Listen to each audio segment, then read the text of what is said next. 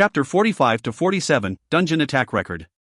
Chapter 45 to 47, Dungeon Attack Record. The dungeon's 6th floor. I changed the terrain using domestic mode. I've completed the ecology up to the 5th floor, but the 6th floor was still empty. I was hoping to raise some special creatures there. But changing the terrain itself required points. I used roughly 100,000 points and changed a large chunk of the 6th floor to lava. Kururung. The transformation of the dungeon's 6th floor started. First, the ground split apart. A volcano would intermittently pop up every 30 meters. 5 volcanoes were created in this manner and they started spewing out lava. The specified lava zone was completed. Of course, it couldn't end here. I placed the 3LV creature Pyrock Larva on the lava field. The Pyrock Larva was a creature that cost 1,200 points. It was expensive for a palm-sized larva, but I bought 40 of them. There was no hesitation as I purchased it. They will duplicate once they become adults. Once the Pyrock larvae grew into an adult, it could live outside. The red larva would grow to 3 times its size before unraveling and forming an intermediate creature approximately 1 meter in size with the tail of a dragon and the wings of a bat. But the Pyrock weren't often sold as adults. It was because 99% of the larvae died before becoming adults. There was a need for very strict management, so the dark elves and dwarves were called. I need to find the source of magic power associated with the creature. The Pyrock was a creature that lived on stones containing fire magic power. The volcano and lava meant the fire magic could be instinctively felt. I bought the Pyrock larvae due to the above reasons. Yihi looked at me with confusion. Master. It is very hard to raise the Pyrock larvae. The adults are very strong, but Yihi knows that they aren't easy to raise. Although they are already purchased. I know. Doesn't the store sell adults? Yihi thinks you should just get an adult Pyrock. I saw a very cute one. Yihi didn't believe in my skills. In addition, Yihi was curious about why I was raising them. I wanted the Pyrocks for one specific reason. The dungeon contains 4 altars of different magic properties. I need to find the fire altar. This was also information he obtained from his previous life. If the 4 altars with different properties were found, then it was possible to raise more powerful advanced creatures. I would use the Pyrocks to find the altar. It would be good if they found the altar. I confirmed in my previous life that it gave achievements. And releasing the more advanced creatures would kill more humans and wouldn't bring me benefits. But things were different now. I stood at the peak of the Awakened in South Korea. A monster wave would stir up the Awakened and would shake the country. I stood at the peak, but it currently lacked impact. I was free to do a monster wave if I wanted. There was one obvious effect. Standing at the peak position, a monster wave was a golden opportunity to become recognized by other Awakened and civilians. More than anything else, the leaders of this country aren't taking the situation seriously enough. After identifying the movements of the creatures in the dungeon, there has only been a lukewarm response. I need to break that perception. South Korea. The vast majority of people were hanging on to the security measures. There was the issue of North Korea, but they were slow to cope with the dungeon. There had to be a real threat to make the country move. It was inevitable that the country's leaders would use the dungeon as a propaganda tool. It was something I saw in my previous life. The Awakened need to be more desperate in order to grow. A competitive environment. And, if I become a symbol, then it will be a big boost when hitting other dungeons. It was a choice I would make for the future. In addition, the Awakened would raise awareness by protecting the civilians, and they would desperately fight to become stronger for their survival. Those with a sense of entitlement would use it as a driving force behind their corruption. I would be able to cut off the rotten ones. There was another reason. This was an opportunity to debut Crisley. I intended to make her appear as the dungeon master. The conclusion of my plan. It would be a while before the creatures could find the altar. My points were scarce, so I couldn't use it at the moment.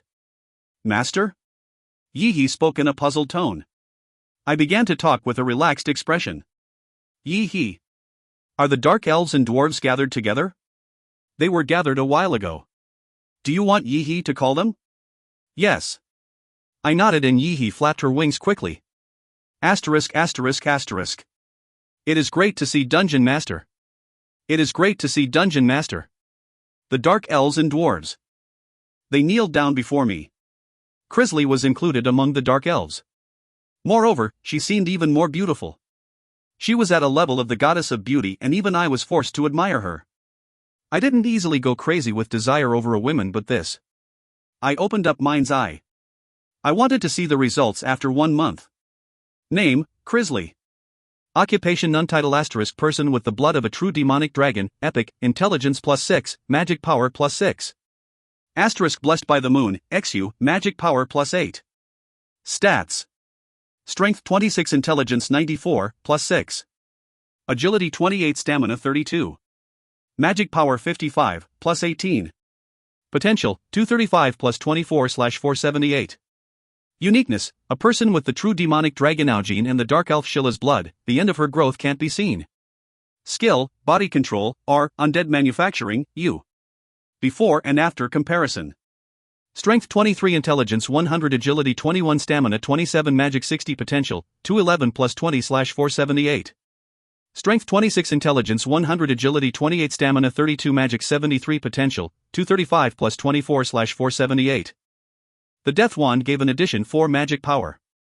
After her health was restored, her stats rose up rapidly. But I was surprised to see that body control had transformed into a rare skill. It had only been 1 month. Body control had risen from the normal rating to rare. Ha!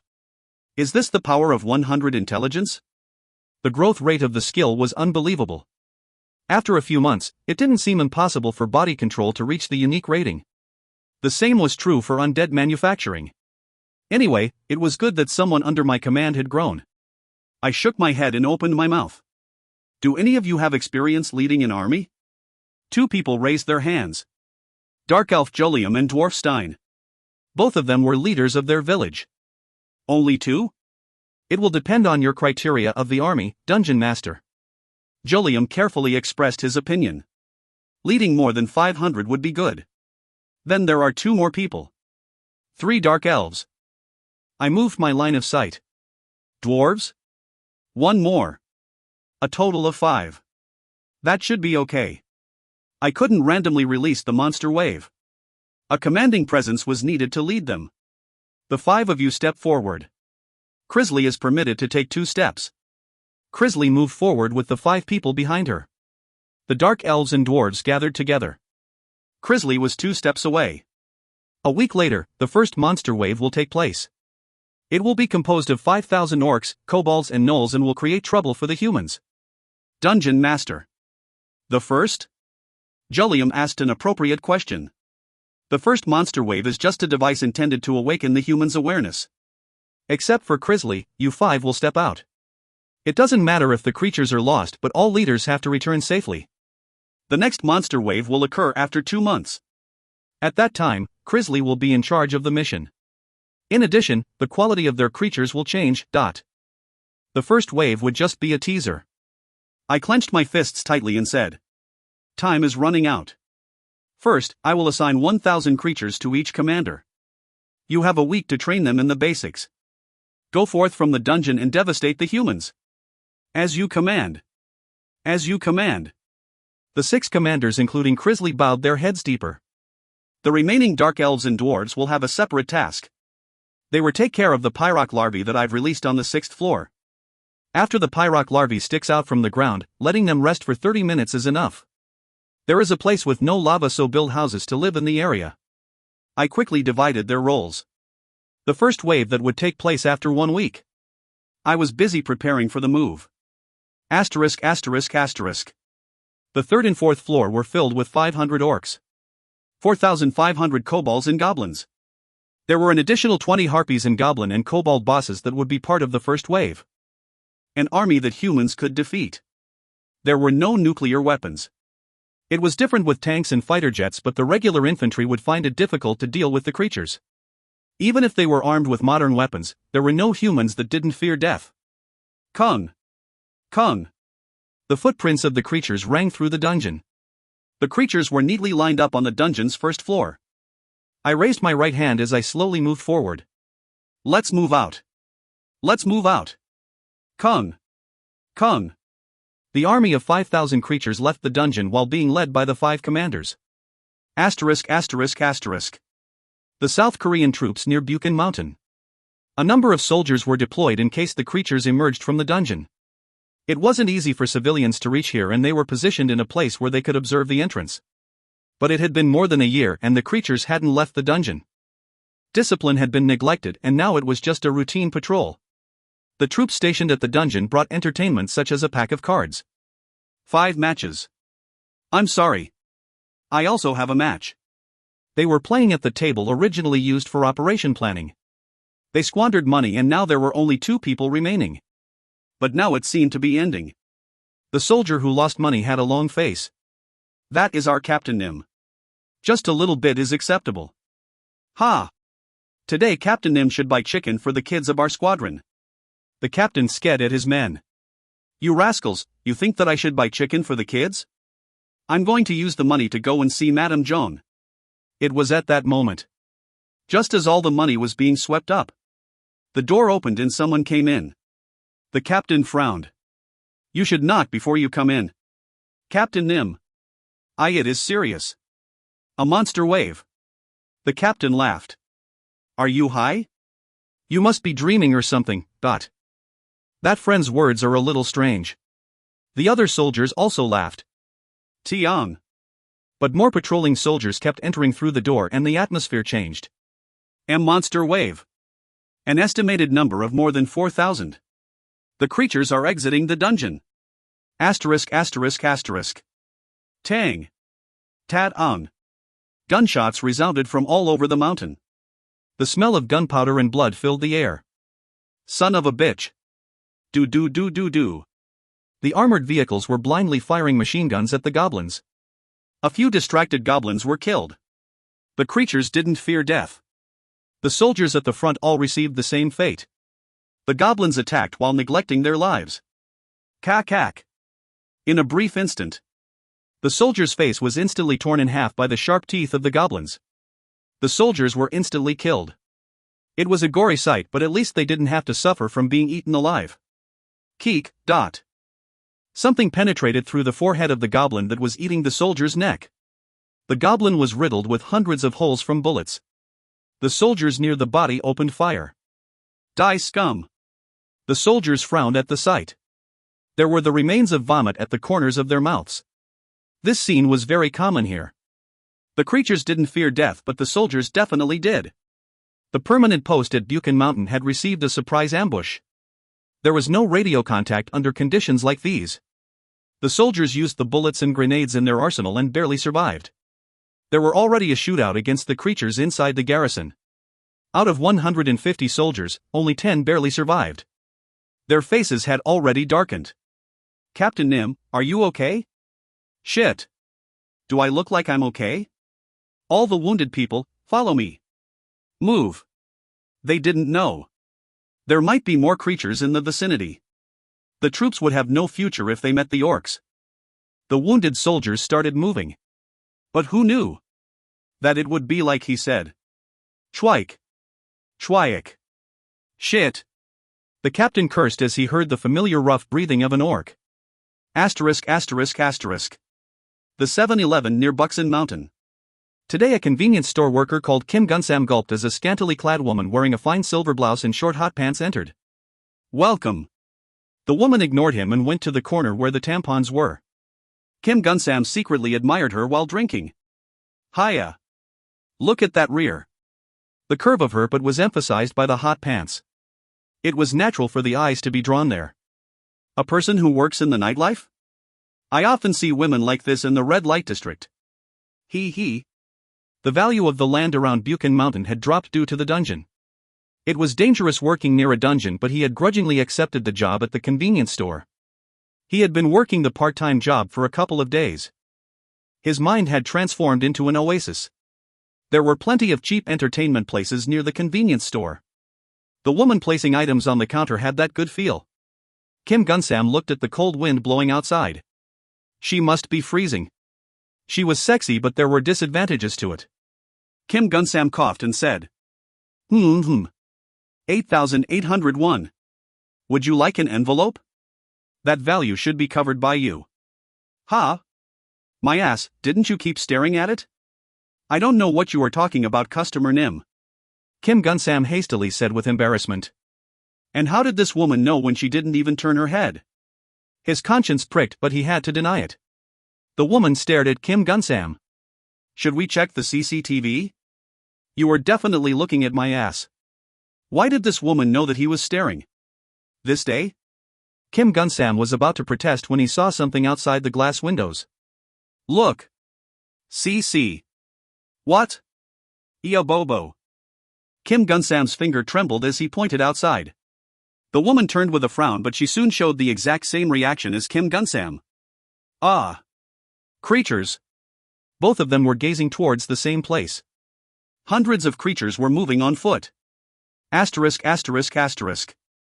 Monster wave. The phenomenon that involved creatures coming out of the dungeon. It had already happened a few times in other countries, but South Korea officially had the fifth monster wave. The soldiers stationed near the dungeon sacrificed themselves but weren't able to repel the advance of the creatures.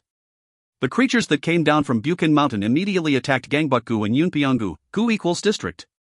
The residents were evacuated after noticing the existence of the creatures, but Uidong, Suyudong and Galhyandong, Dong equals neighborhoods in the districts. Uidong and Suyudong equals Gangbuk-gu. Galhyandong equals Yunpyeong-gu, were destroyed. In fact, many people were already concerned. It was common sense that a monster wave would ravage cities near the area. But the media and government talked about the soldiers stationed there, so the people believed that creatures would be tied up in the dungeon. However, the military's response was dull. Central Seoul's economy, culture and transportation couldn't cope with it. As a result, the casualties reached 1,732 people. When including the wounded, it reached over 2,000 people. They succeeded in repelling the creatures that emerged from the dungeon, but it caused them a massive headache. Asterisk asterisk asterisk. So they are trying to hit the dungeon. I was watching the scene while relaxing from the top floor of the dungeon. The dungeon core was showing it through a hologram, so I was entertained. The pride of the army might have been crushed if the Awakened hadn't joined them. It was the perfect response of an idiot. There was an intense surge of magic power inside the tower. What was magic power? Originally, it was the fundamental power. It was the source of modern civilization in human hands. They gnawed on the source instead of using it properly. Even if it worked, I didn't get any bad feelings from it. The Awakened could use the magic power to use modern weapons more efficiently. But an army consisting of normal humans trying to invade an army? I started laughing. Killing ordinary people won't give any points, but only the existence of the Awakened gave points. Other dungeon creatures and demons also gave points, but normal humans were worth nothing. Of course, a public massacre would earn him some achievements, contributing to the destruction of the earth. And if I killed 100 million people, then a title and achievement could be obtained. I would rather receive the contributions from killing the demons. Killing everyone in South Korea would be insufficient to reach 100 million. It was very tedious work. It was better to use the demons. I should give a gift to Crisley. The volume produced with undead manufacturing will be fun. I smiled as I determined the future of those entering the dungeon. Anyway, using the undead manufacturing skill would raise the proficiency. It was recycling. But it didn't feel good to have my dungeon ignored. Before the monster wave happened, the army had ignored me for North Korea. What did that mean? They seemed to be looking down on me. My army only consisted of 5,000 low-level creatures, but I will welcome them as the dungeon master. Of course, I wouldn't be greeting them directly. I wasn't going to show my official appearance. An army of humans meeting the dungeon master? It didn't fit. It was different from the Awakened entering in large numbers. Even then, only a few creatures handled them. After summarizing my thoughts, I had Krasla gather the Dark Elves. The dwarves were left alone. Right now they needed to take care of the Pyrock. And the propagating harpies were in charge of the 20 mud golems and 30 puppets on the 5th floor. Asterisk asterisk asterisk. Kwon. Kwon. The 20 golems that were 4 meters high and weighing 2 tons were lined up in a row. They were made of hardened mud refined through alchemy and magic. Among the intermediate creatures, there were none that was inferior to them. Next to them were the 30 puppets made out of metal in the form of human beings. The Dark Elves had climbed up one by one on both shoulders of the mud golem. They are armed with a bow and short dagger. The Dark Elves could shoot arrows in the dark and could swing their knife quickly like an assassin. In addition, the synergy with the dungeon meant that the Dark Elves were invincible against the humans. Their number reached 40. The combined total of 120 wasn't a large amount. Stop. Wararuk. The fire horse, Inferno. Krasla was sitting on Inferno. The magic earrings were removed and his original appearance was regained. In addition, there was an extremely determined look in his eyes. Inferno has been entrusted to me. In other words, I had to launch an overwhelming force that will devastate the enemy. Dungeon Master. I directly lent him Inferno. He was a general and his enemy was a country. No matter how brief it was, Krasla had experience and knew how weak their army was. They couldn't use their tools and would be easily beaten. Tactics? Strategy? There was no need. A frontal attack. So I would completely break them. Krasla and his troops were on the first floor. Scouts confirmed that the enemy was 500 meters in front of them. Krasla raised his red spear. The enemies are in front.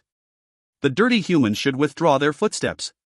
Their numbers are plentiful but they are weak. We will trample on them for master. Joy rose in the eyes of the dark elves. They came from the demon world. A world where the strong ruled. It was natural for the weak to be stepped on. The dark elves might be weak in power but this was a chance to prove their worth. They were pleased. Krasla extended his spear and kicked Inferno to move forward. Ihing. Inferno started to run. Krasla shouted in a loud voice. Sweep through those guys without leaving one of them behind. Asterisk asterisk asterisk. The Philippines, China, India, France and South Korea. It was the order that the monster waves occurred in. With the exception of France that didn't have the dungeon secured properly in the first place, the troops stationed nearby rapidly coped with it. There were thousands of casualties and property damage due to the tanks, so the amount of people complaining were very high. The current government tried to reduce the danger of the dungeons through propaganda but it only worked on certain groups. The damage and danger of the dungeon was enough to shake public opinion.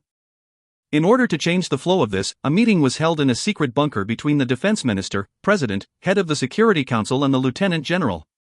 Kwang. If this operation fails then we will all die. It should be fine. But didn't we lose contact with the team not long after they entered the dungeon? Lieutenant General Choi Chun-ji. Did you install the wire connection directly? The president slammed his fist down on the table while the sweating Choi Chun-ji licked his lips. President Nim. Don't worry. The power of the special division is unbeatable. The creatures won't be able to stop their firepower. Lieutenant General Choi Chun-ji. It is obvious that they will sweep through the dungeon. The problem is doing it with minimal damage. I can't relax let alone breathe until I know what is going on. Lieutenant Choi Chun-ji had a frustrated heart. Didn't he know how great the power of one division was? A division specially organized to handle the dungeon. The armed special forces contained K1A1 and K2 armored tanks which were considered as the strongest. It wasn't a power that the creatures could face. The soldiers also had the latest firearms. Don't worry, sir. Even though communication was lost, we can still receive from the signaler. We just need to wait a few hours and we shall receive very good news. Lieutenant Choi Chun-ji was confident. He couldn't be anything else. There were a number of political relationships tangled up in the dungeon but it was just a matter of performance. It was easy to deal with the people's complaints. Thousands of creatures were wiped out so Choi Chun-ji couldn't understand the president's attitude. The president's fist trembled. It must be like that. If you don't want your throat cut, by any means. Asterisk asterisk asterisk. Unlike Choi Chun-ji's hopeful observation, the situation of the soldiers wasn't very good. 8,000 people could easily move past the creatures but as they got deeper into the dungeon, more things started to malfunction. First, the wire communications and radio were jammed. The tanks started emitting smoke and firearms stopped working. Division Commander Nim. All communications are jammed. It will take 5 hours for the signaler to return to the dungeon entrance. What do you want to do? Continue the operation. We can handle the creatures. The division commander firmly gave an order to continue the operation. The faces of the soldiers darkened as they heard those words. They already knew that the products of modern science would become jammed in the dungeon. The United States had already made their information about the dungeon public. No, they knew there was a high chance the operation wouldn't work. But the soldiers had to follow the command. A few of them spoke words of complaint. I have no interest in going up. One of the soldiers muttered to himself. The surrounding soldiers nodded their heads in agreement. Those with wealth and power only cared about the cores but the soldiers felt frantic. They weren't interested in the inside of the dungeon. The awakened were the ones meant to deal with the dungeon. To capture the dungeon using only the strength of humans, it felt. What is that? Why is the ground shaking? Stop. Kowong. Kowong. Suddenly a loud sound could be heard from a short distance away. The soldiers were puzzled and turned their flashlights and torches in the direction.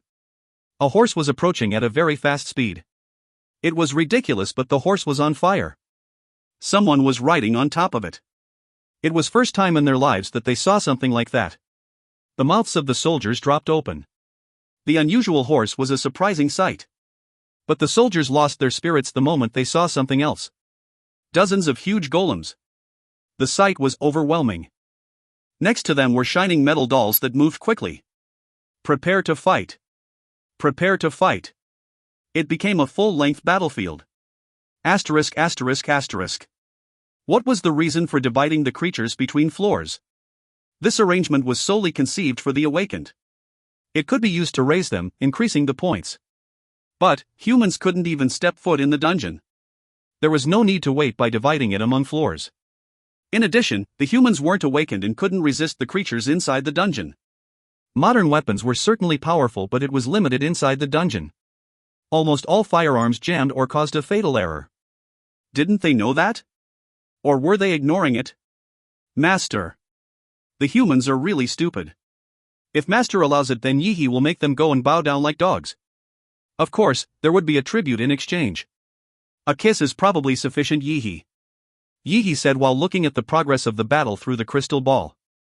I had to admit that Yi-He was stupid, so I didn't have an answer for her. Yi-He quietly approached, but I raised my hand. I grabbed Yi-He between the thumb and index finger of my right hand and stared at the crystal ball. Asterisk asterisk asterisk. Shit. Aim the muzzle correctly. It isn't firing properly. The focus of the scope is slightly changing. Throw grenades. The safety pin isn't pulled properly? It isn't popping out. Noisy. 8,000 soldiers were attacking. The bullets fired from the gun would move slightly away from the aimed target. If they closed their eyes and fired, then there would be friendly fire. A thrown grenade wouldn't explode, or the extent of the explosion would be reduced. Any golems hit were quickly restored. The dolls made of metal? They were a similar size to humans and had sharp blades. They were capable of stabbing and piercing. The division commander told them. Are the tanks moving? No. It will take time to repair the engine. None of the tanks are moving. Damn. The division commander frowned as he heard those words. The situation was rather disturbing. The grenades didn't even work properly. It was the first time he had seen modern weapons disabled like this. Swords! Take out your swords! The division commander shouted. The soldiers regained their spirits at the commander's loud voice. They immediately put away their guns and pointed their greatswords at the incoming puppets. Chiang! But the greatsword was only good for damaging biological existences. A common human that wasn't awakened couldn't damage the metal puppet. It was limited to just scratches. But the puppets were moderately put in check. The golems were very big, so their movements were slow. The real problem was the dark elves with dark skin riding them while wielding long spears. There was approximately 40 of them. But they couldn't be resisted. They moved in the darkness like shadows. The special forces struggled, but they had limits. They learned how to deal with humans but weren't prepared to face such strong creatures. The result was very bleak. After all, Kiok, the division commander about to order a retreat, was beheaded. Krosla. He had narrowed the distance with Inferno and swung his spear. The soldiers were helpless before his breakthrough power. The soldiers on the front lines started to die one by one. The dark elves quickly understood and only aimed at them. A chain of confusion. A situation that had exploded out of control. At this moment, they all sat down with despair. Asterisk asterisk asterisk. The security conference. The president leaned back in his chair and stared up at the ceiling with a pale expression. It had been 2 days since contact had been disconnected.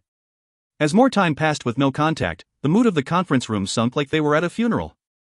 Still, no contact. The president spoke in a voice mixed with phlegm while Lieutenant Choi Chunji kept his mouth tightly closed.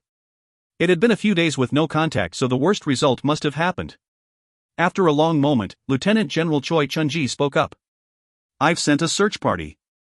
Just wait a little longer. A little longer, a little longer. How long is a little bit? If this operation fails, then take off your clothes. Choi Chun-ji shut his mouth at the president's words. They all knew. Previously there were only 1,700 casualties, so it was difficult to imagine 8,000 people being wiped out. The special troops of South Korea. It would be fortunate if Choi Chun-ji's only consequence was taking off his clothes. At this time, the defense minister carefully spoke. President Nim. Measures, we need to establish them. The president tapped his finger on the desk as he sighed. Apologize to the country. Is there any other method besides resigning? Sir, the results are still unknown. The soldiers might return after brilliantly performing the operation. Don't bother. I know a lot of people are dissatisfied with the current administration. The backlash will just get worse over time. The president continued with a determined expression. Okay. Let's cover it up as much as possible. The next day, the news related to the dungeon and the soldiers were extremely limited. The information was deliberately concealed from all media, information agencies, and organizations. Questions were just answered mechanically with ambiguous words like, soon there will be news. Even the portal sites weren't safe. A large amount of data was censored or deleted on the forums. But no matter how hard they tried to hide it, cracks started to form and they couldn't stop the water from rising. In the first place, it had been impossible to pull the wool over their eyes. After a month passed and the soldiers didn't return, public opinion completely turned against the current government. The awakened played a decisive role. Some guilds searched inside the dungeon and found the tanks that the soldiers had used. There weren't any bodies lying around, but it didn't look good. It was almost like a story. After a few days, uniformed zombies began to occasionally emerge on the first floor. The appearance of the soldiers wandering around was terrible. The public exploded like a spring. At first it was just a peaceful protest, but things couldn't be easily resolved. They were all parents or family of the soldiers. In the end, the president apologized by resigning and a number of candidates ran for the presidency. A reporter from the United States, John, also covered these series of events.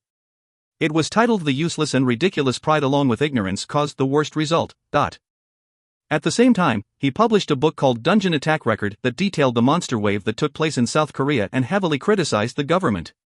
Thus, 2 months passed since the first monster wave occurred in South Korea. If you find any errors, ads pop up, ads redirect, broken links, non-standard content, etc., please let us know. Report chapter so we can fix it as soon as possible. Chapter 48 to 54, Place of the Fallen Gods. Chapter 48 to 54, Place of the Fallen Gods. I looked at the lava fields on the 6th floor filled with satisfaction. The adult pyrox that the dwarves and dark elves raised were flying around on wings. Except for the fact that their wings were similar in size and shape to a bat, they looked like miniature dragons. 4 pyrox had finished growing to the 3rd stage. 1 adult would be useful, so this harvest was larger than expected. An adult pyrox was an intermediate 4 LV creature.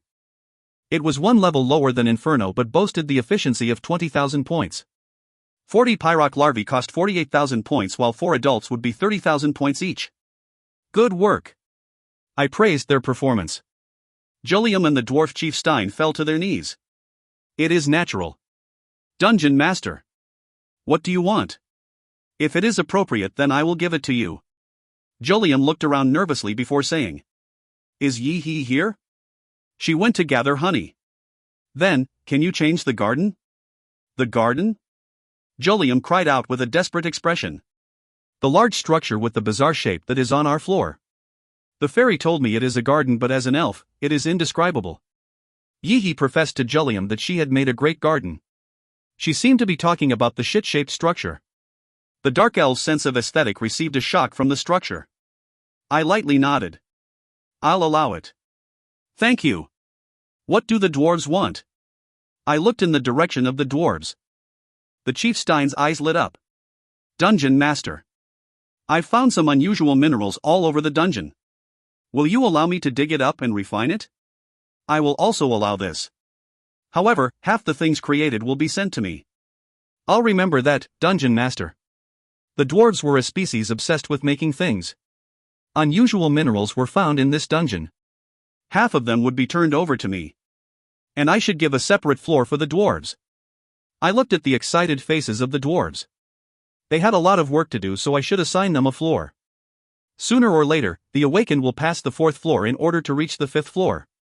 After that, they will taste the frustration of the lava-filled 6th floor and their stamina will be consumed. I was locked in thought. The 5th and 6th floors would trouble the awakened. Then it was necessary to adjust the pace on the 7th floor. Repair their weapons and recover their stamina. A type of safe zone. Normal demons absolutely won't allow this. But I was walking on a totally different route. To some extent, understanding humans was a favorite game in my previous life. Because of this, I know how to utilize their focus. This flexibility only existed for me. Gaining information from the awakened in exchange for them killing the creatures. It is very tedious to collect things one by one. Crisley will also find making undead easier. Making undead could quickly increase the undead manufacturing skill. Anyway, the magic power inside the creatures would just return to the dungeon or be eaten by other creatures. It would be very tedious. So it was a good idea to leave this with the human awakened. I spoke after organizing my thoughts. Listen, dwarves. The dwarves turned to look at him. We are listening. I will give you a place to stay on the 7th floor. But your role is to help the awakened, not stop them. The dwarf chief Stein said in a terrible tone. We don't understand your words, Dungeon Master. The dwarves will live on the 7th floor for the convenience of the human awakened. They will be tired and weary at first, but after you're welcome, they will soon ask for information. Tell them what you know. In addition, repair their equipment and obtain the dead bodies of the creatures. Those are the 2 tasks required of you. I had to be careful with the information posted on the internet. I couldn't write down everything, so the role of the dwarves was very important. It wasn't enough to get their bodies. I was always seeking more efficiency. Bring the corpses obtained to Crisley. However, report to Yihi the information that you shared with the awakened. Aside from that, you don't have to care about the awakened. The humans are suspicious people. What if they attack first? The current humans have very low levels. And their numbers will be reduced before reaching the 7th floor filled with dwarves. Their numbers won't be enough to threaten you.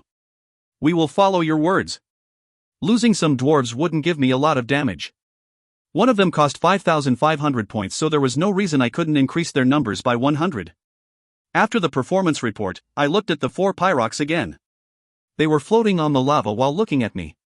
Their instincts meant they naturally gravitated to the dungeon master. But it was clear that someone had been gentle with them. Who has trained the pyrox? Jellium replied. Crisley, dungeon master. I knew it. I could guess who had a hand in raising the pyrox.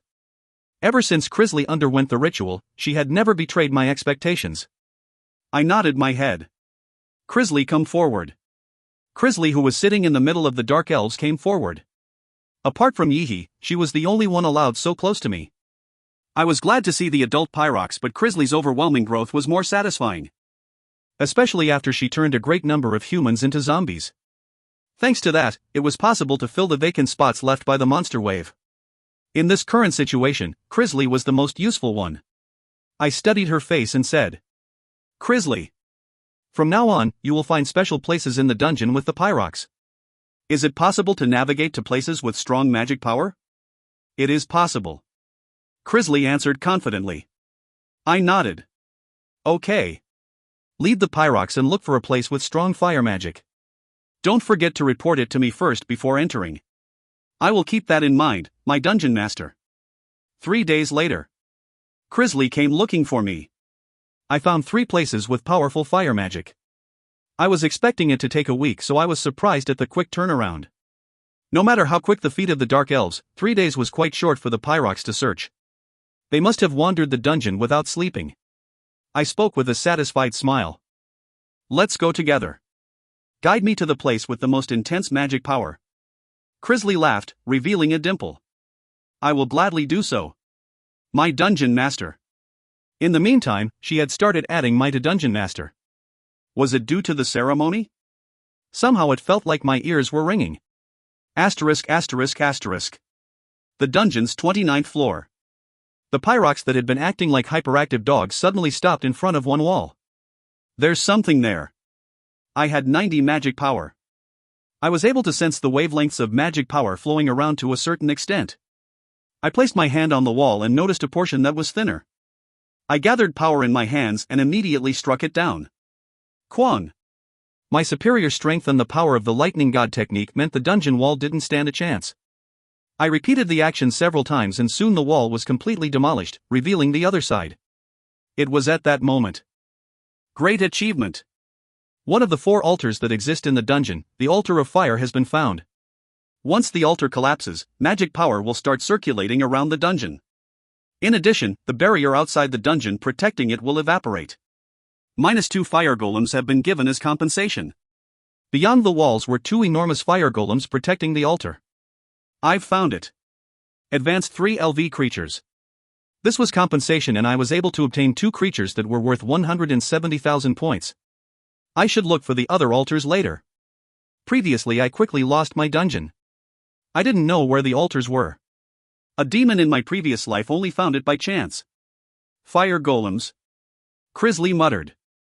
The Pyrox following her shrunk back in fear. The other creatures were in an entirely different class. Don't be scared.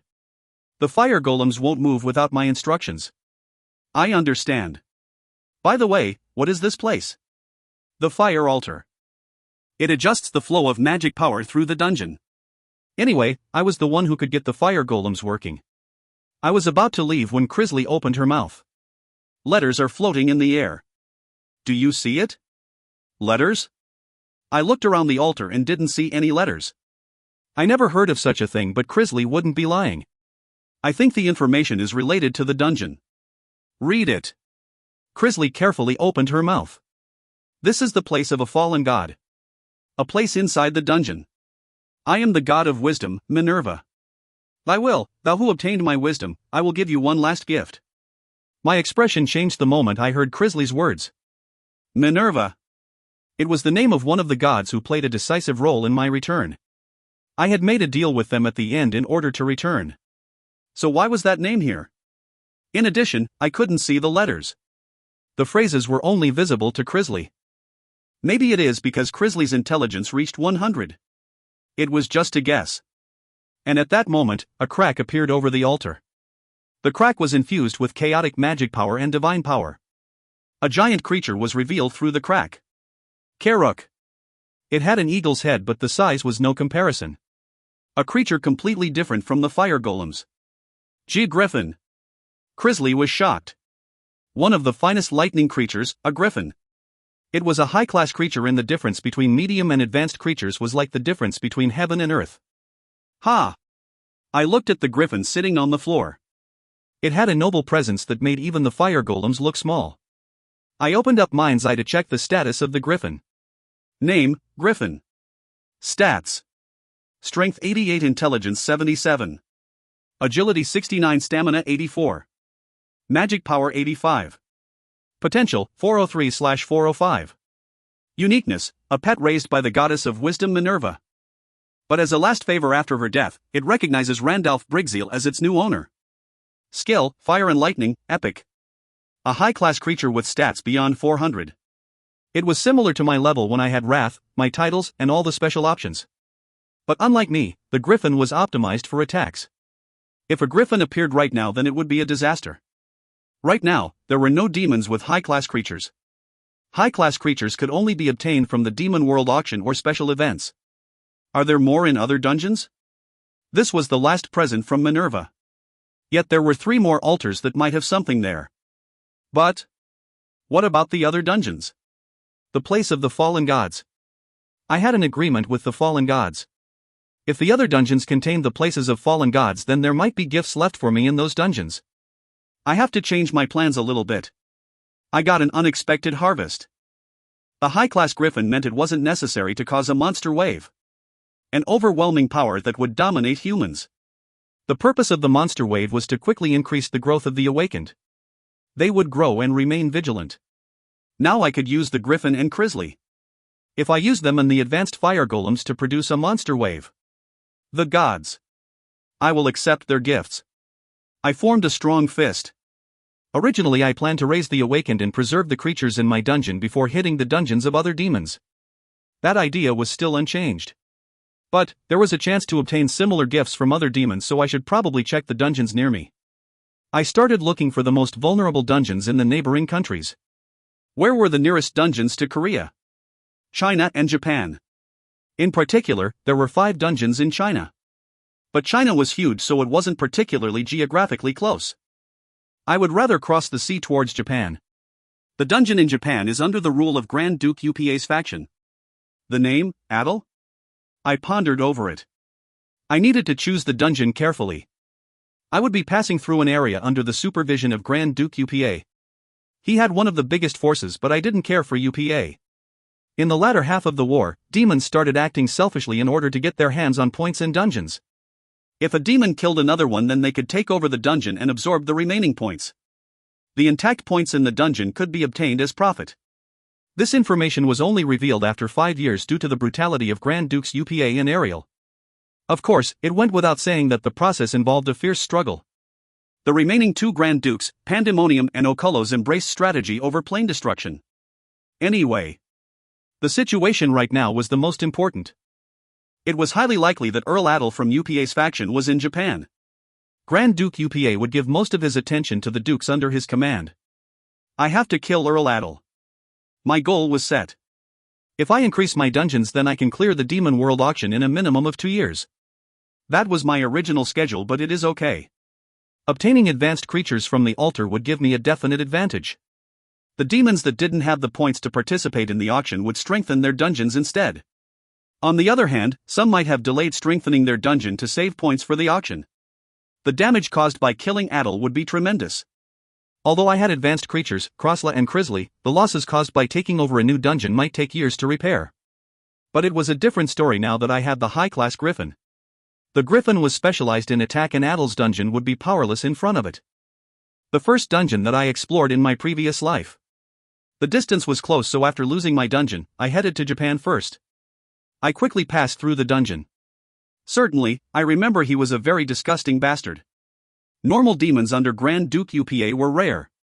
It was also true for Adel. He had a hobby of playing with the orcs, kobolds, and gnolls. It seemed to excite him to make the orcs wear sexy underwear. The creatures didn't understand and gave birth to mutated children. Their minds were twisted and they became filled with lust and envy. I frowned as I recalled it. A demon I didn't want to deal with. It was Earl Adel. His dungeon contains a lot of creatures, especially orcs. A griffin is their natural enemy. Memories of my previous life were evoked. If I could obtain more advanced creatures from the dungeon, then I could use them to push against Adel's dungeon. Japan was a bit far across the sea, but the idea remained inside my head. Anyway, that is for one day in the future. My plan had changed, but my ultimate goal was still the same. I began to prepare to strike Adel's dungeon with excited eyes.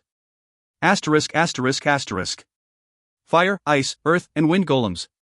In a little more than 2 months, I was able to find 2 golems of every attribute. In addition, I collected 250,000 more points during that time and had approximately 410,000 points. Therefore, I bought the 2LV advanced creature, Turtle Island, without worrying. It was smaller on the ground but would grow to the size of a small island once in the water.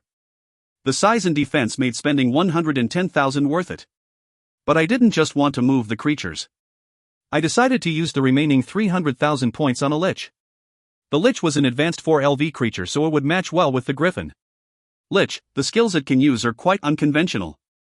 The Lich's power increased with more corpses. It could explode or move the dead bodies. In addition, many of the creatures had minor skills that were useful.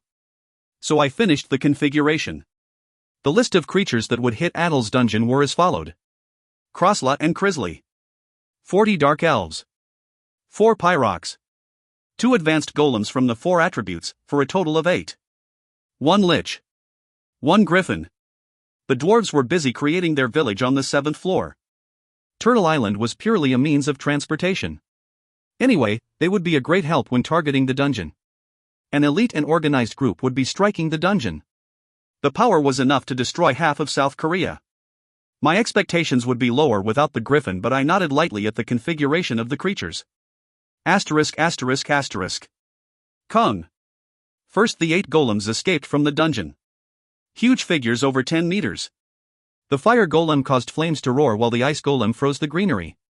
The earth golem gathered earth together to form special soil while wind blasted around the wind golem's body.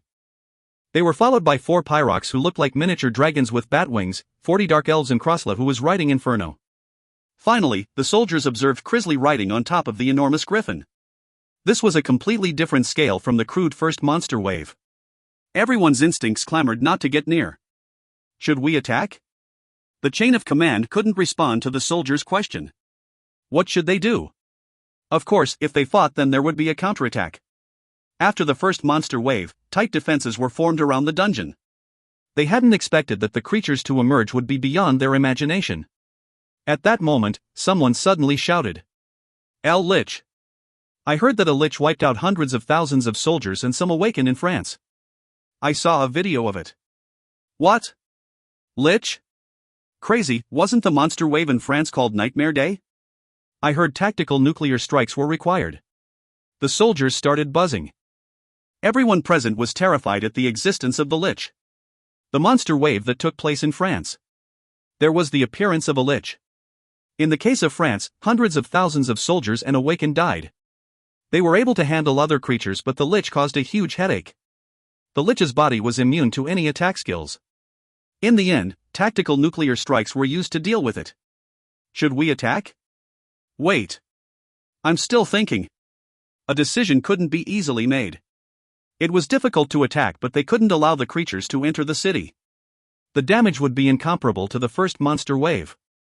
It couldn't be allowed to happen. There was no choice in the first place. Damn.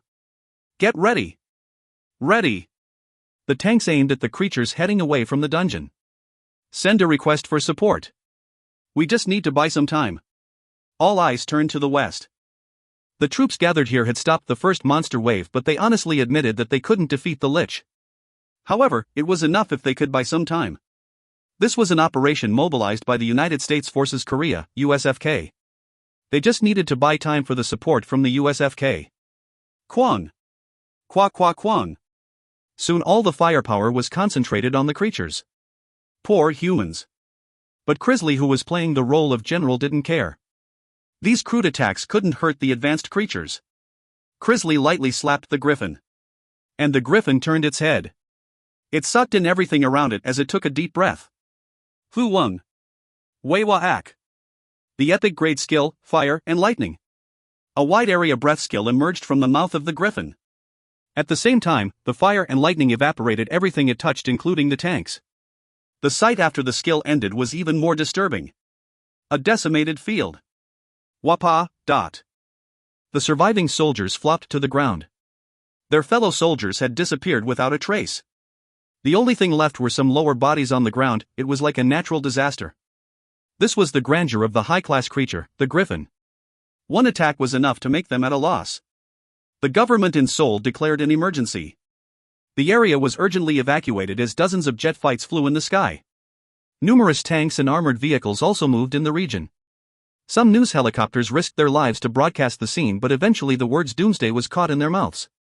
The creatures are flocking. The brave soldiers of South Korea are fighting, but the creatures are too powerful. Is this the end of South Korea? We don't know when the troops from the US will arrive to help. Please pray for the soldiers. Every person stopped working and carefully watched the TV screen. They could only sit and pray. The griffin's lightning skill that evaporated everything, and the overwhelming strength of the golems. The Dark Elves' maneuverability and the Pyrox fought against the fighter jets. The situation didn't look favorable at all. It was decided that the soldiers couldn't stop the advance of the creatures. Ah! The Awakened! The Awakened has appeared! A reporter relaying live from the helicopter cried out. The camera rolled quickly. The lens showed a series of people running towards the Awakened. They had finally come. I smiled. Hundreds of Awakened were around me. ******. The eyes of all humans were focused on South Korea. There were magic items that could conceal the atrocities, but I didn't want to use them. A long-awaited S rank. I started to prepare as soon as I received it. All through false acting. Despite the plan changing, the results still ended up with the awareness of the Awakened increasing. I recruited Awakened and sold the name of Devil Hunters. Among them, there were some with low and moderate potential. Food. Yes, food. The initiation ceremony, a large amount of food gathered under the pretense of saving South Korea. They didn't realize they were just feeding themselves to the tiger. Humans acted as true heroes, but wasn't that just script that I wrote? Of course, I didn't include Yuunhai and Li Jihai in this. I needed to fatten them up a little bit more before consuming them. In a word, rabble. The awakened gathered here were unlikely to reach the limits of their potential. They were just lumps of points. At the same time, all the people seeing this were respecting them as true heroes. Defend South Korea. We are heroes. Heroes who don't fear death. The momentum of the awakened were growing. They could only watch during the first monster wave, but now it was different. The strongest awakened that would protect South Korea. Furthermore, the word hero existed in the status window. It heightened the ridiculous atmosphere. The battlefield was filled with the corpses of the soldiers, but the awakened had faced numerous deaths in the dungeon. Kwa Kwang. The Lich used the skill, Corpse Explosion. Strong magic power washed over the corpses of the soldiers. Hundreds of corpses became zombies. Their physical abilities had weakened a lot, but the soldiers felt enormous pressure. The intelligent awakened went after the necks of the zombies. The guarders and magicians also poured out their skills. Kwang. The body of the earth golem shook. The echo passed through the ground and caused an earthquake. Dozens died, but it didn't stop the awakened. Charge. And finally, my turn came. A group composed of 100 people followed me. Do you see it? The appearance of the struggling heroes. There is still hope. The advance of the creatures has slowed. All media outlets were broadcasting it. The army stepped back while the awakened went forward to block the monster wave. The eyes of millions of people were fixed on them. The real-time broadcast meant that people were cheering for the awakened on the internet. The housewives doing housework forgot about as they watched the screen. Professionals at work looked at their phones while others drank in a bar and focused on the television. Ah! So terrible. The Lich is a vicious creature. Awakened.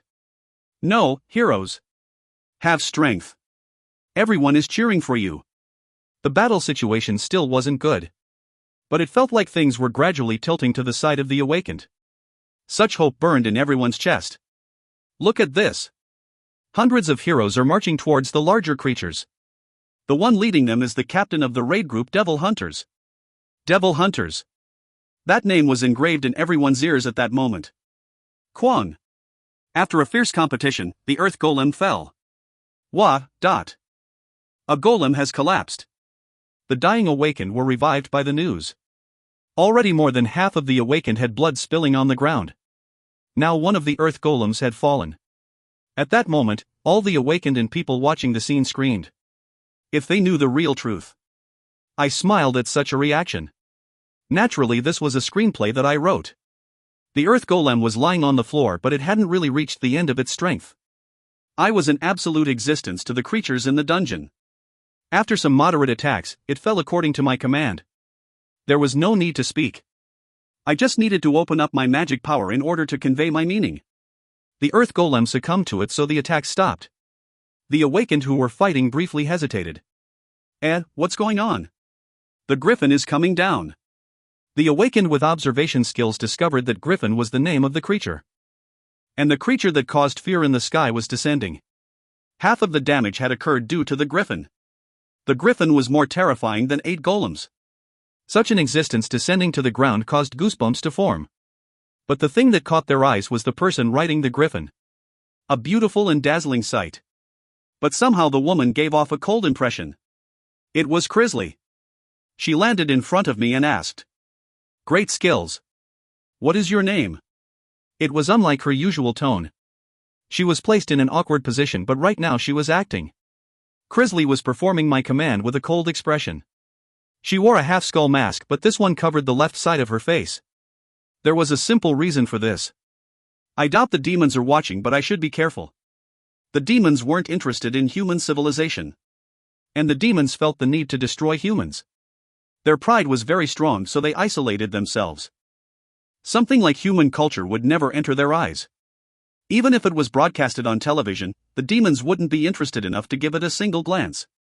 My name might eventually leak to them, but they wouldn't move until they were confident. No, would they even make a move? It would undoubtedly take them a long time to confirm this. I was certain of this because I knew the nature of the demons. During that time, I had confidence that I could get ahead so that they wouldn't be able to touch me by the time they noticed. I looked Crisley in the eye. There is no need to know that. Hoo. You really have courage. But I don't love people like that. Humans like you are stupid for stepping into the dungeon owned by me. Someone like you is called an awakened? The translation magic and voice amplification spell meant that Crisley's words were clearly heard. Everyone panicked at her remark. Dungeon Master. 72 dungeons had simultaneously appeared in the world. Many investigations were being made, but almost none of the mysteries had been revealed. This was the first time an owner had been revealed. Crisley turned her head. Listen, humans. She was calm and dignified. Her intelligence was 100 and her magic power was also very high. A beauty and poise that couldn't be shaken by anyone. Not long ago, I became aware that humans had entered my dungeon. Those dirty feet dared enter my dungeon without permission, so I gave them direct punishment. Her tone and nature seemed to slightly mimic the Grand Duke Ariel. Grand Duke Ariel was a cold demon, and this was quite effective on the humans. The people who heard her words were resentful. If that was true, then the first monster wave wouldn't have happened. However, Crisley just continued without caring. But that wasn't enough. You really don't know anything. It won't be difficult for me to get rid of this country. You saw that just now. Her words had power. People had seen the overwhelming combat strength of the creatures. If she called out all her creatures. Just imagining it was horrible. Humans.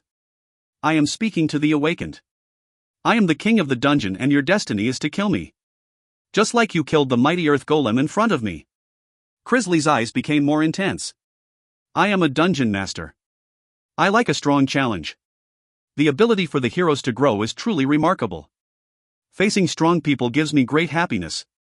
Continue to grow stronger in the future, but I can't stand for weak and ordinary humans to step foot in my dungeon. Kung. Gruck. Her mood seemed to worsen. The tense people around her clenched their fists as they waited. After 30 seconds, Crisley slowly opened her mouth. I will only permit the heroes to enter my dungeon. I firmly believe that one day they can become strong enough to challenge me. It was at that moment. One of the silent awakens suddenly shouted. Wait. Then what is the monster wave? If you were intending to remain quiet, then why the monster wave? Crisley replied with a flippant attitude. I'm not the master of the creatures in my dungeon. Not all the creatures are under my control. So if you heroes want to keep this country, your family, and your friends, make further efforts to become stronger.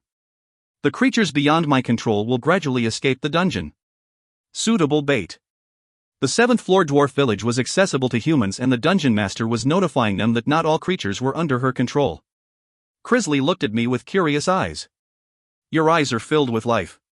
One hero, there are thousands of golems sleeping inside the dungeon that can level this country. This was a lie.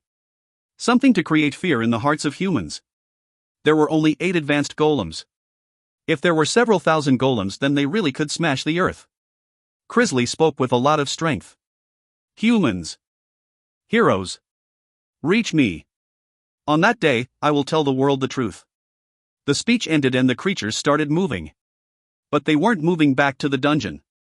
Crisley gave off the impression, since I already came out, I might as well visit other dungeons, as she refused to return.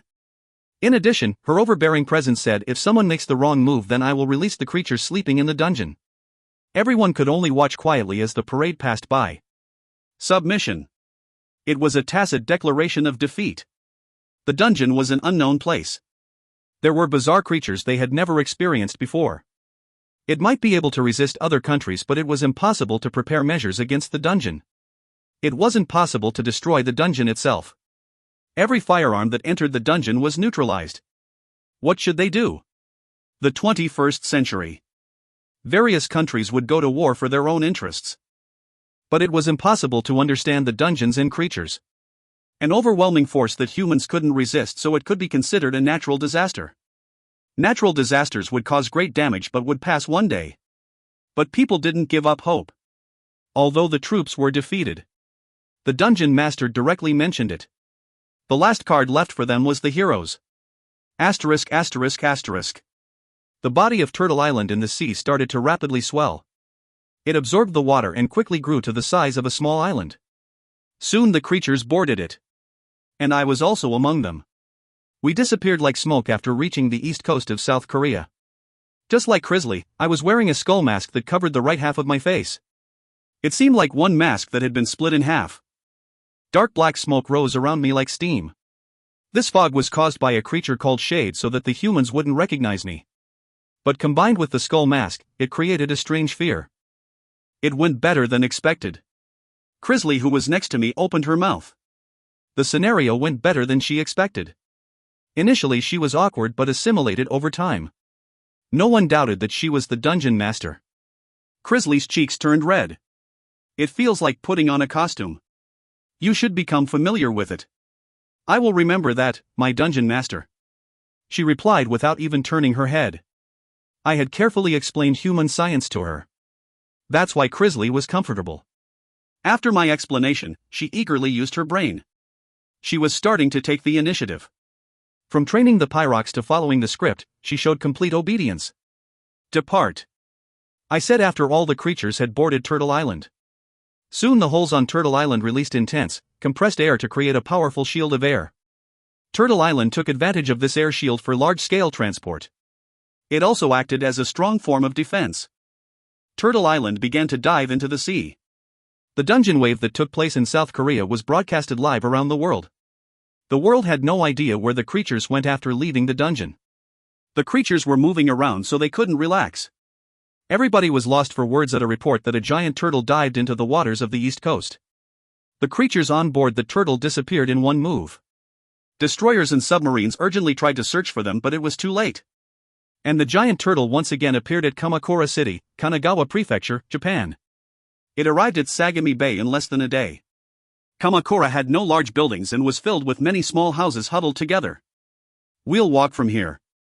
I had intended to advance to Tokyo immediately, but the water depth of Tokyo Bay was too low. I judged that it would be better to move slowly from here. Turtle Island once again dived back into the sea once all the creatures were off. I opened up my magic power to become familiar with the surroundings. Crisley asked with confusion. Where is this place? A country the humans called Japan. This place is going to become filled with turmoil. Crisley laughed bittersweetly as she summarized the situation. Sea creatures. Run. Those are creatures? Are they shooting a movie here? The humans were greatly surprised and started fleeing. But there were many humans who didn't. At any rate, it was only a matter of time until Japan's self-defense forces arrived. I smiled coldly. We can arrive in half a day. Nothing will stop us. In fact, it wouldn't even take half a day. All the creatures could arrive in Tokyo in a few hours. There was no reason to treat Japan differently from South Korea. This territory would be under my jurisdiction, so I needed to show an exceptional performance. Trample on all of them. At the same time, the 8 golems started moving heavily. There was an event nearby and people started running away as soon as they realized the situation. The golems were at least 8 meters high and they were taller than the surrounding buildings that were only 6 meters. They lightly smashed or stepped on the buildings. Tad on. Tad on. The police received a tip, but they weren't very helpful. The crude pistols were only useful against creatures like the kobolds. The lowest level creatures were the vanguard, but the guns just tickled the medium and advanced creatures. It was impossible as the golems reached out and squeezed the police cars. I followed behind the huge golems, causing destruction. The dark elves and Pyrox used their mobility while corpses were turned into zombies and joined their ranks. There were already over 300 zombies. A high value. The expensive creatures were quite worthy. The 4LV Advanced Lich cost 280,000 points, but it was worth it. The Griffin caused overwhelming destruction, but the Lich stimulated the primordial fear of humans. Just that alone made it easy to work. The Griffin flew low above the ground and Crisley told me. My dungeon master. The human soldiers aren't far away. Fairly fast. It had only been 30 minutes since I left Sagami Bay. The difference with South Korea was huge, so I admired their reaction speed. Prepare to meet them. The Griffin will suffice. I will follow your command. Crisley bowed her head and lightly kicked the Griffin. The Griffin spread its wings and flew into the sky. Soon the fire and lightning skill could be seen as it melted the Japanese self-defense forces. Japan's dungeon was over a radius of 3 kilometers in Tokyo Park. The size of the dungeon was different from South Korea's dungeon, but the composition was similar. The size was always different from the outward appearance. This dungeon had 35 floors, but I remember that the structure was complex. We've finally arrived. I clicked my tongue as I stood in front of the dungeon. Handling all the obstacles would be time-consuming. South Korea was my headquarters and this was the enemy's territory. Crushing the dungeon of Adel, who belonged to Grand Duke Upa's faction, would be a declaration of war. Of course, I wasn't really interested in Adel and Japan, it was just a formal work. Soon this area would be under my jurisdiction, so I needed to let them know fear. Adel. I'm back. There were many differences between what I was seeing now and my previous life. At that time, I was the underdog who lost my dungeon. I had come to Japan thinking to make this dungeon mine. Of course, it was another loss. I had a severed arm and barely managed to run away. It required 8 potions to restore my severed arm. Just thinking about the humiliation made my body tremble. But, the dungeon looked very small to me now. Could Adel stop the current me? At that time, I was alone, but now I had many powerful creatures around me. Griffin, Lich, Dark Elves, and Pyrox. I was much stronger than before. Please don't disappoint me. I slowly entered the dungeon. Unlike my dungeon, Adel didn't gradually increase the level of his creatures. He had no interest in the ecology and randomly placed it. The first thing I saw were the Orc Shamans. General Awakened wouldn't even think of entering the dungeon. It was followed by Null Champions and Arc Goblins. Quite a number of them had been mutated. There were very few creatures naturally born with mutations in my dungeon. My heart was a little envious when looking at them, but only the strong would survive. The ecological balance would completely collapse. The foundation to raise the awakened would also be lost. A vicious cycle. This result was due to Adel's insensitivity. Similar to my previous life. A few floors were for breeding. But this type of configuration continued to be repeated. I was sure of it due to my experience. I will take the lead from here. I knew the inner configuration of the dungeon. I led the creatures through the dungeon maze. I mercilessly used wrath as I quickly navigated the dungeon. The dungeon's top floor. The demon Adel was in the middle of having sex with an orc when the fairy of the dungeon core approached. Dungeon Master. Someone is trying to invade. Adel's expression crumbled. This lowlife bastard. I told you not to tell me when the someone is acting. I can feel some great magic power. There are 8 advanced golems and a griffin. Crazy bastard. A griffin is a high-class creature. There is no way to get one yet. It was dismissed as a ridiculous story. The fairy of the dungeon core shed tears.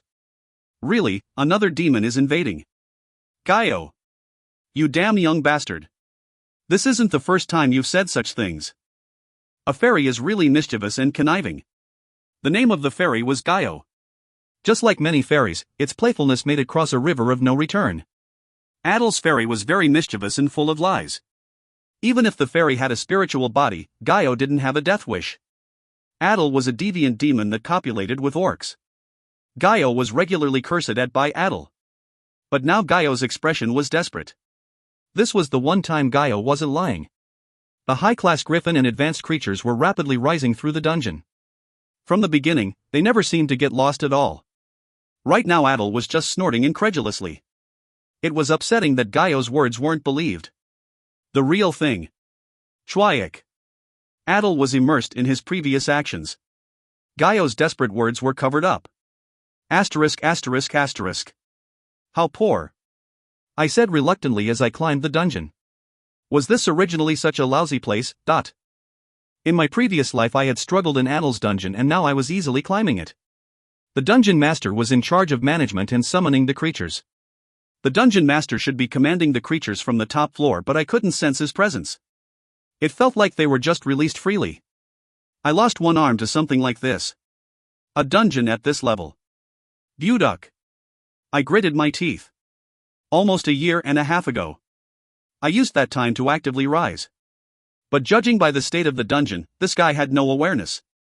The other demons will start moving soon. Adel. This guy was so busy with sex that he forgot his duties to the dungeon. It was shameful for a dungeon to be treated like this, so luckily I was here to save it. Would it be able to stand for the next 10 years? In fact, Adel came to a bad end under the hands of the awakened. However, the growth of the awakened in Japan was a lot slower. Adel failed to properly manage his dungeon and everything in Japan was slowed.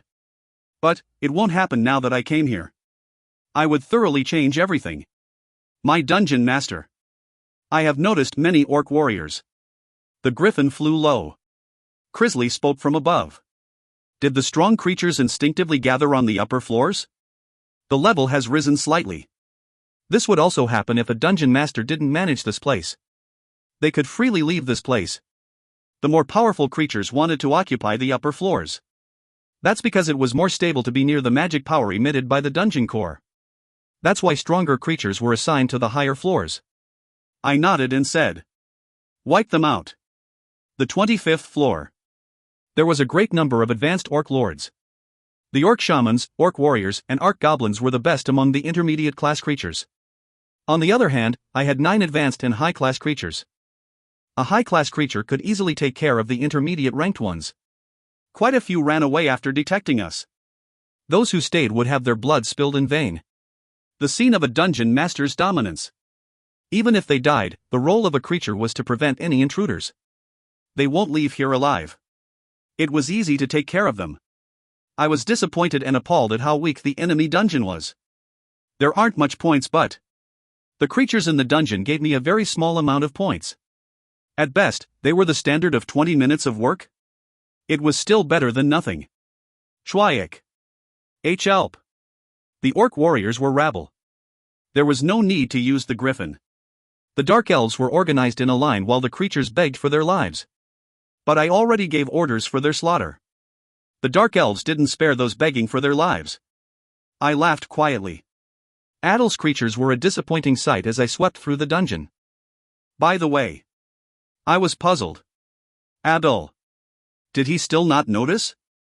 Even if Adel hadn't noticed, the dungeon core fairy would have noticed it. There were no defenses, so it seemed like he really didn't know. It has to be. Anyway, I had no choice but to feel like Adel was dull as I approached the dungeon core. I had already come up a considerable way, so I would notice if troops were gathered. Crisley. Crisley, who subduing the creatures, responded. She immediately descended with the griffin. What happened, my dungeon master? Hand me the voice amplification ring. Here it is, my dungeon master. She pulled off the ring from her finger and handed it respectfully to me on bent knees. Itchy. I shook my head as I wore the ring. I didn't know why, but hearing the words "my dungeon master" made my body itchy. Cover your ears. The cleanup had finished. Soon the dark elves, Krasla, Crisley, the Pyrox, the Lich and the Golems blocked their ears. I opened up my magic power in order to dominate the creatures. I cleared my throat. And I shouted louder. Adol dash. Kururu. Due to opening up my 90 magic power, my voice rang through the dungeon like lightning. Kururu. The dungeon shook. Adel was forced to stop his activities with the orcs. What is this magic power? The intruder. Gaio's body trembled with anxiety. The intruders on the 25th floor were already approaching the 26th floor. There were only 10 floors left until the top floor.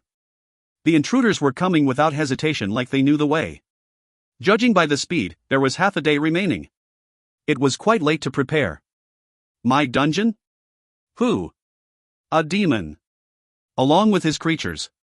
So all that nonsense before was true? That's right. Adel's expression became determined in an instant. This useless brat. Why are you only saying this now? I tried to tell you. A baseless accusation. Gaio tried to say hundreds of times that the intruder was coming. Adel had just ignored Gaio and focused on sex. Adel spoke with a frown. Look up the exact configuration of the creatures that are invading. No, don't. The crystal ball that shows the entire dungeon. Bring it. The crystal ball was specially modified in order to view the whole situation inside the dungeon. Adel had spent 100,000 points on it, but it was worth it. A dungeon master couldn't know the details of those invading the dungeon without the crystal ball. Domestic mode didn't show the people invading. Otherwise he was forced to borrow the power of the fairy, but Gaio kept lying to him. Therefore, Adel had to purchase the crystal ball and modified it. Gaio whined while carrying a huge crystal ball. Soon Adel confirmed the magic power by injecting magic power into it. This guy? Who is it? Somehow he looks familiar. A skull-masked man and woman. A dark elf in front wielding a red spear. Adel thought for a moment before clapping. Ah! That guy. Demon World Auction. Crossla and Crisley were sold there. And the one who bought those two, Randalph Brigzeal. A demon that the faction of Grand Duke UPA hated. He couldn't forget. It is too bad I don't have a means to contact UPA Nim. Grand Duke UPA only gave that to the dukes that followed him. Of course he didn't know Earl Adel. He also didn't have a way to link to other demons. In the end, he had to handle the intruders himself. Ha, is that really the high-class griffin? 8 advanced golems and a lich as well? Dragon cake was raked up over there. Great. What? But now wasn't the time for admiration. The creatures were coming to the top floor where the dungeon core was. Gaio was anxious but Adel just snorted. Bah. It doesn't matter if he has some advanced creatures. No matter how superior the high-class creature, we have the numbers advantage. It is impossible for them to win. High-class creatures were extremely rare in the demon world. There was little chance to meet them, but among the high-class creatures, the griffin was on the low level. Adel believed that his higher number of advanced creatures could deal with it. Adel stared at the crystal ball. Randalph Brigzeal. UPA Nim will look at me differently if I catch him. Due to that guy, Grand Duke UPA had suffered ridicule from the other Grand Dukes. UPA wouldn't forget something like that. Adel's prestige would climb if he handed over Randalph Brigzeal's head. Gaio. Bring the advanced creature Ornish. Oh, Ornish? Isn't it still unstable?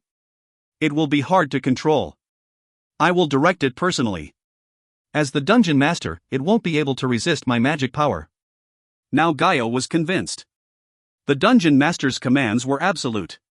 He could control Ornish directly. Adel gave a strange laugh.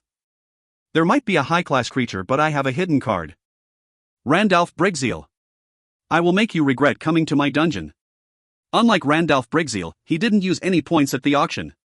He used the collected points and special mutation skill to create Ornish. A powerhouse comparable to a 5LV advanced creature. The result of a year of hard work. Ornish would be a match against the griffin. Asterisk asterisk asterisk. He started moving. I smirked after noticing that the behavior of the dungeon started changing. This behavior meant that the dungeon master Adel finally noticed. I happily increased the marching speed. I was looking forward to the reunion with Adel. It would be disappointing if I came up here without facing a satisfying opponent. Just imagining his power caused a smile to form. And once I reached the 30th floor, I met Adel, who was accompanied by countless creatures. Who is this? Are you Randalph Brigzeal? It was like meeting a friend after not seeing them for hundreds of years.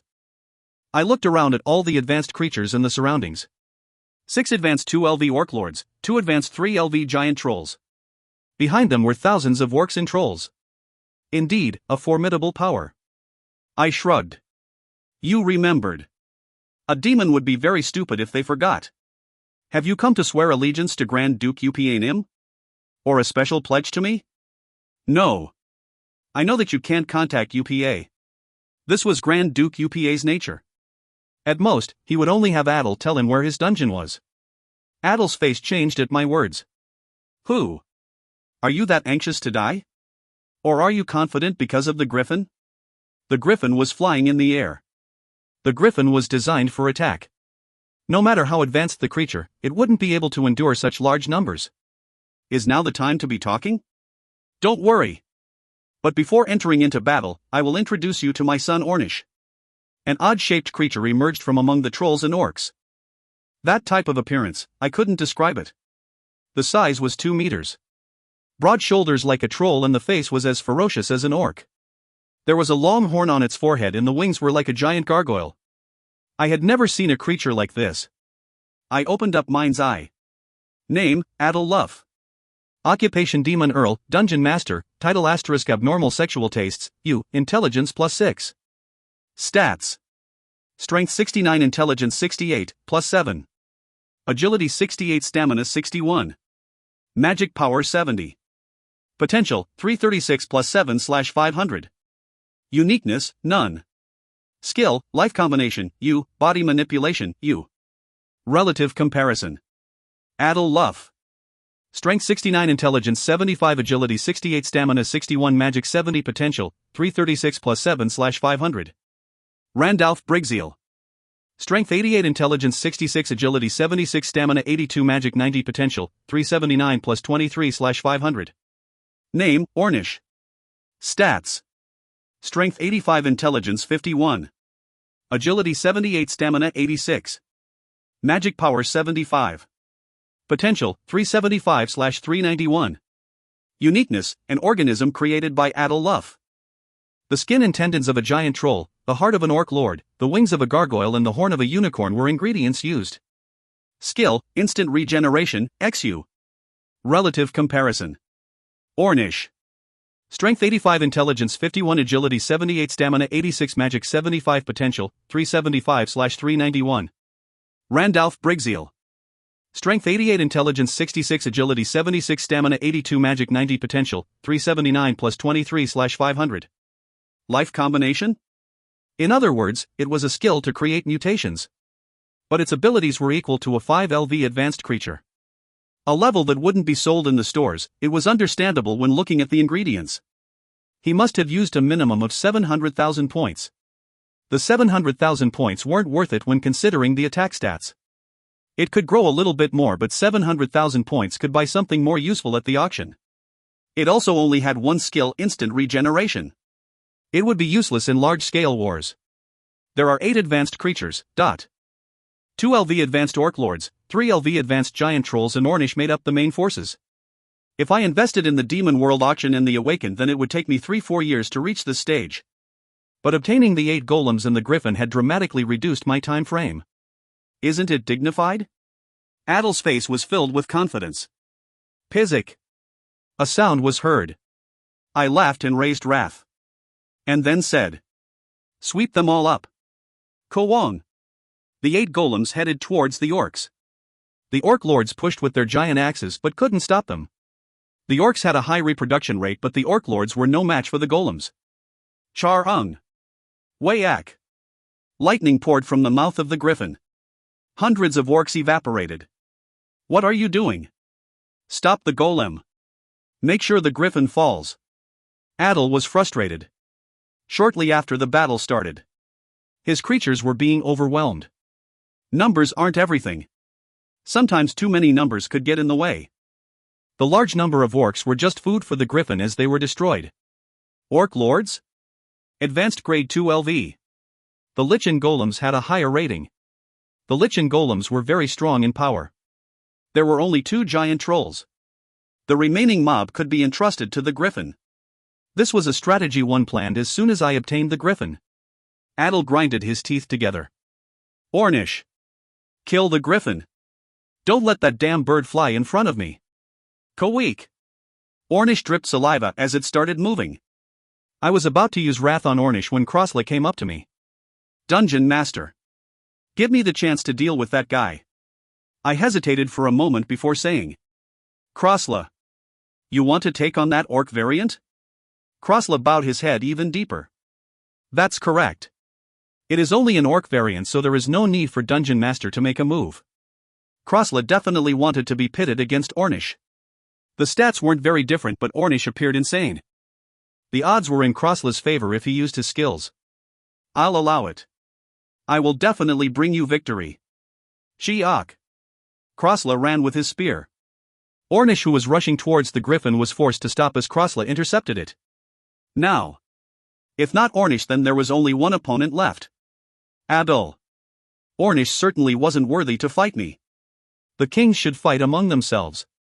I should at least fight a dungeon master. I moved around the dark elves. I walked without stopping until I arrived in front of Adel.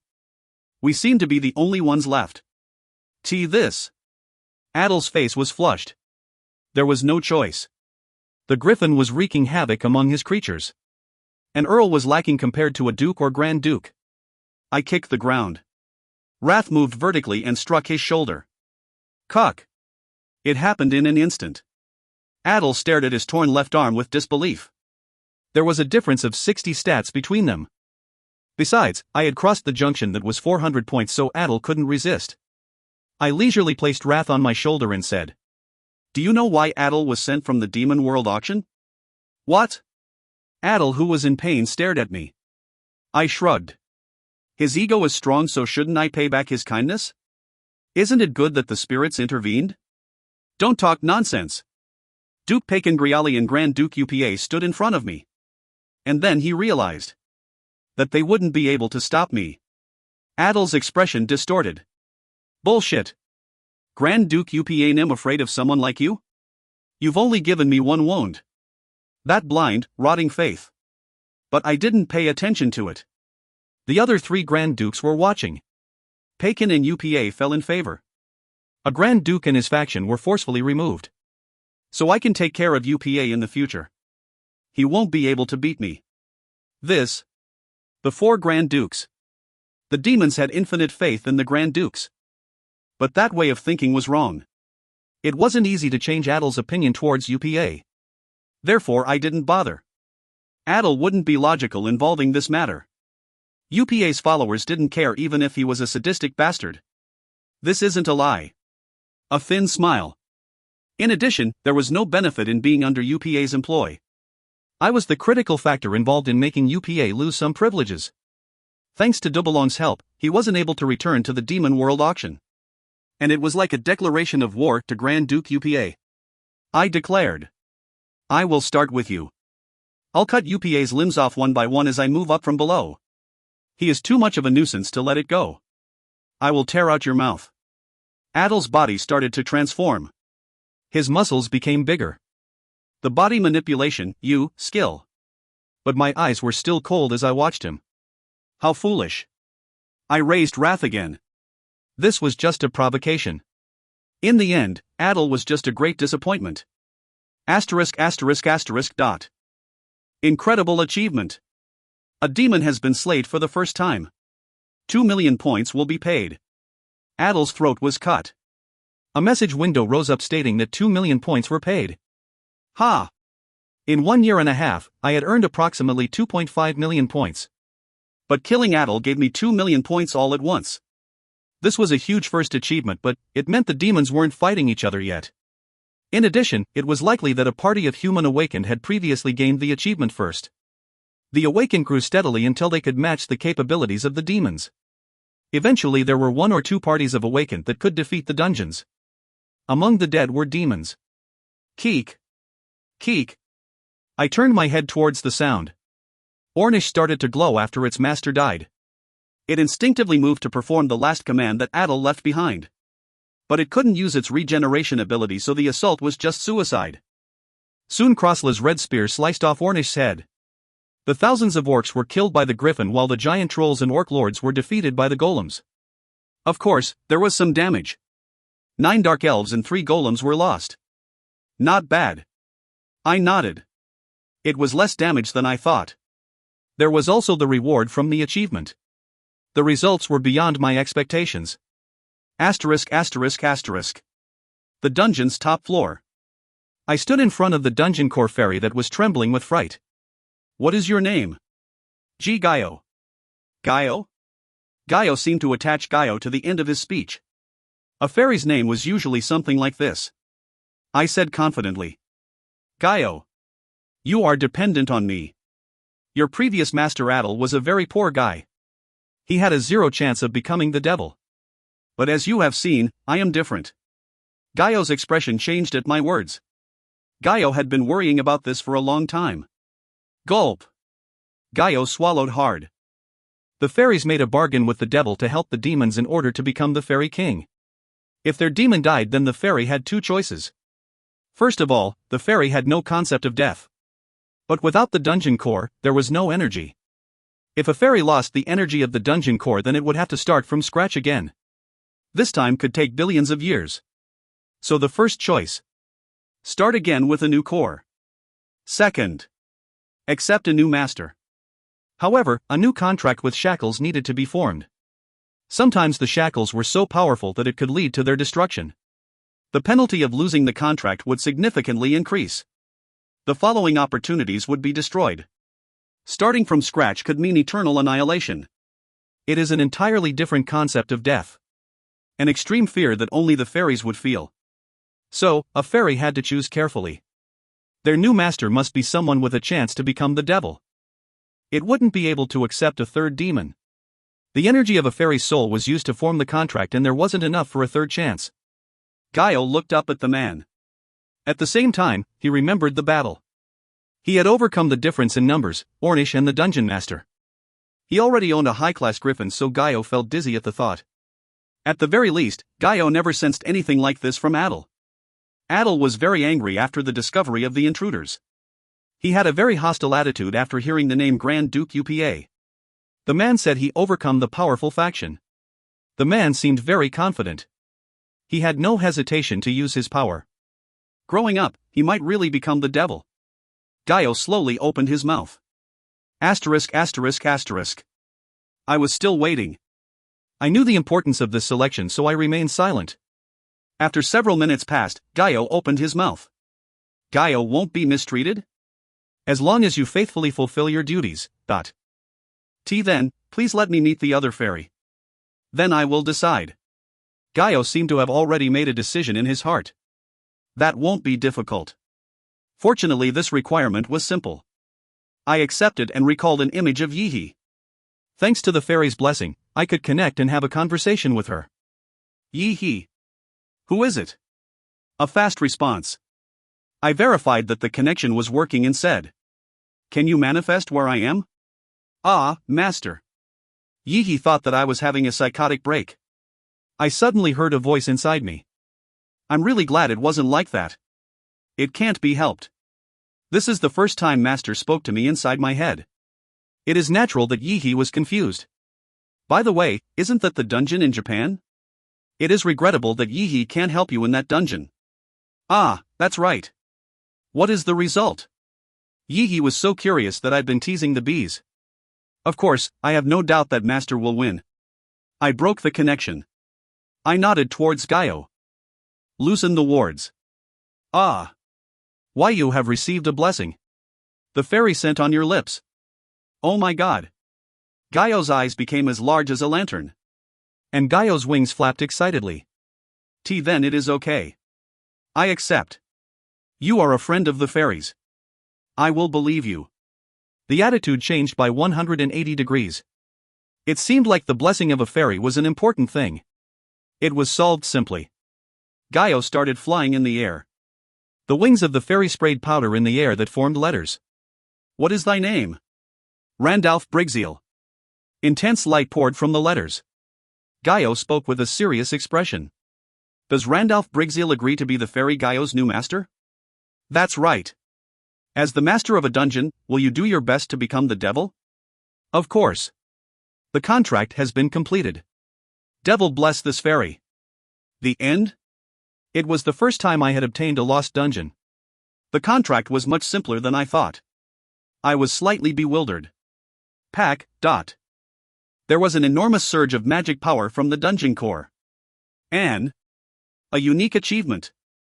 The first occupation of a dungeon was successful. The title First to Occupy a Dungeon has been given. The title of First to Occupy a Dungeon has transformed into Dungeon Hunter. Congratulations! Dungeon Hunter is a special title given to the one who achieves two conditions at the same time, being the first to hunt a demon and the first to occupy a dungeon. Hunt more demons. There are many more dungeons to occupy. Challenge an incomprehensible area. There is no way to know what is at the end. The title was changed. I was puzzled and checked my status window. Name, Randalph Brigzeal. Occupation Demon Earl, Dungeon Master, Title * Dungeon Hunter, Residual Stats +1 when occupying dungeons and hunting demons. * Indomitable Warrior, XU, all stats +2. * First to receive a fairy's blessing, U, Magic +6. Stats. Strength 79, +9, Intelligence 64, +2. Agility 74, +2, Stamina 80, +2. Magic Power 82, +8. Potential, 379 + 23/500. Remaining stat points, 3. Electric Power, 4 gigawatts. Uniqueness, Heart of the Hell Monarch has been transplanted, full strength hasn't been fully opened. Changes have occurred in the Lightning God technique since swallowing a huge amount of magic power. The results are unpredictable. skill combination, R, Mind's Eye, XU, Lightning God Technique, Wrath, Epic. Rating, none. This was a title? The rating itself couldn't be seen, but the description meant there was a chance to obtain 140 stats. 70 dungeons, 70 demons. It was virtually impossible to handle all of them by myself, but my expectations were high. Residual stats could be used to break through the limits. If I reached my maximum potential of 500, then the residual stats could be used to break through the limit. I could sense the difference after having one of my stats break through to 90. I couldn't imagine the difference once it reached 100. After reaching 100, it was also possible to rise to 110 and 120. Maybe even more than that. Crazy. It was indeed a crazy title. And the title fit me perfectly. I was walking alone. I would feed on the demons and their dungeons to reach the top. Hunting them would make me stronger and increase my stats more than some titles. The status window showed my remaining points. I received 1 stat point from the Easter egg at the Demon World auction. And this time I gained 2 for a total of 3 extra stat points. Ha ha. A bright mood. To be honest, I couldn't remember any useless title in my previous life. However, hunting and conquering more dungeons would increase the territory I needed to protect. It was like a double-edged sword, but the title of Dungeon Hunter could make it a legendary treasure. It isn't over yet. The smile lasted for a long time. Adel was killed and I obtained his dungeon. Now was the time to look for additional benefits in the dungeon. Gaio. How many points did Adel have? Gaio hesitantly said. 500 points. My smile was erased in an instant. It was fortunate that I obtained 2 million points for being the first to hunt a demon. Adel had clearly used a lot of points to make Ornish. I decided to invest 500,000 points in the Japan dungeon. This had to be done first. I used domestic mode to check the status of the dungeon. The creatures were mixed together, so it would take a long time to divide them. At any rate, the breeding situation of the creatures wasn't bad. 40,000 goblins, 10,000 kobolds, 10,000 gnolls, orc shamans. What happened with the arc goblins? There are too many of them. Did Adel summon them? The arc goblin was an intermediate 2 LV creature. It was similar to the common goblins but had much higher strength and agility. It was a tyrant known as the Little Predator that ate all life around them. There were 48 arc goblins. That number almost reached 50. Speaking of which, I could occasionally see arc goblins wandering the top floor. Adel liked orcs, so it was surprising to see any goblins. Gaio shook his head at my question. No. The arc goblins were a natural occurrence. There should be a limit to the mutation. That is ridiculous. I don't know. Gaio was grouchy. I started thinking. Is this specific to the dungeon? The wavelength of magic varied between dungeons. The creatures would adapt differently. It was very rare, but sometimes demons could find that specificity to use it. This was probably why the goblins multiplied. The wavelength of magic in this dungeon is a good match for the goblins. They can reproduce depending on the climate, flora, or fauna. This was worth experimenting with. Gaio. Other than the goblins, push all the creatures in one place. Under the dungeon master's command, it was possible for the fairy to supervise the creatures. It was hard with the orcs and trolls who had low intelligence. Of course, there was still a method with the creatures with low intelligence. If a kobold or goblin boss was summoned, then control would be easy. It was necessary to spend a little bit of time on separating the creatures. I understand. This is the first task you gave me, so I will work hard. Gaio said while flapping his wings. The wounds from Adel were very large. He doesn't say his name. This was different from Yihi. Was this the difference between self-esteem? The physiology of a fairy differed between individuals. His jaw tightened. An arc goblin will reproduce for survival. I should try some different experiments. I had returned, but I didn't know everything. In particular, I was ignorant about anything related to dungeons. But I was determined to take on this challenge. I would be directly involved in the ecological improvement of the dungeon. It felt like I was a god. Perhaps this was meant to make the demons take more interest in the human world. Either way, if my experiment was successful, then I could apply it in South Korea. It would be more efficient if I could breed a large number of creatures that matched the wavelength of the dungeon. While I concentrated on these matters, I had Crisley search the Japan dungeon with the Pyrox. The first thing I did was separate the creatures by floor. The goblins were on the first floor, the kobolds the second, the gnolls the third, the fourth floor were the orcs, and the fifth floor the trolls. Now that they were separated, the natural predators disappeared. The specific reproduction of the goblins. It will change when predators are gone. I was most interested in the goblins. I wondered whether a large number of arch-goblins were born to protect themselves from enemies or if it was influenced by the wavelength of the dungeon. There was a noticeable change in the reproductive rate. The birth rate lowered after the predators disappeared. After observing them for 1 week, I was able to determine that it was reduced by 30%. This is somewhat credible. In addition, the goblins had a hard time giving birth. 8 of them would die at once, so the population would rapidly decrease in 6 months. With no natural predators, it showed a similar birth rate to the dungeon in South Korea. I saw it as natural selection. I needed to make certain choices if I wanted to maintain the population at a constant ratio. But I confirmed that the main cause of death was dystocia. The survival rate is very high. 537 goblins were born in a week. 519 safely came into the world. 18 had died due to dystocia. That was different from my dungeon. The death rate of the goblins in South Korea due to dystocia was 20%. If this place was South Korea's dungeon, then 100 out of 537 would have died. The difference between the figures were too big. There is something. This feeling was never wrong. If Japan's dungeon was optimized to goblins, then the South Korea dungeon must be optimized to a certain creature. It might be due to the wavelength of the dungeon or the climate and environment. A source that allows the creatures to live in the dungeons. However, this transition doesn't always match their body. If Japan is goblins, I need to find out the breed for the South Korea dungeon. All the creatures I've summoned so far. All of them failed to show optimization. I had no choice but to individually check the different species. Of course, it would be foolish to fill the dungeon only with creatures matching the wavelength. If Japan's dungeon was only filled with goblins, then the weakness is obvious. I need to reasonably adjust the ratio. I just have to reference this. I thought about it in advance. This was the type of worry associated with developing a country. At any rate, it would help the development of the dungeon to find the species that matched the wavelength. This was still a hypothesis, but if my theory was correct, then I wouldn't need to waste a large number of points. My dungeon master. I found a place that I think is the altar of fire. Crisley came with the griffin and Pyrox. I looked at her for a moment. Even the griffin seemed to be obedient to Crisley. Anyway, she came at the right time. I ended domestic mode. The only things left would take time. I nodded and said, "Guide me." Asterisk asterisk asterisk. All dungeons contained 4 altars with different attributes. The altar regulated the internal flow of magic power and maintained the powerful barrier outside the dungeon. If all 4 altars collapsed, then the barrier would disappear and the dungeon would be exposed to human firearms. Therefore, each altar had 2 advanced golems protecting it.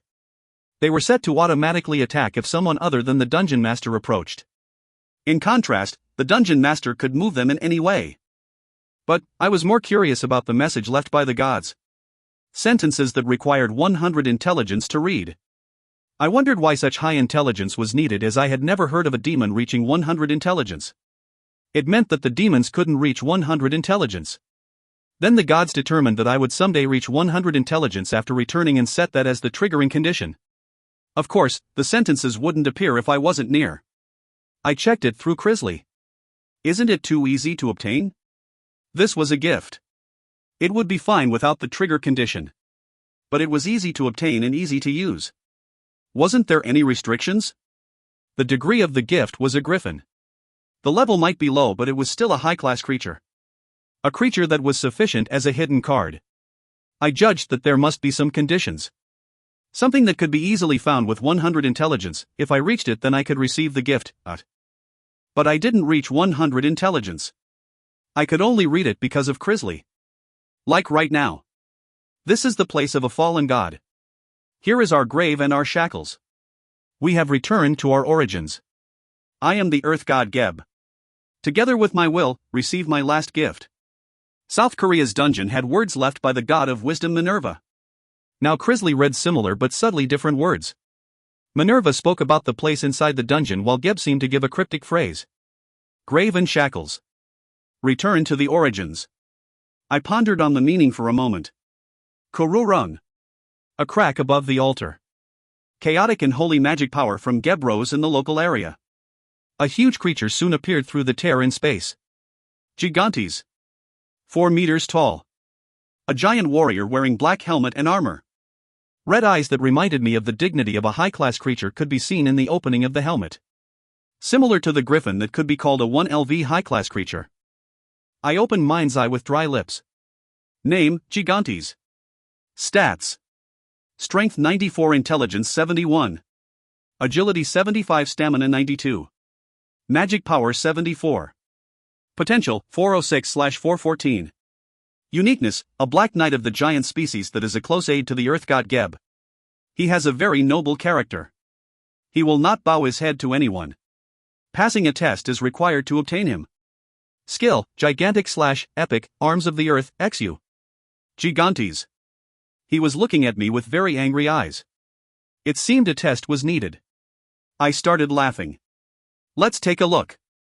TL note, due to the nature of the Korean language, it isn't explicitly stated whether Gaio is a male or female. I'm just going to leave it as male unless I learn otherwise. Then I will change it. If you find any errors, ads pop-up, ads redirect, broken links, non-standard content, etc., please let us know. Report chapter so we can fix it as soon as possible. Chapter 55 to 56, Gigantes. Chapter 55 to 56, Gigantes. 94 strength and 92 stamina. These two physical abilities were over 90. I was well ahead in magic power. I need to raise my intelligence as soon as possible. It was disgraceful that I was lagging behind Gigantes in intelligence. However, I decided not to invest the remaining points in intelligence. I took out Wrath. Crisley. I am going. Crisley's eyes were very wide and she said in a worried tone. Will you be okay? I won't fight a losing battle. I wouldn't come out if I wasn't qualified. Gigantes might have the advantage in physical ability, but that was it. The total sum of my stats was similar to Gigantes. I would use my strong attack skills, techniques and judgment to win.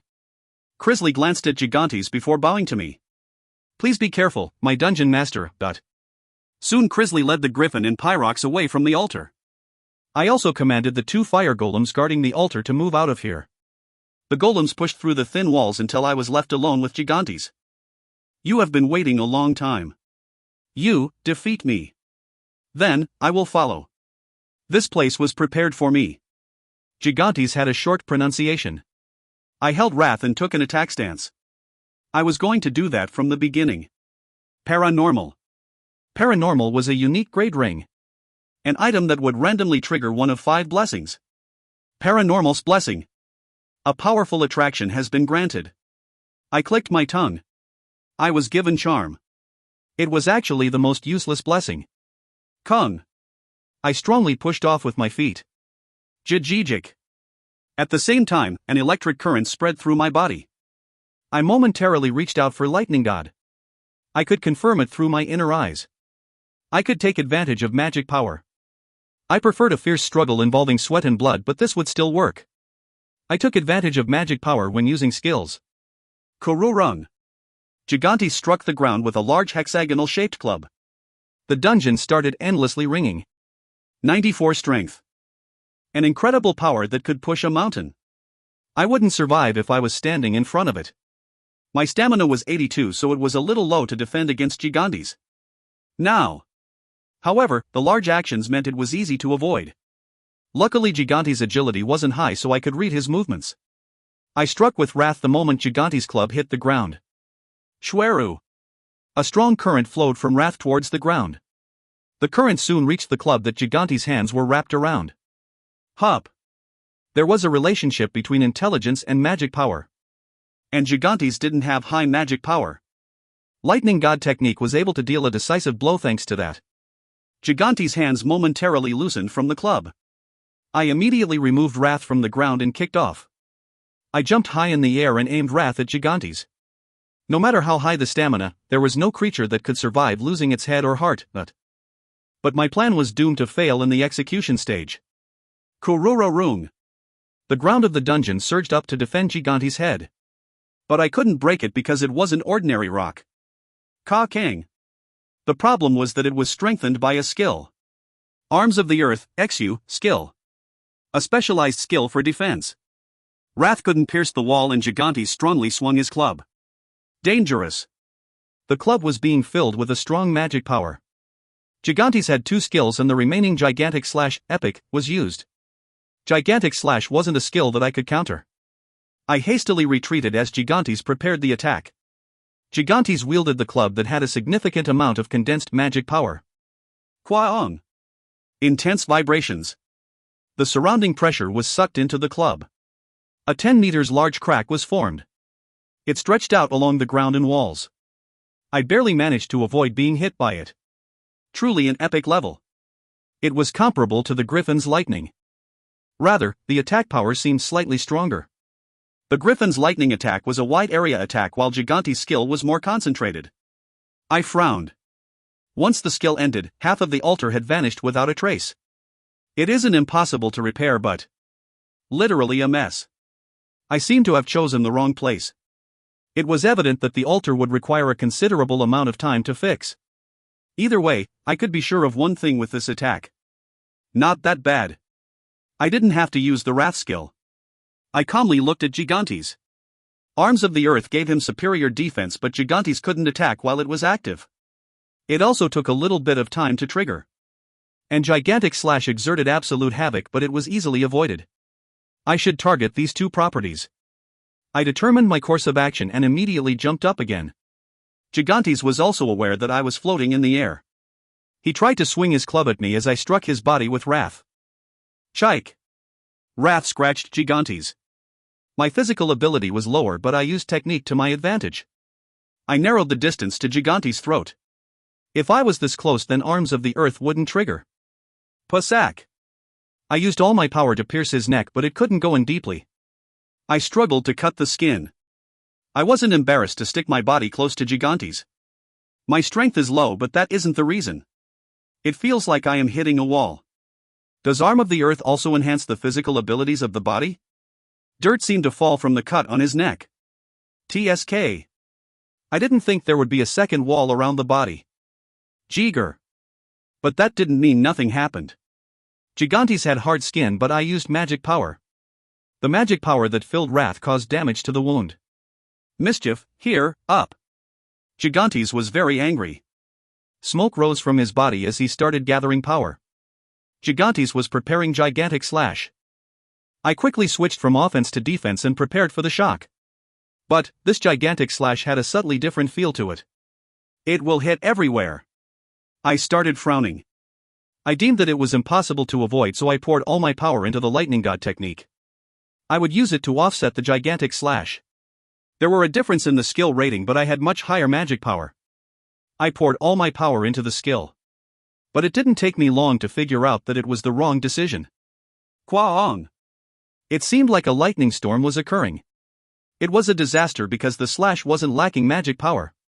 The vibration of this Gigantic Slash couldn't compare to the one before. The width was dozens of meters. I pulled up all my magic power with gritted teeth. I overlapped the wavelength of magic power in order to increase the density. The layered electric shield stood before me to block the Gigantic Slash. Jijijic. Jijijic. I had created exactly 7 layers. 7 layers was the limit of the Lightning God technique but it was instantly being peeled off by Gigantic Slash. 2nd layer, 4th layer, 6th layer. Finally the 7th layer of the shield broke. The damage of Gigantic Slash had greatly decreased during this time but I was forced to face the rest with my body. Cough. The slash hit my chest. I was forced backwards and coughed up blood. It is unfortunate. I wiped off the blood at my lips while confirming the injury. There was a large wound from my shoulder to my belly button. It scratched the sleeping Lightning God at the same time. Blood relentlessly flowed. If I dragged the time out then it would become more disadvantageous. Should I use the Wrath skill? Oddly enough, I had a strange confidence that I could win without using Wrath. I was experiencing the aftermath of the attack so I couldn't understand it. Cough. But, at that moment my body started feeling feverish. This feeling was similar to when I received the heart of the Hell Monarch. Blood started moving around my entire body. Magic power was flowing from my heart. The magic power flowing fiercely started eroding my entire body. My expression hardened. The flow of magic power is reversing. I gritted my teeth. Magic power reversal. A phenomenon that could kill a demon. I had already experienced something like this. I knew the feeling well. Definitely. The power from Gigantic Slash had flowed into my heart. The magic power contained in the heart of the Hell Monarch transcended imaginable levels. But if it awakened, then it would increase my magic power and intelligence. Fighting Gigantes wouldn't be a problem. I urgently focused mentally. I corrected the flow of magic power. The maximum amount of magic power was given to the heart while the rest was focused on repairing the wounds. Potions or elixirs wouldn't be helpful. Forcefully sealing the magic power might cause unknown side effects. The only way was to restore the magic power reversal. But an unexpected thing happened once again. I had been hit by Gigantic Slash between my heart and my belly button. Lightning God sleeping underneath my belly button started waking up. Then it swallowed up handfuls of the magic power like it was hungry? Lightning God was incapable of going near my heart. It acted like it was fleeing from a horrible existence. Now it wasn't acting like that. It was defiantly gobbling up the magic power. I stopped putting boundaries on the magic power. So it started overflowing again. It would be beneficial if I could reduce it. In my calculations there weren't any losses. Thus Lightning God started devouring the magic power. At that time, all my focus was on Lightning God. Heart of the Hell Monarch has woken up. Lightning God technique, has evolved to Lightning Elemental, epic, ... Lightning Elemental is a common property of the spirits. It has been reborn as a special spirit after swallowing the magic power of a true demonic dragon, dark elf, and hell monarch. I opened my eyes. The sight before me didn't look any different from before. But a very big change had happened inside me. I could be certain of one thing. My spirit felt refreshed. My magic power was stable and it also healed my injuries. Lightning God was even more lively than before. Status window. I could easily see the changes this way. The status window soon surfaced in front of me. Name, Randalph Briggseel. Occupation Demon Earl, Dungeon Master, Title * Dungeon Hunter, Residual Stats +1 when occupying dungeons and hunting demons. * Indomitable Warrior, XU, all stats +2. * first to receive a fairy's blessing, Magic +6. Stats. Strength 79, +9, Intelligence 72, +2. Agility 74, +2, Stamina 80, +2. Magic Power 85, +8. Potential, 390 + 23/500. Remaining stat points, 3. Electric Power, 16 gigawatts. Uniqueness, Heart of the Hell Monarch has woken up. Skill combination, R, Mind's Eye, XU, Lightning Elemental, Epic, Wrath, Epic. Before and after comparison.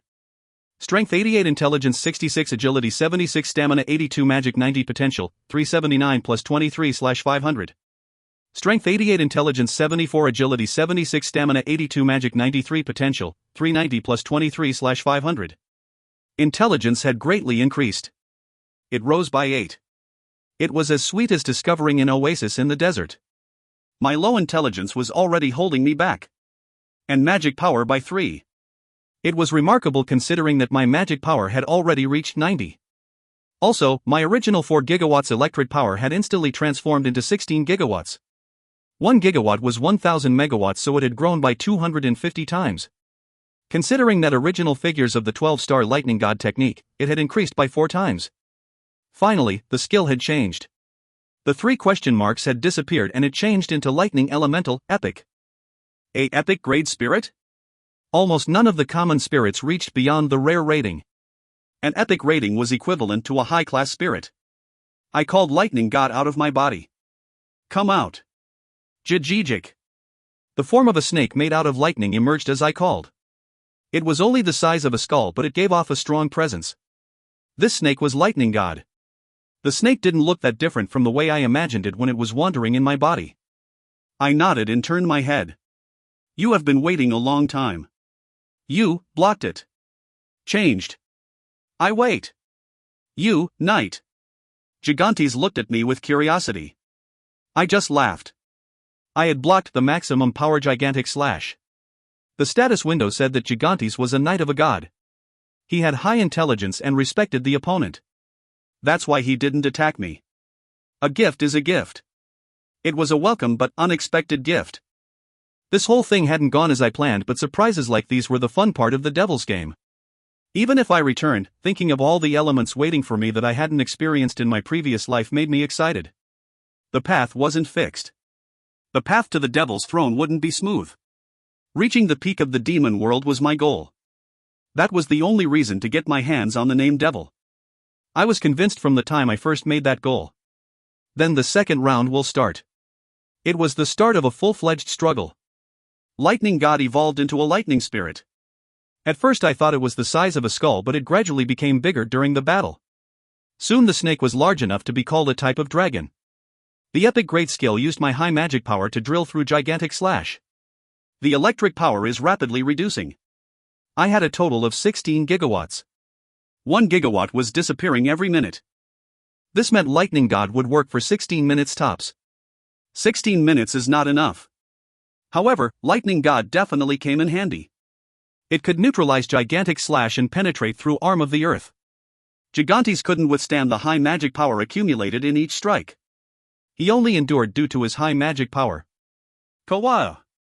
Gigantes couldn't think straight due to the attack on all sides from Lightning God. It was just a matter of time. Eventually Lightning God entered his body.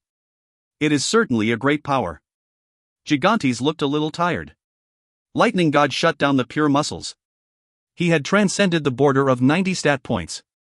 But it was impossible for him to cut of the magic power. Electric power reduced twice as fast. There was only a few minutes remaining at most. I needed to bring an end to this now. What, this? No. This can't be. Gigantes shouted like a beast. I shrugged. I gained a new skill thanks to the time you gave me. Weren't you aware that I changed? Gigantes had noticed the changes inside my body. He waited until the change was completed. Therefore he didn't have the right to complain about the skill. As expected, the furious Gigantes couldn't fight anymore. Grr. Lost. Did I pass the test? Yes.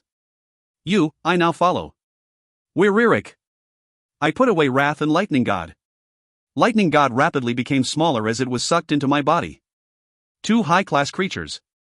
Griffin and Gigantes. It was a ridiculous performance for less than 2 years. High-class creatures were very limited until the second half of the war. Only dukes or above could handle a high-class creature. I looked at Gigantes with pleasure. Kung. Then the wounded Gigantes kneeled down. Master. I exited the altar with Gigantes. Crisley was waiting for me in front of the wall. You're safe. You must have been worried. I spoke like it wasn't a big deal. The magic power reversal was a bit dangerous, but I still had the wrath skill remaining. But the result was like I expected. I am your faithful servant. I spend every day worrying about you. Tell me if there are any problems. I feel good today, so I will listen. I obtained a lot. Having a high-class creature with a certain degree of intelligence like Gigantes would solve some of my problems. It also felt good to have my skill rating increase. Then Crisley said with pink cheeks. Then, my dungeon master. Tonight. She didn't say anything else. But I could understand her meaning. There had been little contact with Crisley since the ceremony. And after going through several dangers? I also felt desire swell. There is no need to wait for night. I roughly kissed Crisley. My consciousness was engrossed and I didn't come out until 3 days later. ******. The task of taking over the Japan dungeon. I obtained a few items that originally belonged to Adel. Modified Dungeon Crystal Ball and Seed of the World Tree. This is good. The Dungeon Crystal Ball was an magic item that allowed me to see inside the dungeon. It required 100,000 points to purchase, so I gratefully accepted it from Adel. And the Seed of the World Tree. It was a useful item to change the terrain. If I planted the Seed of the World Tree, then a dense forest would grow overnight. A size that couldn't be compared to the small forest that Yi made.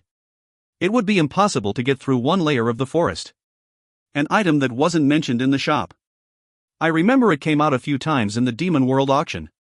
But the Seed of the World Tree hadn't come out in the previous auction. This meant Adel gained it separately, but I didn't know the source. Anyway, it would be very effective when planting it in an area of dark elves. Due to the nature of the elves, the forest would get more power. If I was lucky, then a world tree might emerge. There was only a small chance, but a world tree emerging would give many effects. Increasing the propagation rate or elements, it was an item I expected a lot from. The connection of the link? Just a little bit more. The fairy Gaia was busy concentrating at the dungeon core. It was to create a link between the South Korean and Japanese dungeons. As the dungeon master of the South Korea dungeon, I could create a link with any dungeon identified as my dungeon. I didn't have to walk back to South Korea's dungeon. And it was like I expected. Ah! Master, the link is connected. The dungeon core started to resonate. Kuwon. The barrier outside the dungeon was released for a while as a magic wavelength connected between the dungeons in South Korea and Japan. Meanwhile, all the creatures between the dungeon instinctively dropped from the intense magic power. A red light stretched in a straight line from the dungeon core. A light of the same color came from the South Korea dungeon and met in the middle of the Sea of Japan. The lights tangled with each other. It furiously moved up and down before the light barrier was completed between Japan and South Korea. An overwhelming sight. Everyone was captivated looking at it. This barrier disappeared after approximately 30 seconds. That's great. At that moment, a magic circle was engraved near the dungeon core. Asterisk asterisk asterisk. I left Japan's dungeon with the creatures. The dungeon in South Korea hadn't changed a lot. Yi-hee flapped her wings crazily. Master. Who is Gaio? Ha? Who is that bum? I believed Yi-hee is disappointed because I thought I was your only fairy. Is it because of the position of Fairy King? Don't worry. So far you have the upper hand. The position of the Fairy King. A competition between the fairies. The Fairy King didn't mean they became stronger, but they could stand above other fairies. Therefore the strongest candidate would become the next Fairy King. The fairy had a spiritual body and a long lifespan. Hing. Yi-hee is still disappointed. Master made Yi-hee sad. Now I don't want to give you honey anymore. Little thing. Rude. What are you? Yi-hee had never seen gigantes before. She stared. Little thing. Master, rude. She came to the conclusion that gigantes had a horribly scary face. Yi-hee furtively glanced at gigantes. Why Yi-hee, do you think I am scared? Why Yi-hee is the fairy of this dungeon core. If you are mean then Yi-hee will feed you to the bees. I won't forgive you. Yi-hee placed both hands on her waist. However, she was still avoiding his gaze. Even the fairy of the dungeon core was afraid of Gigante's face. I shook my head and said, Yi-hee. Tell me the history of the creatures you purchased from the store. I plan to breed a species that fits South Korea's dungeon. Yi-hee pointed her finger. Why you? Today you are lucky. Why you should thank Master. Yi-hee was going to punish you. Today I am busy so I will skip it. Yi-hee said this but her body was shaking. Anyway, she was the subdued winner in the showdown with Gigantes. If you find any errors, ads pop up, ads redirect, broken links, non-standard content, etc., please let us know. Report chapter so we can fix it as soon as possible. Chapter 57 to 60, Breeding Species. Chapter 57 to 60, Breeding Species. South Korea, Japan, and the world were surprised. There was no precedent for creatures emerging from a dungeon only to move to another dungeon.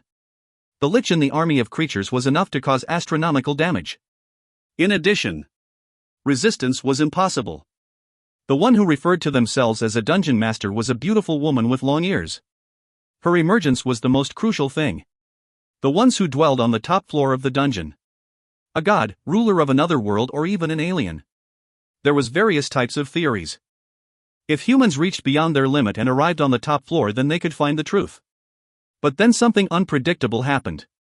Everyone was focused on the message left by the dungeon master. Climb up to the top floor.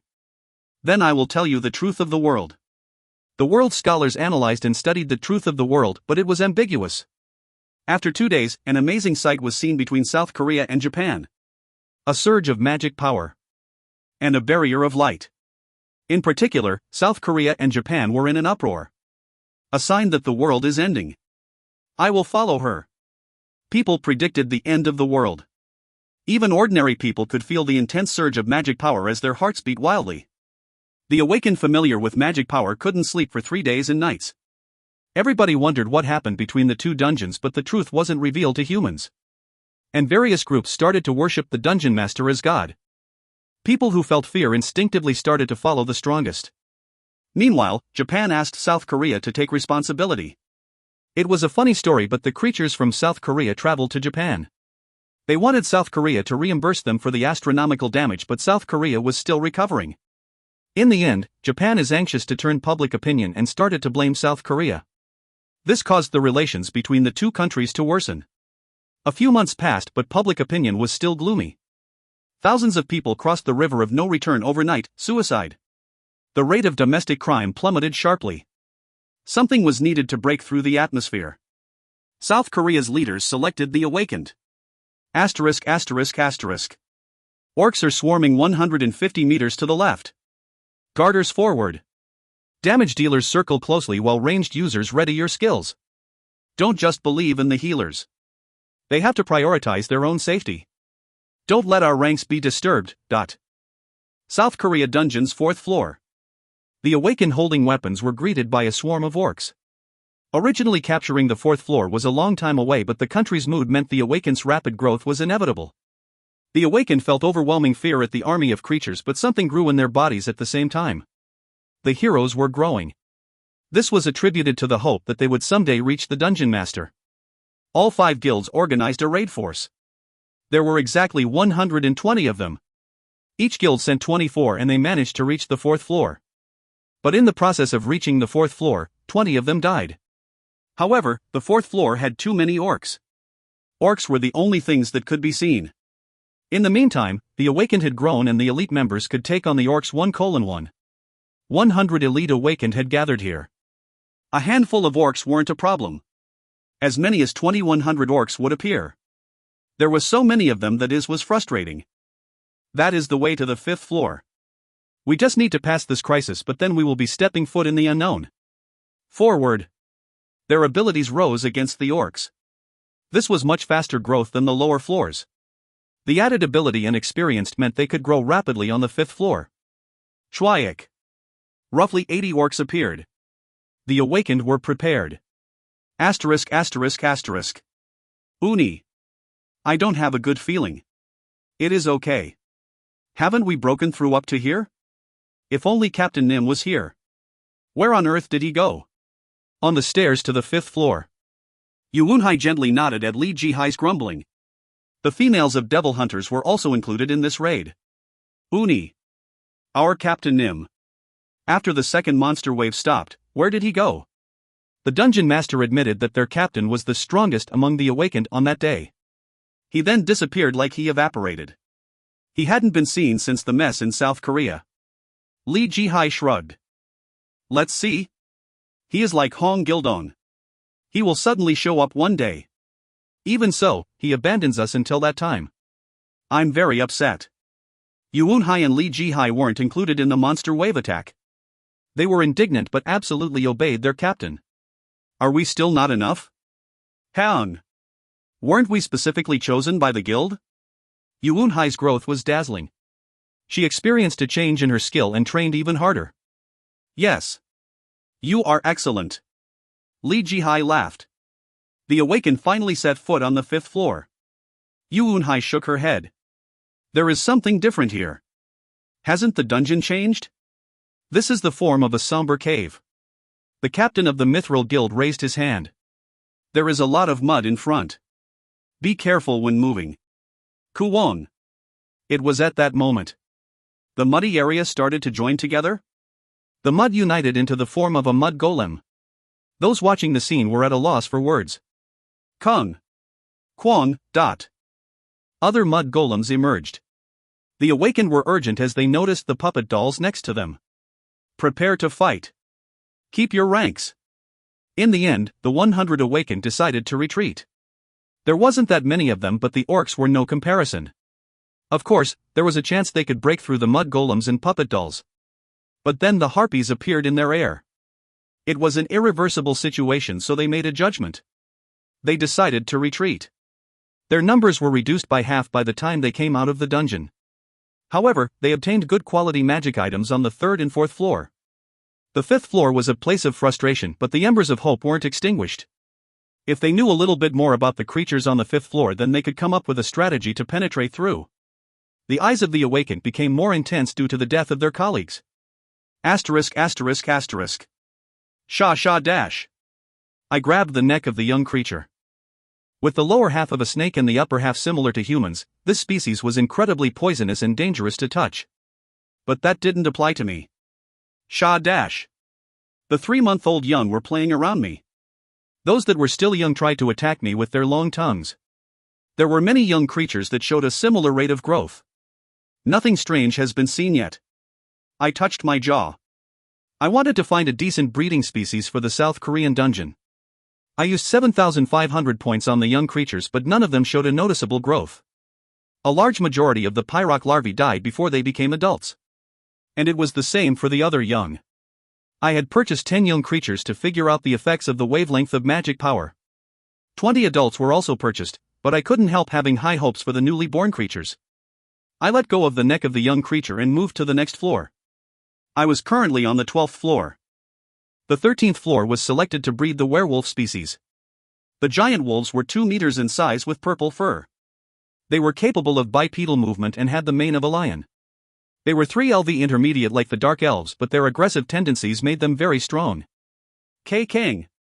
I scratched the ears of the werewolves.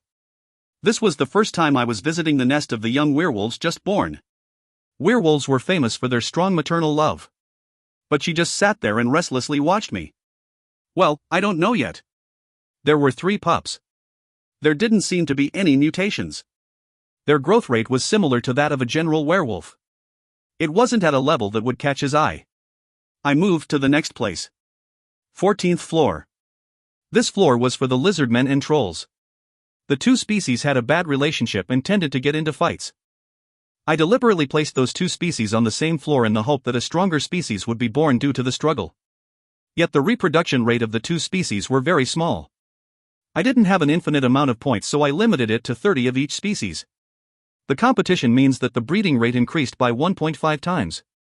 The problem is that many of them die. Unique bodies also couldn't be found. Was it too short a time? I checked on a daily basis but couldn't distinguish any differences that would be caused by the wavelength of the dungeon's magic power. Maybe the werewolf, lizardmen, and trolls didn't match the magic power. I moved to the 15th floor where the dark elves lived. The seed of the world tree had been planted and a forest grew overnight. I opened up a little bit of my magic power. It is great to see Dungeon Master. The chief of the dark elves, Julium, came to greet me. After that, some of the other dark elves came. Where are the rest? Their numbers seemed very low. Julium answered my question. They are moving timber to the 7th floor to be used for the houses of the dwarves. The rest are making sure the seed of the world tree sprouts properly. It won't be easy. It is the seed of the world tree, but most of the world trees have died. In my previous life, there was only one demon who succeeded in obtaining a world tree. Grand Duke Ocullos. His dungeon was impregnable due to the world tree. The growth rate of the creatures rose and earth elementals were naturally produced. In addition, the leaves of the world tree increased the healing rate. The roots were excellent materials that could be used to make unique rated products. In addition, the world tree led to a rise in mutations and allowed more unique creatures to form. It was a blessed fortress. Anyway, Ocullos managed to obtain the world tree. After that, he received many challenges, but all of them failed. I didn't know how he did it. My luck has to be good. Having great expectations would lead to disappointment. I was interested in the world tree from the beginning. We will spare no effort to make the world tree bud. Julium spoke in a serious tone. The dark elves were ultimately elves. They would feel great pride if they managed to make the world tree grow. 2 world trees existed in the demon world. Powerful dark elves were allowed to live there, but they were denied permission to go near those places. That's why Crisley was so important to them. Either way, they would receive direct benefits if there was a world tree on the 15th floor. I could understand their desire. I didn't need to pour cold water on them. Striving so hard to chase something deserved praise. It meant they would be productive. I scratched my chin and said, "Do you have any news to convey to me?" News. I heard that 2 babies were born not long ago. 2 days ago, Crisley had told me very excitedly that 2 children were born. I wondered if they might be affected by the wavelength of magic power. The dark elves couldn't avoid it. Julium clapped his hands. Ah. You mean the twins. I was thinking about having Dungeon Master see them after the ceremony. You are just in time to see them. The Dark Elves had a special ceremony for the naming. Jellium had a very thrilled expression on his face. He interpreted it as the dungeon master showing interest. I had no intention of releasing that misconception, so I just nodded. I will see them. I will bring you to them. Jellium talked to some Dark Elves near him. They couldn't ignore the procession of the dungeon master. This was an unusual luxury, so they didn't feel bad. I moved slowly through the forest with Jellium. This forest was made with the seed of the World Tree. There is definitely a concentration of magic power at it. It wasn't the magic power of the World Tree, but it was enough to help the Dark Elves. Maybe it would appear in the future. The Dark Elves weren't greedy, and even the emergence of the timber satisfied them. After 10 minutes, I walked to a small house made of woven vegetation. This was the newly created residence of the Dark Elves. It was immediately built after I allowed them to tear down the shit-shaped structure that Yi-He made. This is the place. Dungeon Master. In the middle of the settlement. Unlike the other residences, it was a huge house. This house is made with the best quality wood and a full weave. The Dark Elves will stay at home for 3 days after their children are born. They need to eat leaves and dew for the ritual blessing. Jellium gave a separate explanation. The house seemed to be a substitute for the World Tree. If they succeeding in germinating the seed, then the ceremonies would take place under the World Tree. The house looks quite good. If Dungeon Master wants, then I will build you a large house on the top floor. It is an interesting suggestion, but Yi-He won't stay quiet. The fairy will definitely complain. Yi-He was the owner of a strange taste. She created structures with an incomprehensible design. If a conventional wooden house was raised on the top floor, then only complaints would come from her mouth. Dungeon Master has come. Dungeon Master has come. I passed a bunch of Dark Elves who respectfully bowed their heads. I ignored them and entered the house where the ceremony was being held. It looked like a 2-story building from the outside, but it was just 1 floor with a high roof. 2 children were wrapped in large leaves. These are the twins who were just born. The one on the left is a girl while the other one is a boy. There were adult Dark Elves in the house. Not just anyone could enter before the ceremony finished. I came closer to the children. Kaya. Kayaroru. There was no animosity from their magic power as the children looked at me. I used mind's eye on the 2 children. Name, none. Occupation, none. Title, none. Stats. Strength 1, Intelligence 4. Agility 1, Stamina 2. Magic power 13. Potential, 21/384. Uniqueness, 51 hours has passed since being born. Skill, none. This. I was surprised at the status window. The children had identical status windows like a printed book. But I was surprised at their potential. They were Dark Elves. It was low compared to Krosla and Krisley, but the quality was enough to give them the value of an advanced 5 LV creature. Of course, this was just potential.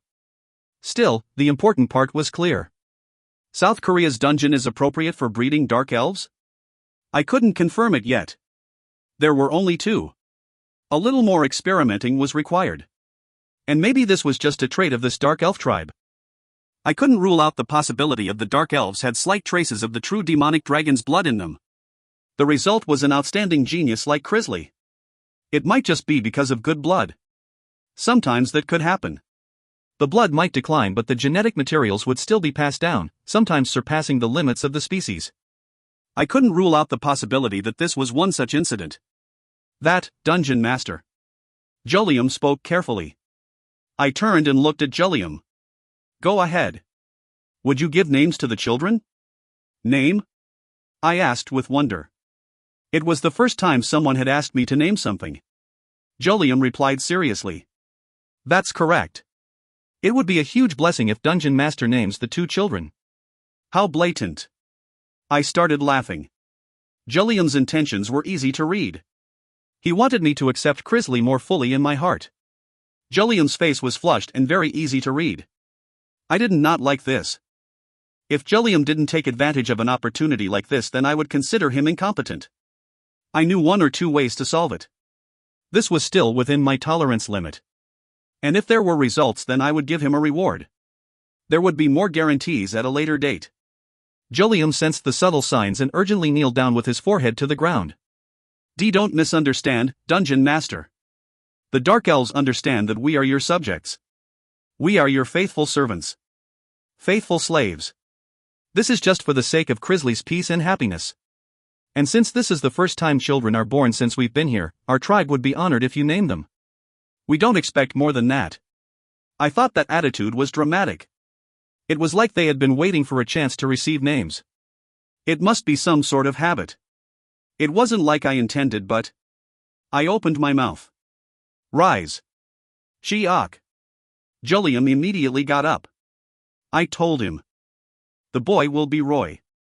The girl rose. Jollium swallowed his saliva and asked. May I ask what that means? I was silent for a moment. What was with this neurosis-like reaction? Jollium's nervousness over the names was irritating. He seemed to think he would be punished like a dog again. Brave and good. Thank you. In the future, the children's name will be Roy and Rose. The meaning of the names didn't matter. I smiled while looking at the children. Due to nature of the dungeon, they would grow quickly and become full-fledged dark elves in a few years. If their potential filled up, then it was like getting hundreds of thousands of points for free. They would fight for me in the future. I touched the cheeks of the two children before turning away. Dungeon Master. There will be a celebration to commemorate today. It would be an honor if you participate. I'm busy. Jollium thought it was regretful but didn't mention it again. He knew that I hated things being repeated. Now I should look at the dwarves.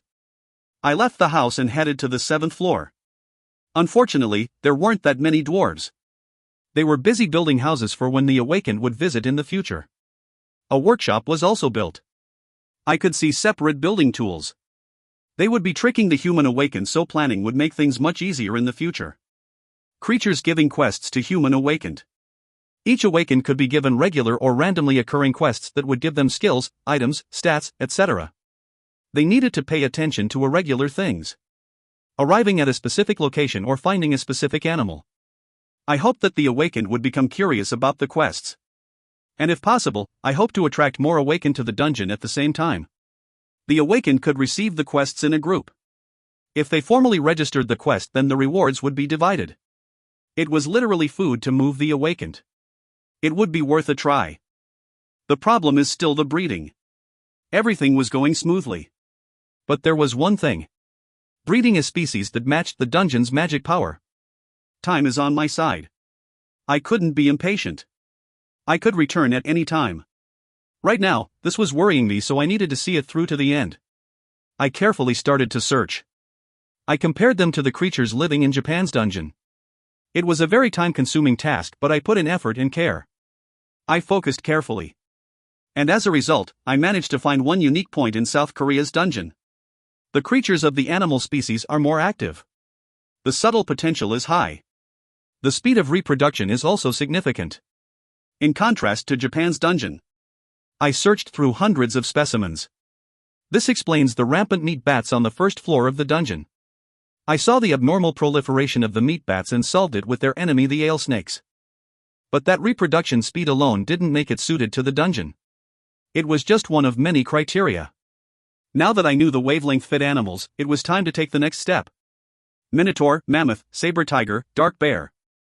I decided to add 4 different species to the dungeon for reproduction. Each species had a distinct attribute. The minotaur was an ox, the mammoth an elephant, saber tiger a tiger, and dark bear a bear. And all of them were intermediate 3 LV creatures. It was an enormous but necessary expenditure. Anyway, breeding the species would naturally reduce costs. This wasn't an investment loss. The moment he added the 4 species to the dungeon. Great achievement! 15 species that can be properly reproduced with each other have been released in the dungeon for the first time.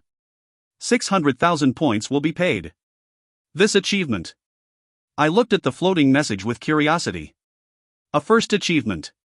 The reward was greater than those of typical achievements. A huge 600,000 points. A significant portion of the points used to purchase the creatures was recovered. An accomplishment regarding the breeding species. I stroked my jaw. This meant there were achievements related to breeding species. Taking all the first achievements. I was hoping for that. If I found the right key, then I could sweep all the achievements. I might be able to gain extra points as income. A challenge. Seeing something through to the end was my nature. The same applied to this as well.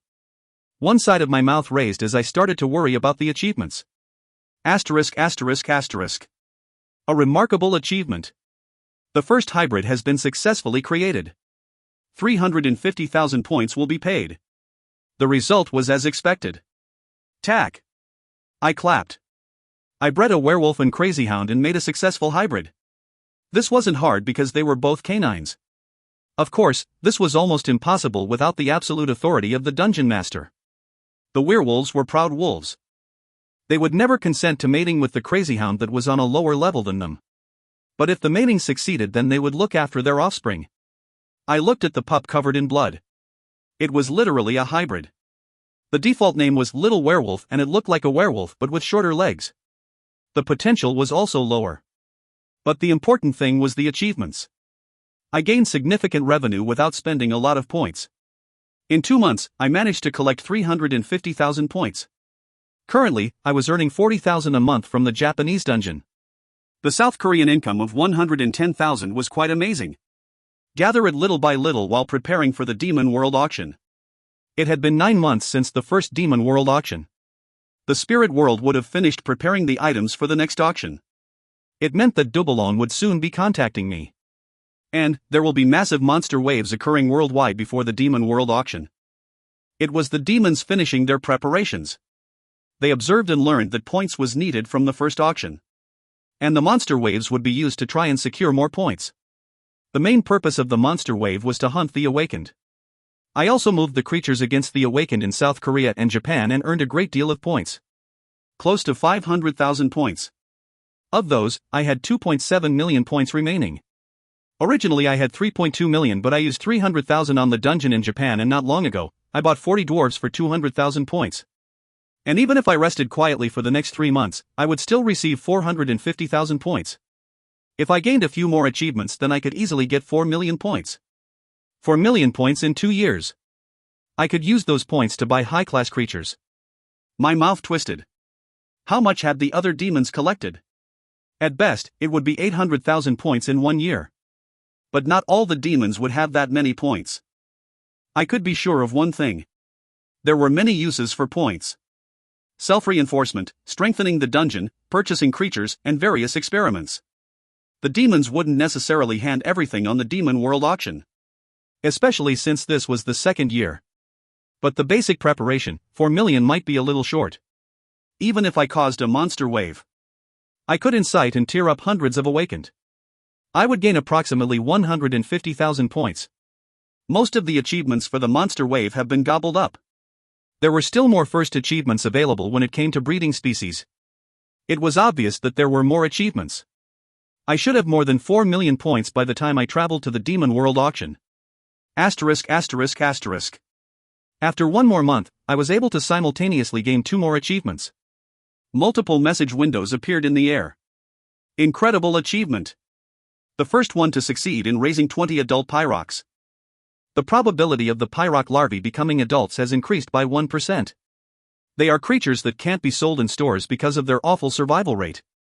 450,000 points will be paid. Great achievement. The first achievement for releasing 5 appropriate breeding species. 300,000 points will be paid. These achievements came from 20 pyroks, fire slimes, lava spiders, fire lizards, and lower creatures released in the lava zone. This meant I reached 3.3 million points. I was proceeding steadily. The lava zone was a modified zone, but no more achievements appeared when I added several other species. Either way, it was a very satisfying result. The moment that I was laughing with pleasure. Achievement Quest Breeding Species. A quest available to a dungeon master who gained 1,000 related achievement points. Find and breed creatures that match the wavelength of the dungeon's magic power. The deadline is 45 days. The compensation will vary depending on the number of creatures and how well they match the wavelength of magic power. My smile was erased in an instant. Achievement quest? My head naturally tilted. I had heard of special quests, but this was the first time I saw achievement quests. Special quests were quests that automatically renewed after a certain period of time. There were a wide range reserved for awakened and demons, or quests that were only for demons. But I hadn't heard of the demons receiving other types of quests. No, I hadn't even thought about it. Is this related to accomplishing 4 breeding-related achievements? It was definitely interesting. Besides, the quest content was related to the work I was going to do. Adel didn't receive this quest. The breeding species in Japan were the goblins. But Adel never received the quest. It meant the quest was impossible to get unless there were several achievements. I could tell from the state of the dungeon. I read the message floating in the air again before nodding. I should resolve this. These type creatures had been released in advance. The 3 most active had expanded quickly. The numbers varied, but it was apparent there was a difference. Those with a matching magic power wavelength didn't just breed quicker. Magic power was a source of power. If this source existed, then something was bound to differ. Originally, animal-type creatures didn't adapt easily. They would only adapt after some time. But a dungeon with matching magic power was like a comfortable home. They didn't need time to adapt. There were 3 such species: Minotaur, Saber Tiger, and Dark Bear. Unlike the other 3, the mammoth looked very uncomfortable. The expansion in the area was slightly unnatural. It was often restless. I decided to save money on the mammoths. This was a conclusion I came to from close observation. The answer will emerge if I look at the bear cubs. And there were other variables. First, I had to pick the species that would take priority. Was the breeding rate okay? Was the potential higher on average compared to the same species? The growth rate and presence of anything unique? Experiment. In order to find a more reliable result, I doubled the number of creatures. The purchased breeding species were not included in the quest. But the deadline wasn't long. I need to draw a conclusion within 45 days. The compensation absolutely had to be more than the 400,000 points that I used. No other demon would be crazy enough to spend points like this. But I couldn't pave the way without an adventure. This was the first achievement quest, so it was well worth the investment. I need to increase the breeding rate. I acted in a more bold manner. I decided to give them natural enemies. Depending on the presence of predators, the breeding rate could increase by a maximum of 2 times. It didn't matter if the adults died since I needed their young. I placed a large number of orcs without any concern. The orcs were low-grade creatures, but there were a lot of them. All 3 species were intermediate 3 LV, but that number was enough to be a threat. In addition, I could get more information by observing their fights. Chwayek. Chwayek. Dozens of orcs stuck together and snorted roughly. At first, there were hundreds, but now only this small amount was left. Dark shadows were lurking around. They came like shadows, so it wasn't easy for the orcs to prepare. Saber Tiger. Chwayek. One orc shouted. This was the identity of the species threatening the orcs. At first, they had succeeded in hunting a few saber tigers. On that day, the orcs fed the orc hero who dealt the final blow. But the next day, 1 or 2 orcs in the surroundings started to disappear. It was only after dozens of orcs disappeared that they realized the saber tigers were making a counterattack. Since then, every day was a series of struggles. But the orcs were a lower-grade creature. The level they belonged to also wasn't high. They couldn't stop the saber tigers that worked covertly in the dark. Of course, the saber tigers received some damage, but the orcs were on the brink of being wiped out. Grua. Seachwick. A clear advantage? The saber tigers glided out of the darkness. Intense auras coming from every direction. The orcs trembled weakly. I observed through the crystal ball the actions of the minotaurs, saber tigers, and dark bears against the orcs. The saber tigers were the only ones that showed the most overwhelming strength. The minotaurs and dark bears were shaken when the enemies emerged. There was a difference in the time they took to initiate a counterattack against the orcs. Blitz tactics. The saber tigers were the first ones to wipe out the orcs. The mobility was better than expected, and the saber tigers moved with confidence. They quickly identified the capabilities of the orcs. Unfortunately, no unique body was born, but there is a difference in potential. The minotaurs, saber tigers, and dark bears were all intermediate 3 LV. They would have similar stats and potential. However, the newly born saber tigers had on average a 10% higher potential. At this point, I was certain of it to some degree. It is the saber tigers. I decided to breed the saber tigers in South Korea's dungeon. Long, sharp fangs. Quick in knowing how to take advantage of the dark. They were a perfect fit for South Korea's mountainous terrain. I immediately tried to change the terrain. If the environment was the same and the magic power wavelength matched, then I had high expectations for the breeding. Yee-hee. How many points will it cost to set up the entire 18th floor? Yi watched calmly from next to me. Do you want the number or height of the mountains to be different? Is it possible to create a rolling mountain range? Wide mountain ranges. This place would be optimized for the saber tigers. Yi stretched out her 10 fingers and started to count. Master. I've been doing the calculations. It should be around 250,000 points. Set it up. Well, it isn't that hard. But is it worth it? The number of saber tigers is too low right now. The numbers are increasing. I purchased an additional 100 saber tigers from the store. It was a bold decision. The compensation for the achievement quest was unknown, so pouring 500,000 points into it was foolish. Changing the terrain would increase the consumption to almost 800,000 points. But that was for common demons. I had a lot more points than them. Other demons didn't have this level of wealth and I could consider it an investment. I didn't know when this opportunity would come again. It was better to use the points for a chance to gain higher compensation. In addition, this was a quest, the first achievement from it would certainly follow. I don't think that any other demons have completed this achievement quest. I calculated that I wouldn't receive great damage. Yi's eyes popped out. Master. What are you doing? You will be in a bad mood and regret the points later. Yi is sure of this. Master will regret it the next day like I did when I secretly made the forest terrain, hup. Yi hurriedly blocked her mouth. But I already knew what she meant to say. Yi was the opposite of the other fairies that liked lying. She was very clumsy and hardly ever lied. Change the terrain. Ah, I see. Yi thought she was safe and laughed awkwardly. I will change the terrain and then Yi will give you another honey tea. Didn't she say she wouldn't give it to me anymore after I returned from the Japanese dungeon? She forgot.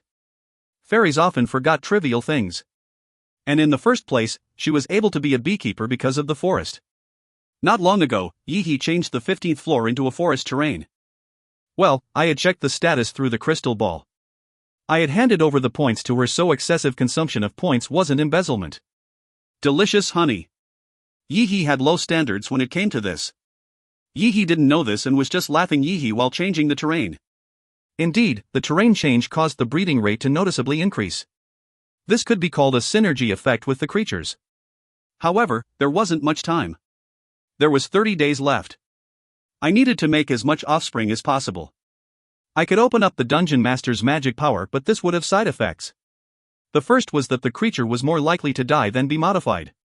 In fact, this was confirmed through the werewolves. For now, I just needed to induce breeding as naturally as possible.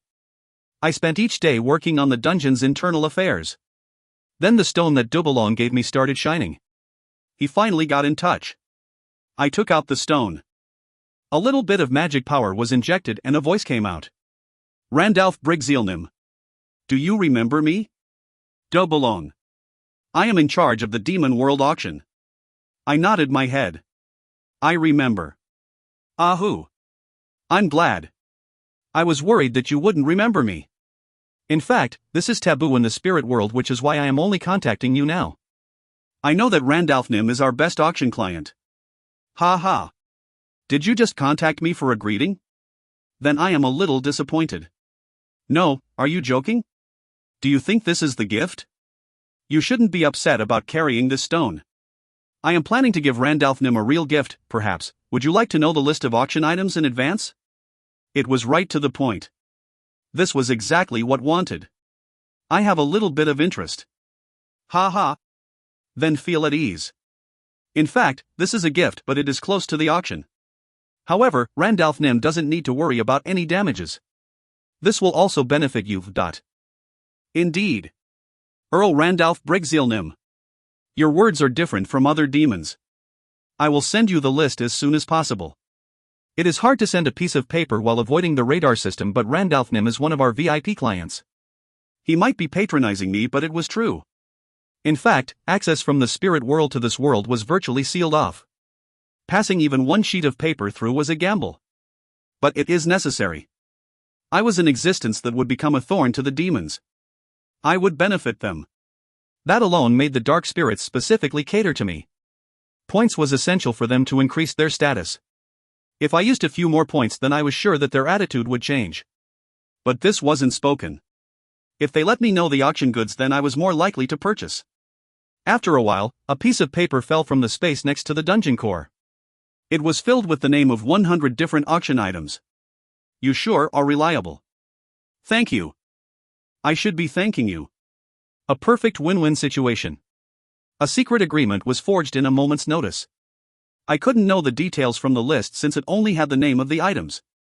But I could figure out how to efficiently distribute my points. There are quite a few things to buy in this auction. I touched my chin while reading down the auction list. Indeed, the second year had better items than the first year.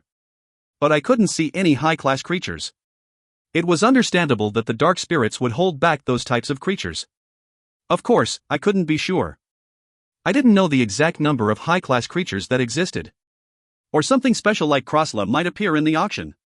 Either way, the amount I can purchase depends on the reward of the achievement quest. I stared at the dungeon through the crystal ball. Most of the female saber tigers had a bulging belly. As of today, it was the 30th day of the quest. It was a situation where 4-5 saber tigers would be born at a time, and I was expecting at least 100. I waited for that time to come closer. Soon, several message windows popped up in the air. Achievement quest breeding species has been completed. The saber tiger matches the dungeon's magic power wavelength by 99%. A total of 166 has been successfully bred. The compensation will be calculated based on the intermediate 3 LV creatures.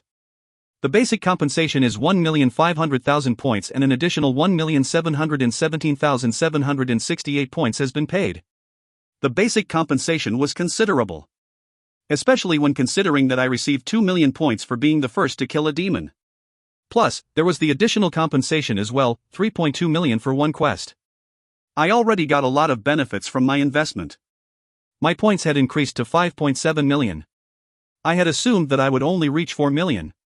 But this wasn't the end. Incredible achievement. The first achievement quest has been completed. The achievement quest has given the concept of a bonus that will occur when the score is more than expected. Depending on the user's actions, it might be possible to acquire more compensation. 800,000 points will be paid.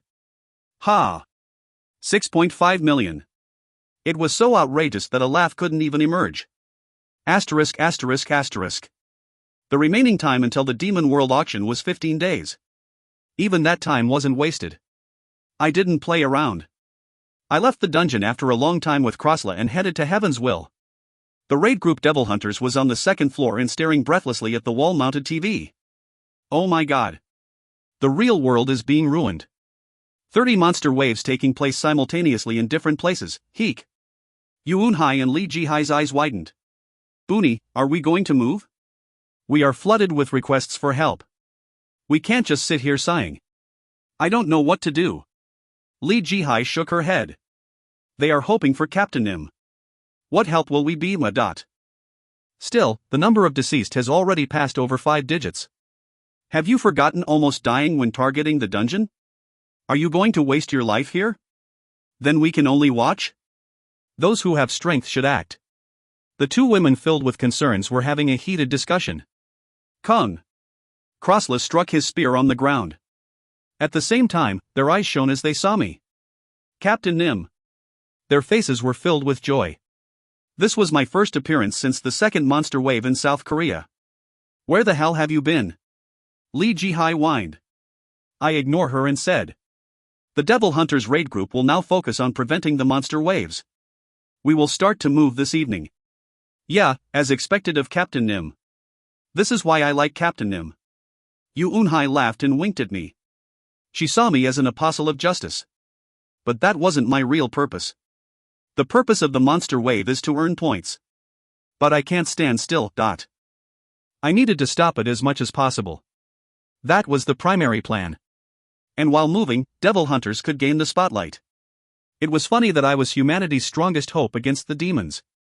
If you find any errors, ads pop-up, ads redirect, broken links, non-standard content, etc., please let us know. Report chapter so we can fix it as soon as possible. Chapter 61 to 63, 15-Day War. Chapter 61 to 63, 15-Day War. Rock Creek Park, Washington, United States. A large number of creatures poured from the entrance of the dungeon that covered 3.65 square kilometers. Hundreds of intermediate 2LV spider-like creatures called arachni and the advanced 3LV arachni queen that governed them. Their size was different from general spiders. One of them was 2 meters while the arachni queen was more than double the size. The arachni moved on their 8 legs and started to surround the soldiers. South Korea had an unprecedented strong monster wave, so the United States had committed a massive force to surround the dungeon. In other words, they were well prepared. Start the attack. The soldiers simultaneously attacked the arachni. Thousands of bullets bounced off the outer shells of the arachni. Although they had faced general lower-grade creatures, the arachni were intermediate grade. The solid outer shell easily stopped the bullets. Quararung. The ground shook as a claymore mine buried in the ground burst. But unlike the bullets, it was effective. Keek. A surprise blast. A few of the arachni lost their legs and torso. This was followed by snipers firing at the eyes of the arachni. On top of that, there was an outpouring of attacks from the tanks. It became a scene of carnage. It was expected since they had inferior strength to the creatures. The queen moved through the battlefield and woke up all their senses. The queen soon scattered an intangible, odorless hormone around her. The arachni responded to their queen through their sense organs and soon moved to specific positions. This allowed the giant spiders to march while avoiding the mines. They were followed by a pile of light, silver-colored thread. Quahawk. F flesh. My flesh. The threads melted down anything that it touched. The strong acids of the spider webs melted the human bodies and even the armored tanks. The arachni moved rapidly at 80 kilometers per hour and rapidly covered the humans. The strong jaws then bit off the heads or limbs of the humans. The legs were also a formidable weapon. The soft bodies of the humans were slashed by legs that were as sharp as a knife. Fire support request, Alpha Charlie 221 Bravo Delta 445. We are engaged with at least 200 creatures. Requesting close air support. Soon after the radio request, several hundred jet flights flew over. The time it took the jet fighters to reach the dungeon was 3 minutes. Tongue. Tongue. Do. The fighters flew low and commenced machine gun fire. The bullets that could even pierce the thickest iron alloy directly hit the arachni. Dozens of arachni responded quickly by aiming their web, but it didn't reach. The queen with 8 legs looked at the sky filled with jet fighters with her 8 eyes. Keek. Kee-ik. A command was released with her hormones and the arachni legs started looking like a spring. Then they jumped up in the blink of an eye. A formidable jumping power that allowed them to reach 100 times their body length. Quaching. The arachni sat on top of the fighters and teased it with their sharp, front legs. The lives of the pilots were instantly claimed the moment the window was gone. Asterisk. London, United Kingdom. It was late evening and people were sleeping. No one noticed when the monster wave began. Rattle. Rattle. The advanced 3LV creatures called shadow sinners moved with the chains on the leg sweeping the ground. Kuo. Hundreds of creatures were moving in the moonlight. Asterisk. Bern, Switzerland. Hundreds of beasts were gathered in the center of the city. Pant. With a wolf's legs and the body of a lion, the intermediate 3LV creature chimera. Over 300 chimeras were located in the burning city. The chimeras seemed to be having dinner by eating the corpses. Asterisk. Greece, Athens, Copenhagen, Denmark, Peru, Lima, Abu Dhabi, United Arab Emirates, Turkey, Ankara. Monster waves started all over the world and it was called a disaster. The creatures brutally trampled on the humans and their dignity. The strength and damage of the monster wave varied from country to country. The powerful army and firepower were helpless, but the awakened were on the rise. Facing this disaster, the people prayed for heroes. The awakened started to move in accordance with that hope. Asterisk. The second monster wave in South Korea had been evaluated as the most powerful. As a result, people often brought up the name Devil Hunters.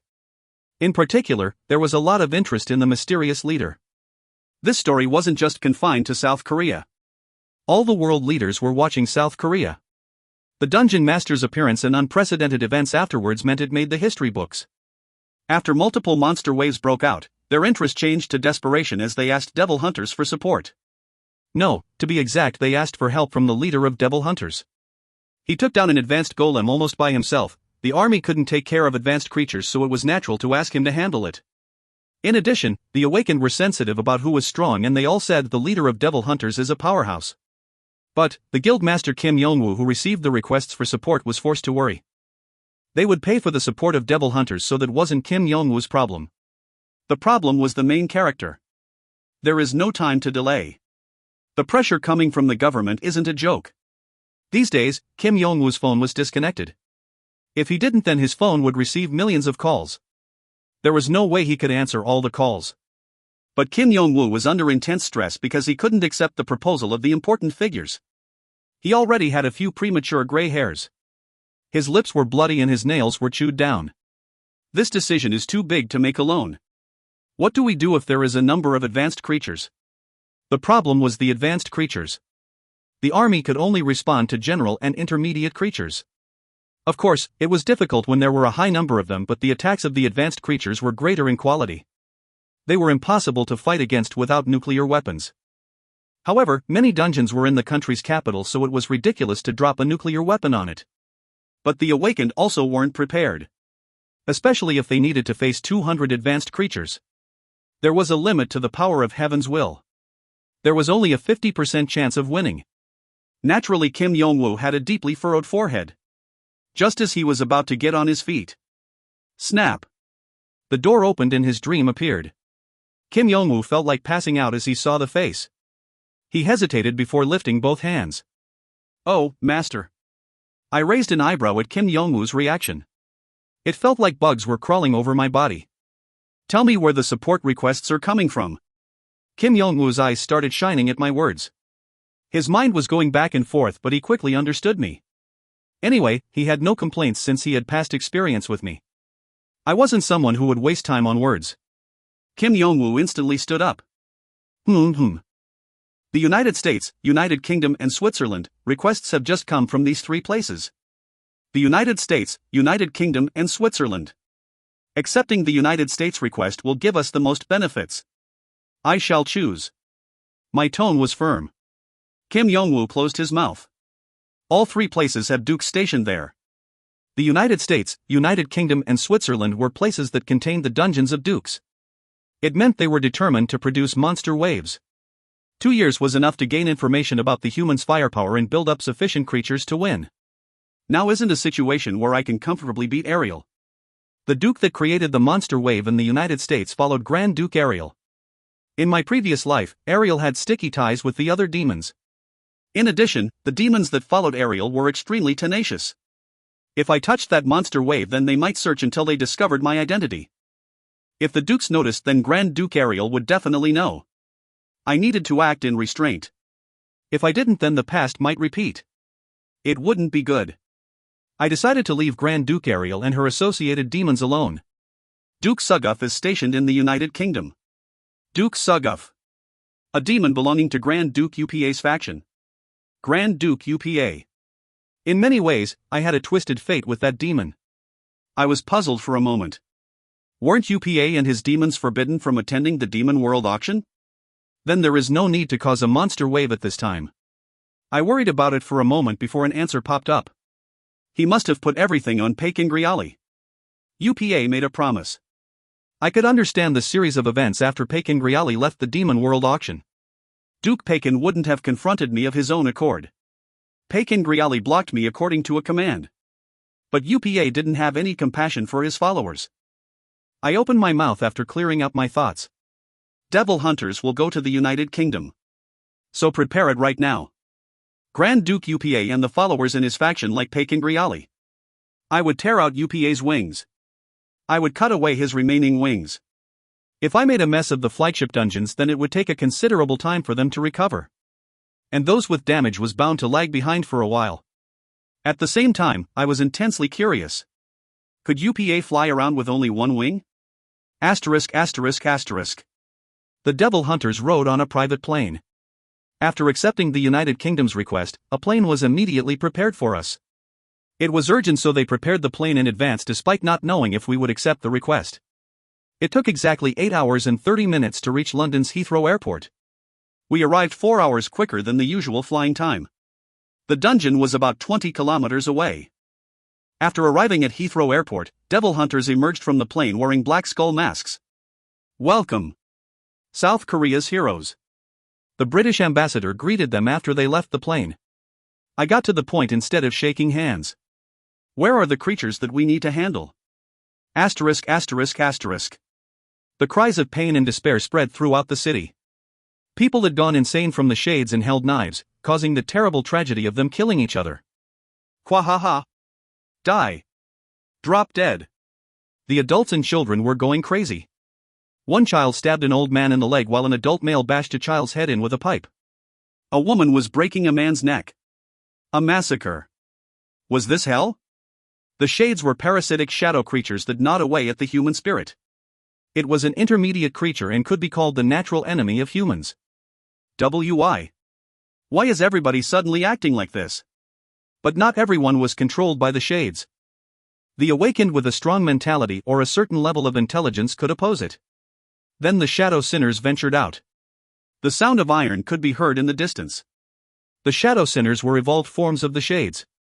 But the shadow sinners could deal a strong physical blow to the ones who shook off the mind control. The iron sphere they swung would destroy everything they touched. A greatly confused man was looking around the streets. The shadow sinners could aim accurately despite being hundreds of meters away. The iron spheres connected to iron chains were thrown, and Kung. The man was crushed into an unrecognizable shape. Kwang. Kwa Kwang. This seemed to be the starting point as dozens of jet fighters appeared in the sky with missiles. However, the shadow sinners technically only had half a body. Attacks without magic power wouldn't work. Wiririk. The shadow sinners had another big feature. They could see what would happen in the next 1 second with a very high probability. They abused this move to swing their iron spheres at the jet fighters. The advanced shadow sinners weren't threatened at all by the fighter jets. Their perception was far from common. These monsters. It was the last flurry of the fighter pilots. The fight looked violent at first glance. The shadow sinners could see for 1 second with high probability, but there was no guarantee the iron spheres would hit. And the distance of the iron chains was only 500 meters. The shadow sinners couldn't respond easily to attacks outside that range. A few fighter pilots determined the distance. But it was difficult to escape outside the range. The shadow sinners and shades were the best combination to deal with the firepower of humans. The shades would affect the pilots trying to escape the range of the shadow sinners. After their madness mind control was used, the infected pilots started to attack their allies. It quickly turned into an air battle. The flow couldn't be reversed once it changed. The chaotic pilots flying in the sky were smashed by the iron spheres. Their numbers declined sharply over time. In the end, the fighter pilots just became food. The ground troops were committed but were caught by the shades. Ah, God willing. Those who had their spirit broken fell to their knees and prayed for God. They closed their eyes and hoped it was a dream. However, it didn't take them long to realize that the creatures were the reality. Intense pain was used to bring the humans back to reality. Everyone cried out as they were forced back to reality. Then a group wearing black skull masks appeared. A place blooming with madness, anger, and despair. I admired the sight. Duke Suga from UPA's faction knew the exact weaknesses of humans. He had the idea to use the shades. The shades were definitely efficient among normal humans. Intermediate creatures were expensive to breed, but Suguf considered it a luxury purchase. Shadow sinners. The advanced creatures were even sent out to handle the awakened. Expensive advanced 3LV creatures that cost 150,000 points. I could tell by this configuration that he used more than 500,000 points for the monster wave. He purchased it while thinking of gaining points from the awakened in the long term. This type of firepower against normal humans could also be a type of investment. The shades and shadow sinners could be used to pull points from this place for a few more years. But if Suguf's plan collapsed in the beginning, then the damage would be enormous. In that sense, Suguf had no luck. The shades are parasitic shadows. They will cause confusion to people with less than 30 intelligence. People with less than that should maintain a distance. What about the ones throwing iron spheres? I shook my head. I will take care of them. Will you be okay? The two types of creatures seemed powerful. The higher-ranked creatures would be unpredictable. Shouldn't we trust in Captain Nim?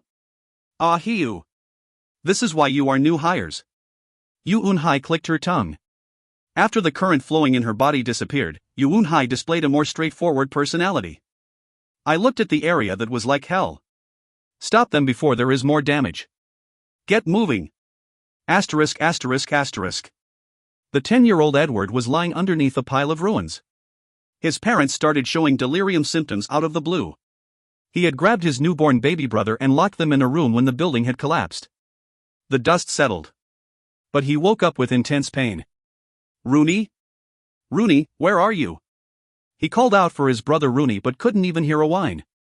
Edward's lips were cracked as he tried to move his body. However, he couldn't move. His legs. They didn't hurt. He was still terrified. A crushing fear. Edward moved his head and tried to find the whereabouts of his brother Rooney. "Please. Rooney, are you hiding because you are afraid of mother and father? They are originally good people. It is just difficult because they have to work hard. So please." Edward had raised Rooney. His parents were always busy, so Edward gave him formula, changed the diapers and comforted him when he cried. In addition, there were times when Edward stayed home alone with Rooney. Someone else might feel annoyed at taking care of a child, but Edward didn't. Rooney felt like a reward. Then he discovered small hands among a pile of shattered buildings. Oh, Rooney. But he couldn't move his body.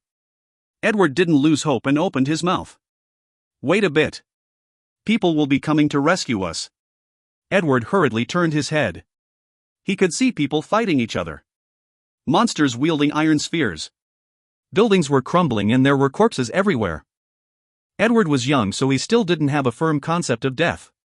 He thought they were just ill and lying down. Everybody is insane. But he could tell that people were in an abnormal state. A uniformed soldier entered the vicinity.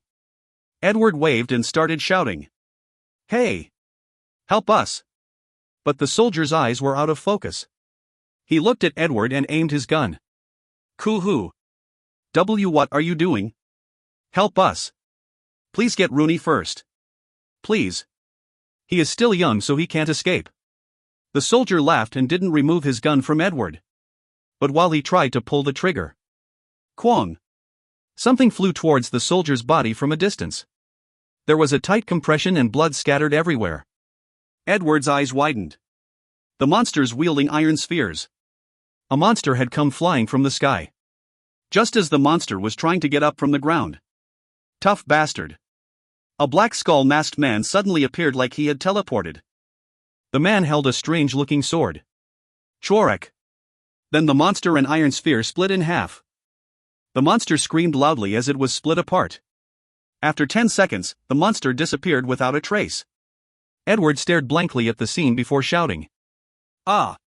Ajushi, please help me. No, please help my brother. His name is Rooney. He is young and can't escape." The man stared at Edward and said, "Don't you feel the pain?" "Ha? Ah. A doctor told me that I don't feel any pain. But that isn't important right now. My brother Rooney. Your brother is dead." "Ha?" Edward knew the meaning of the word death. However, he didn't have a distinct impression of death. The man understood and brutally explained it to him. "It means he won't be able to move. Forever. I had handled 2 shadow sinners in approximately 30 minutes. Of course, if I used my power, then 10 minutes would be enough. My total stats added up to 410. The shadow sinners only had 340 stats and wouldn't even be able to catch my ankle. However, I was pretending to be an awakened, so there were some constraints. I handled 2 shadow sinners and saw the young boy.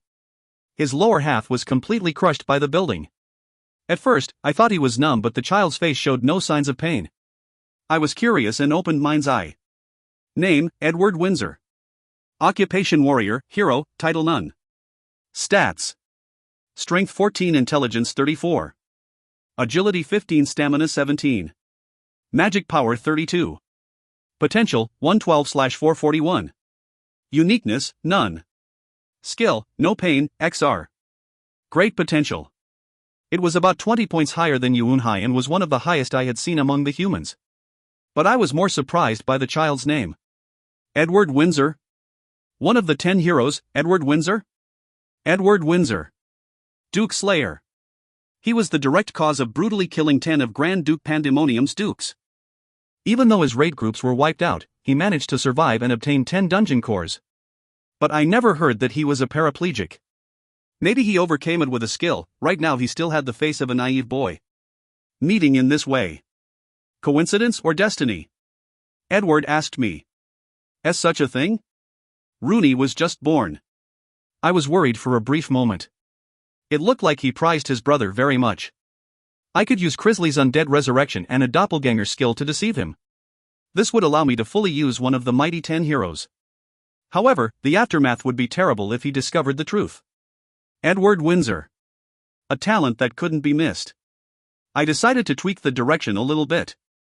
Death can come to anyone regardless of age. However, your brother is dead because of the creatures. Those guys making people go crazy are the ones who killed your brother. Ah. Tears gathered in Edward's eyes. So now Rooney won't move? Yes. Forever. Forever. Ah. Edward screamed as tears fell down his cheeks. Just then, rain fell from the sky like a fairy tale. The dark clouds seemed to represent Edward's feelings. He was crying alone. And as Edward's cries died down, I opened my mouth. Do you want revenge? Fight against the monsters that killed your brother and parents. If so, nod your head. I will give you power. Power. A power that can kill the monsters. Power for revenge. Do you want it? Monsters, I want to kill. Edward nodded. Then he slumped down. He was stunned. I looked at him and laughed. Welcome to the Devil Hunters. Edward Windsor. There really was a chain of fate. Edward didn't know. The monsters that killed his brother and family. I stood in the midst of those monsters. And I was the exceptional one. Asterisk. Edward's lower half was completely crushed. It wasn't at a level that modern medicine could control. A common potion also wouldn't work. My team was puzzled as I brought Edward. A new member. I said curtly. They knew not to question me. I ignored them and brought Edward to the plane. The British ambassador expressed his thanks again, but I ignored it. In the end, we blocked the monster wave in the United Kingdom. Now was the next turn. My plan was to interfere with the demons getting points as much as possible. Edward didn't wake up. He was a young child suffering from a strong shock. Thanks to his 34 intelligence, he was immune from the Shade's mind control.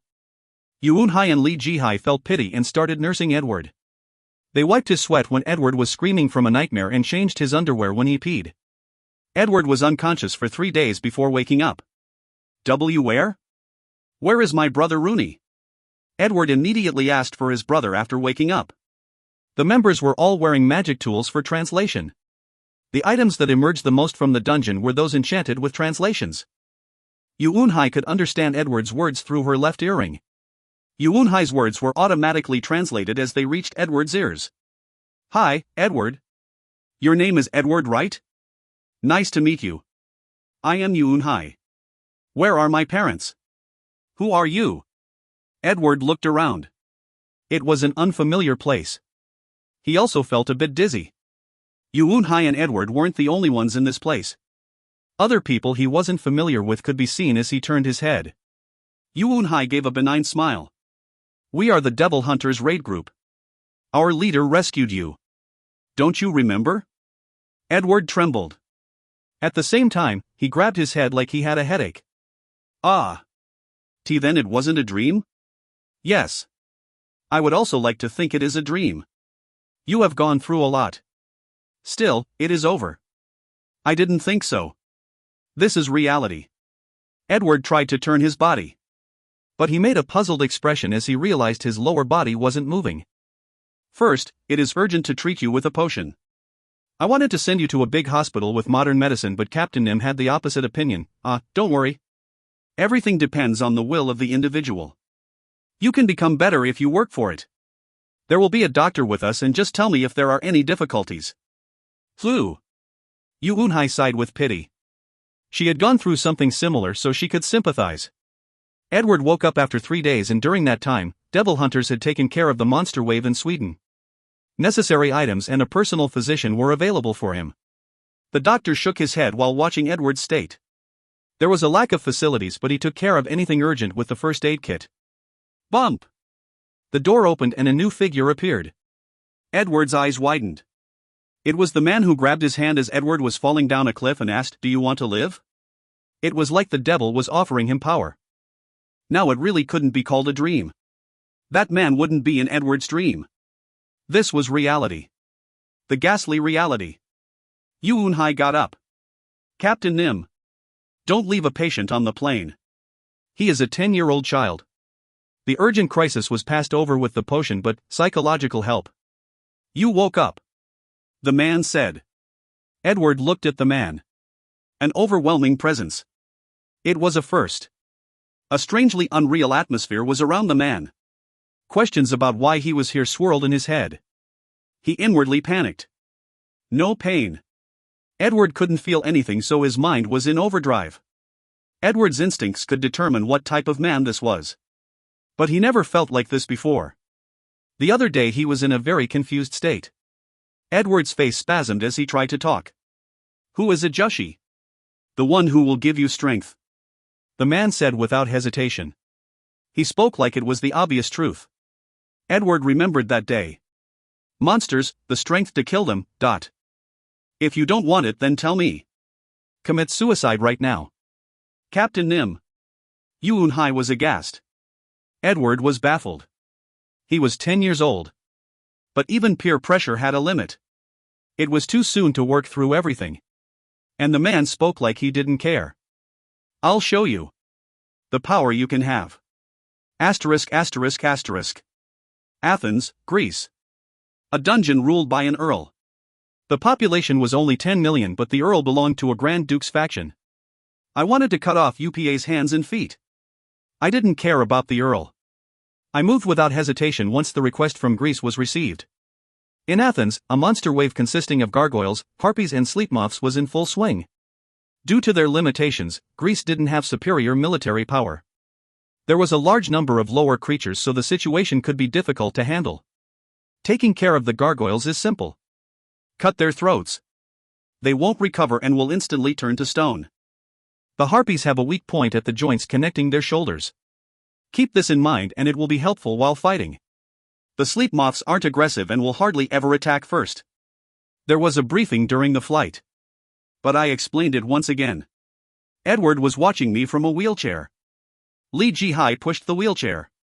Yu Unhai needed to raise her stats and gain some experience. I looked at the faces of the team members and said, "Sweep them all up. Go!" The crew cried out simultaneously. They started to move in predetermined teams of 2. I worked alone. Even if someone followed me, I still had the habit of working alone. Rather, Krasla had such a role. Krasla was fulfilling that role for Yu Unhai. Krasla could properly support Yu Unhai while she was growing. I took out Wrath. Then I walked slowly towards the approaching creatures. Edward was watching from behind with confusion. The man's movements. As the battle went on, the bodies of the creatures were scattered around him. Sometimes a wonderful image could be seen. The man swept up hundreds of creatures in 10 minutes. Edward only stared at the man. Can I get that strength? Edward couldn't believe that a man could move like that. It was happening right in front of his eyes, but he couldn't believe it. The awakened. People who had recently emerged. Their numbers grew steadily and news was always heard about them. Due to the influence of his parents, Edward used to watch the news every evening. People gained power all of a sudden, so wouldn't that cause plenty of violent crimes? Dozens of actions against the police or robbing a bank. In the United States, there was the impression that the awakened weren't helpful. Plenty of awakened were shot or arrested. Humans were social animals and it was no different for the awakened. Those with power were forced to live with ordinary humans, so there were bound to be limitations. In fact, Edward had seen some awakened. They were quite strong. Bending steel or running 100 meters in a few seconds. But they were nothing in front of this man's overwhelming strength. He was unmatched among those gathered here. An existence that could stand alone. The man didn't seem to have any limitations. No. My legs are broken. I can't move like that. Edward felt his chest become tight. He was still unsure about the man's question. Certainly, the man's movements were amazing. However, he was skeptical about whether he could obtain that power. Edward was surprisingly cool-headed in this regard. This was reality. Edward had seen unrealistic elements like the creatures, but he failed to realize he could break his limits. Ah! The man silently headed to Edward. Edward didn't say a word. He headed to 5 more countries with Edward. He always watched that man fighting while in a wheelchair. It was like eyes were painted in the back of the head. The enemies who killed his brother. The ones who caused the changes to his parents. He had a fierce hatred for the creatures. He felt miserable as he could only watch. The man didn't say anything to Edward. He just demonstrated. But Edward's walls were gradually collapsing. The man was an immovable force. It might be unrealistic, but it felt like he could make the impossible happen. He wanted to get power like that. After Europe, the Middle East and Saudi Arabia, Edward finally said, "Captain Nim. Give me strength. The strength to defeat the monsters." Rather than the man imposing his choice on him, Edward decided to move himself. Finally, the walls had cracked. The war stopped after 15 days. The method to become stronger was simple. They had to want to become stronger. But this required a strong impetus. The driving force behind Edward was anger. The problem was the courage to break the wall itself. He had to be willing to move his limits. Now he had nodded his head. A good spirit filled with enthusiasm. I left Edward. He craved strength and would work hard. Even if he was a child, Edward Windsor was still one of the future 10 heroes. I was sure he wouldn't disappoint me. Edward Windsor was longing for power. At the same thing, I felt a strange feeling. Unfortunately, Yuun Hai wasn't one of the 10 heroes. She had a similar strength, but that was all. In contrast, Edward Windsor was a name that everyone acknowledged. Such an awakened had entered a demon's hands. This feeling was close to bliss. The feeling of getting my hand on an expensive toy. I would assemble the toy to fit my taste buds. The legs wouldn't be a problem. An elixir was enough to fix it. One of the 10 heroes in the future. Would he be finished under my hands? I was really looking forward to it. After 30 minutes, you will be transferred to the Demon World Auction. You can be accompanied by one creature. And the Demon World Auction as well. It was just like my expectations. I smirked as I looked at the message floating in the air of the dungeon's top floor. If you find any errors, ads pop up, ads redirect, broken links, non-standard content, etc., please let us know. Report chapter so we can fix it as soon as possible. Chapter 64 to 69, Demon World Auction. Chapter 64 to 69, Demon World Auction. The Demon World Auction was an opportunity. If someone had a discerning eye and luck, then they could obtain something great for fewer points. It was possible to stay a step ahead of other demons. It would be an important key in winning the war later on. And showing off. The spirit world prohibited fighting. But showing off was possible. The creature that accompanied the demon was a measure of their power. This was a measure that could never be ignored. The demons and their capabilities. These were important elements that would indirectly influence the demons. This could be used as a psychological warfare card against the opponent. Fighting wasn't the only fierce battlefield. I wanted to make the opponents move. To deceive them. If I had to use an analogy, it was like countries fighting over territory. For me, I had two high-class creatures. The Griffin and Gigantes. I decided that Gigantes would accompany me. The Griffin had already debuted in the world, but Gigantes hadn't been released yet. Bringing Gigantes would be more intimidating than bringing the Griffin. I could properly appeal to the demons. I select that guy. I could also hide it. But there was no point in hiding. I owned approximately 7 million points. No one would have a larger amount of points. They would be used in the Demon World Auction. Then wouldn't the demons wonder about why I brought a normal creature? The psychology of the demons was simple. The strong monopolized everything. The weak would be plundered. Naturally, they would think of me as prey. I was a neutral demon and only an earl. I needed to show off a great form after appearing. The Grand Dukes would work to try and find me. So I was speaking to them by bringing Gigantes. Come at me? I'll easily take care of you. The idea of letting them find out. In addition, the purpose was to stir the awareness of the demons. A neutral demon who was a powerful sword. If I had abundant wealth and a high-class creature, then the four factions would fall into chaos. I could heavily tilt the balance of the scales in my favor. It is in the mind. I shrugged. Etc. I was laying the foundation of a complex, psychological warfare. I was feeling a little smug. It wasn't shown properly in the first Demon World Auction. I couldn't drive the existence of Randalph Brigzeal into the Grand Dukes. But this year it would happen. A fun time. The room shook. Soon I disappeared from the dungeon with Gigantes. I opened my eyes. A spacious room. The dark spirit in the form of a gnome was standing in front of me. Ki-hee-hee. Randalph Brigzeelnim. It has been a while. Nice to see you. A reunion that happened after exactly 1 year. The dark spirit turned its head and looked at the presence behind me. By the way, that creature behind you? I feel a great presence. Almost like an advanced or higher. There were many types of creatures. The dark spirits couldn't identify all of them. A 4 meters tall giant wearing black armor. But his magic power was extraordinary for a simple giant. I replied lightly. Your thoughts are correct. The eyes of the dark spirit started to shine. High-class creature. It is really amazing. Even if you are a dungeon master, we have been looking for high-class creatures for 5 years, but... I interrupted its words. Aren't there high-class creatures in the auction? Dubalong passed me the list of auction items, but there were creatures on there that I didn't know. I had some expectations of the dark spirits. A high-class creature can easily be sold for the finest price. Obtaining it would require tremendous personal sacrifices. The amount of points the demons currently hold can't match up to those sacrifices. The average points require at least 100 demons to buy it. It meant they had caught some but wouldn't sell them now. It made a lot of sense. It had only been 2 years. A lot of the demons didn't have many points. What is the average points of the demons participating in the auction?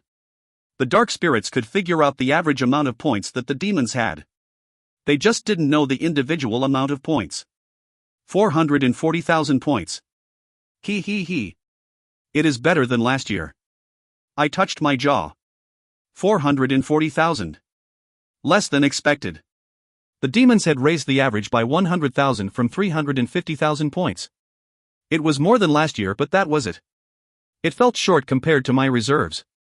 There are many uses for points. Observation skills take a significant amount of points to learn. I was at a level that they couldn't understand. If I hadn't completed all the achievements, then my points would be dramatically lower. It was 2-3 times more than last year's amount, so it wasn't a significant difference. However, gaining the achievements caused my points to soar by 4.5 times. Randalph Nim. If you don't mind, how did you catch the high-class creatures? Of course, we will pay an appropriate price. If you impart your knowledge, then I can talk with the Dark Spirit King and arrange an appropriate deal. The dark spirits told me anxiously.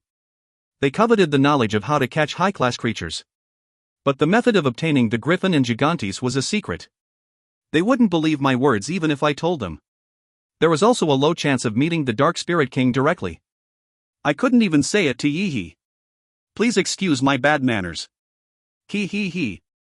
I understand. Follow me. I will be happy to guide you. It gave up quickly. It was somewhat disappointed, but it was natural considering my relationship with the dark spirits. We needed to be nice to each other. The dark spirits turned around and started to guide me. Gigantes silently followed behind me. The many dark spirits that I passed looked at Gigantes with surprise. The spirits were very sensitive to magic power and could sense something strong from Gigantes' scent. At the same time, the dark spirits confirmed the demon that was with the high-class creature. They looked at me with admiration.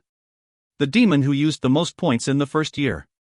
To the spirits, I was a big spender. He. You are popular, Gesnim. There are quite a lot of dark spirits. Last year was the first auction. They have become used to it, so more of them are coming to visit. Kihihi, do you like the appearance of the spirits? The low-grade ones are used as workers, but those who are paid a small amount of points will bring you pleasure. The dark spirits could change their appearance to any corrupted species. Therefore the spirits in the vicinity had a wide variety of face and body types. And spirits weren't the only ones in the spirit world. Fairies and other species. This place could bring someone to the peak of pleasure. There is no need. But I had no time to waste on my libido. While walking along a corridor of a castle, familiar voices could be heard. A dark spirit dares to imitate a succubus? How impudent. Aren't these breasts fake? Ah. I frowned. Groggy's voice could be heard along with a woman's. He was a demon who filled his dungeon with succubi. The dark spirit guiding me laughed slyly. He. You really don't need it? It only requires a small amount of points. I ignored it and walked forward. Soon I discovered Groggy across the hall. Groggy was holding a dark spirit in the form of a succubus. But that act didn't last long. Groggy realized there was someone behind him and turned around. Groggy's smile was erased in an instant as he saw me. Dark Warrior. Standing next to Groggy was a Dark Warrior. Advanced 2 LV creature. They cost 110,000 points to buy and were decent creatures. But this was the Demon World auction. Only one creature could accompany the demons. He wasn't worth worrying about if the Dark Warrior was the best thing he could bring. The fact that Groggy obtained a Dark Warrior is amazing in itself. There are rumors that he only filled his dungeon with succubi. I didn't have much interest in Groggy in my previous life. The only thing I remembered were rumors that he was crazy about succubi. Groggy growled. Randalph Brigzeal. Weren't the demons in Grand Duke UPA's faction banned from participating in the auction? I spoke like it wasn't a big deal. That is none of your fucking business. It seems like Pekin Griali is missing. Groggy's face became flushed. Nonsense. My prediction seemed to be correct. Grand Duke UPA. He was someone I couldn't lower my guard against. If necessary, he needed to be handled before the other Grand Dukes. He was the most annoying among the 4 Grand Dukes. This was the reason I wanted to handle him first. I will know if it is nonsense or not at the auction. You are the failure that doesn't have a faction. Groggy was still resentful about last year. It was understandable. The demon species didn't like being weak. I smiled and asked the Dark Spirit. Do I have to listen calmly to his insults? He. After last year, we have added some rules. Fighting between the creatures that accompany you is allowed, of course, both parties should agree to it. Indeed. This was the right rule when considering the characteristics of the demons. Demons were aggressive and wouldn't just sit still. However, they could tolerate it if it was a fight between creatures. Establishing this rule was quite fast considering it was only the 2nd year. That's what he said. I shrugged. Then Groggy looked behind me to Gigantes. Grr. Fight. Shall win. Gigantes was quite intimidating. He had a primitive look in his eyes that made Groggy appalled. Even I wasn't comfortable in a confrontation with Gigantes. Groggy definitely couldn't deal with him. But I opened mind's eye to make an objective judgment. Name, Groggy Inper. Occupation Demon Marquis, Dungeon Master, Title * Succubus Stallion, XR, Magic Power +5. Stats. Strength 64, Intelligence 64. Agility 67, Stamina 75. Magic Power 74, +5. Potential, 344 +5/500. Uniqueness, none. Skill, Fire Shake, U, Enhanced Stamina, R, Observation, R. Relative comparison. Groggy Inper. Strength 64, Intelligence 63, Agility 67, Stamina 75, Magic 79, Potential, 344 +5/500. Randalph Brigzeal. Strength 89, Intelligence 74, Agility 77, Stamina 82, Magic 93, Potential, 392 +23/500. I wandered around the world for 15 days and increased by strength and agility by 1. Pure abilities ebbed and flowed. My stats steadily climbed. This was in contrast to Groggy. Frankly, the difference between the two of them wasn't even worth mentioning. Groggy was accompanied by a Dark Warrior. It wasn't at a level to face Gigantes. Quaduke. I can deal with you at any time. I am willing to spill your blood on the ground at any time, Groggy. I interrupted Groggy's words. I then walked up to him, leaving no room. Groggy shivered with humiliation. But he didn't dare open his mouth. The result of the showdown between the two creatures was already determined from the start. The Dark Warrior was no match. It was better to make a decision calmly. Continue barking. Right now you are too weak. What greater insult was there for a demon? Groggy's trembling intensified. I laughed and said, let's get going. He. I will take care of it. Guest Nim. ******. The items could be previewed before the auction. There was a counter. And unlike the first year, numerous demons were gathered. The reason was simple. Purchasing the goods required a strategy. Preparation on how to use the points to their maximum efficiency was required. It was also a place to check the balance of the other factions. So the large counter was very quiet. There was a lot of pressure.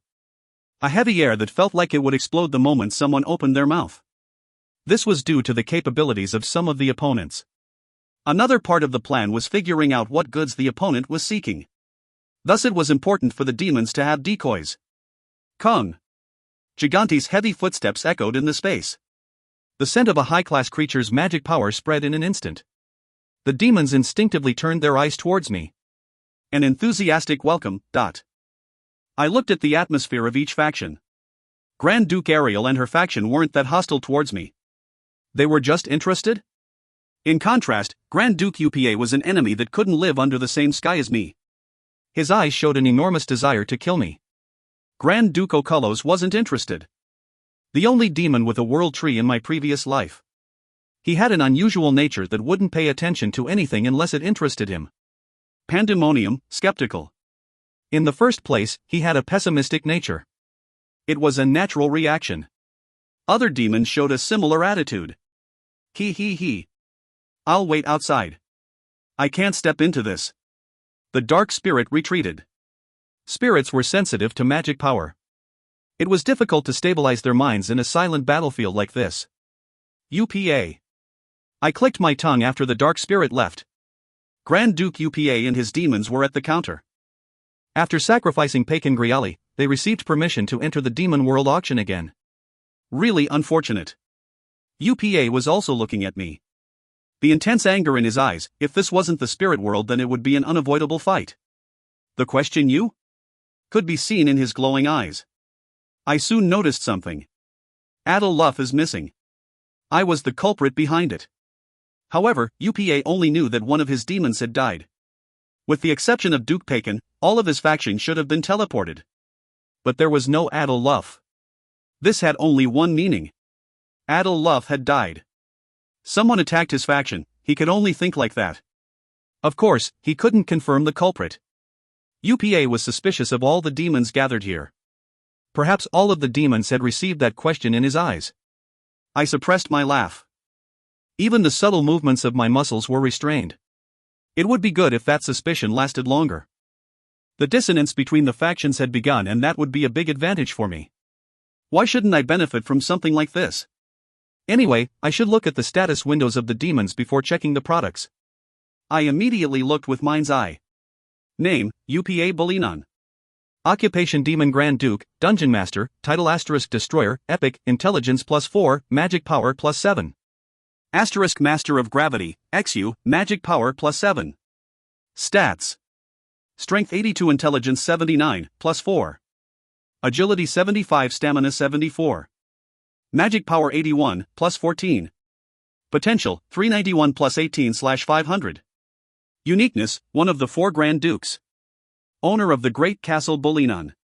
Skill, Black Hole, Epic, Gravity Field, Epic, Observation, R. Relative comparison. UPA Bolinon. Strength 82, Intelligence 83, Agility 75, Stamina 74, Magic 95, Potential, 391 +18/500. Randalph Brigzeal. Strength 89, Intelligence 74, Agility 77, Stamina 82, Magic 93, Potential, 392 +23/500. I squeezed my fist. The stats and skills were quite significant. Of course, I was still slightly ahead. A smile naturally formed in UPA frown as he saw it. I didn't walk the wrong path. I examined the other Grand Dukes. Their status windows weren't much different from UPA. The stats converged between 400-415 and they had 2 epic great skills. If we ended up fighting, I might be marginally ahead.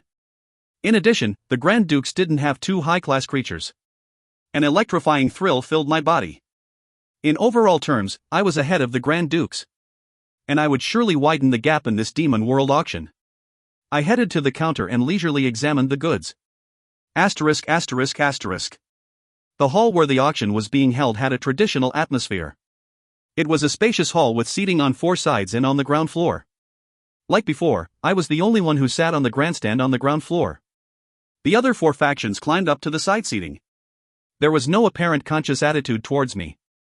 They don't know my point reserves. Approximately 7 million. This was equal or higher than the total points of one faction. In other words, I alone was equal to a faction. But the other demons and even the dark spirits didn't know how many points I have. If they knew this, then their attitudes would be different. There was no profit in me announcing it. Anyway, they would naturally find out as the auction proceeded. Soon a man in clown makeup appeared from backstage. Thank you for waiting.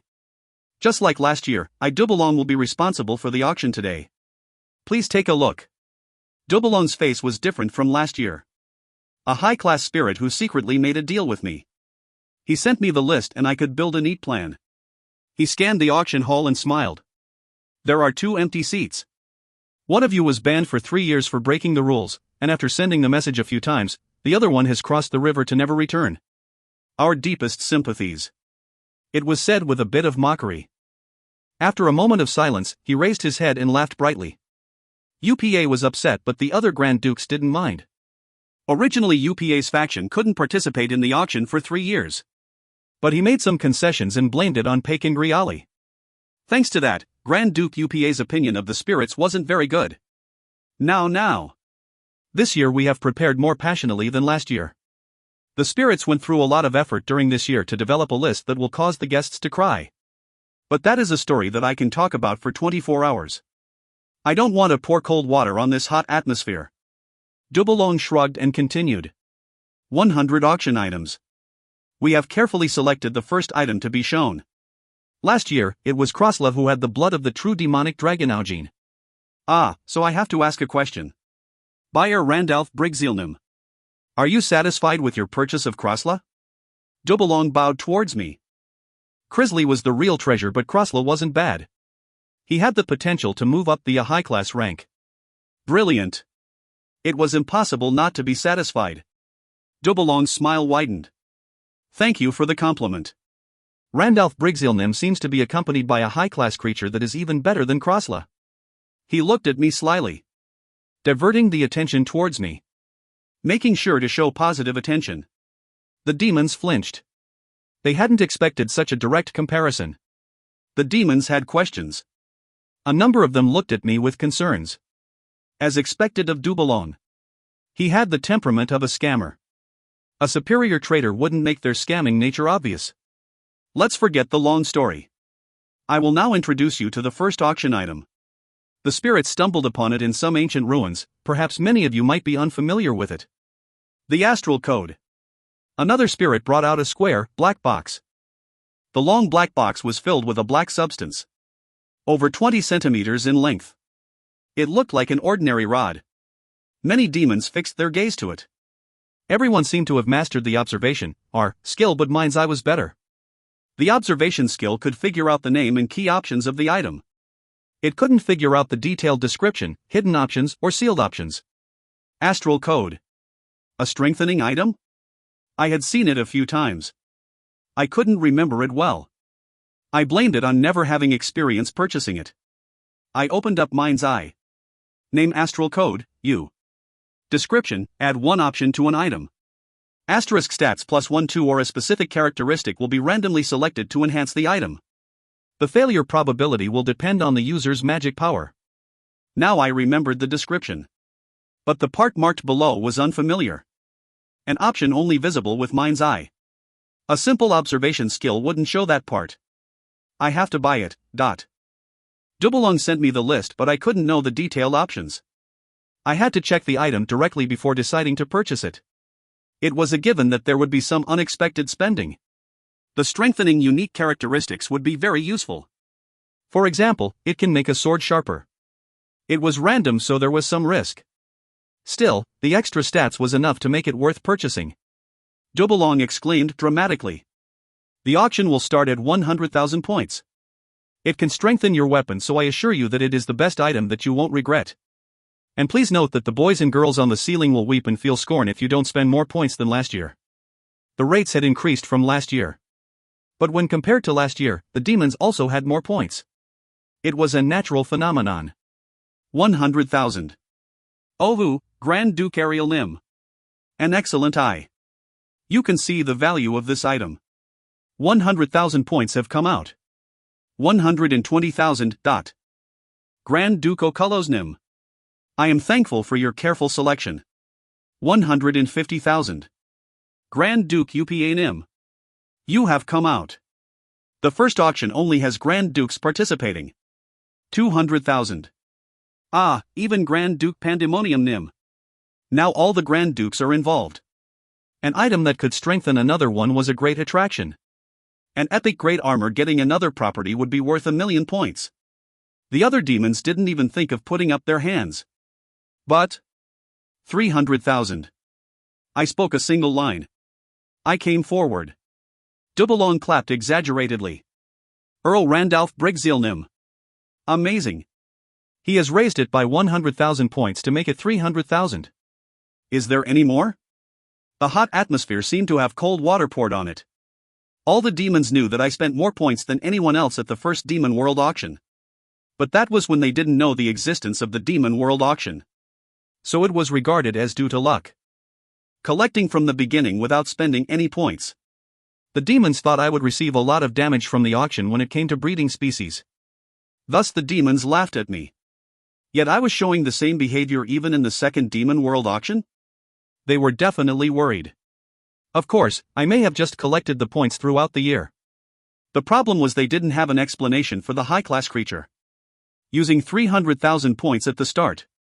They hadn't thought I would come forward so generously. This was merely the first auction item. The heads of the demons started to become busy. And they all came to one conclusion. Showing off.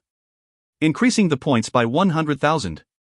It was in order to make a rival consume 300,000 in the beginning. The astral code was great, but it wasn't at a level where they would risk it. Congratulations! Astral code has been sold to Randalph Nim. It will be sent to your dungeon shortly after the auction ends. Doubalong ended it. The spirits moved the box filled with the astral code. I leisurely looked at the stage. Doubalong laughed and introduced the following item. This is not the end. The second auction item will also catch the attention of the guests. Do you know of the Darhan sword? A sword dyed with the blood of a predator that terrified the demon world years ago. A sword that eats blood. The spirits went through a lot of difficulty to obtain this sword. Tack. It was at that moment. A spacious hall. After a long moment, Doubalong slapped his thighs. It was once again an act in order to attract attention. I casually folded my arms. Soon the dark spirits brought out a huge sword that was a little over 2 meters long. The sword emitted a red light. I remembered this item from the list. There might still be a hidden item, so I opened Mind's Eye. Name, Darhan Sword, U. Description, a sword made of the blood of a Darhan. The user will naturally crave blood. Asterisk depending on the amount of blood absorbed, strength will increase by 1/5. A user with low intelligence is likely to have their soul sucked into the sword. I nodded at the hidden options in the contents. In my previous life, the demon who bought the sword became a ghost. The user instinctively brandished it to exterminate all living things on the battlefield. I didn't know it, but that demon had one of the lowest intelligence among the demons. His intelligence and magic power was low, so it was natural he would become a ghost. Doubalong showed a triumphant attitude as he cried out. Starting at 150,000 points. You will be sorry if you miss this opportunity. Darhan's sword is worth it. 150,000. I spoke first this time. Earl Randalph Nim. Randalph Nim has decided to participate after just obtaining an item. 170,000. Marquis Delit Nim. 170,000 points have come out. 180,000. Earl Randalph Nim. 200,000. Marquis Groggy Nim. A great opener. 250,000. Oh. Even more. Earl Randalph Nim has increased it to 250,000 points. My legs trembled. It was a slight tremor, but the other demons noticed it. 270,000. Marquis Groggy Nim. How fierce. Doubalong wonders who the winner of this fight will be. I took a peek at Grand Duke UPA's camp and saw Groggy giving me a poisonous smile. A provocative action.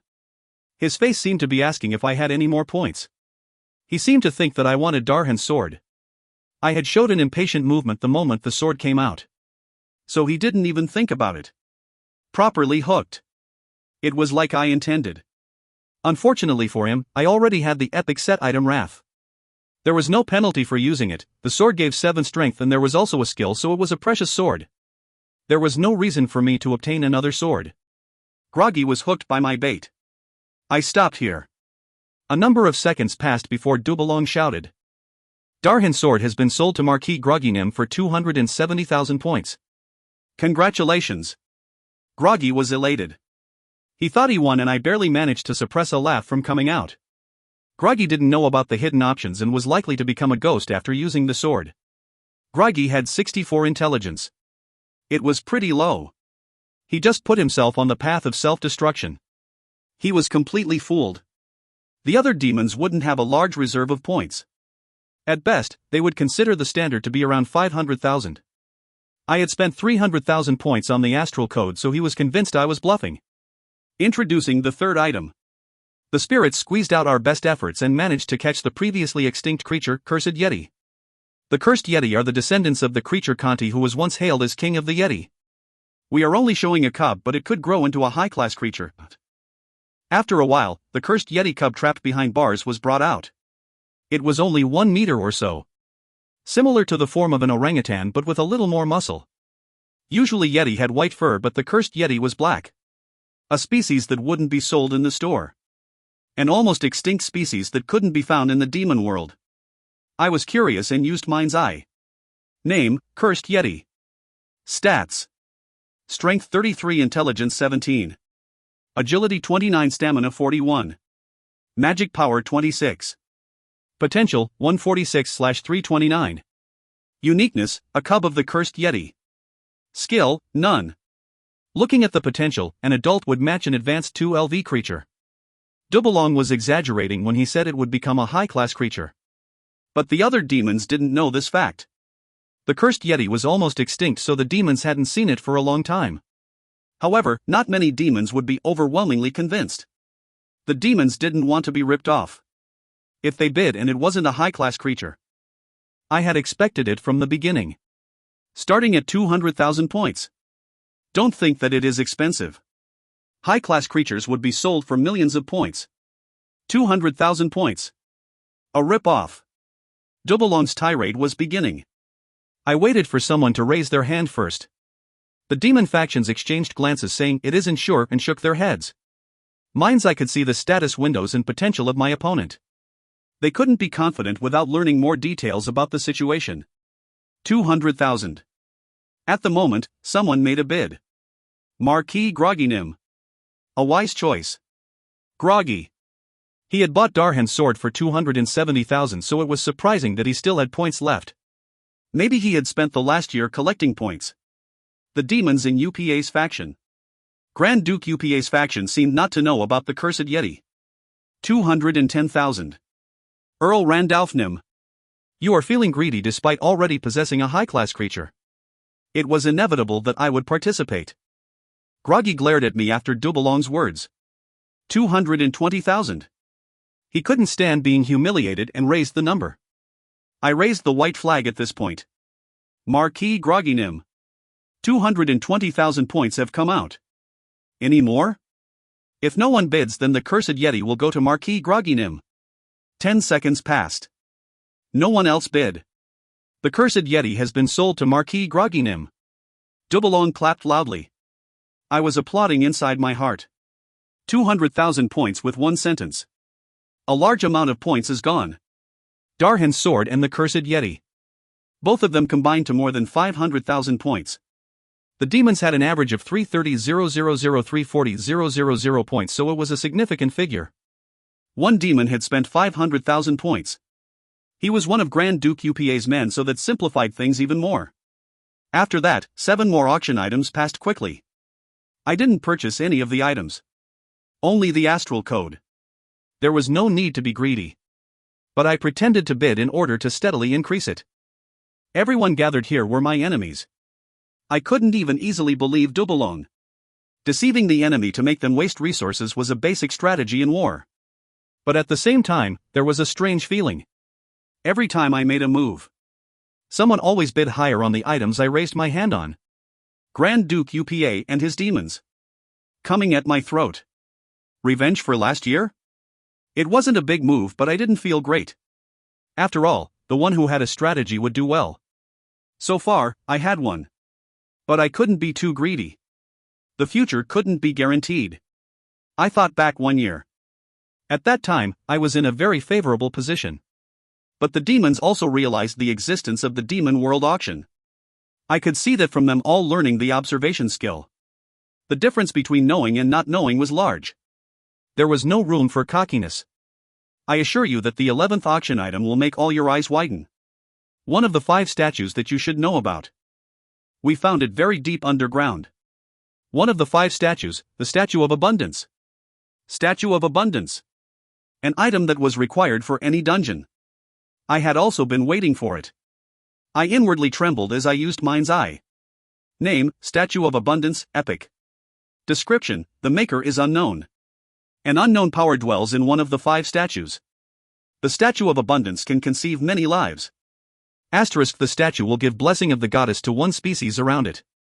The species that receives the blessing will have a significantly higher reproductive rate and increase the manifestation of unique body parts. An item that was compatible with the World Tree. The World Tree's effectiveness on natural species would be influenced by the Statue of Abundance. It was an epic great item, and mind's eye unfortunately couldn't see any deeper hidden options.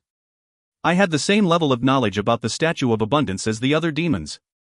But I had an overwhelming 6 million points. In addition, it was a good opportunity to determine the points limitations of the other demons. They could check the Statue of Abundance with the observation skill. Apart from the rating, the blessing of the goddess would bring great benefits to the dungeon. Anyone would feel greedy over the item. There was no need to think. Everyone would hold up their hand to bid. However, the winner will be me. I smiled. It was the start of a full-fledged battle. Doubalon's face was glowing with confidence. The Statue of Abundance was enough to surprise everyone. This was something to feel proud of as the auction progressed.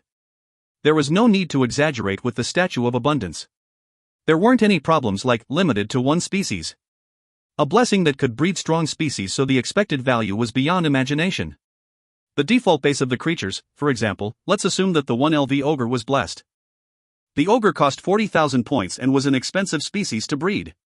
The ogres had an extremely short breeding season, breeding once a year, and only produced 1 offspring at most. In order to breed 30 ogres, a minimum of 1 million points was required. But the blessing didn't just increase the reproduction rate. It also promoted the breeding seasons. The extremely short breeding season didn't make it easy, so solving this problem would be helpful. A lucky mutation like a twin-headed ogre or something similar might appear, and that could save hundreds of thousands of points. There was no demons that didn't know this fact. The eyes of the demons burned as they looked at the Statue of Abundance. This was the 2nd year. If I could get my hands on it, then it really would be a jackpot. I would take a few steps ahead of the other demons. A required item that I needed to defend. The 4 factions. And 1 neutral. The 70 demon were currently having a silent competition. Doubalong spread his arms wide. I'm not going to speak any longer. We will start at 400,000 points. Please choose wisely. The Dark Spirit said that the demons held an average of 440,000 points. Most demons would choose to participate. However, the demons couldn't easily raise their hand. There was no choice. It was 100,000 points above the reserve. They didn't want to spend their points on one item. The 400,000 starting bid was higher than expected, so the atmosphere became rigid. Doubalong was also slightly confused. It is common sense that it is impossible to gather 7 million points in 2 years. I gained this due to my previous experience and the achievement quest. As a result, I saw the benefit of millions of points. Doubalong, the Dark Spirit King, and even the devil wouldn't have expected such a thing when designing this. Who would break first? I watched with interest. 400,000. Grand Duke Ariel Nim. About 30 seconds of static. However, it felt like dozens of minutes had passed to Doubalong. Doubalong relaxed now that someone had bid on it. Relief could be heard when he called out Ariel's name. 450,000. It was easy after the first bid. Grand Duke Oculus Nim. He increased the gap by 50,000. 500,000. Marquis Anastasia Nim. A large amount of points had been kept hidden. 530,000. Duke Dipella Nim. 530,000 points have come out. It is coming quickly. But this is low compared to the value of the goddess of fertility. The rain came all at once. 530,000. In my previous life, Duke Dipella was the owner of Mind's Eye, and those words poured cold water on the atmosphere. It was rare for a demon to have that many points. It could be called a trump card. An item like the Statue of Abundance really brought out the hidden cards of each faction. And there was no guarantee they could obtain the Statue of Abundance. Only someone like me who had an overwhelming number of points didn't care. Is there any more? If there isn't, then the Statue of Abundance will be sold to Duke Dipelanim for 530,000 points. Dubalong said urgently. An epic great item. The efficiency was endless. Dubalong's job was to raise it to the best price possible. It couldn't stop at 530,000. The dark spirits had suffered obtaining the item. The abyss was a place in the demon world that was prohibited. Numerous dark spirits entered and were destroyed while obtaining the Statue of Abundance. The spirits obtained the auction items through this manner. A place nobody could find. A place people couldn't enter. A place that shouldn't be entered. They opened the doors to places sleeping for thousands or tens of thousands of years and brought out items. There were bound to be some sacrifices. A reasonable compensation should be given for the sacrifices. Statue of Abundance. An epic great item that has infinite possibilities for your dungeon, especially with the blessing. 530,000 points. If there are no more bids in the next minute, then it will be transferred to Duke Dipelanim. He was in a rush. Dubalong let out a barrage of words. 550,000. I finally came out. The first barrier. I had already purchased the astral code for 300,000 points, so Dubalong and the other demons were surprised. The boy and girl statues on the ceiling didn't laugh after I bid 550,000 points. The total spent was 850,000 points, that was already the highest reserves. Earl Randalph-Nim. Earl Randalph-Nim has made the top bid. Dubalong shouted breathlessly. The battle had restarted. 600,000. I am feeling breathless, Grand Duke Ariel Nim. She has joined in again. There were few goods that Grand Duke Ariel was obsessed with. It was rare for her to spend points unless it was a particularly good weapon. Her greed would then break out. The side hall where Grand Duke Ariel's faction was located, where I didn't need to turn my head. Ariel was centrally located and staring at me. She had tested me at the first Demon World auction. And I had gained the advantage in that encounter. Then what about now? 600,000 points. She must really want to buy the Statue of Abundance. So she was telling me to stop at this point. Little by little, my existence was being embedded in her eyes. Of course, I couldn't stop here. 610,000. Ariel Diablo. She had two horns similar to a goat. The horns on the forehead that proved she was the descendant of a devil turned red. Earl Randalph-Nim. He is like a sea. You can never tell where he ends. 620,000. Grand Duke Ariel Nim. 630,000. Earl Randalph-Nim. A close match. Quadjik. Ariel caused a crack in the hall. She had an aggressive and straightforward personality. She wasn't greedy, but she wanted to get her hands on everything she desired, like a child. She didn't use dirty methods like UPA but directly took action. She seemed to really want the Statue of Abundance. However, I had no intention of yielding. Ariel Diablo moved her eyes towards her demons. She wanted to check if there were any demons with more than 630,000 points. In other words, her limit was 620,000 points. But the expressions of the demons under her wasn't good. Ariel glared at me before looking away. She turned her head. Is there any more? The bid isn't finalized yet. No more demons wanted to bid. Dubalong seemed to sense this and sighed before clapping. The result was less than expected, but I had successfully defended it. Congratulations! The winning bid for the Statue of Abundance is Earl Randalph-Nim with 630,000 points. Astral Code and the Statue of Abundance. So far I had bought those two things at the auction. The other demons judged that I used all my points and would develop new strategies. They relaxed now that they didn't think I could dominate the auction items. Thanks to the Statue of Abundance, they also found out that Grand Duke Ariel's faction had 620,000 points. Their minds were relieved. But they didn't know. They couldn't know. I still had close to 6 million points remaining. I gave a small smile. Be careless. Forget about my existence. And be surprised. I would soon destroy their common sense. No, I was aiming for it. wreak havoc and make them panic. Soon they would be forced to wave a white flag. This was just the beginning. Now I was starting for real. With the next goods that showed up, I made bids of less than 200,000 points. The demons paid no attention to me.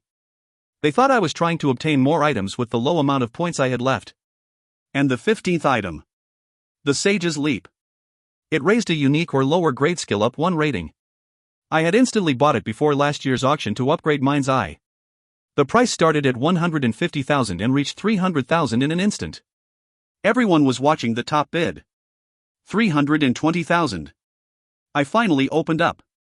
In the end, I successfully bought Sage's Leap for 320,000 and the demons scowled at me. Their eyes were asking if I had any more points. I had already used 1.25 million points and my attitude seemed to confirm that I was still holding points. But they were still acting in accordance with common sense. However, that common sense wouldn't last long. The 18th auction item, don't be surprised. The body of an earth dragon.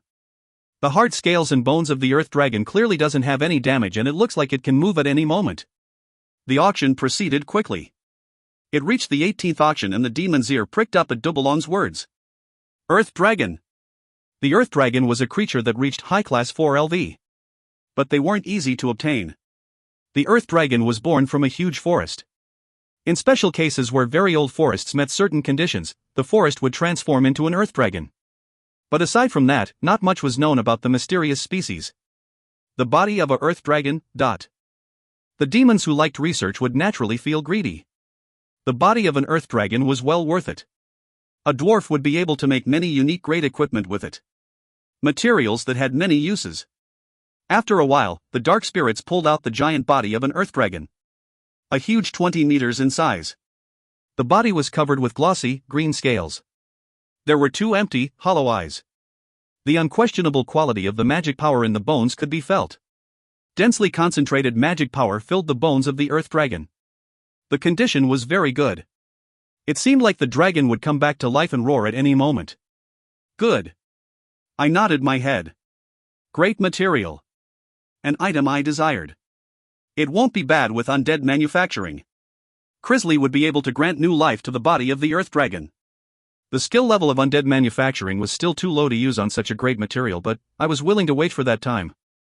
Magic would preserve the corpse until Crisley's undead manufacturing skill reached the required level.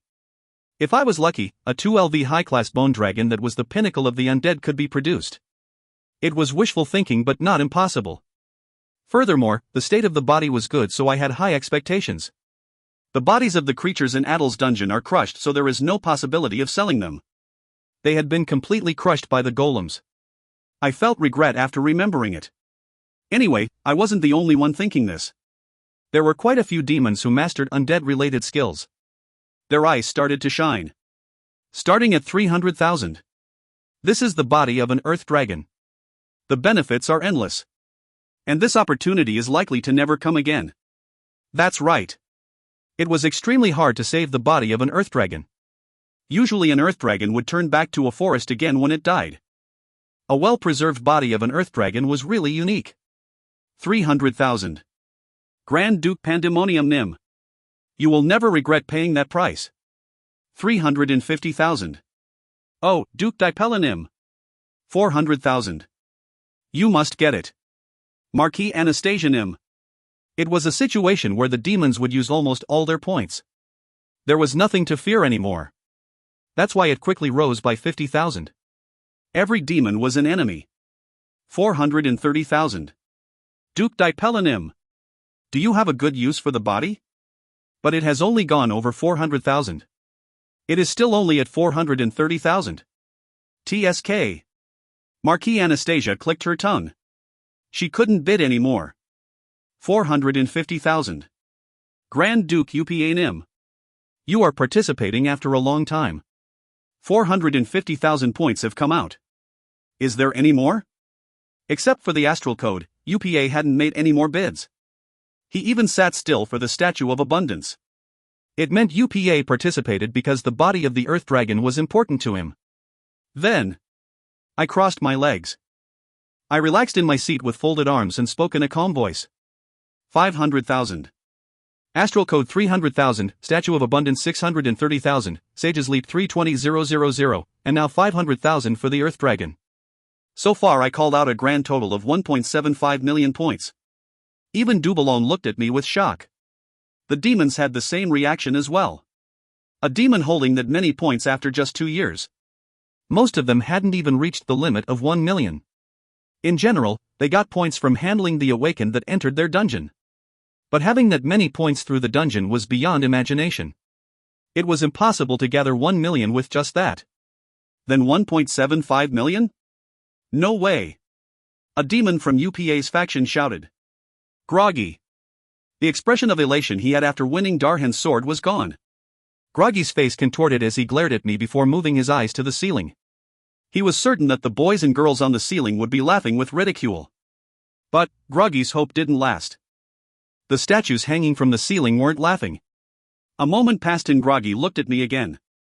Complex subtleties. But I could clearly see outrage in his eyes.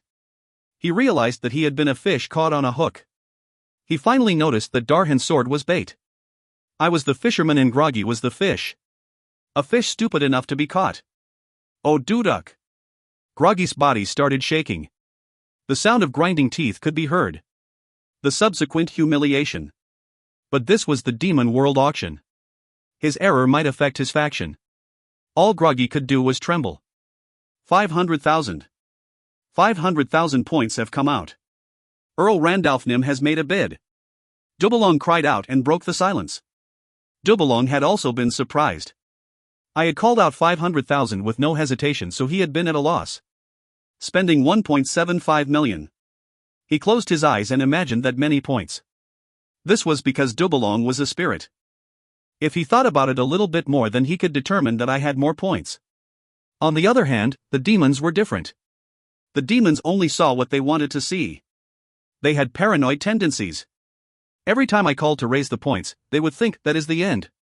They couldn't imagine that an enemy had so many points. But I was slowly breaking their prejudices. I would personally show them that their thinking was shallow. Dubalong clapped loudly. Amazing. The body of the Earth Dragon. This makes 4 items that have been sold to Earl Randalph Nim. 30 seconds passed and no demons tried to make a higher bid. It was natural. I took it for granted that I would win the points showdown. There was no way they could beat me. Dubalong coughed and opened his mouth. Now, there are still many items remaining. The following item is. Dubalong's expression suddenly changed. His playful expression had disappeared. It was an attitude that he had never shown in the auction. It was like someone invisible was talking to him. I can feel the interference of magic power. I noticed that a third-party magic power was interfering with Dubalong. Dubalong was communicating with someone similar to the manner I talked to Yihi. But Dubalong was a high-class spirit. He can easily deal with any mental attacks. Those that could connect to him were very limited. Especially since his expression looked like he was making a report. King of the Dark Spirits. Dark Spirit King. Yes, it could only be the Dark Spirit King. Especially since Dubalong looked nervous. Dozens of seconds passed before Dubalong spoke with a weak expression. I'm sorry. We will have a break for a while. If you need anything, then speak to the workers nearby. We will give you the best treatment. Dubalong bowed his head and disappeared behind the stage. Low-grade dark spirits started walking in the vicinity of the demons. The call of the Dark Spirit King. A spirit approached me with a seductive smile and started kneading my shoulders, but my nerves were solely focused on Dubalong. In the past, the Dark Spirit King had rarely interfered with the auction. He would only convey a story through Dubalong when there was a very serious matter. What had happened? I worried about it while waiting for Dubalong to appear again. After 30 minutes, Dubalong climbed back on the stage. He briefly bowed and then opened his mouth. Sorry to keep you waiting. The auction will proceed normally, so there is no need to worry. And I would like to say congratulations once again to Earl Randalph Nim for winning the 18th auction item, the Earth Dragon's body. Dubalong looked at me with a strange smile. I frowned as I saw it. Why did he bother repeating the congratulations? Furthermore, that smile from Dubalong gave me a completely different feeling. I couldn't think of the reason. That, Dubalong. The action made him seem like he was going to act as a scammer. There were many questionable things about that smile. Now, this isn't the end. There are still many items that haven't been made public. The 19th item is now coming up on stage, and I am sure you will be very satisfied. An item that will satisfy all my guests, Tear of the Moon. The spirit workers brought out a beautifully decorated box. Dubalong opened the box that he was handed, and a floating water droplet was revealed. I saw it and inwardly panicked. Different. Dubalong had sent me the auction list in advance. There was no Tear of the Moon on it. I had memorized it several times. There was nothing to suggest this item would come out. My mind thought about it. It was obvious that the list had been renewed after receiving the call of the Dark Spirit King. Why? That was the first question that popped into my head. There was no significant benefit to changing the goods. After all, the demons had limited points. They would just be exhausting the items on the list. Then I remembered Dubalong's strange smile. Hook, is the Dark Spirit King sending a message to me? I could confirm it. I needed to keep watch while the auction was in progress. The Tear of the Moon contains an intensive amount of magic power. The magic power has been refined for millions of years and can greatly increase your stats. Look at this glistening light. Isn't it wonderful? Dubalong was babbling on. The water droplet that flashed in the light. It seemed like the light of the moon was gushing out of it. I regained my composure and opened up Mind's Eye. Name, Tear of the Moon. Description: the magic of the moon is naturally refined to give intense magic power. If someone with less than 80 magic power consumes it, then magic power will increase by 3. If the person has more than 85 magic power, then it will increase by 2. If magic power is more than 90, then it will increase by 1. There is a very low probability of receiving the Curse of the Moon. There was a hidden option. But it was a very low probability, so there was no need to greatly worry. The question was whether I should purchase the item. Of course, the item depended on my stats. My pure magic power was 85. If I consumed it, then I could raise magic power by 2. It was an obvious thing to purchase, but I needed to think of Dubalong and the Dark Spirit King's intentions. First, I stared at Dubalong. I didn't know what their intentions were, but the Tear of the Moon was necessary for me. I simply couldn't resist it. I will play. So I would buy it. I would slowly figure out their intentions in the auction. We will start at 250,000 points. If any guests are low on magic power, then hurry and buy it. Don't miss this opportunity. 250,000. Earl Randalph Nim. The demons hesitated. They gazed at me furtively. However, I was still only looking at Dubalong. 270,000. It's been a while. Marquis Delat Nim. 270,000 points have come out. You will never regret this choice. Hurry and bid. 280,000. Well, nice to meet you. Duke Suguff. 300,000. A great strength. Earl Randalph Nim has bid 300,000 points. The demons that wanted to bid hesitated. The demons with more than 300,000 were the top-ranked demons and had high stats to prove it. Having magic power increase by 2 was tempting, but there were many items yet to be announced. Something that exceeded the efficiency of 2 magic power might come out. Even Darhan's sword could increase strength by 5 depending on the amount of blood absorbed. Congratulations! The Tear of the Moon has been sold. 300,000 points was an appropriate price. My mind couldn't feel at ease after winning the Tear of the Moon. This wasn't the end. I was the only demon who knew that the list had changed. I could roughly guess what would happen with the next auction. Then I will introduce the 20th item straight away. A contrast with the previous item. Smile of the Sun. Indeed. That wasn't on the list of items. Tear of the Moon and Smile of the Sun. Like a matching rhyme. It felt like the 2 items were split apart. I immediately used Mind's Eye. Name, Smile of the Sun. Description: the magic of the sun is naturally crystallized to give intense magic power. If someone with less than 80 intelligence consumes it, then intelligence will increase by 3. If the person has more than 85 intelligence, then it will increase by 2. If intelligence is more than 90, then it will increase by 1. There is a very low probability of receiving the Curse of the Sun. The Moon and Sun, these items increased magic power and intelligence. Would there be any added options from consuming both at the same time? Tear of the Moon, Smile of the Sun. Both had appeared in my previous life. And at that time, the different demons had bought and consumed it. I couldn't be sure what effect would appear. Why? I touched my jaw. I knew for certain that the Dark Spirit King was sending a message to me. Enemy or ally? Gain or loss? In this world, there were no eternal allies. Despite having a secret agreement, this could be broken at any time. I needed to be more careful. This will start at 250,000 points. Unlike the Tear of the Moon, Smile of the Sun increases intelligence. Don't miss out on this opportunity. After a moment, one person opened up. 250,000. Marquis Anastasia Nim. 250,000 points have come out. Is there any more? Dubalong looked around. However, intelligence was a somewhat neglected ability. Unlike other stats, it had a less direct effect that could be felt. No one put up a higher bid. I was also troubled. But I should see it through to the end. I came to that conclusion and opened my mouth. 260,000. This made it 2.31 million. The total amount of points I used during the auction. The boy and girl statues were still not laughing. It meant I had the required amount of points. At this point, the demons couldn't help being curious. How the hell did I obtain so many points? The trend of Awakened entering the dungeon was declining every day. The points revenue in the first year was better. However, I had even more points than the first year. They wondered what my secret was. Greed and interest flashed in the eyes of some demons. Even Grand Duke Oculus, who didn't have a lot of interest in anything, was looking at me. However, I couldn't afford to care about them. Smile of the Sun has been won for 260,000 points. Congratulations, Earl Randalph Nim. Dubalong took a deep breath. Then he went straight to the next item. The long-awaited 21st item. And you should remember the sealed items that appeared in the last auction. If you are lucky, then you might even obtain an epic level item. It came again this year. A sealed cloak. The dark spirits emerged at Dubalong's words. A dark crimson cloak. There was soot everywhere and it looked dilapidated.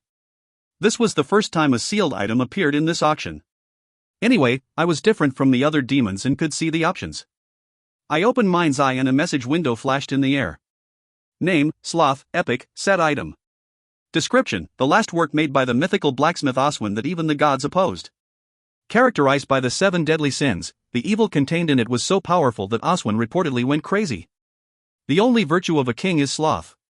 Asterisk agility +7, the epic great skill sloth can be used once every 7 days. A 7 sins set item has been found. Collecting the same type of set items will increase the effect. A penalty will be given for the very high seal. Strength -10 for 72 hours. I stared into the air. Last year, I had obtained a piece of the 7 sin set and another one had surfaced this year. But I couldn't just sit back and enjoy it. Tear of the Moon and Smile of the Sun Sloth had also come out. This process wasn't normal. Testing me. I clicked my tongue. I finally realized the Dark Spirit King's intentions. Although it was sealed, the spirits were probably aware of Sloth's existence. They maybe realized that I also took Wrath. The owner of a high-level observation skill to see through the seal. The holder of a vast amount of points. This was the test. I didn't know why, but the Dark Spirit King was watching me. He was throwing good stuff to see if I had the power to purchase it. The ability to see the items and possessing an enormous amount of points. And I did as he intended when I bought the Tear of the Moon and Smile of the Sun. They were good items because they increased intelligence and magic power. So, Sloth. Sloth was one of the 7 sins. It was a dilemma. A must-have item for me. I already had Wrath. If I got my hands on Sloth, then my combat power would rise. But it was a problem if I confirmed the Dark Spirit King's thoughts the moment I bought it. It would also be an obstacle if the spirits had the rest of the 7 sins. Would I be able to get the remaining 5 items if I didn't move a little bit? I made some pragmatic calculations and leaned towards the side of buying. I knew myself well. It is inevitable that I will bite the bait. My forehead creased. I was caught by the Dark Spirit King's plan the moment I used Mind's Eye on Sloth. Although I didn't mind revealing the vast amount of points I had. TSK. I clicked my tongue. I realized that I was forced to buy Sloth. Look at this sealed cloak in detail. It isn't simply an old and torn cloak. Have you heard of Oswin? A blacksmith of the demon world. Even the gods couldn't help being amazed by his creations. This cloak was obtained by chance in the cave where he died. It certainly isn't an ordinary item, Dubalong said. Sealed equipment. There was no way for the spirits to verify it. However, they could make deductions according to the appearance and the place where they found the item.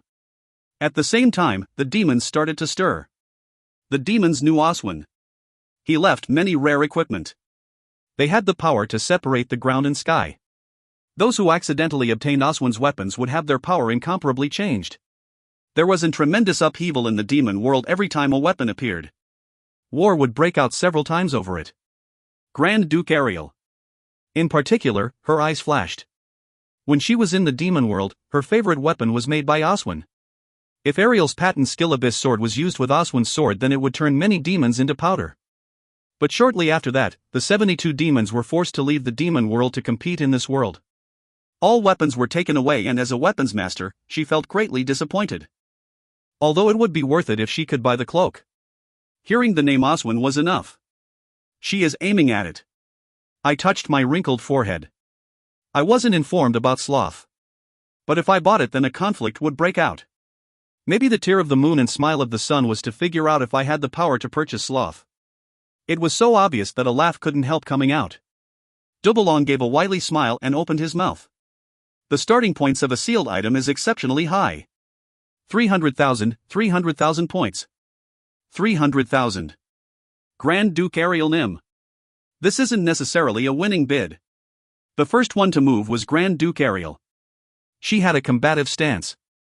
Ariel's purchase limit was 620,000 points. This limitation was revealed thanks to the Statue of Abundance. 350,000. Duke Dipella Nim. 600,000. Grand Duke Ariel Nim. A troublesome contention. A move with the intention of winning. It became silent. This was the first time it had jumped 250,000 points. It meant she was greedy to get sloth. There was Oswin's name, but Ariel also had a discerning eye. I discovered that when she tried to bid for Wrath last time. Of course, none of the demons bid after that. From the beginning, not many demons had more than 600,000 points. 630,000. No, Earl Randalph Nim. A great strength. And somehow it is a familiar figure. Was it enough? Dubalong shook his head. He already knew that Ariel's limit was 630,000 points. In fact, it could be seen just from Ariel's expression. Deeply furrowed eyebrows. Firmly closed mouth. An expression that made people feel discomfort. But that wasn't the end. The usually sharp two horns grew even further. Blood seemed to flow into her red eyes. She moved from her seat and stood in front of me. I shrugged and remained sitting down. In an auction, the basic strategy was to determine the limits of the enemy and try to bid higher. Are you trying to push ahead without having enough points? Rude bastard. Who do you think I am? I'm not someone you can face. She was Grand Duke Ariel. Despite her character, she had the nobility and elegance of a Grand Duke. I had to admit it. UPA was sneaky, Pandemonium liked criticizing, and I never knew what Okolos was thinking.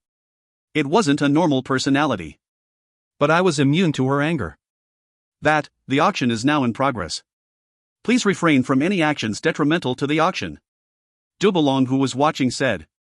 The Demon World auction wasn't a place to make trouble. Demons competed with each other through points. Of course, it was possible to restrict their entry if there was any confusion. Ariel knew this. It had been 2 years. There would be numerous opportunities in the future. She wasn't stupid, so she realized this. I admit that your ability is extraordinary. I disregarded her angry expression and complimented her. Ariel slowly said. So Randalph Brigzeal. Come to my faction. A sudden suggestion. In front of all the demons watching. I was at a loss for a moment due to her boldness. After a few moments, I shook my head. I had already rejected her once. Of course, her proposal was following a test, but I rejected her anyway. Even so, she once again made the same offer. The location was also a problem. An auction was currently taking place. All the Grand Dukes and demons were watching us now.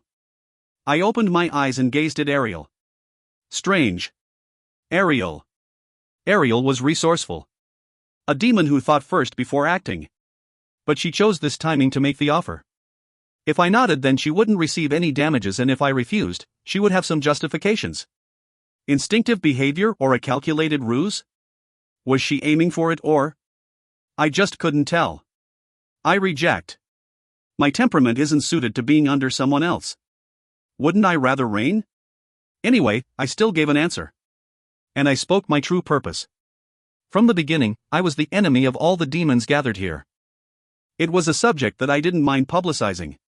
Grand Duke Ariel's expression changed. You reject me and even mention ruling, right in front of me, Ariel. Indeed, this rude guy, she seemed to be saying as she stroked her smaller horn. Then her horns shortened to their original appearance. No one other than the Grand Dukes has ever reigned over the demon world. I am also one of them. This hasn't changed for a very long time. Do you know what you are saying? There is only one rule in the demon world. The strong will eat the weak. I openly denied Ariel. I laughed. This had nothing to do with rank. The strong monopolized everything. The strongest would rule the demon world. That was the absolute law. When I was in the demon world, I was an upstart who challenged the Grand Dukes. They treated me like a brat and laughed while beating me up. A guy they had erased from their memories. But I was no longer a brat. The guy who didn't know his limits had disappeared. Now I was strong. Ariel's face became intrigued. At the same time, she shook her head.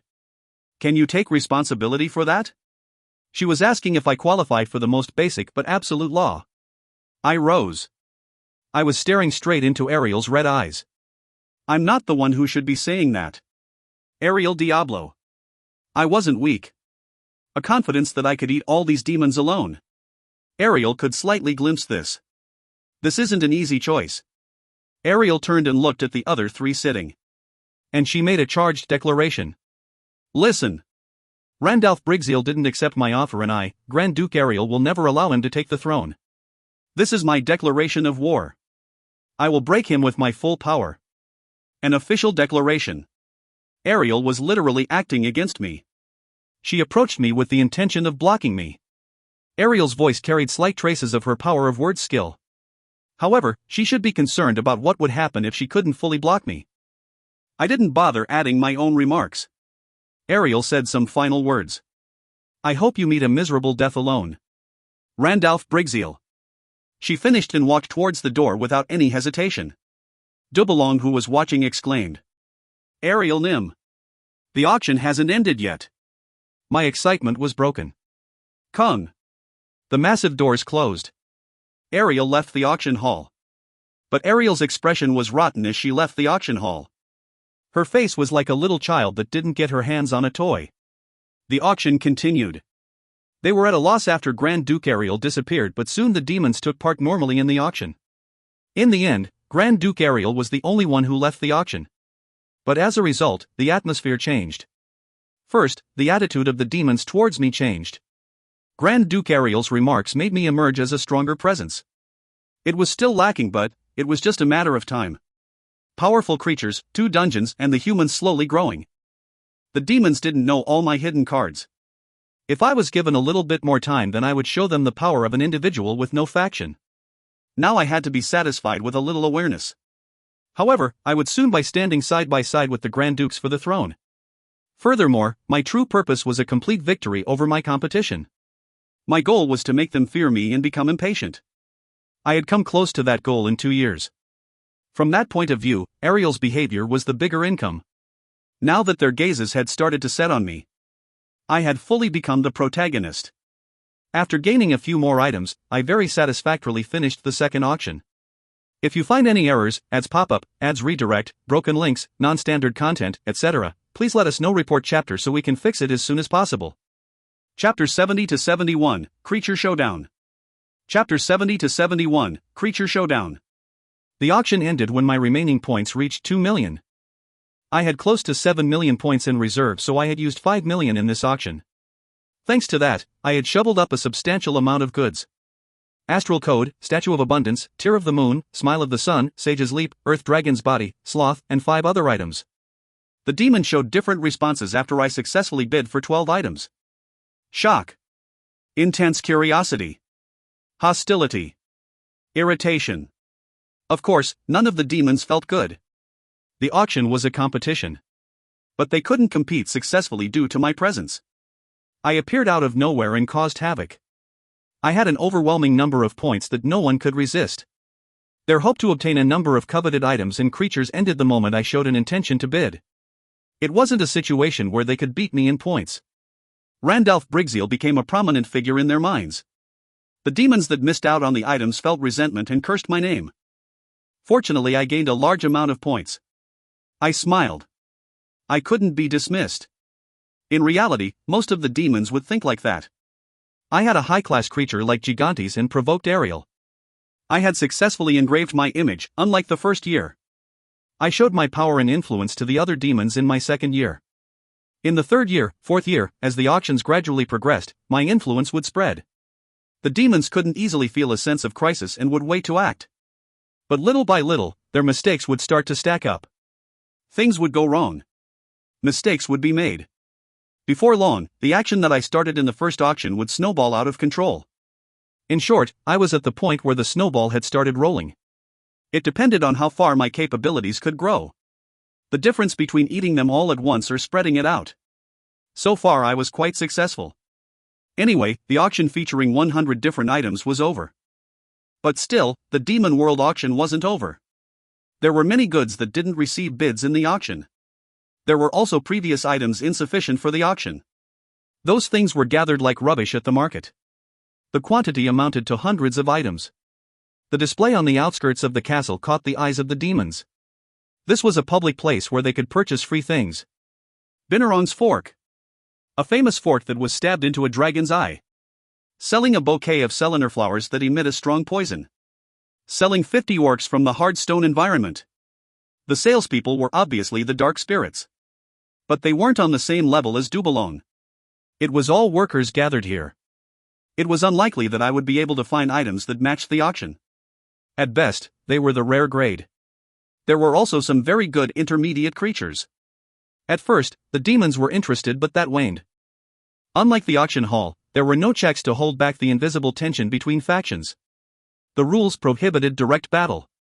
So they had to rely on the creatures that accompanied them. Except for some demons, most of them were accompanied by unusual advanced creatures. Some were creatures that could be obtained in stores and were bred like Adelluff, while others were received as rewards for particular achievements. They carefully selected the creatures in their dungeon. Therefore they had extreme confidence. Suguff. Why are you only accompanied by an ogre? But UPA was an exception. Pakin Briali couldn't participate in the auction and there were problems with some of UPA's participants. Suguff Bahala's expression changed at UPA's question. He had used the Shades and Shadow Sinners in the United Kingdom to try to gain points. If it proceeded as he planned, then he would have racked up a lot of points and impressed UPA. But now a demon with the rank of Duke was only followed by an ogre. It wasn't even a twin-head ogre but a general one. There was such a gap between them that they couldn't be compared. So Suguff felt it was really unfair. I'm really sorry. Of course, he didn't express that unfairness. How could he say that the human awakened killed them? They had thrown his calculations into confusion. Thanks to that, he wasted 500,000 points. It was the reason why he needed to take a passive attitude in the auction. Was he too dismissive of the awakened? Just thinking about it made his head throb.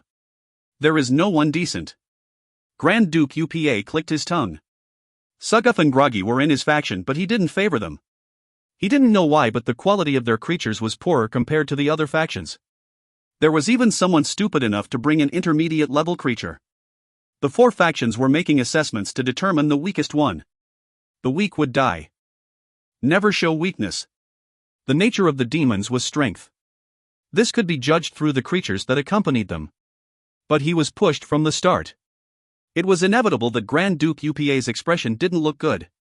The monster waves of the demons in Grand Duke UPA's faction failed, but they didn't know that this was engineered by Randalph Brigzeal and the Devil Hunters. Even if UPA knew the situation, he wouldn't feel any sympathy towards the demons. UPA Nim. Don't worry. Aren't I here? A demon said confidently. The worried look in UPA's eyes was dissolved. Vizak. Yes, you are here. Vizak Mentam. Out of Grand Duke UPA's 3 dukes, he was the one with the fastest mental calculations. He was accompanied by the advanced 5LV creature, the King Wyvern. A large creature 5 meters in size that covered the sky. A hidden card that would change the atmosphere. There were less than 5 demons that were accompanied by a king wyvern. Those people who look down on our faction, Vizak Mentam, will directly execute them. I will believe in you, UPA said with a determined expression. At the same time, Vizak glanced at the other demons in the faction. He was elated about proving his authority. Out of the 3 dukes, he had succeeded in gaining UPA's trust. Of course, the face of Duke Suga Valhalla looked like he were swallowing shit. UPA Nim. Are you really going to leave him alone? Groggy interrupted. His face was still flushed from being fooled into buying Darhan's sword and the cursed Yeti. His body was shaking because he couldn't suppress his anger. He didn't know what was causing this. The one that Grand Duke UPA and the other demons were gazing at. The only neutral demon. The name, Randalph Brigzeal? That guy was buying goods at the market. He really had a lot of points in reserve.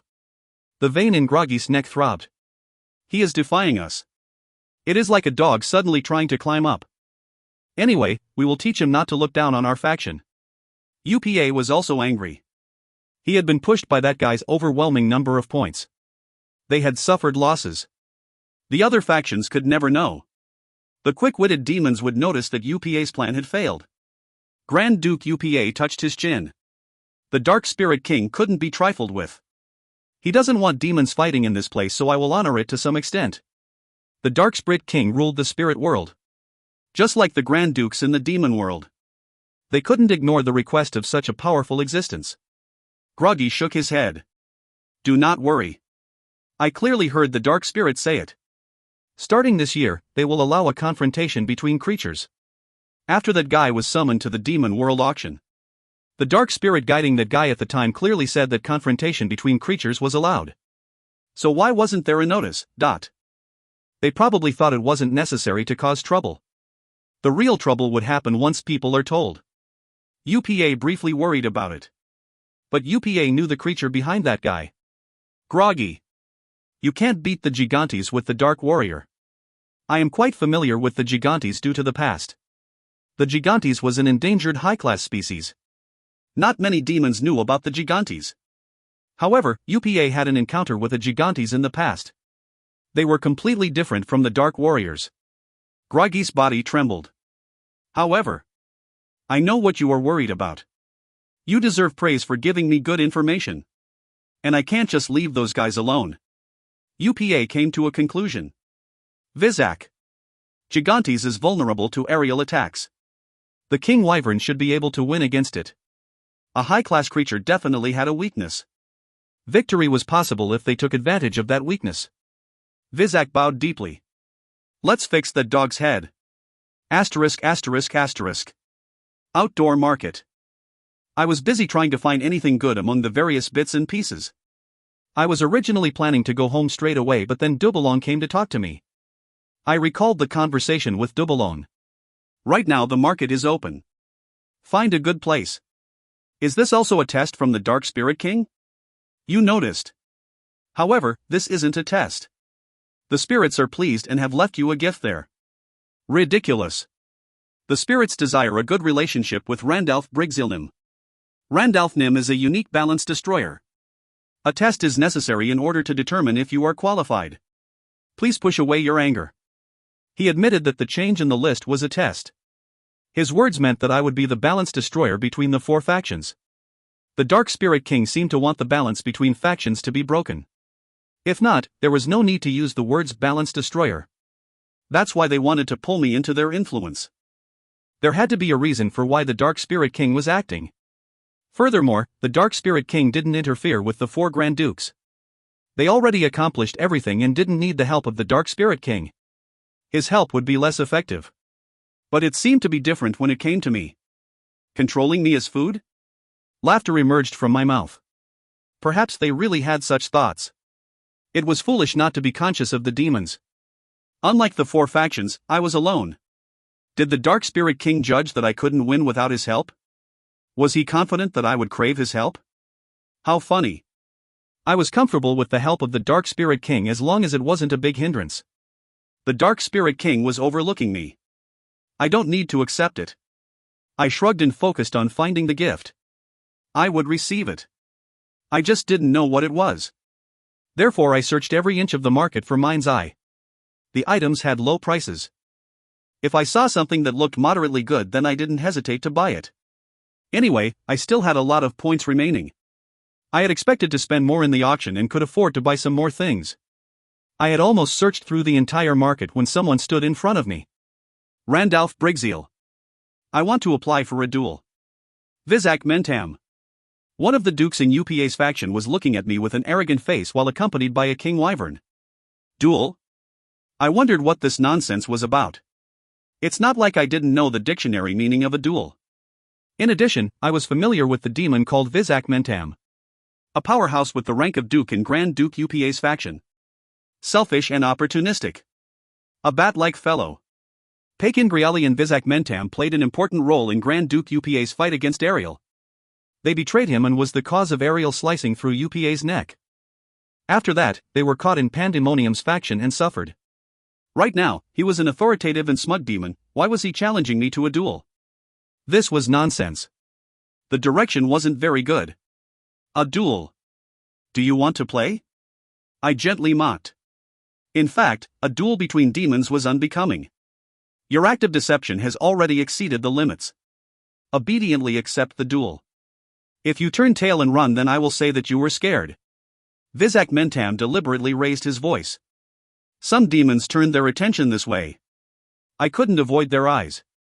If I accepted the fight, then I would definitely win. If I avoided it, then the impression I left could fall apart.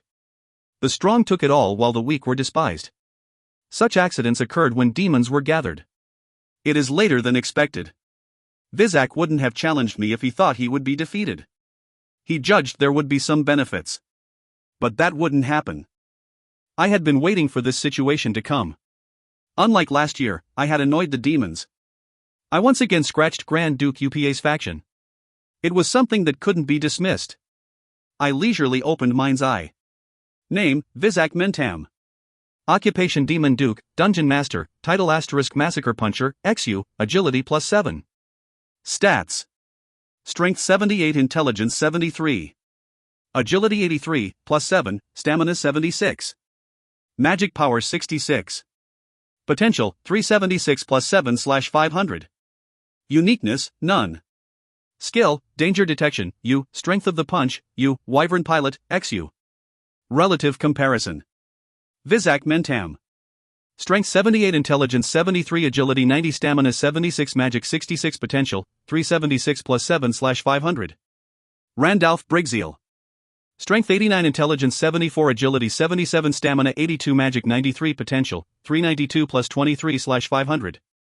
In my previous life, the Duke had bought a skill in order to control a demonic dragon. Perhaps that changed to Wyvern Pilot. The only stat that was higher than mine was Agility. The stats were similar to that of the other Dukes. An average of 383. I had a total of 415, so it wasn't much of a burden. The skills also weren't worth noting. Right now, the word overpowering popped into my mind. There were no elements where I was lacking. I accept the duel. I shrugged. This was the spirit world, but I wasn't the one applying for a duel. Plus, the Dark Spirit King was intending something, so I was likely to get away with the duel. Vizak laughed. You are misunderstanding something. I don't intend to fight with a dog. We will compete with our creatures, Randalph Brigzeal. I see. I couldn't understand his positive attitude. I would let him know who had the role of a dog one day. I looked at the king wyvern behind Vizak. A giant size of approximately 5 meters. An advanced 5 LV flying creature, it was advantageous against non-agile creatures like a Gigantes. But those predictions were confined to a general Gigantes. My Gigantes had belonged to a god. There was bound to be a difference. There was a slightly different configuration of the skills. For example, a common Gigantes had the skill arms of the earth, XU. This gave the Gigantes a physical body beyond that of other high-class creatures. But my Gigantes had the epic skill Gigantic Slash. It had the ability to destroy everything around it. It could even threaten the king wyvern flying in the sky. A typical Gigantes wouldn't win against a king wyvern, but creatures with the name king or queen were generally a bit stronger. The king wyvern was no different. It was a very good creature to take out a Gigantes. However, my Gigantes wasn't normal. I said with a smile. Gigantes. Kill that bird. Grr. Kill. Kung. Gigantes took a frenzied step forward. Gigantes liked fighting, and that could be a weakness. He wouldn't feel good about not being able to take action against the King Wyvern. The dark spirits selling items and demons in the area urgently evacuated. No one appeared to stop it, so it was implied that a confrontation between creatures was allowed. Soon only Gigantes, the King Wyvern, Vizak, and I remained in the area. I was looked at the fight with folded arms. Keek. The King Wyvern spread its huge wings and flew as Gigantes approached. It quickly flew out of range of the club. The giant had a heavy build. But an even more surprising scene occurred afterwards. It folded its wings and started to dive down. The movements weren't ordinary. It was obvious that Vizaka's Wyvern pilot, Xu, had a significant impact. Is he controlling it? It wasn't simply piloting. The skill meant he could move the Wyvern's body like it was his own. This wasn't a 1:1 fight but was 2:1. Gigantes had two opponents. Pu Hung. Gigantes swung his club towards the King Wyvern, diving to the ground. The King Wyvern momentarily spread its wings and slowed down. At the same time, its entire body turned silver like steel. This was the King Wyvern's iron armor, Xu, skill. Quaquang. The King Wyvern literally flew into the ground. A giant hole was created in the ground. Gigantes narrowly avoided it but received some damage. The right shoulder joint was badly injured. An unnatural air attack was hard to anticipate. Kill. Win. Gigantes' face was flushed. Kururung. He quickly activated Arms of the Earth. The surrounding land started to form a wall. The wall wouldn't let even a fly in. But the King Wyvern was persistent. It flew into the sky just before Arms of the Earth was activated. Gigantes' gesture indicated that the skill was going to be used. Agility wasn't one of his characteristics. Gigantes cancelled the skill and moved his feet. It had been one-sided so far, causing him to feel anger. Then a sneaky look appeared on Vizaka's face, who was controlling the King Wyvern. I will accept if you are willing to surrender. It would be a pity for a high-class creature to die. I didn't bother answering. One attack could turn the situation around. Gigantes still hadn't shown his competence. He had just panicked for a moment due to the irregular attacks. Kill. Win. Gigantes swung his club towards the sky. Anyone else watching the struggle would be laughing. However, I recognized that movement as Gigantic Slash.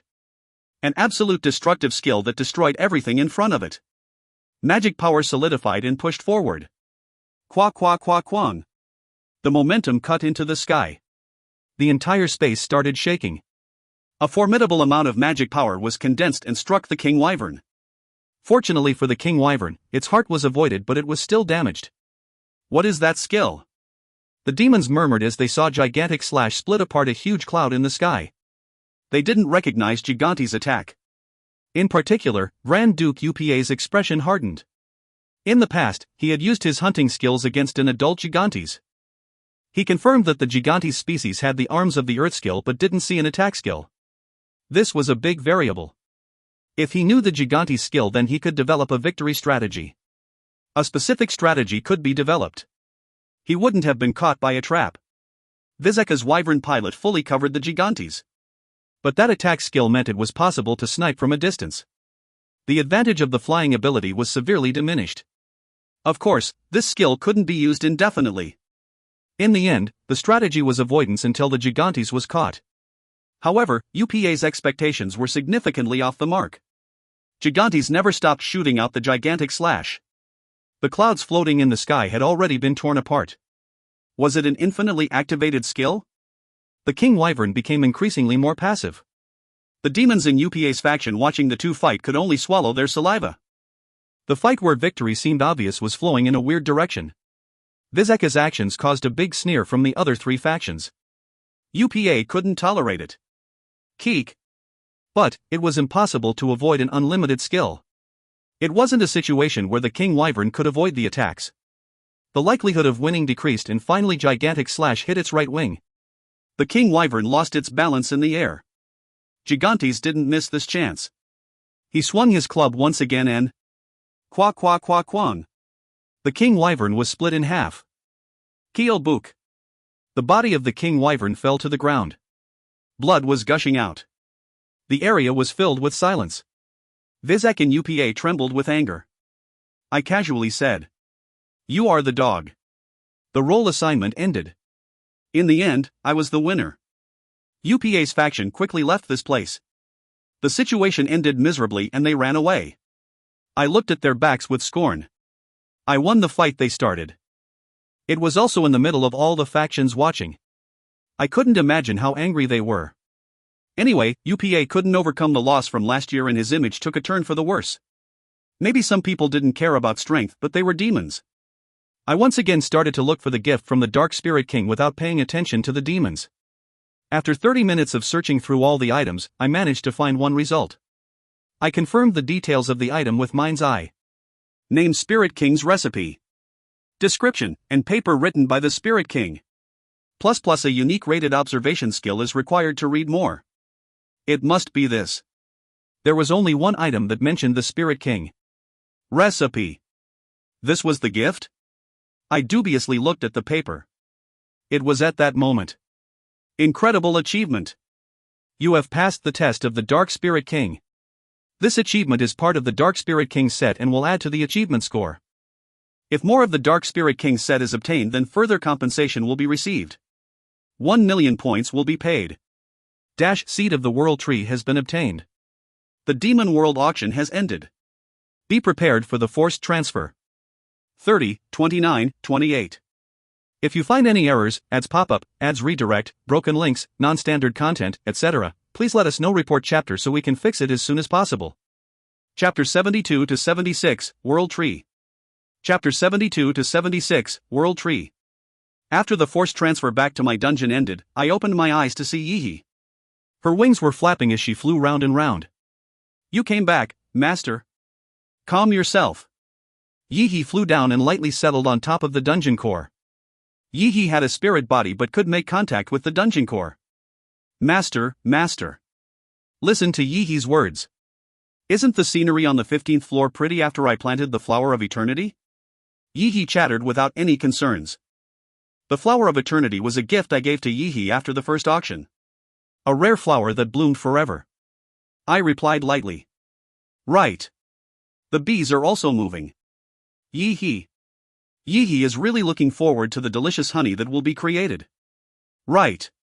But Master, do you have a gift for Yihi this time? Yihi was anxious as she waited for the answer. It was the reason she suddenly brought up the Flower of Eternity out of nowhere. The fairy of the dungeon core wanted something from the dungeon master. I inwardly shook my head when thinking of this behavior. It will come soon. He got something for Yihi from the outdoor market. Despite the irregularities created by the bees, she had excellent dungeon management skills. Yihi's clear, jewel-like eyes blinked. Her wings flapped like a motor was attached to it. Wah! Yihi isn't mistaken? Then I will guess what it is. Acacia flower. Night flower. Rapeseed flower. Yihi. Master, honey harvested from these flowers will be sweet. Also, all types of flowers. It was evidence that she really loved flowers. Yihi gave a list that was tailored to her own tastes as she chattered. A crack soon occurred in the surrounding space. I was receiving the items I had successfully bid for. They started to appear. There are a few usable goods purchased from the outdoor market as well. Once everything purchased from the Demon World auction appeared through the crack in space, Yihi's mouth opened with admiration. Her attention was focused in one place. King bee. A large bee 1 meter in size. It was a low-grade creature. It wasn't sold in stores, but I discovered it at the outdoor market. I remembered Yihi talking about the king bee one time when she was harvesting honey. Yihi instinctively recognized that it was a gift for her. But its appearance was overwhelming. Unlike ordinary bees, its antennae were sharp and pointed. It had a big mouth and wide eyes. If dozens of them were gathered, then it would be a terrifying sight. It was sometimes referred to as the bee penalty. Cute. However, this was like a feast for Yihi. Yihi gave a big laugh and disappeared with the king bee. I shrugged as she twisted her body around and waved her fingers. It was a gift that matched her heart. She had noisily called out, "Master, the best." After that, I looked through the items purchased at the auction and grasped the astral code. First, I have to use this. I open Mind's Eye to once again check astral code's options. Name astral code, U. Description, add one option to an item. Asterisk stats plus 1 2 or a specific characteristic will be randomly selected to enhance the item. The failure probability will depend on the user's magic power. In the end, it was a strengthening item. It increased a random stat by 1 2 and gave a unique attribute to the item selected. What should I enhance? I thought for a moment before pulling out Wrath. It was one of the best things I used. There was also Sloth, but it was a cloak. It wasn't as important as the sword that was directly wielded. I will strengthen Wrath. The information about how to use the item was simple. Astral code. I called the name. Soon the black object emitted a colorful light. Astral code is working. Please select an item to strengthen. Wrath, Epic, 2. Sloth, Epic, 3. Paranormal, U. Those were my 3 current equipment. I chose Wrath. Item Wrath will be overwritten by astral code. Please wait for a moment. The high magic power, 93, has significantly increased the chance of success. Progress 1%, 2%, 3%, 100%. The enhanced attribute has been selected. The requirements for the skill Wrath, Epic, has become lower. If you have more than 76 intelligence, then you won't be taken over by the abnormal state. I gripped my fists tightly. My breath was a little rough. Randomly increasing stats by 2 would be a big winner. But the enhanced attribute. It lowered the intelligence requirements for the Wrath skill. Right now my intelligence was 74. This meant I was almost unaffected. Previously, I wouldn't have dared use the skill unless I had over 80. Astral code had fixed a persistent problem. It is a good start. It was just the beginning. I immediately looked at the Spirit King's recipe. A recipe gives instructions on how to make something. Dark Spirit King. What was he intending when he handed me this bundle of paper as a gift? It was in the form of a few expensive pieces of parchment paper tied up. I untied the paper and read the words written on it. But the letters were blurry. It was impossible to confirm with the naked eye. Hidden options. A unique great observation skill was required to read the words. I immediately took a look at the letters with Mind's Eye. The Spirit King's recipe has been confirmed. The rating of Mind's Eye is higher than the rating of the seal. No penalty will be given. The message windows that subsequently rose up. I ignored it and read the words written on the recipe. A unique combination skill is required to make the items listed in the recipe. Tear of the Moon plus Smile of the Sun equals Magic Crystal, Curse. Magic Crystal, Curse, plus Elixir plus Unicorn Horn equals Magic Crystal, Pure. Magic Crystal, Pure, plus Seed of the World Tree equals Germinated World Tree Seed. Only 3 lines. However, the 3 lines were very meaningful. Germinated World Tree Seed, this? I was at a loss for words after reading the recipe. World Tree. The best structure for extending a dungeon. A tree of life that was worth more than 10 million points alone. In my previous life, no one could obtain it except for Ocullos. But I could never figure out how Ocullos obtained the World Tree. I took a moment to be impressed. I have to do a combination. It wasn't simple to make the seed of the World Tree germinate. Combining things was a must to make it germinate. But no one would use combination on a seed of the World Tree. The seed itself was expensive and not easy to obtain. In my previous life, it had only shown itself a few times at the Demon World auction. At most 3, 4 times? There was a higher chance that a wrong mix of items would be combined. Then it would become a completely worthless item. A gamble. However, it was a different story with the recipe.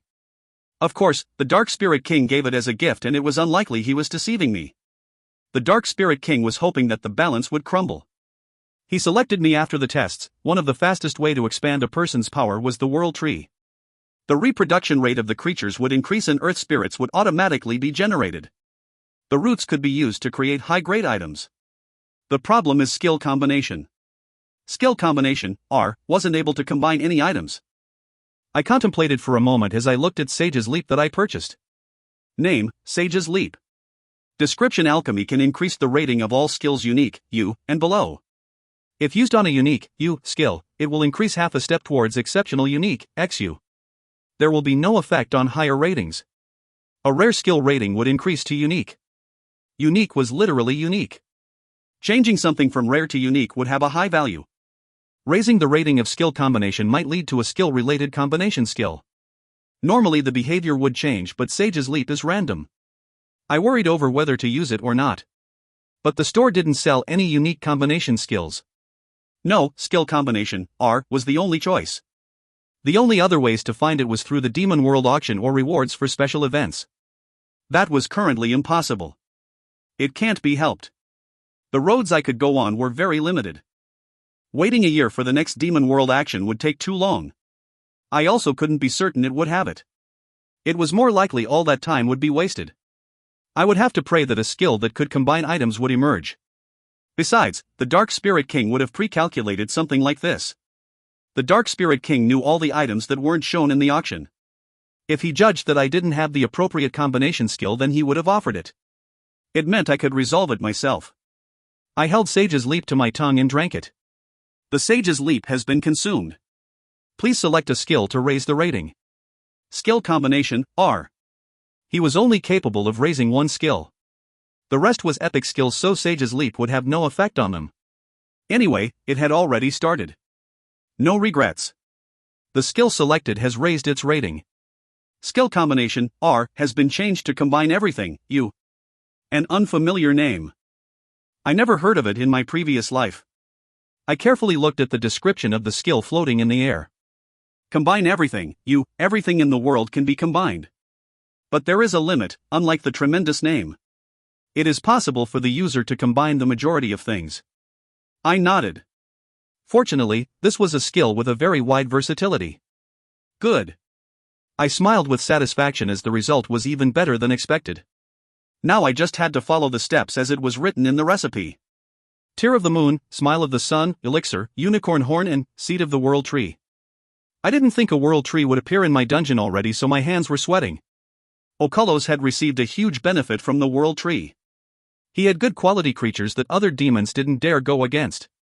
He still had a favorable position, but I was the one who would obtain a world tree first. South Korea's dungeon would be worth 5 different dungeons. Considering that it had only been 2 years, I had widened the distance. Besides, I had one more seed of the world tree. If I found a way, then I could have 2 world trees. Unprecedented. A surprise that I didn't think would happen. So my excitement was visible. I shifted my attention to the recipe again. And I opened the store to buy the remaining goods needed. Asterisk asterisk asterisk. Magic Crystal, Pure, and Seed of the World Tree has been successfully combined. The result is a very successful combination. Germinated World Tree Seed has been completed. Elixir and Unicorn Horn. Fortunately, both of them could be purchased from the store. Once all the materials were combined, the only thing left was a germinated seed. It was only the size of a thumb, but the potential was endless. If it was buried in sunny ground, then it could grow hundreds of meters into a giant tree. In my previous life, I had seen Okolos World Tree 2 times. A truly dignified form. A magic power that would make someone overwhelmed and at a loss for words. Creating an electrifying presence. I could confidently say that it was one of the most beautiful things to exist in the world. This is why the elves will wage war over the world trees. Of course, the world tree itself brought great benefits. But the elves had a lot of ego and pride about the world trees. The giant tree was the root of the elves' vitality. It was why only the strong elves could live near the world trees. There isn't much information written, but it is enough. The recipe was real. I could know for certain that the Dark Spirit King was favorable to me. Usually I would find receiving gifts a burden, but this time I didn't care. I had used a colossal amount of points at the Demon World auction and would continue to do so. It was a role designed for a lot of entertainment. This was enough to deserve it. There might be a problem, but such things hadn't happened yet. Even if I refused their favor, there was no way for them to hurt me. VIP. I used more points than the factions. I would receive the greatest gains in the Demon World auction, and the Dark Spirit King wouldn't receive any damages. They might feel resentful, but that was all. I carefully held the seed and moved to the 15th floor. Before long, I reached the vicinity of the Dark Elf's village and Jolium rushed forward. It is great to see Dungeon Master. Where is the place that the seed of the World Tree is planted? I spoke bluntly. The seed I obtained from Adel Luffa's dungeon hadn't germinated. It was buried in the place with the strongest soil. Jolyon blinked and asked. Not far from here. You came, if you don't mind, can I ask the reason? I intend to plant the seed of the world tree. Haven't you already planted it? It did not germinate. This is a seed of the world tree that has germinated. Look, Dot. I spread out my right hand and showed the germinated world tree seed. The seed contained such a massive amount of magic power that even Jolyon could recognize it. It looked exactly like the other seed of the world tree, but there was one thing. The germinated seed had one difference. Jolyon's breath stopped as he realized the difference. His body trembled badly as his eyes widened. It was surprising enough that there were two seeds of the world tree, but now one had germinated. Jolyon realized my intention and hurriedly bowed. I will bring you there immediately. Jolyon swallowed his saliva and turned around. In the middle of the 15th floor. The seed of the world tree was buried. Fertile ground. The status and strength of the soil was excellent. Anything planted there would grow rapidly. Dozens of dark elves were gathered around singing. Crisley's face had a blood-red tattoo on it and she was sitting closest to the seed. A powerful surge of magic power. Grass was noticeably growing. This was the hymn of life that all elves instinctively knew. But it didn't seem to be effective in germinating the seed. It seemed like the seed needed certain conditions to germinate, so the usual way wouldn't work. Please focus here. Stop the ceremony. Jolyon clapped his hands. The concentration on the ceremony scattered. The dark elves turned their attention this way with puzzled expressions. Then they hurriedly got up and bowed to me. Dungeon Master has come. It is great to see Dungeon Master. I continued looking at Crisley in the center. Her face was tired from the ceremony, but it still had its usual charm. But I asked a question rather than dwell on her beauty. It has been a while. The progress? No. Crisley replied weakly. She already had the seed for a few months. It started confidently but soon came to a standstill. Tell me what you used. First, the fertility of the soil. Bugs were used to stimulate growth and I asked the fairy to change the soil. There was also advice from the earth spirits, but they seem unsure about the world tree. We also planted other trees, but they just died. Finally, we've been performing the hymn of life for a month, but it seems like there isn't much effect, my dungeon master. Crisley answered honestly without holding anything back. Every other method failed, so the ceremony was their last resort. I am certain that nothing will work except combination. I expected it. There were no exceptions. I passed the seed in my hand over to Crisley. Crisley opened her mouth and spoke with confusion. This is? A new seed of the world tree that will be planted. Crisley noticed quickly. She perceived that it was real. But there was still one questionable thing. My dungeon master. If I'm not mistaken, that is in an already germinated state. I spoke like it wasn't a big deal. You saw it properly. Dot. That one word was enough. It contained all of Crisley's admiration. All the efforts of the dark elves were in vain, but she felt great joy at the germinated seed. Are you thinking of planting it? It is worrying. Do you know if two world trees have ever appeared in one place? Crisley struggled for a while before her shoulders slumped. I'm sorry. I've never heard anything about it. Any others? I asked the rest of the dark elves. However, none of them nodded. I touched my chin while thinking. Jolyon and Crisley were familiar with the history of the demon world. If they both didn't know, then it was unlikely to have happened. I can plant it in Japan's dungeon or plant both. I worried about where to place the germinated seed. But it increasingly tilted in the direction of planting both together. This was because of an item purchased at the auction. Statue of Abundance. An epic great item that increased the reproduction rate of all species near it. The seed of the world tree went in this category as well. It also had an impact on growth. If I moved a seed to Japan's dungeon, then it wouldn't receive the effect. I made a decision and said, plant both together. Will it be okay? We don't know a lot about the world trees. There is no knowing if the other one would grow properly even with the germinated seed. It does not matter. Crisley's face was full of worry. And she wasn't wrong. There were many unsure variables. If one was planted in Japan's dungeon, then the risk would reduce significantly. But there would be more results if both were planted together. They would receive the blessing from the Statue of Abundance. Besides, What effect would the blessing have on the germinated seed? It might have a good effect on raising the world trees. I selected the side that I wouldn't regret. Anyway, I was rarely 100% satisfied. I didn't allow any further objections, so she nodded. At the same time, conviction appeared in the eyes of the dark elves, including Crisley. 2 world trees. They couldn't help feeling greedy. Crisley was just thinking of me when she was worrying about the results. If they succeeded, this was a tremendous blessing. No, they would be able to enjoy unprecedented benefits. This is definitely the place with the most fertile soil? Certainly. Crisley replied confidently. I took out the statue of abundance from the magic bag. It was a 1.5 m stone statue of a plump woman smiling. The dark elves stared curiously, but I didn't pay any attention and invoked the blessing. Statue of abundance. A window popped up in the air. Only one species can receive the blessing of abundance. The range of the blessing is a 50 km radius around the status, and the effect will disappear outside this range. This is a list of the species that exist in the vicinity. Please select a species to give a blessing. Dark elf. 1,000-year-old tree. King bee. A list of species that existed in the vicinity came up. I found world tree at position number 12. The germinated world tree seed seemed to fall under it. After world tree was selected, a bright light poured from the statue of abundance. The light spread through the 15th floor of the dungeon and gathered at the seeds of the world tree. The blessing of abundance has been given to the world tree.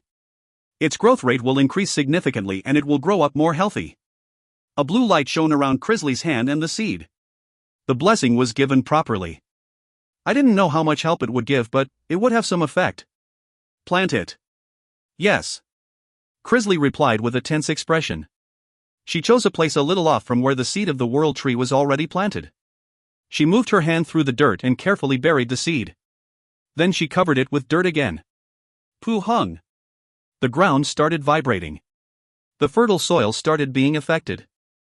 But that wasn't the end. A small bud shot up from the dirt. The size was only a few centimeters, but it gave off an intense vitality. Ah! World tree, world tree. The dark elves were at a loss for words.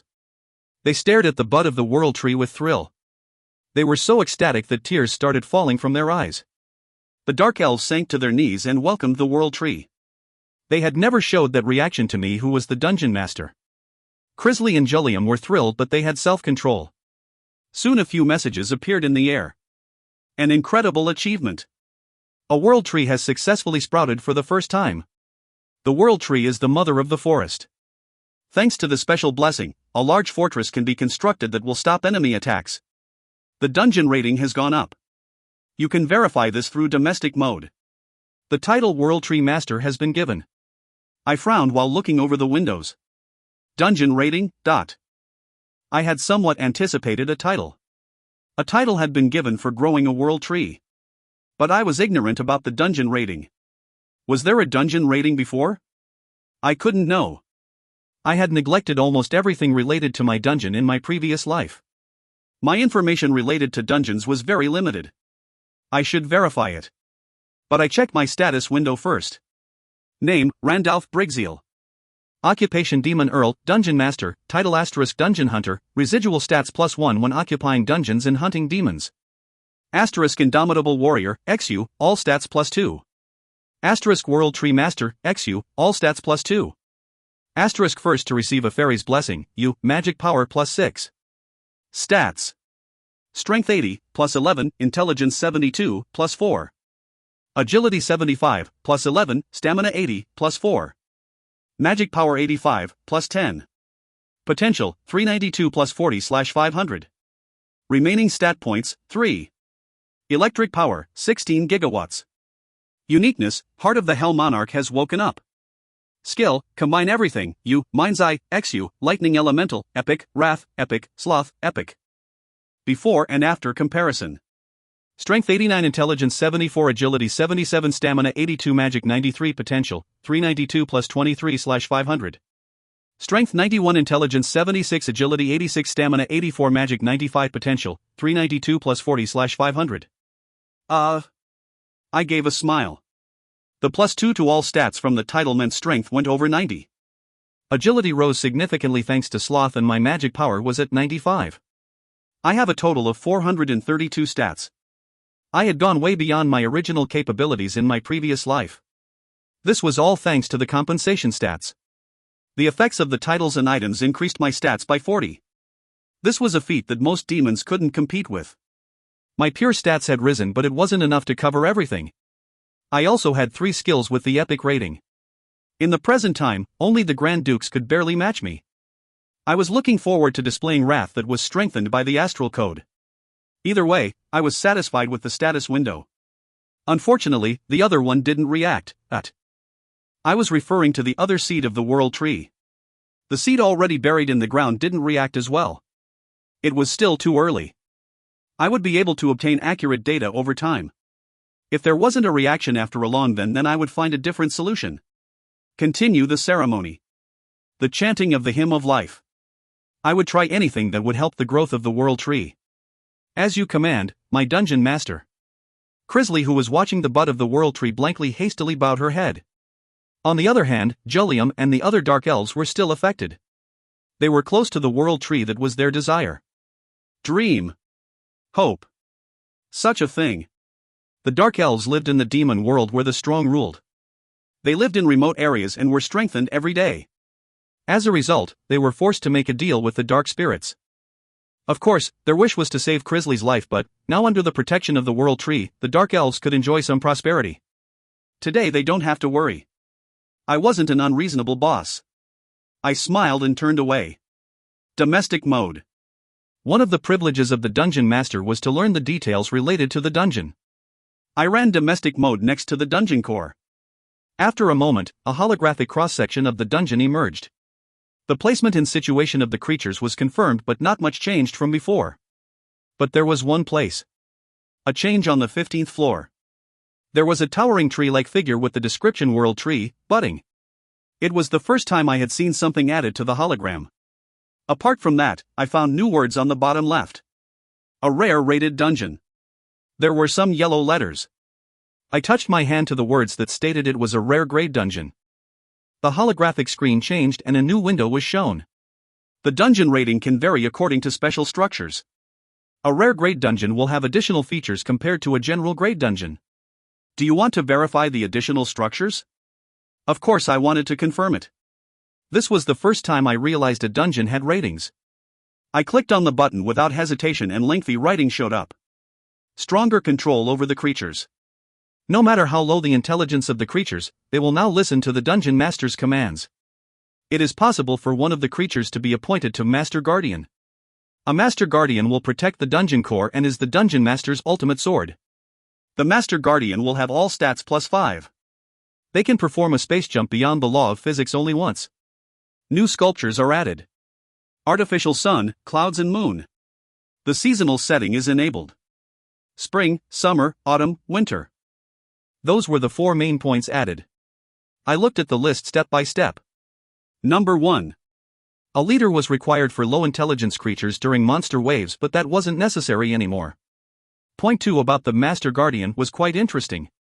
One creature could have all stats increased by 5. Space jump was a bit vague, but that was inconsequential. Points 3 and 4 were additional features that changed the terrain. Depending on how I used it, various effects could be obtained. It would be good for those creatures strengthened by the sun or the moon. It means there are even more ratings. If I had raised the dungeon rating to rare from general, then I must be able to raise it even further to unique, epic and legend ratings. These were the rare grade additional features, so I couldn't imagine what else would be added. It seemed like a good idea to make multiple investments in the dungeon. There would be a number of benefits if I focused on raising the rating. There were some disadvantages, but it seemed like the benefits were greater. There wasn't any related achievements? I thought I would obtain a dungeon achievement for raising the rating. But that didn't seem to be the case. It seemed like the additional features were the reward. I shook my head and looked at Sloth. I was wearing the red cloak. But I still hadn't experimented with the skill. I have to try out Sloth. Thanks to Astral Code, the intelligence restrictions of Wrath was lowered. However, Sloth was different. It was likely that I would once again be taken over by an unknown state. But I couldn't just ignore it. I needed to be aware of the skill and what situations I could use it in. However, I didn't use it randomly like before. Basic defenses were necessary. I made some plans to experiment with sloth. 3 days later. I stepped foot on the 20th floor of the dungeon. Wait around here. If I act unusually violent, then try to block me for as long as possible. I will keep that in mind. Block. I can do it. Karuk.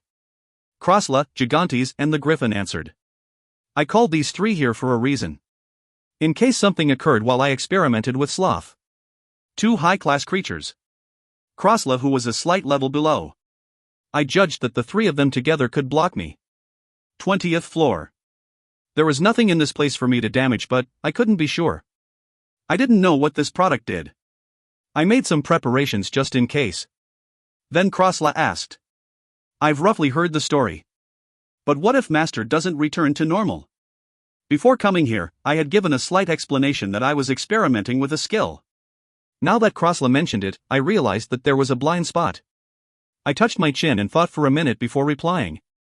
Then consult with Yihi and Krisley. Those 2 should be able to identify my condition and prepare for it.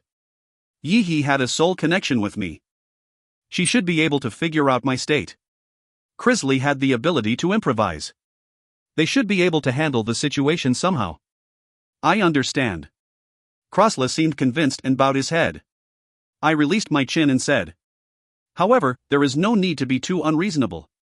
All you have to do is limit my movements. That will be enough. Right now my total stats was 432. It was much higher than the figures of Gigantes and the Griffin. I would be pushed if both of them were my opponents.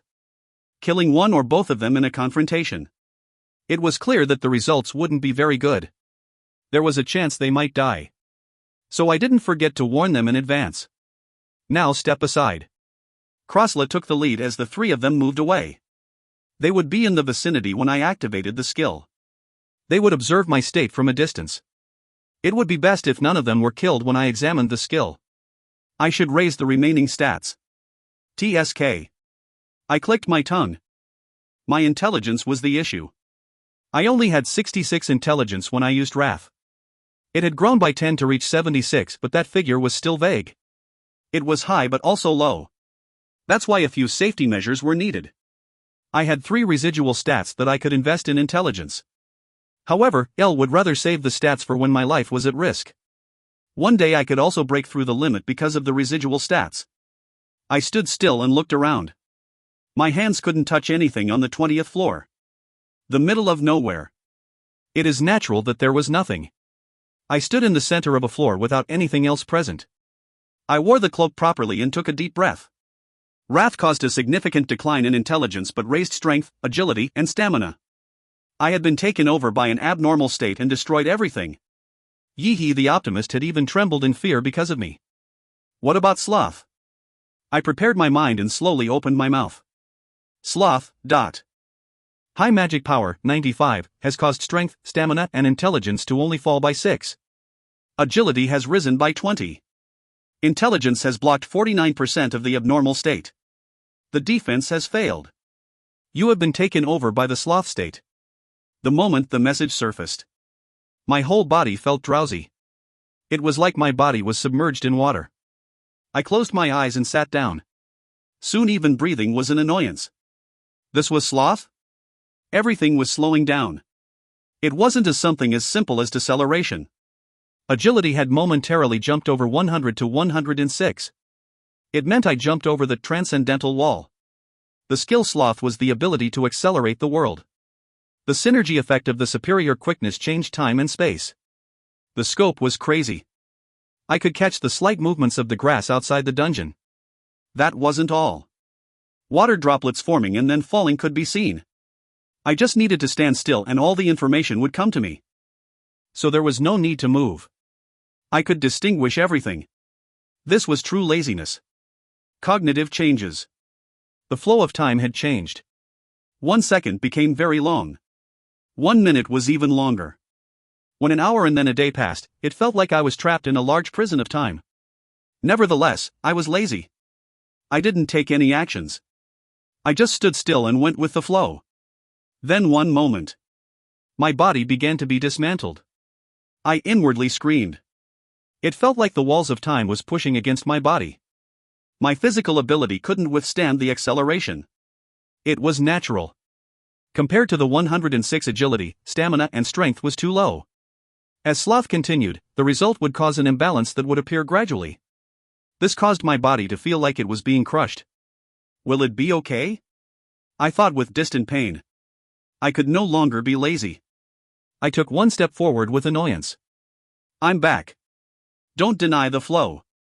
It is like someone is mocking me. I can't succumb to this state when using the skill. It was a little questionable. Like a wave forming when a stone was thrown at a lake.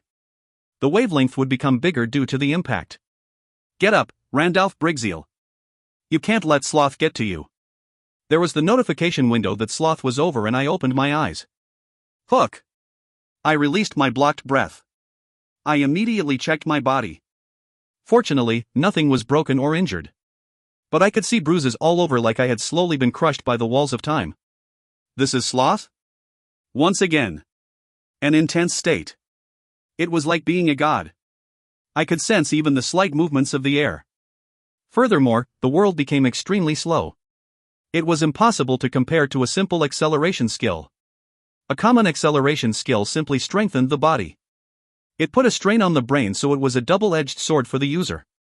But sloth involved time. It was in the realm of the senses. There was no need to strengthen physical force. If an accident happened, then I could move. It was possible to feel and react to everything in advance.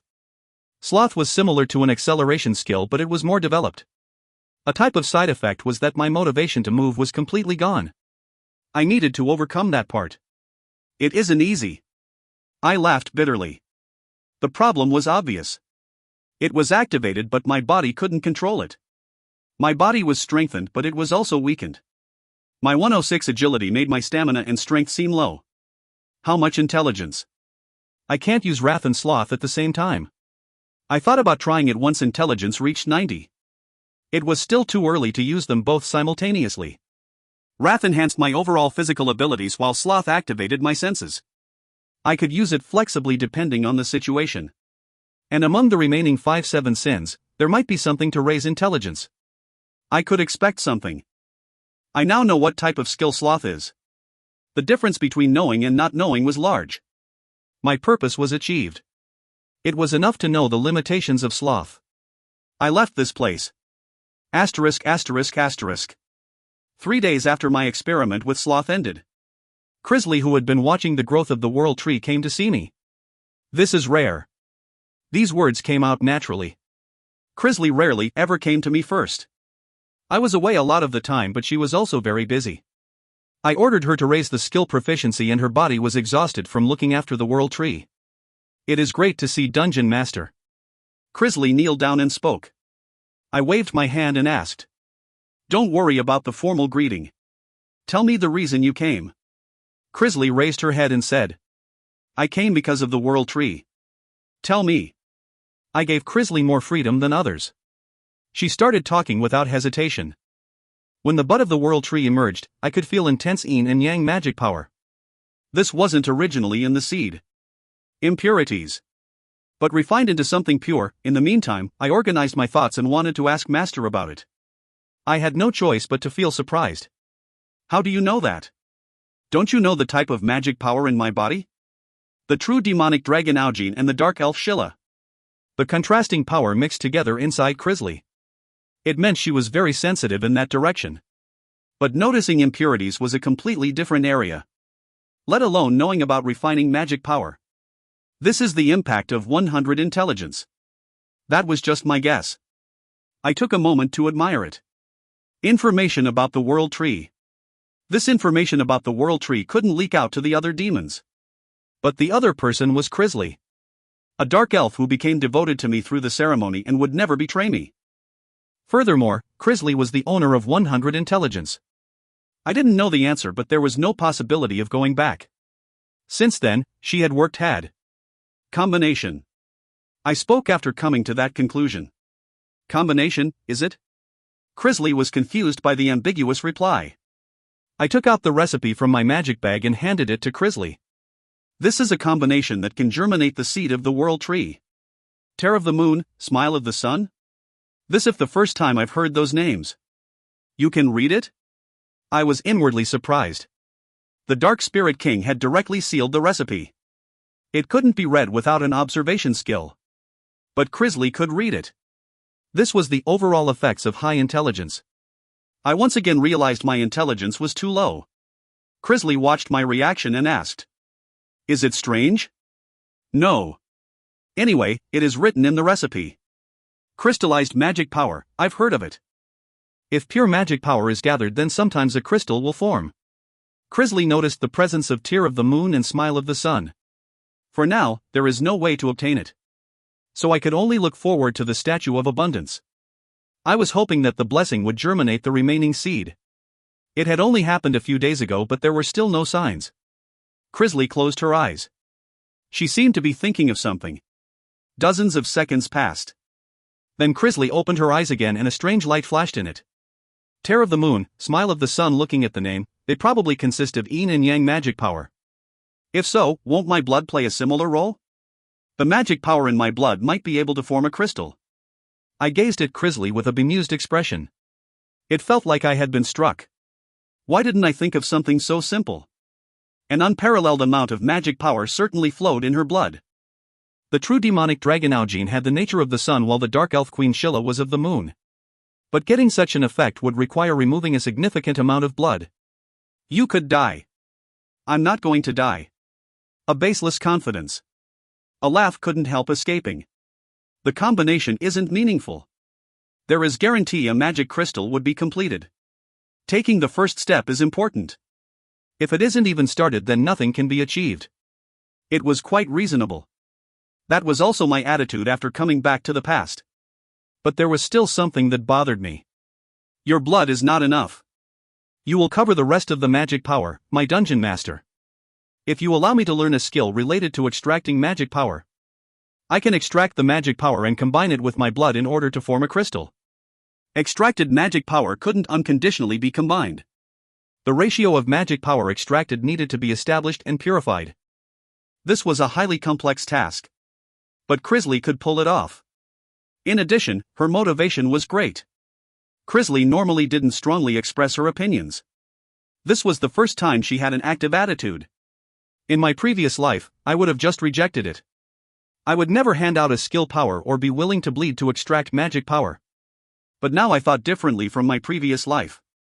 Trusting a creature below me, it wasn't a bad idea to give her a chance. It might be a failure, but I couldn't just reject it. The second year. I was walking properly along my path. I could afford to do this. This was an opportunity that I could afford to give a few times. Okay. You can try it. I nodded and said. Extracting magic power was a rare grade skill. And an item with a high concentration of magic power. I could prepare both of them. One of the items I bought at the Demon World auction contained a high concentration of magic power. The body of the Earth Dragon. The Earth Dragon was born after a forest lived for thousands of years, so the accumulated amounts in its bones couldn't be ignored. I originally planned to create an undead creature called Bone Dragon from it, but plans were always changing. I would gladly use the body of the dragon if it would give positive results. Of course, some practice was required before using the body of the Earth Dragon. Crisley. I will appoint you as the Master Guardian. Before handing over the skill and corpse of the Earth Dragon, I spoke to Crisley. I chose to appoint Crisley as my Master Guardian. She had very high loyalty to me and she had the brightest future. In addition, all stats would increase by 5, so she would become more resilient. I had experienced the power of raising agility to 106. I couldn't imagine the effect that would appear if her intelligence reached 105. More stamina would also be helpful. It was inevitable that Crisley would be selected as the Master Guardian. I will follow you. This was another good point about Crisley. Unlike Jilliam, she didn't bother asking me for a reason. She tried to understand it for herself. If she still didn't know, then she wouldn't hesitate to ask. I smiled and immediately went into domestic mode to make the appointment. And the rest of the procedure was done. At the same time, a colorful light emerged from the dungeon core. Light started to wrap around Crisley like a cocoon. A few message windows flashed in the air. Crisley has been selected as the Master Guardian. The Master Guardian is different from the other creatures. They are the last shield. Only one can exist and will defend everything. Crisley will have all stats increase by 5. Warning. The true demonic dragon gene in Dark Elf Sheila's blood has started reacting. Crisley's blood has started awakening. Blood was awakening? Unfamiliar words. It meant there was originally a reaction.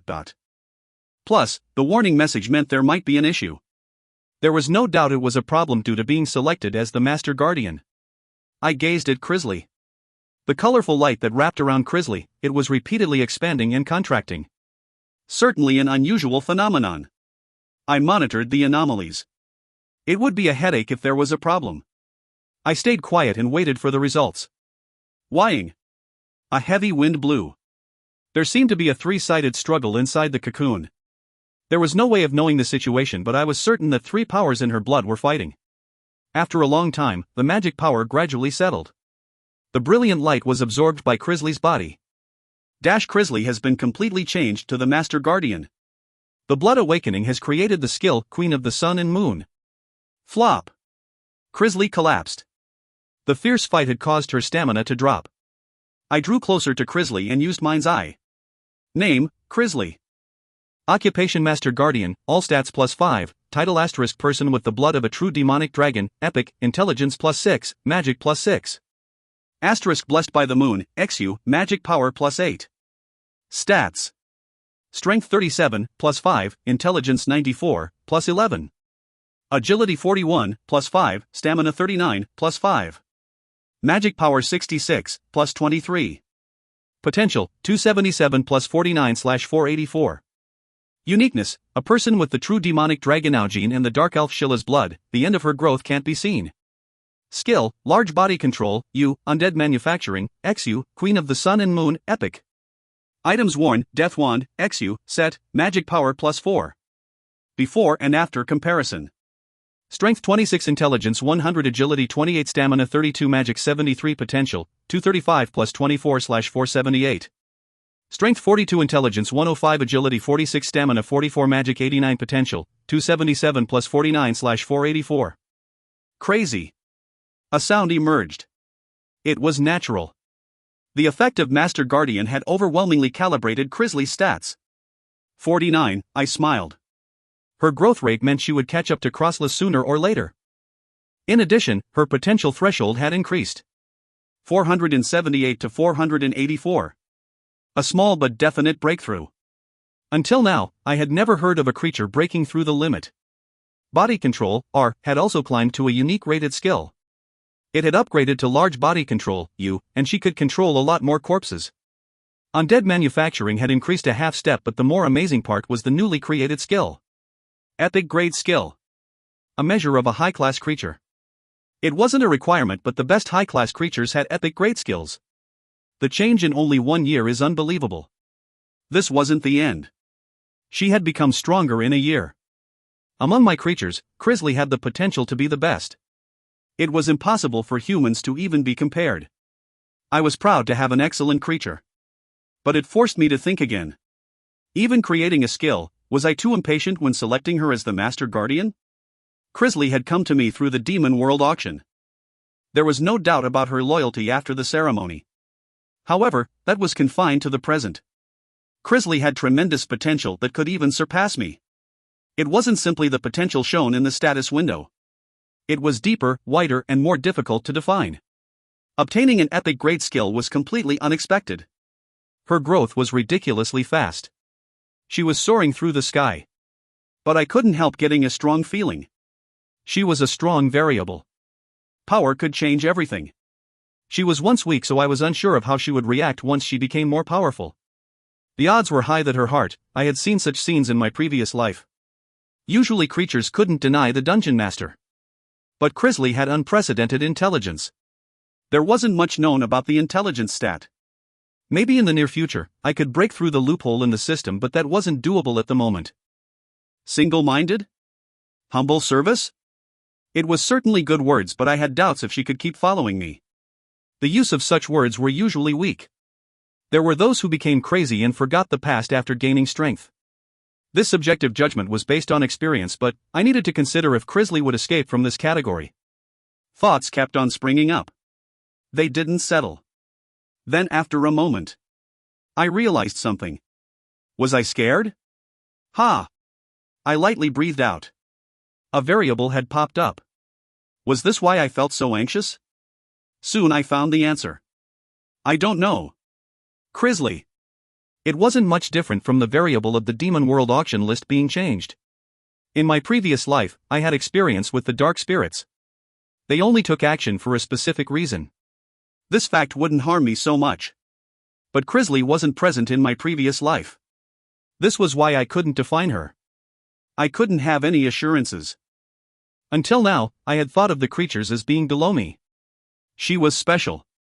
And my hand would be moving her from above like a marionette. That's why I was surprised and angry by this variable. I said to the unconscious Crisley, I will watch you. The water had already been spilled. I could only walk down this road. The experiences from my past life wasn't always the truth. There was a chance I might not suffer. I needed to take control of this variable. A strong variable. It is enough if I neutralize the strong presence. I nodded.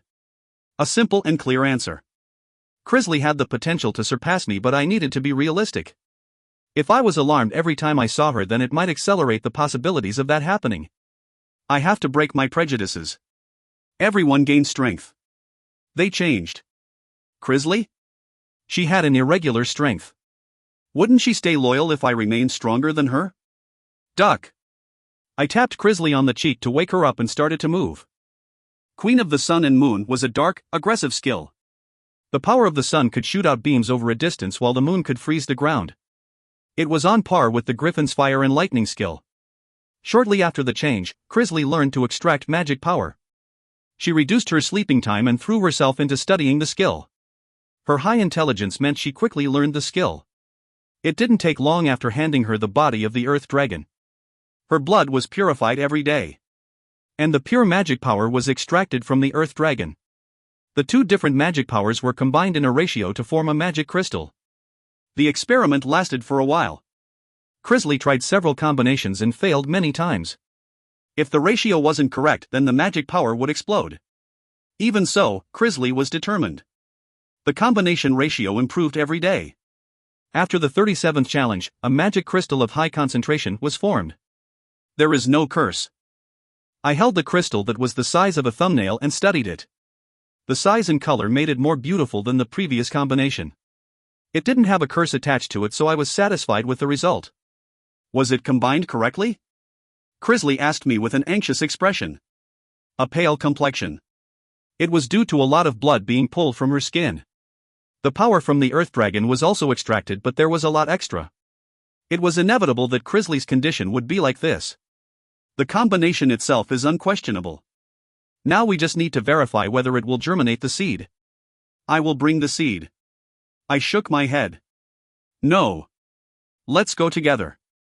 I wanted to leave the seed where it would be affected by the Statue of Abundance's blessing. But the magic crystal was completed, so I wanted to see the results as soon as possible. I headed to the 15th floor with Crisley. The forest terrain had changed as the bud from the world tree already grew as tall as an adult. The dark elves were still around it doing the ceremony. The ceremony was interrupted by my appearance, and Crisley carefully dug out the seed before handing it to me. Here it is. Concern was on Crisley's face as she handed it over. She was tense now that it was actually happening. I said with a smile. Don't worry. It isn't your fault even if it fails. Oh. I gave you the order. I also let you decide the combination for the crystal. If it goes wrong, then it will be because of my mismanagement. Besides, it hasn't been confirmed to be a failure yet. I spoke in a firm tone. It was in order to convince Crisley. I was still uneasy, but I felt significantly better now. Her anxiety was due to her desire to please me. Then, there was no need to waste time. I immediately triggered Combine Everything while holding the crystal and seed. A message window flashed. Would you like to combine magic crystal of high concentration to the seed of the world tree? There was yes or no written underneath it. Needless to say, I pressed the yes button. And the two ingredients started to merge. It was repeatedly disassembled and combined. I had already seen this sight dozens of times. But it was more tense this time. I only had one seed of the world tree. I didn't know when I could challenge it again. Crisley and the Dark Elves were tense as they watched the spectacle.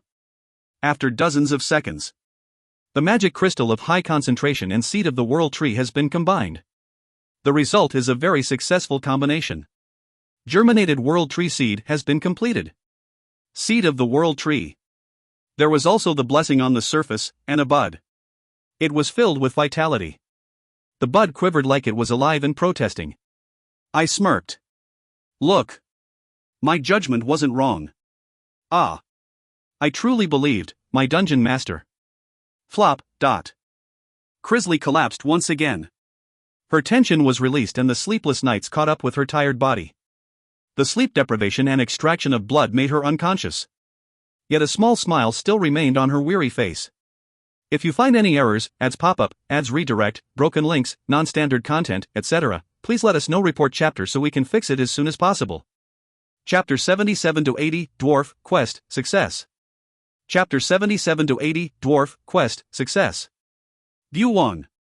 There was a profound echo that spread through the dungeon due to the World Tree. It was a roar that informed all life of their presence. The Dark Elves simultaneously fell to their knees. 30 meters away from them, there were the buds of 2 World Trees. It was unprecedented.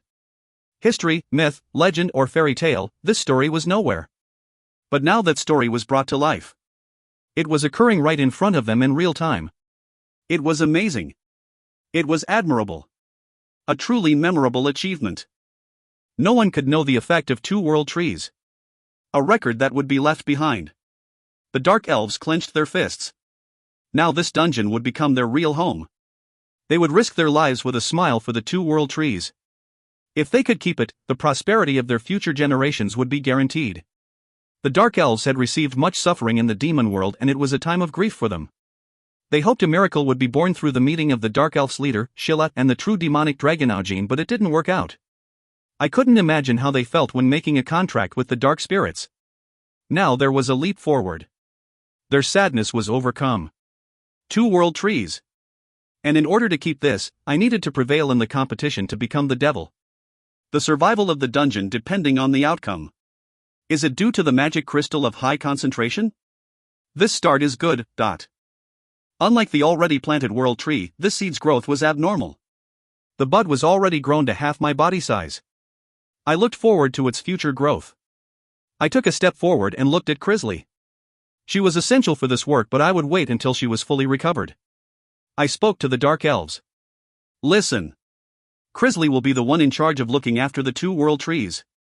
Consult with Crisley first if you want to do anything to the World Trees.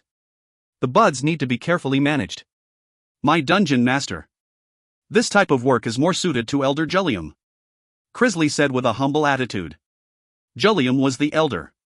He had excellent knowledge in many areas, but I shook my head. World Tree. Common knowledge couldn't be used to measure this cradle of life. Jullium would be inadequate in many ways if he was given responsibility. There were many variables. He couldn't understand the nature of the World Tree. You will be responsible for it, Crisley. As you command. I already confirmed it. Crisley wouldn't go against me. She kneeled down. Thus the primary cleanup was finished. It would take some time for it to grow and affect the whole dungeon. I turned my body with a satisfied look. Who won? A large pop came from a short distance. Ho won. But it didn't end with just one. The ringing in my ears was so intense that it hurt. At the same time, the 2 World Trees started moving. I moved my eyes towards it. At the same time, I was at a loss for words. An amazing sight was occurring right in front of me. It is merging? The buds of the World Tree had started growing again. It grew rapidly and the branches stretched to the World Tree next to it. And the World Tree on the other side was tilting its body. They were wriggling like they were trying to merge. This was the first time 2 World Trees were growing at the same time, but I hadn't anticipated such a thing. The result of different combinations, there was no way of knowing the 2 World Trees would combine. My dungeon master. The surge of magic power is not ordinary. Do you have any ideas? I couldn't not ask. Crisley's blood was the reason why the World Trees started moving. The wavelength of the magic power was very similar to Crisley. In addition, she was more sensitive to magic power than me. Crisley replied through cracked lips. The magic power from the body of the Earth Dragon is being extracted. It appears to be violently eating all of it up. I pondered the meaning of it. The Earth Dragon has the life of a huge forest and that is being eaten. The vitality of the forest is comparable to a few dogs to the World Tree. Crisley's eyes widened.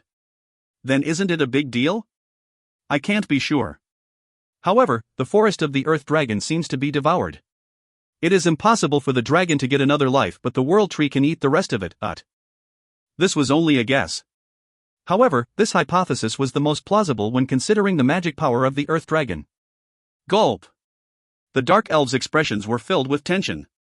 They had been moved to tears just moments ago, but the situation had changed in an instant. I also had cold sweat on my hands. Anyway, the two World Trees were joining together. I can stop it or leave it be. I stood at the crossroads of choice. If I separated them onto separate floors, then this wouldn't happen. But I thought about the process of them gaining life from the Earth Dragon. I wonder. I was very curious about the result. The forest life of the Earth Dragon was being devoured. The forest couldn't compare to the World Trees. A giant cradle that was the source of life. I couldn't imagine the outcome. The Earth Dragon might elevate the existence of the World Tree. In the end, I made the decision to leave it alone. Both World Trees were engaging with each other. They were invading each other's areas, with one side attacking and one defending. I stood still for a while and watched it. There was other work to do, but my feet didn't move. One day passed and then two. But none of those gathered here moved. Even Yi and the King Bee joined the ranks. Finally, a change took place on the third day. The World Tree defending slowed its movement. In contrast, the other World Tree attacked more fiercely. It was defeated in the next attack. The World Tree wrapped around its opponent. Who won? The sound of magic power being sucked up. The merging of the two World Trees had succeeded. Impossible achievement. The Tree of Origin has put down roots for the first time. The Tree of Origin was an object creature when trees were first conceived. Not much information is known about it. The title World Tree Master will change to Origin Master. 3 million points will be paid. Those message windows flashed when the two World Trees joined together. The title changed and the achievement even gave me 3 million points. Ha! But I was surprised at one of the message windows. There was a faded blue light around the Tree of Origin. A mysterious feeling that overwhelmed all beings.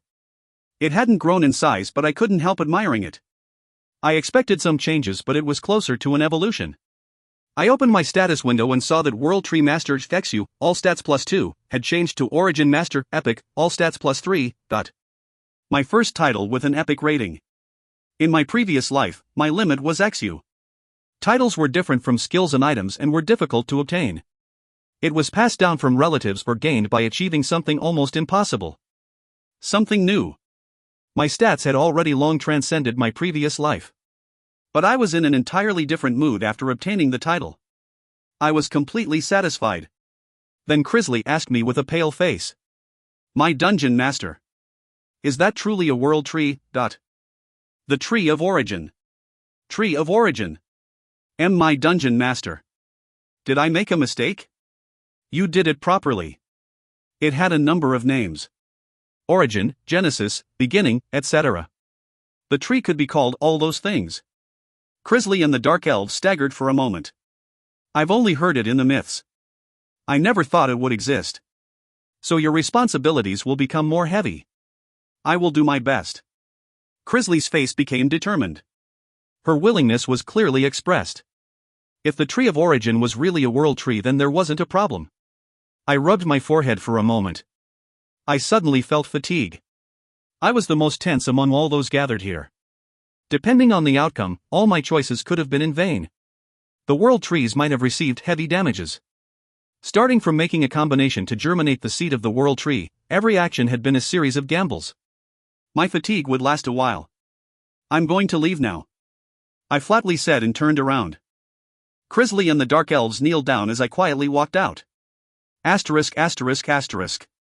And, at that time, a group of people was climbing the dungeon. 2 lava spiders are coming closer. Don't let the ranks get messed up. Edward. The fire lizards are breathing out flames. The group of people were devil hunters from Heaven's Will. There was a total of 12 of them and they had reached the 6th floor. The 6th floor was filled with lava. If they took one wrong step, then their flesh would be melted by the lava. There were also the creatures present. Yuunhai brandished a sword covered with lightning behind Edward. Originally his lower half had been crushed, but Edward was cured with the help of the elixir. His spirit of revenge caused him to run wild. He had an incredibly steep growth and was already one of the top 3 in devil hunters. Only 11 years old. He was 12 years old in South Korean age, but he was already 160 centimeters with muscles. He had grown more than 10 centimeters in just a few months. A fire lizard breathed out a huge flame. Then Edward Windsor hastily lowered his body and avoided the flames. Nuna worries too much. A mindless lizard like this is no match for me. Poke. Edward's sword pierced the lizard's chest. And he brutally stabbed the fire lizard many times. Yuunhai's forehead wrinkled and she cried out. Hugh. This raid group is a team. I won't forgive you if you go ahead alone. I understand. Then I will go catch the lava spiders. The other members need help. Edward said and then rushed towards the lava spiders. Yuunhai shook her head. Hugh. Why do these things happen to me? It was like Yuunhai was looking after a son. Her fate was childcare. She couldn't help sighing as she thought of the captain. Captain Nim. Watch out. I will give you a beating. Yuunhai had a long face as she followed behind Edward. Over the past few months, South Korea had gone through a change. It was due to the aftermath caused by the monster wave. Thousands of soldiers died, the property damage was in the trillions, and they could only watch humiliated as the creatures marched through their country. There was a hold in national security, so the public couldn't help feeling uneasy. Somebody needed to take responsibility for the situation. The administration, including the president and head of the counterterrorism department, was replaced. The status of the Awakened climbed. The Awakened had already gained the people's trust. The Awakened came forward during the monster wave and reduced the damage. Full support. There was a push at the national level. Thanks to that, the guilds rapidly expanded their power. The monster waves were already at a global threat. Each country naturally wanted to take in the strong Awakened. There was a movement to stop the Awakened from leaving their country. Thus, the Awakened rapidly gained a foothold. The golden age of the Awakened was about to open. Let's see. I thought it was a safe zone. Late in the evening. Kim Chunwon was drinking beer in a pub and let out an outpouring of complaints. He got into Devil Hunters through the audition and was the holder of the title Foul-Mouthed Person. He had the unique specialty of a bard, but the eyes of the people around Kim Chunwon was cold. Why is everybody looking at me like that? Didn't everyone think it was a safe zone at first? There was no way of knowing that creatures could enter. Joshi. That isn't the problem. Can't you recognize it? Yuunhai, who was drinking soda, said. The dungeon's 6th floor. They had found a small house in the lava field. Usually a safe zone was known as a home in the form of a poo. However, Kim Chunwon insisted that the house was a safe zone as soon as he saw it. But unlike his claims, the worst-case situation occurred as the creatures rushed the house. There was massive damage, but fortunately they all survived. Kim Chunwon frowned. Why are you calling me a Joshi? Don't you know I'm still in my mid-20s? And having a house in a place like that was strange in the first place. Would creatures bother to make a home? Why not? Some creatures are bipedal and also have intelligence. Kim Chunwon glared at Yuunhai. You just need to meddle in everything. Omo, scary. Don't drag me off somewhere else. Yuunhai hid behind Edward. Edward ate a chicken leg and stared at Kim Chunwon. The child was staring at Kim Chunwon with unusually deep eyes. Aside from a few people, Edward always had that expression in his eyes. The brat's fucking eyes. Kim Chunwon felt uneasy and poured the beer down his throat. Lee Jihai clapped her hands and said, Stop it. Today we are gathered to figure out measures against the Pyrox. They are strong creatures that we need to beat. They had emerged during the monster wave. Numerous soldiers were slaughtered by the Pyrox. The small creatures with the wings of a bat attacked the group on the 6th floor. The group couldn't face them. All they could do was run away. Uni. Looking at the numbers, there aren't many of them. Do we really need to worry about the damage? Yuunhai, who had returned to her seat, spoke. Lee Jihai shook her head. The problem is that we can't be sure. It is likely that much stronger creatures will exist on the 7th floor. Have you forgotten how much we suffered penetrating through the 5th floor? The bodies of the members trembled as they recalled the nightmare of the mud golems, puppets, and harpies on the 5th floor.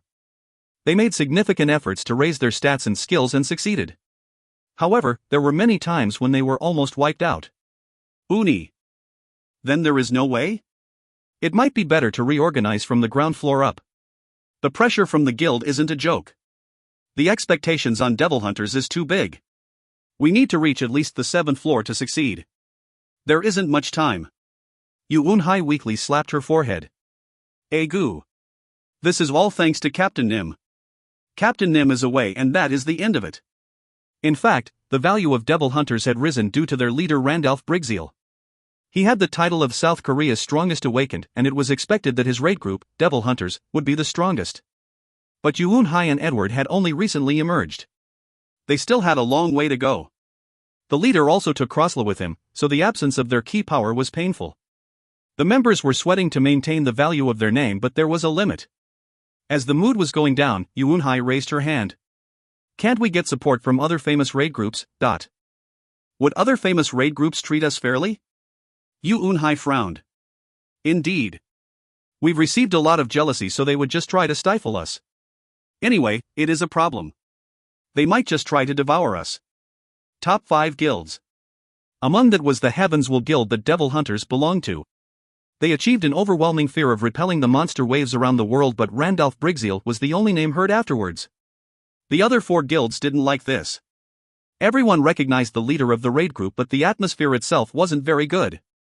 The requests for help that asked for Randalph, the raid group had to lightly discard it. But we aren't just any raid group. There will be raid groups plotting against us from behind. They might even spread strange rumors. Li Jihai sighed. Anyway, Devil Hunters needed to resolve this. Uni. We should turn this misfortune to our advantage. Wouldn't our reputation improve if we reached the 7th floor without the raid leader? I hope so. But everyone knew how great the raid captain was. Everyone gathered here wouldn't even be able to touch one hair on his head. Yuunhai shrugged and drank her soft drink. Ah, scull it. Drink it all at once. Just think about drinking. Annoying. How can you say that when you are holding a soft drink? A fork was stuck in the table in front of Kim Chunwon. He was startled and looked for the culprit behind the fork. Judging by the angle of the fork, Edward was the one who threw it. Kim Chunwon's gaze moved. He was outwardly calm but his insides were boiling. No matter how bad his mouth, he couldn't swear at someone so young.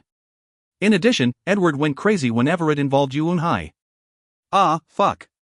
A mother's boy? Kim Chunwon used that excuse to rationalize his loss against a young boy. *****. The dungeon's top floor. I watched the hologram floating above the dungeon core. I went into domestic mode to confirm the changes. This was due to the Tree of Origin. The blessing from the Statue of Abundance meant there was a steep growth but not much information was known. I purchased related books in the store but there was little relevant information about the Tree of Origin. The first life conceived. I've read many books and this was the one fact I found. In the end, I could only verify it directly. But no prominent features had appeared yet. The real-time breeding rate in the dungeon increased by 0.5% but I couldn't spot anything else. But I couldn't determine if this was due to the influence of the Tree of Origin. I had to keep watch over time. It was still too early. However, I couldn't help having high expectations towards the world trees. A tree connected to the creation of the world, it wouldn't be a small thing. It was one of the reasons why I was watching the hologram. Master. Yihi found something interesting. Yihi came back without the king bee. She was always smiling but today she was even happier. Right. I replied without looking at her. Yihi flew in front of me with her wings flapping. Yihi saw something very interesting. Get out of the way. I can't see. Hing. Yihi's shoulders slumped with a sad atmosphere around her. So she started talking to herself. Humans are coming up. I heard they just received a dwarf quest. Yihi really saw it. So I decided to report it to Master. Yihi might like jokes but Master's reaction is too much. Yihi's heart is broken. I won't tell you anything in the future. Humans have appeared on the 7th floor? My interest abruptly shifted to Yi. Yes, master. Yi watched them carefully. She flapped her wings again and her smile had come back. Fairies were simple-minded, especially Yi. What fairy didn't like attention? No friction happened. Sooner or later, humans would reach the 7th floor. It was in a ready state, but many humans would just attack the dwarves without bothering to speak to them. Fortunately, such a thing didn't happen. Humans are stupid. They are easily deceived. The small dwarves only made small repairs to their weapons and their guard was gone? Yi laughed when I saw it. Yi. Did you check that the quest was officially registered? I wondered about the humans who had received a quest from creatures. The quests were a strategy to raise the awakened. The humans were surprised when the small dwarf asked them for a favor. A quest window opened in front of the awakened. Yi's words confirmed it. I can give quests. It was a fairly important and useful piece of information. I immediately pulled out the modified crystal ball and viewed the dwarf village on the 7th floor. After a while, the surface of the sphere showed a blurry scene of the village. The completed village was worth watching. First, there were dozens of 2-story buildings neatly placed. A clock tower was erected in a square overflowing with statues. In particular, there were some buildings made to fit humans and I could see a few familiar human faces. Yuunhai, Li Jihai, and Edward Windsor. They didn't know. They were the humans that I drew into the raid group directly. Devil Hunters is the first raid group to reach the 7th floor. It was a strange feeling. I had forgotten about their existence for a while, but now they appeared. I didn't feel any pride. Devil Hunters was the first raid group on the 7th floor. This meant they had grown steadily. Wait and see. I continued watching them through the crystal ball. Asterisk. Shortly after the failed raid on the 6th floor, Devil Hunters prepared themselves and once again challenged the dungeon.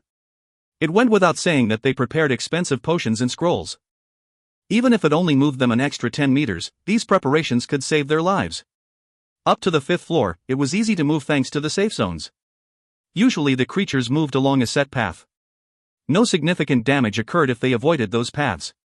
Naturally, Devil Hunters had identified several safe routes. These routes were information that could be sold for money. The information was a big help for regular raid groups. In a day, they reached the 6th floor without a hitch. Sweat was flowing even when they were standing still due to the lava. They immediately identified the creatures on the 6th floor. Fire lizards, lava spiders, fire lava, fire slimes, and pyrox. They were significantly stronger compared to the creatures on the 5th floor. It was possible due to Yuunhai and Edward. They fought together a few times and developed their own strategies.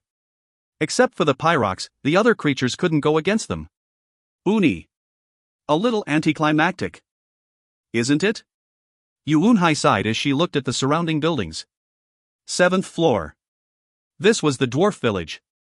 They had moved nervously from the 6th floor but hadn't encountered anything like the pyrox. The only thing they saw when stepping on the 7th floor were the 1-meter dwarves. Despite being on guard, the dwarves were friendly. The grizzled faces welcomed the raid group with smiles. It wasn't possible to do a preemptive strike after seeing those smiles. It was the first time the group became stunned in the dungeon. The dwarves offered the raid group shelter and weapon repair. We still don't know. Don't relax. Li Jihai said with a pale face. Their goodwill didn't convince her. It might lead to a trap. Therefore she left some members by the entrance. I don't see any apparent enemies. Uni, look at the weapons worn by the dwarves. It is no joke. The lowest ones are rare grade weapons. Their numbers are greater than us, why would they need to lure us into a trap? Yuunhai said. Her eyes were stunned as she gazed at the dwarves. Their weapons and armor were all much better. Just having one of them would make her a lot of money. She had a lot of money after belonging to Devil Hunters, but, at any rate, there were almost 100 of them, so there was no need for a trap. Their small size wasn't a problem. Big gaping shoulders. Looking at the muscles, it was obvious they wouldn't be easy opponents. Ha ha. Heroes, don't worry. We dwarves are different from the other creatures. Rather, we have been waiting for brave heroes. The dwarf guiding the raid group laughed. No enemies. The other dwarves passing the party were just looking at them curiously. Li Jihai's eyes were wide. What is your intent? If you aren't our enemies, then why are you armed? This is a dungeon. A place where every creature has to struggle for survival. The situation means that we are always armed. And, don't be too hasty. Elder Nim will tell you the rest of the story. The dwarf's explanation seemed reasonable at first glance. But that alone couldn't be explained. Why was a creature saying something so nicely? Maybe this was close to the truth of the world that they didn't know. Li Jihai was uncomfortable as she kept on walking. This is the place. Achacha. Heroes, in this area can you put away your weapons? The dwarf mentioned it like he had forgotten. Li Jihai shook her head. I can't be disarmed. Then warriors must go with you. Is it okay if you wait a little longer for the story? What to do? The attention of the group members were focused on Li Jihai. They decided to follow her words. I accept. I understand. The dwarf glanced around and 2 more followed them. The raid group had left 3 members at the entrance to the 7th floor. There were 9 people who arrived in this place. That number was significant. It was enough to take seriously. But this place was a dungeon. Caution was needed. Li Jihai thought of several situations that could occur as she led the way inside the building. The rest of the crew members followed behind. Soon a dwarf could be seen sitting in front of a huge wooden table. Duck! The dwarf shook some ashes into a bowl and opened his mouth. It is a pleasure to meet you, heroes. My name is Stein. I am responsible for this small village. All the group members sat at the table. After they sat down, Stein finally told the story. You must have many questions.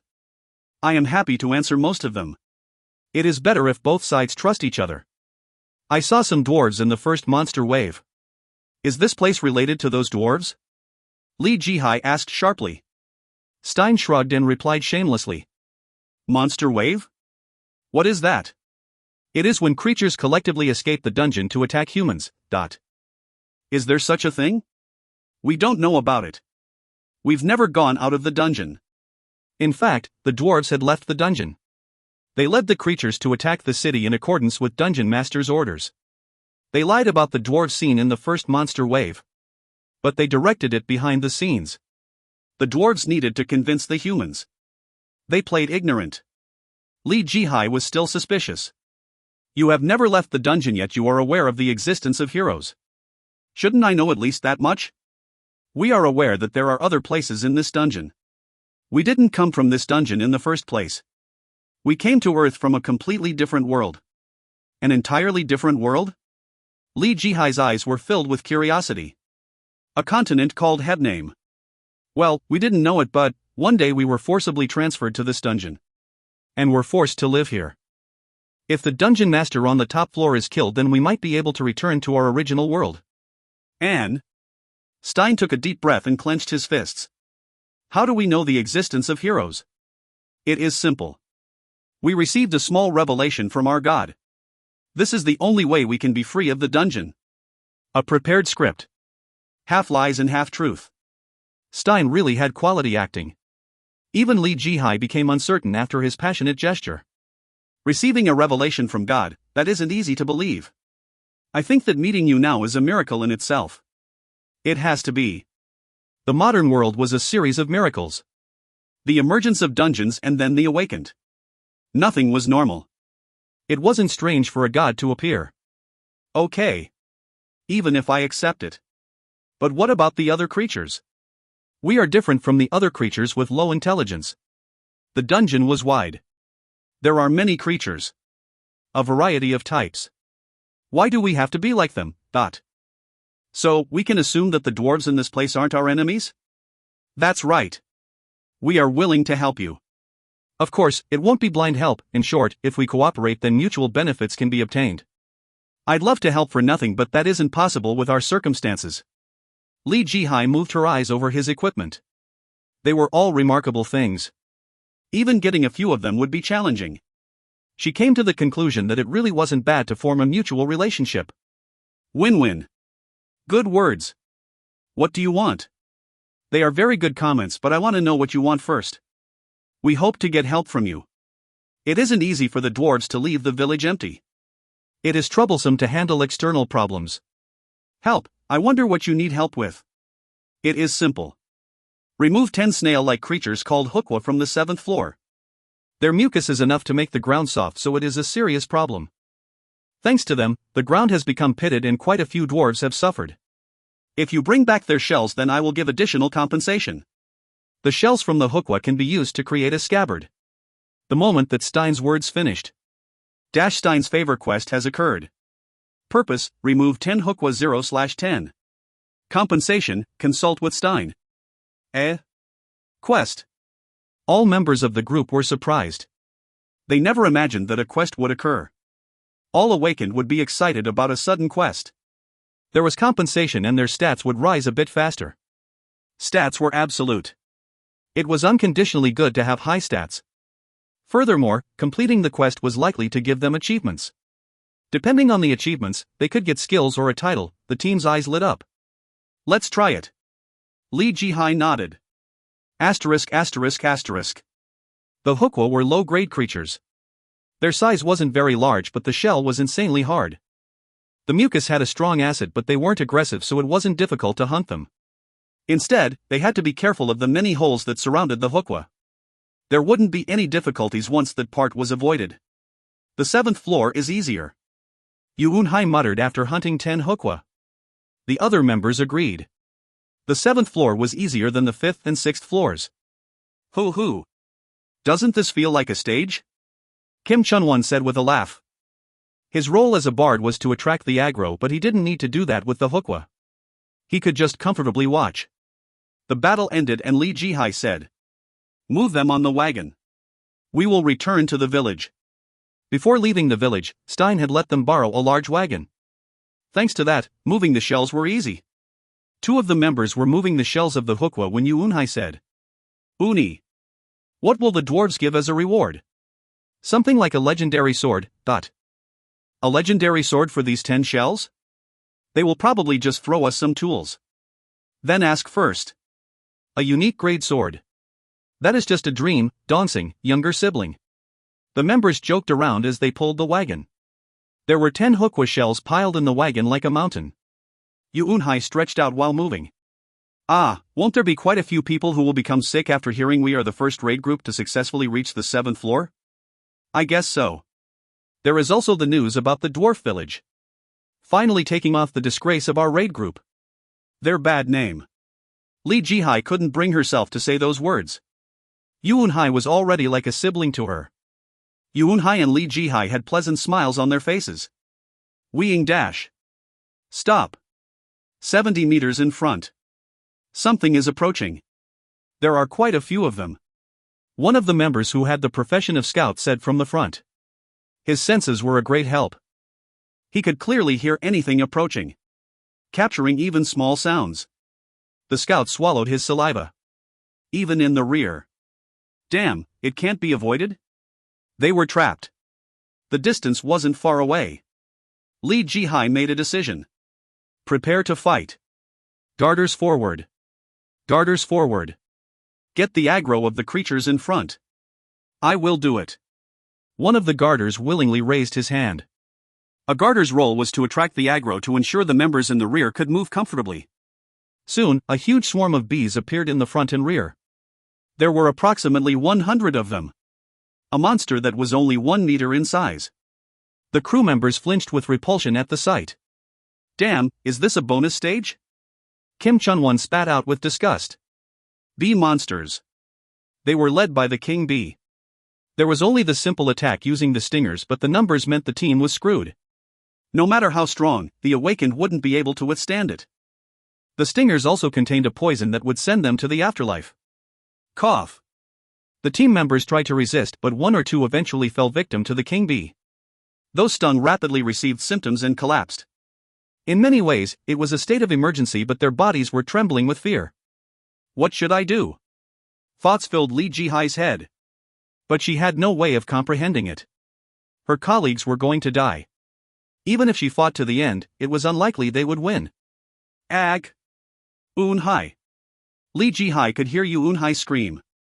She tried to rush over but was blocked by the king bee. Edward was also struggling to get to her. He didn't care about the others, but he couldn't abandon Eunhai.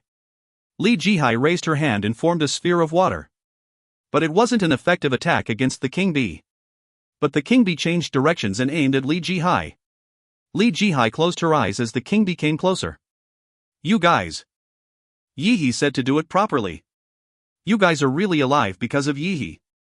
Honey all day, that is why you should listen to Yi. Ha! Suddenly a voice was heard. Li Jihai opened her eyes. At the same time, she became greatly surprised. There was a little fairy with turquoise hair right in front of her. How? Was she hallucinating? Li Jihai rubbed her eyes. But no matter how much she rubbed, the translucent fairy didn't disappear. The king bee had stopped moving due to the fairy's tantrum. Then the fairy flapped her wings quickly. A small fairy was controlling a giant bee monster. Li Jihai looked around. There were only 3 members remaining. The remaining 9 were laying on the ground. They weren't dead, but it was an emergency situation. Even so, she couldn't easily move. The fairy Yi crossed her arms arrogantly and said, "Am I wrong?" Yi said it, but don't believe it. Yi will show you through actions instead of words. I told you to give many wounds to the men in the dungeon. Yi is a good fairy and has always been the victim of men like that. She didn't talk about women. Yi seemed to be glancing at the men while pretending to wipe her tears.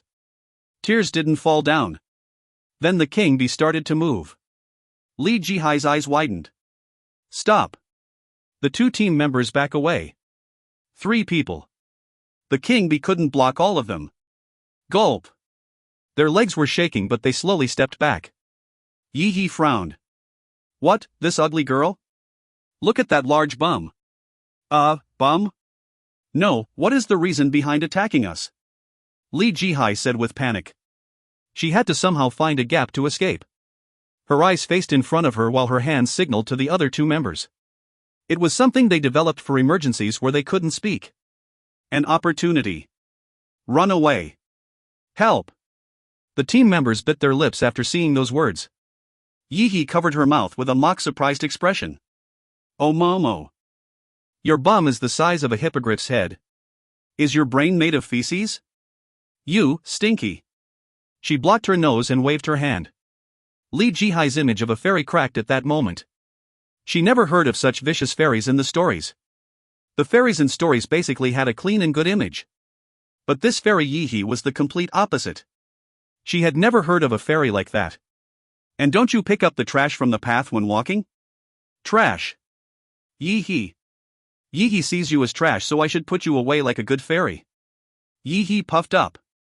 She put herself in the category of a nice fairy. It was at that moment. The 2 men behind Li Jihai immediately ran. The king bee moved before Yi could even say anything. Ah! Don't miss. You want to chase? Water sphere. Li Jihai threw the water sphere she had prepared at Yi. She was thinking that the king bee would stop if its master, the fairy, was in trouble. But the fairy had a spirit body. Yi was the fairy of this dungeon core. It was difficult to harm Yi. However, Yi's mood worsened because of it. This ugly bitch. How dare you attack Yi? Shay. Li Jihai clicked her tongue and grasped her staff with unease. It would end here. She wanted to escape with Yuun Hai, but that didn't seem possible. She expected this to happen whenever entering the dungeon, but now she felt bleak. No matter how good like an angel Yi is, it can't be helped. I can't let you go. Yi pointed a finger at Li Jihai. Weeing dash. The bees started to move. An overwhelming number. Li Jihai's skills could do nothing against them. Puk. In the end, Li Jihai couldn't resist and the saliva of the king bee invaded her body. One long needle was sunk into her side. Ah! Her eyes naturally closed. Was this the end? It was unfair that she would die like this. But she couldn't turn back the clock. She wanted it to be dream, but it was brutal reality. Li Jihai's eyes completely closed. At that moment, Yi muttered to herself.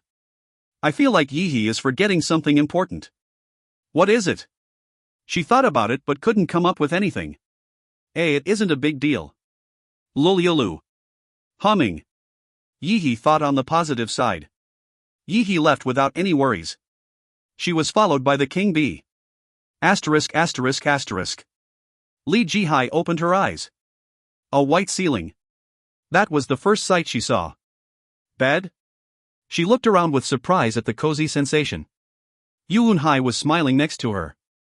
Uni, you woke up? Eun-hye. Why are you so surprised? You don't have to worry. This is heaven. Heaven? Lee Ji-hye's mouth dropped open. Her limbs were stiff and her breath became harsh as she recalled what happened. It didn't make sense that she would survive that situation. Really dead. How does it feel? I don't know. Just numb. You will get used to it. I was also confused when I first opened my eyes. Sob. But it didn't console her. Tears started falling from Lee Ji-hye's eyes. And Eun-hye was rather confused. Uni? I'm sorry. Eun-hye. Uni didn't protect you. I am joking. I'm not dead. I am fine. This isn't heaven.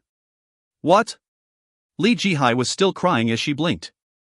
Eun-hye felt like she committed a great sin and quickly explained. This is the dwarf village. The dwarves saved us. Sorry, Uni. I just wanted to play a small joke. Please forgive me.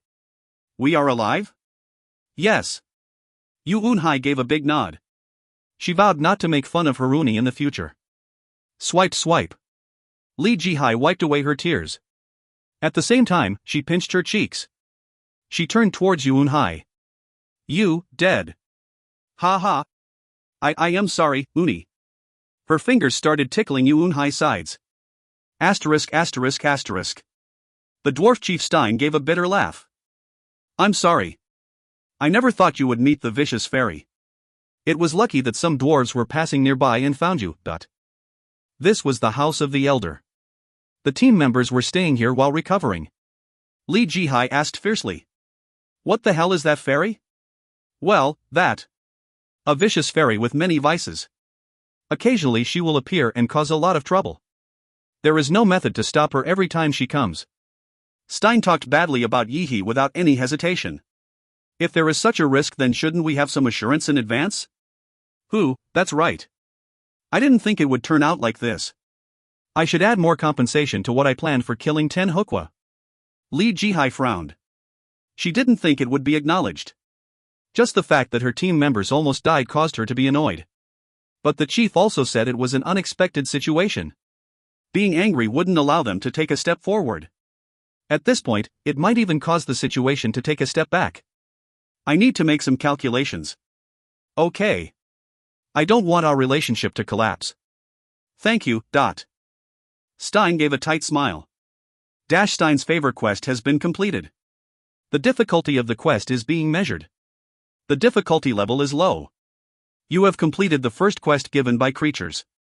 The title equal party, N, strength +2, has been added to your status window. Title.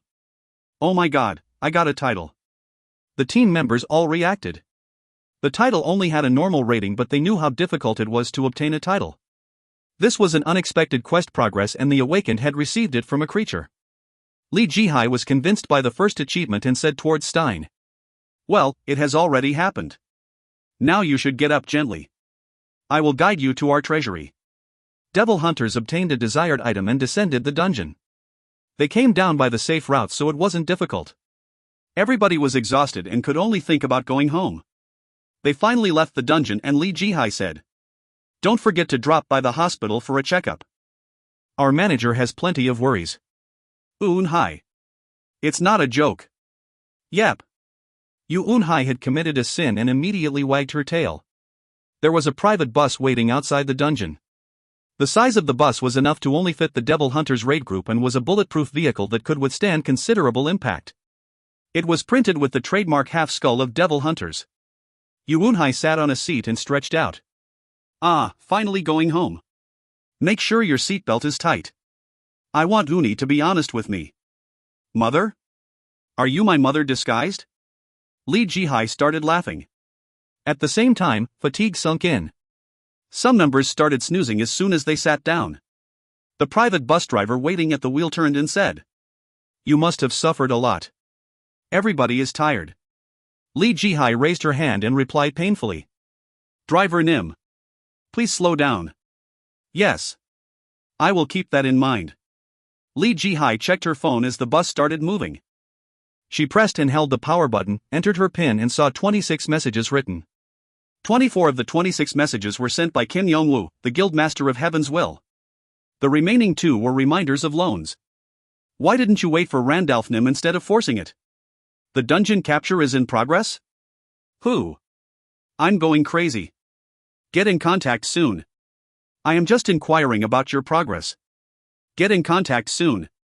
This was the contents of the messages. Typing out a reply was troublesome. Lee Jihai wrote the smallest amount of words possible and pressed the send button. Dwarf, quest, successful. And sleepiness. Lee Jihai threw the phone to the seat beside her and closed her eyes. Asterisk asterisk asterisk. Yi-hee leaned back against the dungeon core and lifted both hands. Master. Yi-hee was wrong. Yi-hee became ignorant after you gave me the King Bee. A voluntary report. Maybe she confessed in order to receive punishment. I looked at Yi-hee. But Master. The ugly girl tried to attack Yi-hee. If Yi-hee's body was real, then I would be in a lot of pain. Your body doesn't have substance. It means you don't have to be excited about such attacks. Yes, but... Yi-hee bowed with a grouchy expression. She had only wanted to scare the team members on the 7th floor. No creatures existed on the 8th to 11th floor, while there was the 3LV intermediate Naga on the 12th floor. The raid group were barely the opponents for the Pyrox, let alone the Nagas. She only intended to scare them to stop them from climbing up.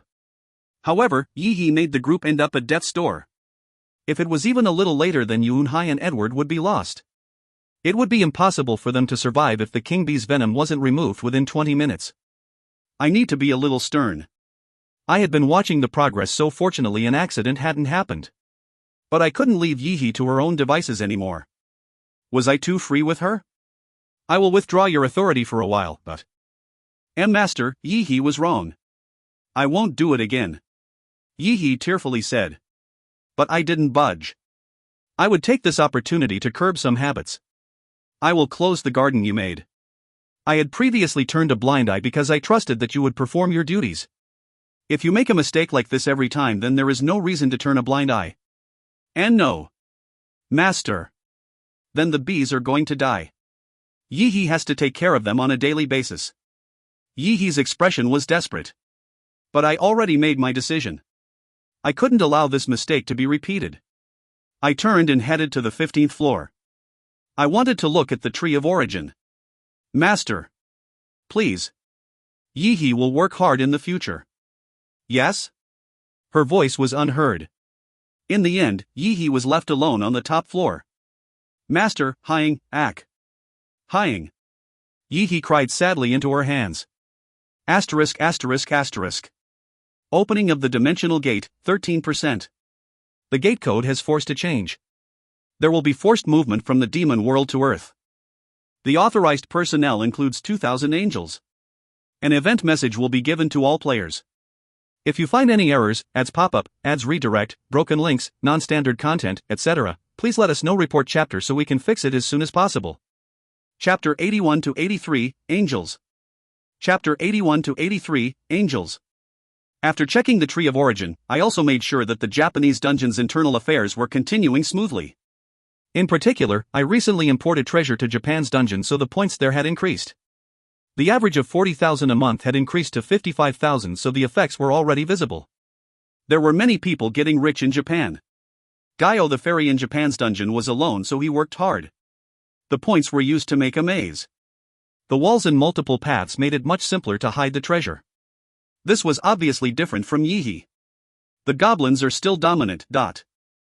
It was possible to identify the current state of the creatures in the dungeon with one glance. The number of goblins was in the 6 digits, and there was a 0.03% possibility of a variant occurring. It meant only 3 variants had been born. Champion goblin, arc goblins, etc. This statistic was quite useful. Once the Tree of Origin started working properly, I was looking forward to seeing the uniqueness work on the saber tigers. It is unfortunate that the saber tigers don't have the dominant position yet. TSK. I clicked my tongue. The number of goblins was significantly more than the saber tigers. It was because the costs and breeding rate itself was different. The lowest grade goblin could be purchased for 25 points while the saber tigers cost 5,200 points. The goblins could give birth to over 10 at a time while the saber tigers were limited to half a dozen. In many ways, it was forced to take more time. Invest 500,000 more points. I will give you permission to use it. Really? I'm glad. Gaio jumped with excitement. Gaio had been anxious after I transferred to the dungeon. But I ended up giving him permission to use 500,000 points, so various thoughts of how to proceed passed through his head. I said in passing, "In the future, you will be granted further opportunities. Yi, Gaio, and any fairies I get in the future. I can do well." Gaio quickly nodded. I was slightly disappointed with Yi, so Gaio was more reliable right now. Of course, I would watch for a long time rather than make an instant judgment. Yi and Gaio were so different from each other that there were advantages and disadvantages. My eyes shone. I should further grow my power. I was stronger than one demon. However, I lacked power compared to a faction. The situation was like that now. I burst out in the lead and needed to build that as much as possible without losing power. For now, it was going smoothly. But I wouldn't be able to completely disregard the factions in a few more years. I needed my own army. Just imagining it made me invigorated. There was a little bit on my mind.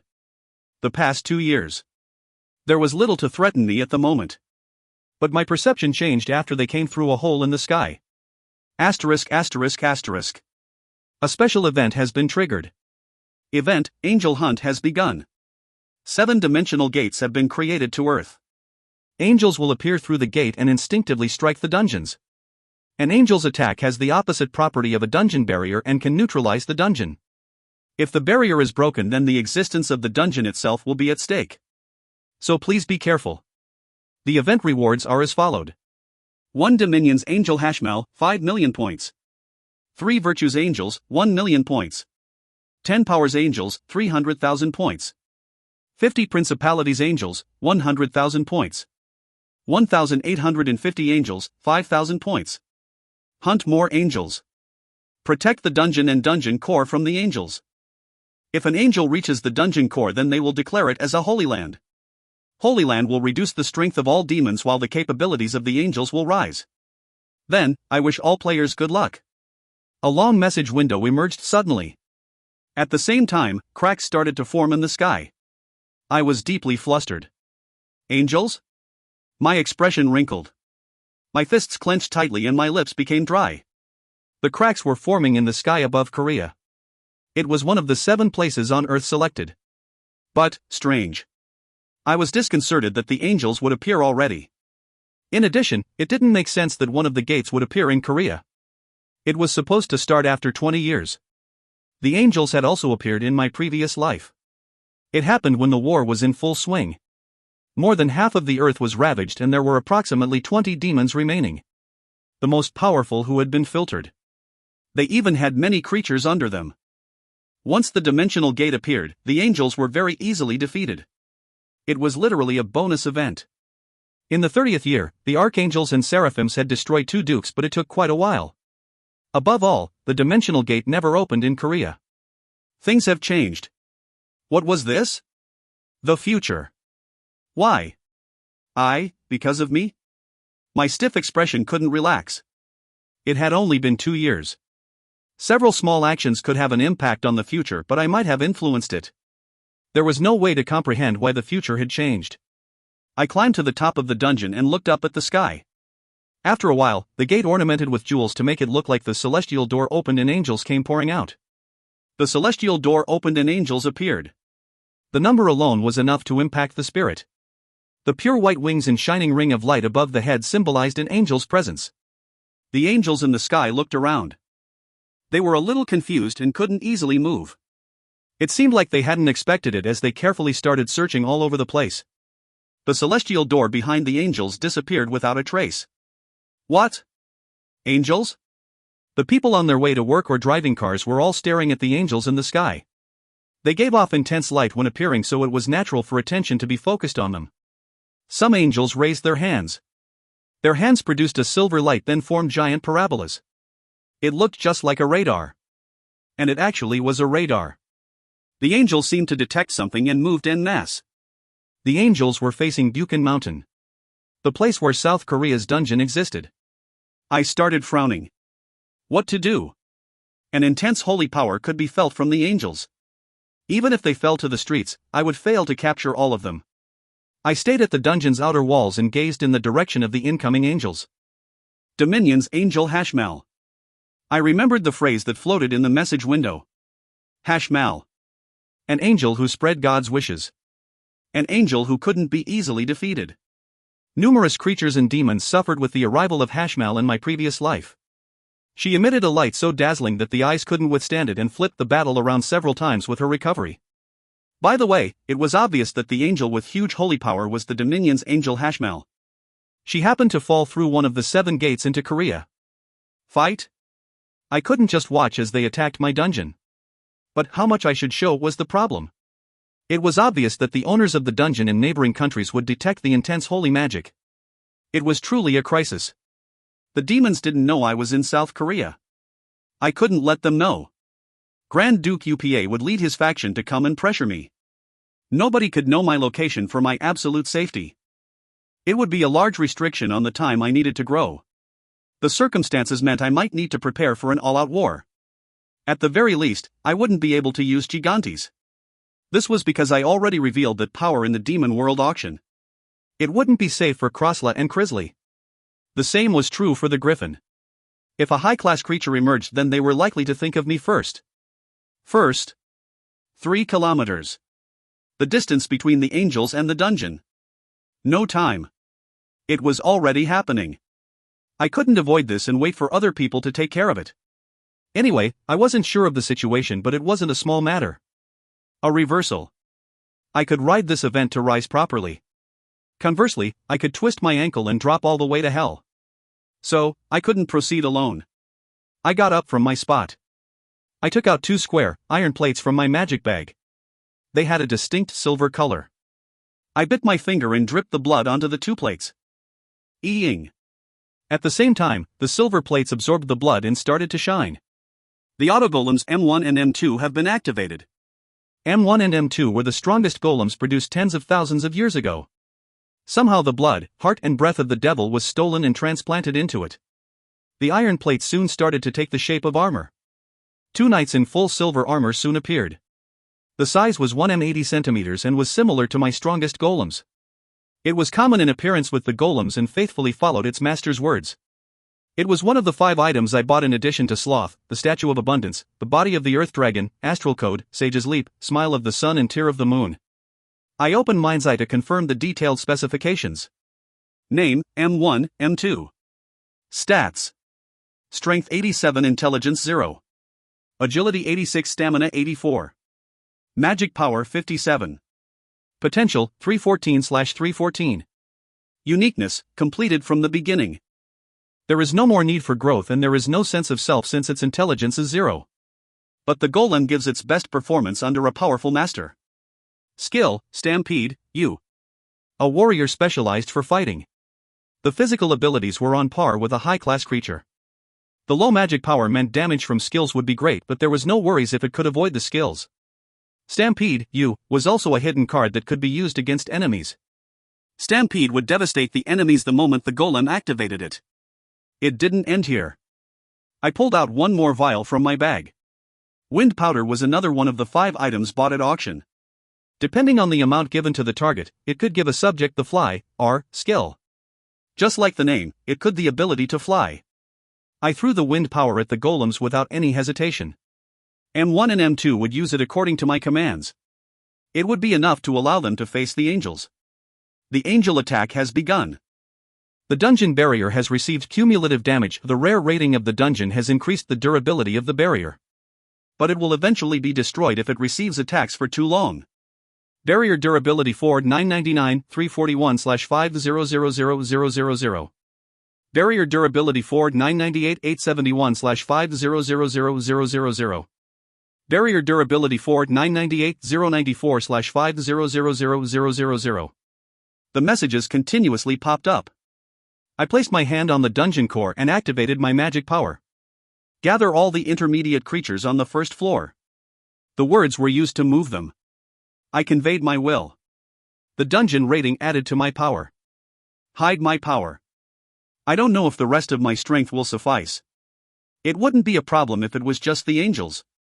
The problem was the demons heading to South Korea. I wasn't ready yet. Time was needed. I couldn't use my main power. Barrier durability Ford 996-099/50000000.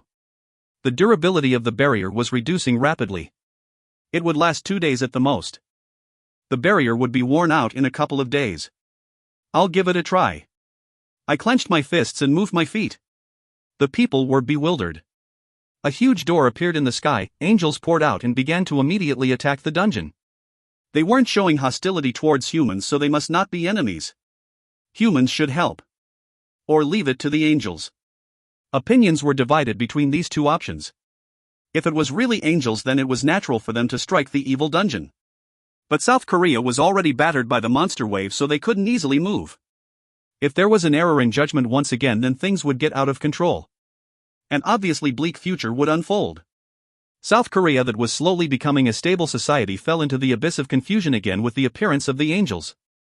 Let's help the angels. They are God's messengers. We shouldn't go against the dungeon master. What if they fail? Then it really is the end. Won't innocent bystanders be hurt? If we help, then they can win. It is better than being slaves. No. How can we even help? It was tense. The gap between the two was narrowing. There were those who worshipped the noble dungeon master after the monster wave. The dungeon master was an existence that couldn't be touched. The pressure given off by the dungeon master was huge. Then the angels mysteriously appeared and showed them tangible hope. However, they couldn't easily move. There were those who firmly believed the angels were God's messengers. But the things they could do were very limited. They could only cheer with words. But then they heard the following news. China, Philippines, Myanmar, India, Pakistan, Indonesia, a large number of creatures are approaching from those directions. Citizens are asked to immediately evacuate to a safe place. Weighing. The air raid warning sirens rang. All the TV channels organized to discuss the risk. In particular, the emergence of the large number of creatures that were heading to South Korea. Using a satellite gave them an estimate of roughly tens of thousands of creatures heading to the country. The countries they moved through wouldn't be able to stop them. In addition, it was determined that many of the creatures were really strong. It was concluded that they were all heading to South Korea. The end, it is the end. Congested roads. A man who heard the news from the car radio muttered. He jumped out of the car and looked up at the sky. There were hundreds of wyverns flying in the sky. Asterisk asterisk asterisk. Incense of valor. Water droplets of victory. Beads of passion. The remaining 3 of 5 items purchased at the Demon World auction. The items were purchased with a large-scale attack in mind, and the synergy of the 3 was good. Incense of Valor increased the strength of his allies by 1 for 1 day. Droplets of Victory raised agility when diluted with water, while Beads of Passion increased stamina, so they were all buff-type items. Regardless of capabilities, they were general-purpose items that were effective to use. The incense and water droplets were consumable items, and these items were more valuable in the second half. In a later time, I wouldn't be able to purchase it even if I had points. It seemed like I had to use these products immediately. I didn't expect to use it so quickly. Dungeon's first floor. The intermediate ranked creatures were sorted by type. According to estimates, they roughly reached 1,500. This was a major power. 70 Nagas. 83 Werewolves. 92 Lizardmen. 47 Dark Elves, Minotaurs and Mammoths, and 40 Dark Bears. 563 Saber Tigers. The rest were accounted for with the Trolls, Lich, Pyrox, for advanced golems, dwarves, and a few variants. Still, that power was only specific for the ground. The sky was an almost impossible situation. However, the angels weren't just hitting the outer walls. Soon angel troops would descend to the ground to enter the dungeon. I was prepared for that. The intermediate creatures were no match for the angels. The 1,500 creatures gathered here were to block the angels and creatures. I also left Krosla, Gigantes, and the Griffin on the top floor. I unconditionally have to protect the dungeon core. There aren't just angels. Demons and their creatures were gathering from the neighboring countries. They were also dangerous. Their armies were coming, so it was apparent that this was a big event. If it wasn't for Hashmal, then I would take advantage of their empty dungeons. My forehead wrinkled. It was certain that demons would appear with their main power. If only the Dimensional Gate and the Dominion's Angel Hashmal hadn't appeared in South Korea, then I could use the opportunity of the empty dungeons. It really was tough. I needed to think of all variables in order to cross the stone bridge. I couldn't just go on adventures. I needed to focus on keeping South Korea's dungeon no matter what. If I lost South Korea's dungeon, then my dream of becoming the devil would end up very far away. Crisley. This will be your heavy responsibility. My dungeon master, don't worry. I have made some creatures from what remains of the body of the Earth Dragon. Crisley knelt on one knee and told me. Her undead manufacturing, XU, skill. It was applied to the body of the Earth Dragon. There were 7 advanced 1LV creatures behind her. They were strong and reassuring supporters in this situation. You have to command the creatures to repel the invaders. Keep this in mind. I will keep it in mind. The demons weren't likely to become suspicious even if they saw Crisley. Her appearance had vastly changed from the time she was trapped in the cage. Like a firefly under the full moon. Moreover, the quality of her magic power was much higher. It was impossible to think she was the same person. But, my dungeon master, how are you doing to prepare for the attacks on the outer walls? Crisley glanced at me and asked. I looked at the entrance of the dungeon and said, I will use everything available. Asterisk asterisk asterisk. Kwang. Kwang. An explosion of light. The dungeon barrier was in danger. Light gathered in Hashmal's hands and struck down from the sky like lightning. The light coming from the thunderstrike meant it was difficult to open my eyes properly. Hashmal then stretched out her 6 wings. The beautiful figure was enough to cause bliss. Hashmal's presence could be felt even from far away. The holy power extended from the wings and wrapped around the angels. It was to increase the recovery of the angels. Hashmal looked around and stopped the attacks. There were the Virtue's angels and Power's angels as well. The Principality's angels were holding bows of light, and there were more than 400 angels. An absurd amount of power to attack a dungeon. But Hashmal seemed to be frowning at something. Hashmal made a beautiful and cold expression and raised her hand. Then 200 angels and 4 Principalities' angels descended to the entrance of the dungeon. Their aim was to hit the exterior and interior of the dungeon simultaneously. Sha dash. Keek. Not long after entering the dungeon, the screams of the creatures could be heard. The angels were cruel. The light weapons brutally killed the creatures. The troops entering the interior seemed to be sufficient. Hashmal waited a moment before resuming the attack on the outer walls. Puk. A black needle entered Hashmal's body. A strong poison seemed to spread through the body, but Hashmal purified the poison in an instant by spreading her wings. Once the needle was removed, she turned her head to look at who launched it. Damn demon! I told you to aim for the neck. There were several hundred wyverns. There were demons laughing among them. Hashmal quietly muttered something. Then a bright light poured into the air and hundreds of spears were created. The intensity of each spear was enough to cause a critical hit. The demons' expressions wrinkled like they were chewing poo. Damn! Spread out! The demons on the wyverns were leading thousands of creatures like transparent insects, dark warriors, banshees, death knights, etc. The number of demons reached 13. 13, a ludicrous number for South Korea's narrow landmass. The good news was that they were only aiming at Hashmal and the angels. But no one could know what would happen after Hashmal and the angels were hunted. Del Lat. I never thought someone so attached to Oculos's hip would come here. Shut up, Anastasia. I can still smell the awful scent of pandemonium sperm from you. What? You bastard, dot. In addition, the demons gathered were from various factions.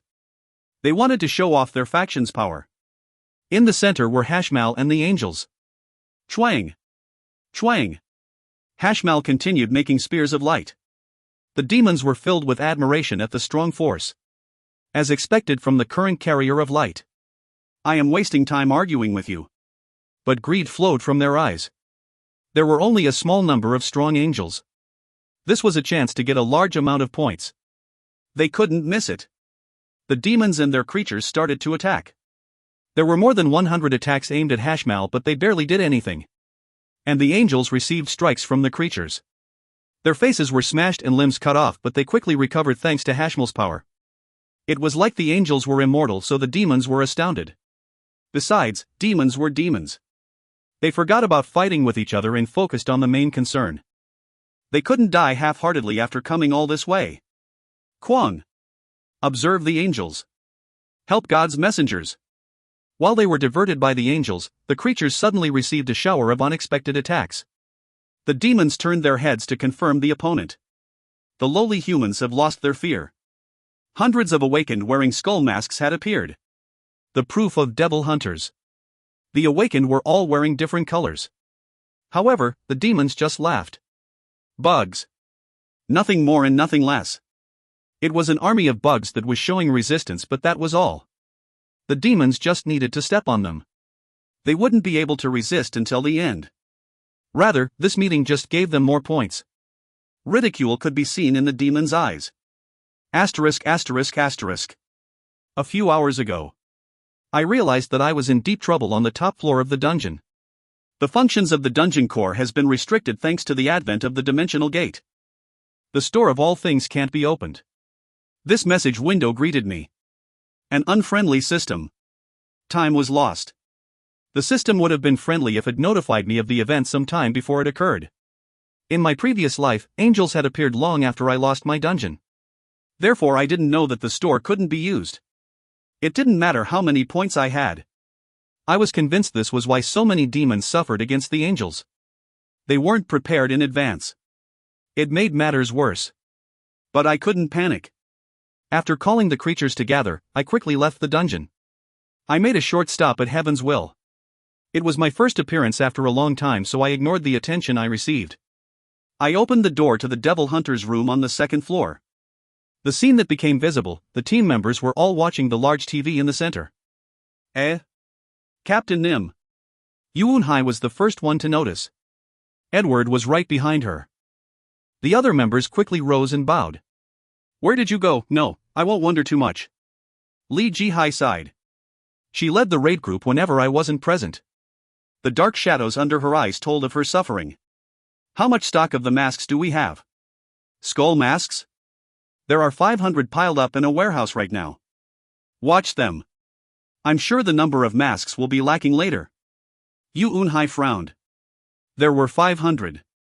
I shook my head and said, take all the masks. Li Jihai thought it was strange. What do you want to do? Help the angels.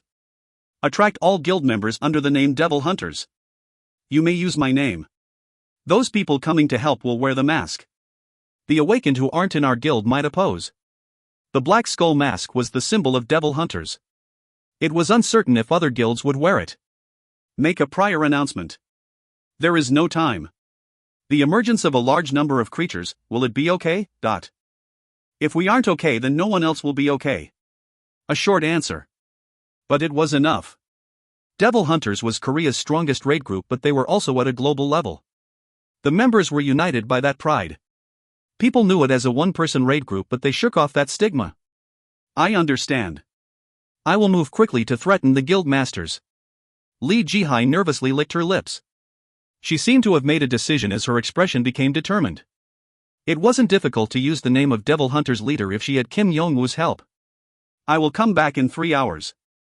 I turned and walked away while Li Jihai shouted urgently. Yes. Wait a minute.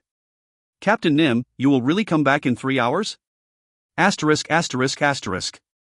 Uljan, Gyeongsang Province. It was the next place I headed to after leaving Gangnam. I could fly there in just 30 minutes using the wind powder. It was thanks to my high magic power and agility. I've come to the right place. I slowly came down from the sky. I was accompanied by the mist-type creature Shade. It looked like rain clouds were covering my entire body. I absolutely couldn't let my appearance be recognized. There were round-shaped buildings scattered around. Humans called it a nuclear power plant. A collection of vast amounts of energy. A place that held enormous power. A human technology that I had to give recognition to. I laid my hands on the thick cement walls and felt something boiling up. It was artificial, but it felt quite good. It was a source of power that made my mouth water. Lightning God felt it and started to actively move. I planned to touch it after a few years, but it can't be helped. South Korea leaned heavily on the nuclear power plants. If too many power plants died out, then humans would disappear. Of course, I didn't care how many humans would die, but it would slow down the growth of the awakened. I had planned to eat it in the future. Over the next 3 years, humans would create new energy from the core of the creatures. They would use it as the driving force to live without nuclear power plants. A valuable replacement energy. The cores obtained from creatures was due to the flow of magic power in the dungeon. If the creatures were killed outside the dungeon, then cores would still drop. But the cores of such creatures were rubbish. The demons once spent a large amount of points to research it. In any event, I had to move forward my original plan involving the nuclear power plants. It was due to the event. Lightning God. Eat away. Lightning God popped out as soon as I said this. Its body instantly flew inside the power plant. It was only interested in the source of the power. Lightning God opened its mouth widely and ate the source. A message window flashed. Lightning God has consumed a tremendous amount of power. 1 gigawatt will be added. I frowned slightly. The efficiency isn't good. 1 gigawatts. It meant that Lightning God could only be active for 1 more minute. Maybe because it was externally assimilated, but the efficiency was the worst. But it was better than nothing. Besides, there were still a few nuclear power plants remaining. There were a few more nuclear power plants in the Gyeongsang province where I could obtain energy. I wanted that taste again and moved. After going to 7 power plants in 2 hours, I managed to raise my original 16 gigawatts to 21 gigawatts. The efficiency was lowered every time the energy was devoured, but I still managed to raise it. And I received the following achievements after eating the last power plant. A tolerable achievement. A number of the country's facilities have been destroyed. South Korea will now suffer from serious power shortages. 300,000 points will be given. I nodded. I had expected an achievement from the moment Lightning God started. It was nice to get points, but they were useless right now. I needed power that would help me gain the lead in this crisis. 21 minutes. That was how long I could use Lightning God. I would only call it when necessary, but the duration had still increased. It would be difficult to get a steep rise in power even if I went to more power plants. At this point, I needed to return. The dungeon barrier's durability was steadily being carved away. It is a bit hard if I only use Lightning God. I was confident in fighting without Lightning God. I needed to make sure it wasn't detected the moment I used it. But I needed it. This was the best I could do for now. I murmured to myself and flew into the air again. Asterisk asterisk asterisk. I looked up at Hashmal. Pure white wings. Appearance full of majesty and dignity, an outwardly beautiful and flawless sight. But she was a Dominion's angel and evangelist who carried the light. Hashmal was tricky in my previous life. An angel who tormented the demons for 1 year and 6 months. The most formidable thing was her stunning recovery. In the end, Grand Duke Ariel needed to use her patented Skill Abyss sword in order to defeat her. I was laying low. At that time, I did not go into the battlefield. I just watched the demons fighting from a distance. I would use my own discretion about when to interfere. Looking back, those were all excuses. But at this moment, I was looking at Hashmal for a different reason. Goosebumps. A holy power that made my skin crawl. I immediately opened up Mind's Eye. Name, Hashmal. Occupation Dominion's angel title *, current carrier of light, epic, intelligence and magic power +6. Stats. Strength 89, Intelligence 87, +6. Agility 87, Stamina 83. Magic Power 92, +6. Potential, 438 +12/471. Uniqueness, an angel that will spread light to the world. Skill, Propagation of Light, epic, Barrage of Light Spears, epic, Thunder of Light, epic. Relative comparison, Hashmal. Strength 89, Intelligence 93, Agility 87, Stamina 83, Magic 98, Potential, 438 +12/471. Randalph Brigzeal. Strength 93, Intelligence 77, Agility 88, Stamina 86, Magic 96, Potential, 392 +48/500. Incense of Valor, Water Droplets of Victory and Beads of Passion gave me +3 stats, but I was still slightly behind Hashmal. Total stats were 450. Even if there was a limit when alone, that strength, an existence that could collapse the balance. She even had 3 epic grade skills. It was something that required at least 5 million points. I won't be a pitiful demon again like the first time. The number of creatures gathered here was almost 10,000. Hashmal could defeat most of them but would become exhausted. It still wouldn't be easy for the demons to win. There was a large number of angels assisting Hashmal. I needed to make a decision that would do more damage. If Hashmal was weakened, then she would be easier to handle. Observe the angels. Help God's messengers. The 500 awakened charged forward. Their capabilities weren't great, but it was a situation where numbers could give empowerment. A trickster suddenly appeared on the tightrope between Hashmal and the demons. Captain Nim. It won't turn out well if we don't scatter soon, Yu-Unhai said. The momentum of 500 masked people appearing was good, but that wouldn't last long. Don't leave my side. Just handle the incoming creatures. I had no thoughts of moving significantly. I only had one intent. My original purpose was to conceal myself among the awakened. Abstain from using as much magic power as possible. No one should notice me. Seal everything else while using only one power. Turn them all to charcoal, lightning god. Chiik. The emerged lightning god asked. Who? I pointed my finger. Kaya. Lightning god cried out and started heading towards the demons and creatures. If you find any errors, ads pop up, ads redirect, broken links, non-standard content, etc., please let us know. Report chapter so we can fix it as soon as possible. Chapter 84 to 86, Scene of Carnage. Chapter 84 to 86, Scene of Carnage. Transparent insect. An intermediate 1LV creature that automatically turned transparent when it received the sunlight. It was the size of a child and wasn't very strong, but it was a different story if there were thousands of them. Vibrating its wings would confuse the enemy. And they pounced like a group of piranhas. The vibrations caused by thousands of wings was enough to cause a brain concussion and pain. Now over 1,000 insects were approaching the awakened. Electricity. Kung. Yuunhai took a stance like she was firing a gun and electricity shot out. She was showing a rare grade lightning skill. Many of the approaching transparent insects were swept away by the shock. Despite the fact that the insects were transparent, they couldn't fool the keen senses of the awakened. Water barrier. Li Jihai erected a barrier that was 5m in width and 2m in height. It was a new skill she learnt after the humiliation with the king bee. It acted to block the vibrations emanating from the wings of the transparent insects. All of the awakened gathered here were at a decent level. The transparent insects were the weakest among intermediate creatures, so the awakened could deal with them. Captain Nim. Do we have to stay in this spot? Yuunhai wiped the sweat from her forehead after dealing with the nearby transparent insects. Edward was nearby smiling. Good. I nodded as I watched them. The combination of Yuunhai and Edward was good. The two of them had already handled 10 transparent insects alone. They would become some of the strongest heroes in the future.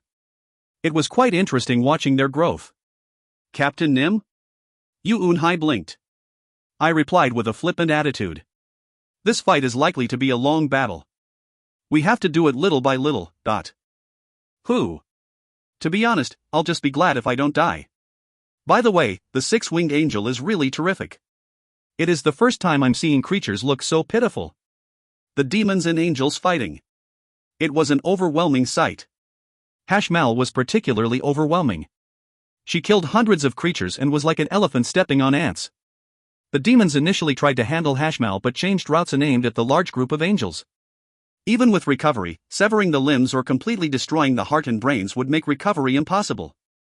Hashmal couldn't take care of all the angels. And I used Lightning God on the demons. In fact, Lightning God devoured the random creatures that it encountered. If this situation continued, the angels would be defeated. But I didn't want such an obvious situation. My plan. I sincerely wished for them to destroy each other. The demons were perplexed as Lightning God appeared out of nowhere. They soon realized that Lightning God was a skill but couldn't find the demon or angel using it. The awakened didn't even cross their minds. It was unthinkable that humans would be able to use such skills. Of course, I wasn't a human. Come back, Lightning God. This much was enough. Lightning God had only been active for 5 minutes, but it gave a crack for the angels to counterattack. There was only a small amount of electric power, so I would only take out Lightning God when needed. Lightning God that was in the shape of a huge dragon disappeared like it was a lie. And it curled up in my body waiting for the next occurrence. M1, M2. Start. At that moment. Eeing. Red lights turned on in the eyes of the autogolems M1 and M2 who were waiting. M1 and M2's role was simple. I ordered them to automatically repel any attack on the dungeon barrier. The two silver golems roamed the sky and showed considerable destructive power. The physical abilities alone were comparable to a high-class creature. They couldn't handle Hashmal, but the two golems could easily deal with normal angels. Swike. The angels were persistent. They systematically attacked M1 and M2. There were heavy winds every time an angel pulled their bow. The wings of the angels contained holy power and were very threatening to the golems. But it was no use. The golems had a simple way of fighting.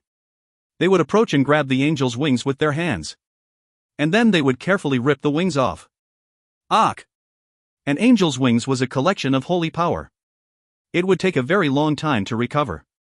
Hashmal's recovery also wasn't effective on it. The angels who lost their wings would fall to the ground and become the prey of creatures. Hashmal drew a cross with one hand and a circle with the other. Then the angels attacking the outer wall stopped. They rushed away from M1 and M2. A calm and excellent judgment. She correctly saw how M1 and M2 moved while dealing with multiple enemies. She had amazing concentration. M1 and M2 performed exactly like the command they received. They paused after the barrier stopped being attacked. Hashmal made a move at M1 and M2 after they stopped. Qua qua qua quang. Soon the thunder of light was everywhere. Stupid fool. You should look at the demons first to be your opponents. Saman laughed. Earl Saman. One of Grand Duke Upa's faction who was participating in the angel hunt. Demons attacking when the sun is up won't get any benefits, tsk tisk. The sun raised the capabilities of the angels. This was common sense for demons. Nevertheless, this was an event and they were confident. The demons felt a lot of pressure to take action. But Saman wasn't in a hurry. He was looking at the movements of the sun. He turned his head and looked at his creatures. Unlike the other demons, Saman wasn't accompanied by a lot of demons. Bugbear, vampire, werewolf king. Only 3. But they were more reassuring than the thousands of intermediate creatures. They were creatures that exerted a stronger force in the moonlight and were the angels' natural enemies. Now it is evening. You have come to my world. Hoo hoo hoo. Saman scanned Hashmal. The sun sank. The world was locked in darkness. No, the whole of South Korea was dark. It became a deep night in minutes. The glorious wings of the angels illuminated the surroundings. But their numbers were too small. Except for the 200 inside their dungeon, there were approximately 130 remaining. It was the opposite of the creatures. There were still many around. 7,000. 3,000 had disappeared in half a day, but the momentum was with them. Hashmal had a slightly weary countenance.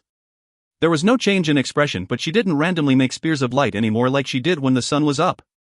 It was a natural result after eliminating thousands of creatures alone. Earl Saman and his 3 creatures started moving.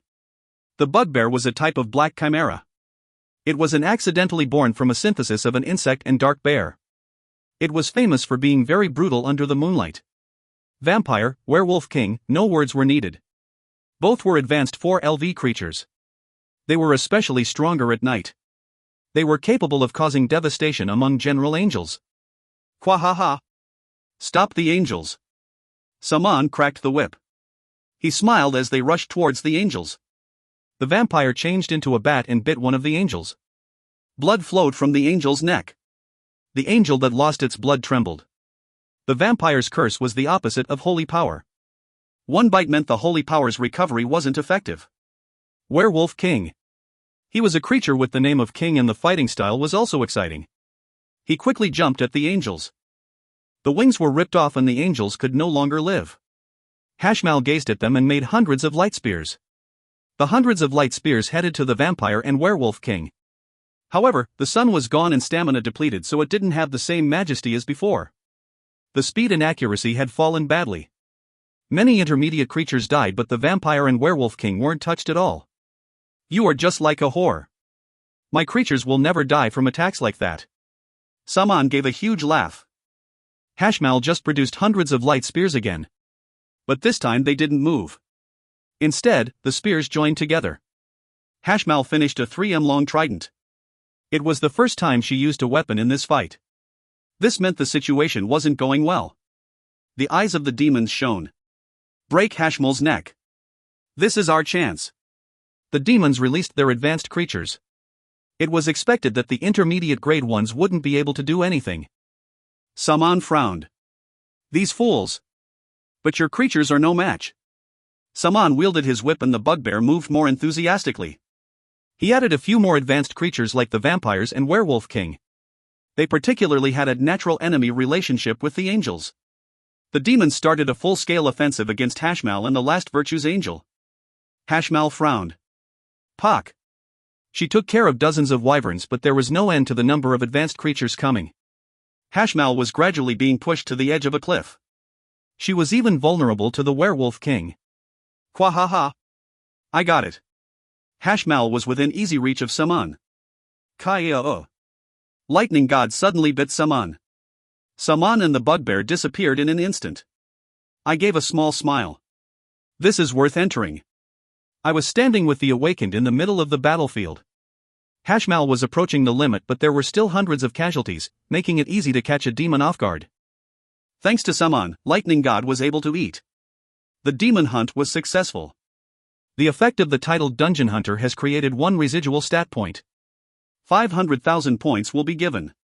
A reward for killing an Earl. I was satisfied with getting an extra stat point. There were other demons who were good targets, but Lightning God ended up eating Saman. At that time, Hashmal's gaze moved towards me. She stared at me. She noticed. The owner of Lightning God was noticed. The question was whether the demons had noticed. I was helping Hashmal and the angels, so it would be annoying for the future if the demons noticed. I suppressed my maximum magic power, but there was no way of knowing. I stared straight into Hashmal's eyes. After a few seconds, Hashmal turned her head away again. Go on? I didn't know the reason. But her eyes weren't hostile. Captain Nim. We should step back. It will be dangerous if we stay any later. Li Jihai cried out from nearby. The strong creatures were rushing towards Hashmal. But there were many creatures remaining. The intermediate creatures were tough opponents for the awakened. The bodies of the awakened were exhausted. They were drinking potions to sustain themselves. The trolls and banshees were flooding the area. It was a situation where a single crack would mean losing their lives to a monster.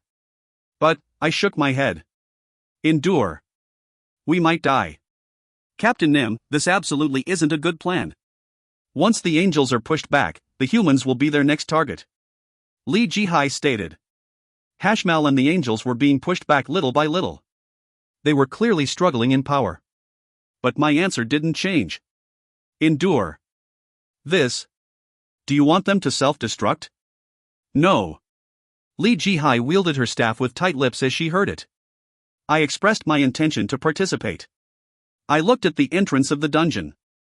And Li Jihai, Yuunhai and Edward stayed behind me while I waited for the moment. Asterisk. Crisley clutched the death wand and said. We have to stop them. Our opponents are the angels and we will beat them with the power given to us. 1,500 creatures were assembled on the first floor. Among them were a large number of advanced creatures. And even if they were lacking power, they needed to desperately defend the dungeon. This was their last home. They pledged their lives to defend the Tree of Origin. Crisley and all the Dark Elves were prepared. However, Jullium was an exception. He opened his mouth with a very worried expression. Queen Nim.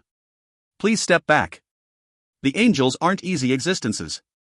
After going through the treatment with the Dungeon Master, Crisley had been appointed as Queen of the Dark Elves. Jullium and even Crosslow would listen to her.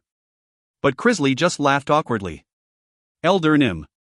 What do I have to fear when the Lich and 7 Spartoi in the vicinity? Spartoi equals grown from the body parts of a dragon.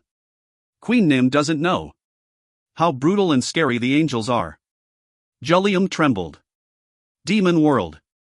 Jullium spent a long time there and had seen angels step out of dimensional gates a few times. They were existences that tried to destroy all life in the demon world. Jullium had to make an appeal for his life every time. Of course, the invasion from the heavens wasn't frequent. It occurred once every several decades. But the demon world received a huge blow every time. In a nutshell, the weak people would only die. Jullium wanted to live near the World Tree for this reason. He didn't want to always live with the fear of dying. On the other hand, Crisley was young. She never felt fear towards the angels. So Jullium wanted to maintain that. Don't worry. This degree isn't enough to make my body cold. Crisley tried to dispel his worries and laughed brightly. She had become increasingly more beautiful, and now there were no dark elves who could match her beauty. Jullium's spirit briefly recovered. Jullium, who recovered his mental state, said, "This old man will die to protect your life." Hoo. That is reassuring. Kung. Kwang. At that moment, the dungeon shook. The angels had launched their attacks.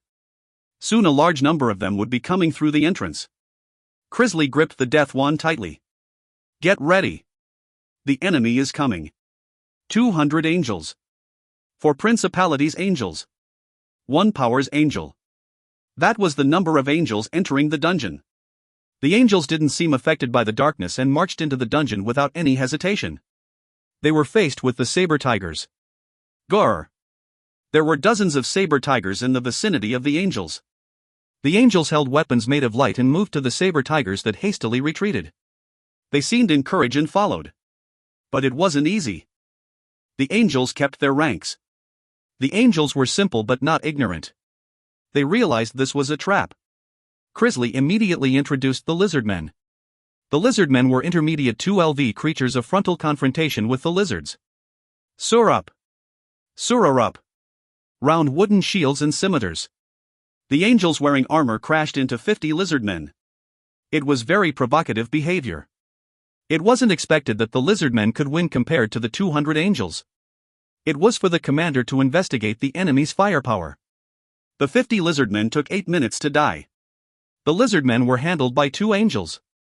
The efficiency was enough that the principalities angels and powers angel didn't have to come out. It seemed to be an objective indicator. It is more than I expected. The angels. The dungeon's crystal ball. Crisley could see the circumstances in the dungeon thanks to that item. The force of the angels witnessed through the crystal ball was intense. But it is fortunate. There doesn't seem to be many high-ranking angels. Jullium sighed with relief. Crisley asked with confusion. I heard that the hierarchy of the angels is diverse and complex. Is the difference that big? Yes. The archangels have a special existence, but otherwise there is a strict hierarchy. The powers angels are intermediate rank like the dark elves. Virtues angels and dominions angels can confront high-class creatures alone. Climbing up the hierarchy, I have never seen the thrones, cherubs and seraphim, so I'm not sure how strong they are. Then there must be a heavenly king. That's right. The heavenly king is the master of heaven. Just like the devil is the master of the demon world. And it is possible for us to match the power of the principalities and powers angels here. Tension was finally released from Jullium. Crisley continued looking through the crystal ball before saying, I will throw more food at them. It is the turn of the werewolves. All, prepare the ceremony. The lizardmen, werewolves and nagas greeted the angels and died. A complete extermination.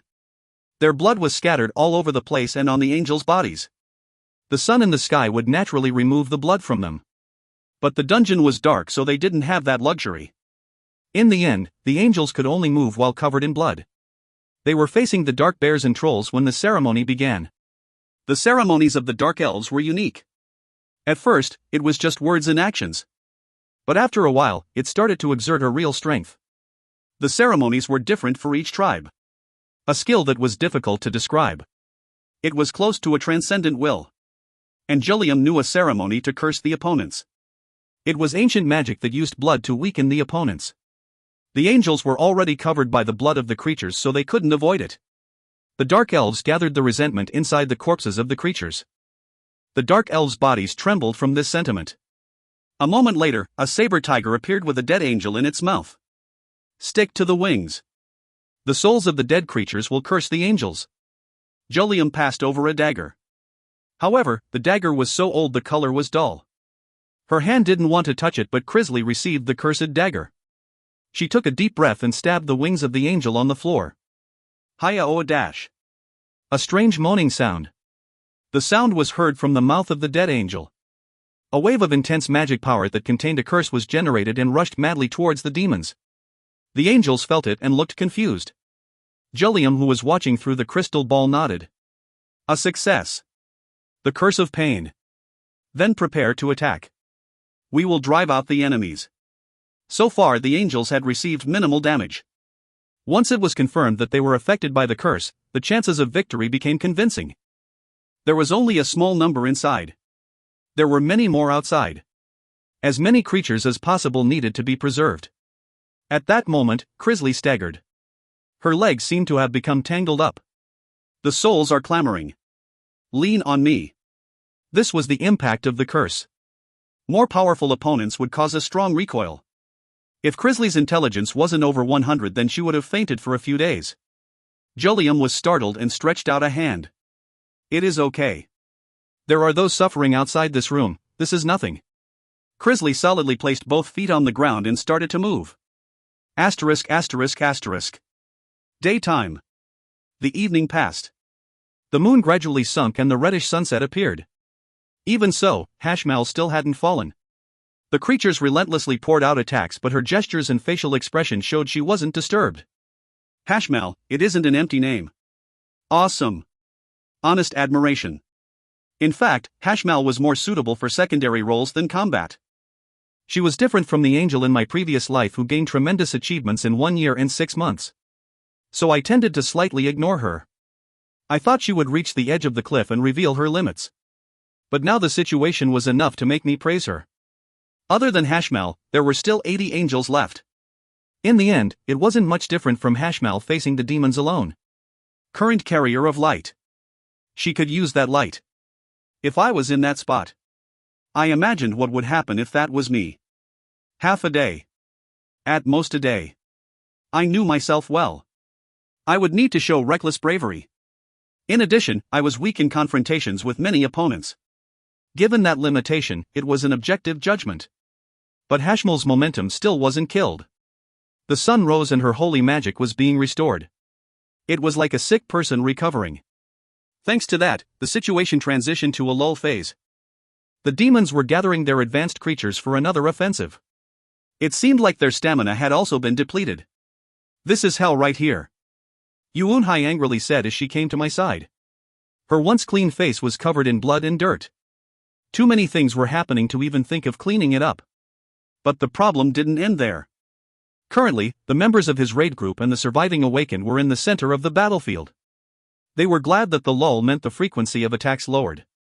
They were able to rest among the dead bodies of the creatures. Don't relax. Who? I'm not planning to relax. My head is still pounding from the transparent insects. Yuunhai rubbed her forehead. I turned away and scanned the remaining Awakened. From my point of view, the Awakened were no different from newborn children. They were still learning about the battlefield. But they would certainly grow the longer they were on the battlefield. Initially they were scared by all the blood running, but now they were numb to it. They were sad about their colleagues dying but didn't linger over it. It made them realize their survival instinct. A moment to rest. The faces of the Awakened were all exhausted. Even so, their eyes were alive. They were still wary of their surroundings. Of course, some wanted to flee. There were already 40 people who deserted. But most of them had crossed the river of no return. As soon as they broke away from the ranks, more than half of them was slain. But this was a blessing. Seeing the situation of those who fled would inspire them more. There was no way to get away from here except for victory. Captain Nim. Do you hear that sound? Yuunhai, who was applying a potion to her injuries, suddenly heard a strange sound. The sound was coming from the direction of the dungeon. There are more angels? But why are they coming out from the dungeon? No, rather, why are they in that state? Yuunhai discovered the source of the sound. Dozens of angels were coming out from the dungeon entrance. All the Awakened, angels and even the demons had wide eyes. They were the angels who attacked the inside of the dungeon. But they were in a bad state. Some had their wings ripped to shreds and couldn't fly, while others had their organs showing. They are coming. The corners of my mouth went up slightly. Their appearance made it obvious that Crisley was successful. And following behind the angels were a number of creatures. Kung. Kwang. The first was an advanced golem. And there were the imposing figures of the Lich and Saber Tigers. The demons made an expression like they realized something. There hadn't been any news about the creatures and owner of this dungeon. If it was just the creatures, then they could safely ignore it. However, the numbers were considerable. A single force with an absolutely outstanding level. But the dungeon master didn't seem to be visible. A competitor, an enemy? The two had similar meaning, but the situation might change depending on which word it was. However, they hadn't showed themselves in the past day. The lull was over as angels, demons, and humans tensed up. In particular, the awakened had really tense shoulders. They cursed the fact that more creatures emerged from the dungeon. Yuunhai had the courage to confess something after the atmosphere changed. Captain Nim. If I live through this, then I will boldly kiss you. There is no need. Asterisk asterisk asterisk. A shocking appearance. A number of creatures was blocking the entrance to the dungeon. All the demons and angels intently watched the dungeon. It was a silent battlefield as the attacks stopped. An extension of the war. There were all types of speculation running through their heads, so there was silence. In particular, the demons were really interested. The person who owned so many creatures of high quality. A duke or grand duke? It might account for why they didn't move from the start. However, the dungeon master's identity was shrouded in a veil. Only the creatures were revealed. The demons couldn't move easily without knowing what faction the dungeon master belonged to. If they made one wrong move, then they could be involved in a hornet's nest. There was a possibility this was the dungeon, a high-ranking demon. So they watched each other while asking you? With their eyes. Of course, they couldn't come to a conclusion. Everything was just a guess. They could guess the intentions if the creatures acted, but for now, everything was just still. The creatures stayed at the entrance of the dungeon and didn't move even one step. It was like they wouldn't move as long the dungeon wasn't touched. In fact, the silver golems M1 and M2 only acted to repel the angels attacking the barrier. They stopped moving after the barrier wasn't attacked anymore. What to do? The demons had attacked Hashmal without hesitation. Their interests aligned with angel hunting, so they easily moved. But they couldn't read the intent of the dungeon master. Maybe they appeared at the last minute to watch the show. But then the daylight fully arrived. They had no time to waste. They couldn't just stand there. In this situation, the demons had to come out.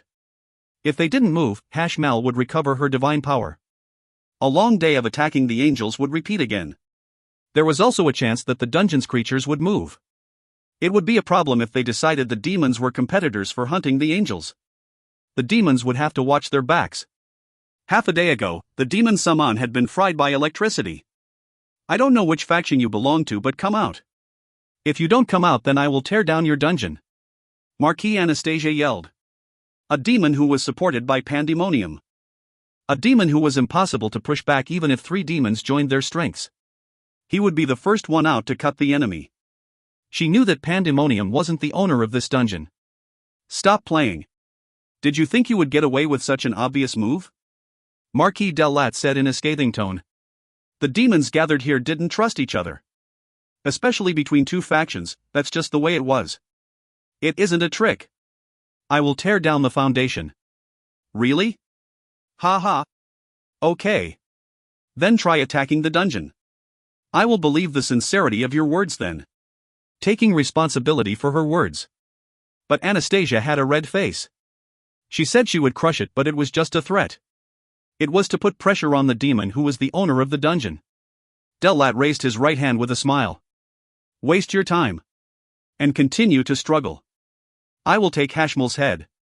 The hand was raised to order a march. The creatures ran towards Hashmal once again. It was a wise choice.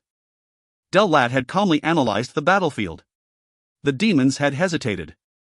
However, the numbers were small. Hashmal was strong and would pressure them. Her recovery needed to be thwarted. There was an important change in the demons' movements. They ignored the dungeon and started attacking. On the other hand, there were those who still had doubts. Chwak! Orc shamans chanted spells at death knights. A knight on horseback attacked Delat. Xiang! What are you doing? Delat scowled as he fended off the attacks. The owner of the death knight was Anastasia. It is suspicious. This dungeon, does it belong to your faction? Are you trying to monopolize the points? You bitch. You finally went crazy. Angry words popped out of Delat's mouth. It was strange that they were attacking each other. In this situation, they shouldn't be at each other's throats. The common enemy, Hashmal, and the angels were in front of them. It was natural for the demons to be angry. The situation had become more complicated. Madness entered Delet's eyes. I will kill you. I will tear this bitch apart. That was the starting point. Small doubts had brought about a division. The main power against the angels was pulled out. Some demons were fighting among themselves. The creatures on the battlefield became deeply entwined. At that moment, help the angels. Wipe out the creatures. Now the awakened starting moving. I smirked. It was a plan I hastily thought of. Taking advantage of the bad blood among the factions. They had barely united in the fact of the common enemy that was the angels. This superficial connection was easily broken with a little bit of confusion. The main part of this plan was the number of creatures Crisley had left. Fortunately, she had achieved a huge victory judging by the appearance of the angels. Many creatures. It was likely that they would lose some power in this event. An itch behind them. In other words, a needle. It was natural that doubts would spring up among the demons. 13. No, there were only 12 demons left. Anastasia was a fish that had been caught. Even the awakened, this was a true scene of carnage. Wonderful. I praised Crisley, who wasn't here. Frankly, even half being left would be a success. I never thought only 1/3 would be lost. Crisley's role was substantial. Confusion was created thanks to her. Now there were only a few hundred awakened, so they wouldn't be a big help against the creatures. It was at least enough to give Hashmal and the angels time to recover. We have only one thing to do. Endure. There is no need for anything else. My cry entered the ears of the awakened. Fighting and enduring were completely different things. They were capable of doing it. And Hashmal was looking down at me with strange eyes. The sun was shining. My original group of 500 had decreased by more than half. Sink or swim. It felt like throwing eggs at a rock. I was wearing a rare sword instead of wrath. I raised my sword to the sky and shouted. We are the last hopes of our country. If the angels die, then our hometowns, parents, relatives and friends will be trampled on. Defend it. It was funny that I was discussing South Korea's future. But it was necessary. Small flames were ignited in the awakened. The awakened needed to hold on for as long as possible. In addition, it was risky for Lee Jihai, Yoonhai, and Edward. I couldn't lose them in a place like this. My objective was to make them grow in this battle, not die. Of course, I was there to ensure their safety. However, then it was highly likely that my identity would be discovered. That was the worst-case scenario. Damn it. I'll do it. Even if I can't keep it. The awakened were filled with energy at my words. Hope. It was indeed a good word. The injured awakened with legs barely attached due to potions or deep face wounds also moved. They dedicated themselves to fighting the wicked creatures. Their spirits were already lost. Most of their fighting spirit was exhausted after a day and a half. They moved around the clock and had surpassed their limits. It was a situation where they could barely eat or drink. Just standing deserved praise. On the surface, I also appeared like I was struggling. Swaying. Kwang. A huge spear of holy power could be seen from the ground. That's great. I lightly nodded. Hashmal. A cold light in those gold eyes that wanted to destroy the enemies. She finally finished charging. The second round had no earnestly started. It was too late by the time the demons realized something was strange. There were less than 5,000 creatures remaining and many were advanced grade. The disputes between the 12 demons stopped. Hashmal, who finished charging, was powerful. A much stronger feeling than when I first saw her. There was a tacit agreement among the demons for a truce. But it was too late. Until now, they just viewed it as a way to make points. Hunting angels was the best way to gain a large number. If they were too weak? Crash. The demons here already knew it to some extent. They panicked and trembled as the attack headed towards them. Marquis Delat and Anastasia were also aware of this. They both had a similar number of creatures and were cursing each other. They had been diverted from realizing that Hashmal was the most important thing. Bastard. Bitch. The two were in a miserable condition as they cursed. Their entire bodies were covered with wounds. Cold, insane eyes. Loose hair that was reminiscent of a madman. Anyway, the division among them had stopped. All the demons had one common thought. This won't drag out much longer. The game will end while the sun is still up. A short-term battle. It wasn't good to drag time out longer. A clash of power. As the sun rose higher, the decisive time in the battle was approaching. If you find any errors, ads pop up, ads redirect, broken links, non-standard content, etc., please let us know. Report chapter so we can fix it as soon as possible. Chapter 87 to 89, Hashmal. Chapter 87 to 89, Hashmal. Master is stupid. Master is a jerk. Hying.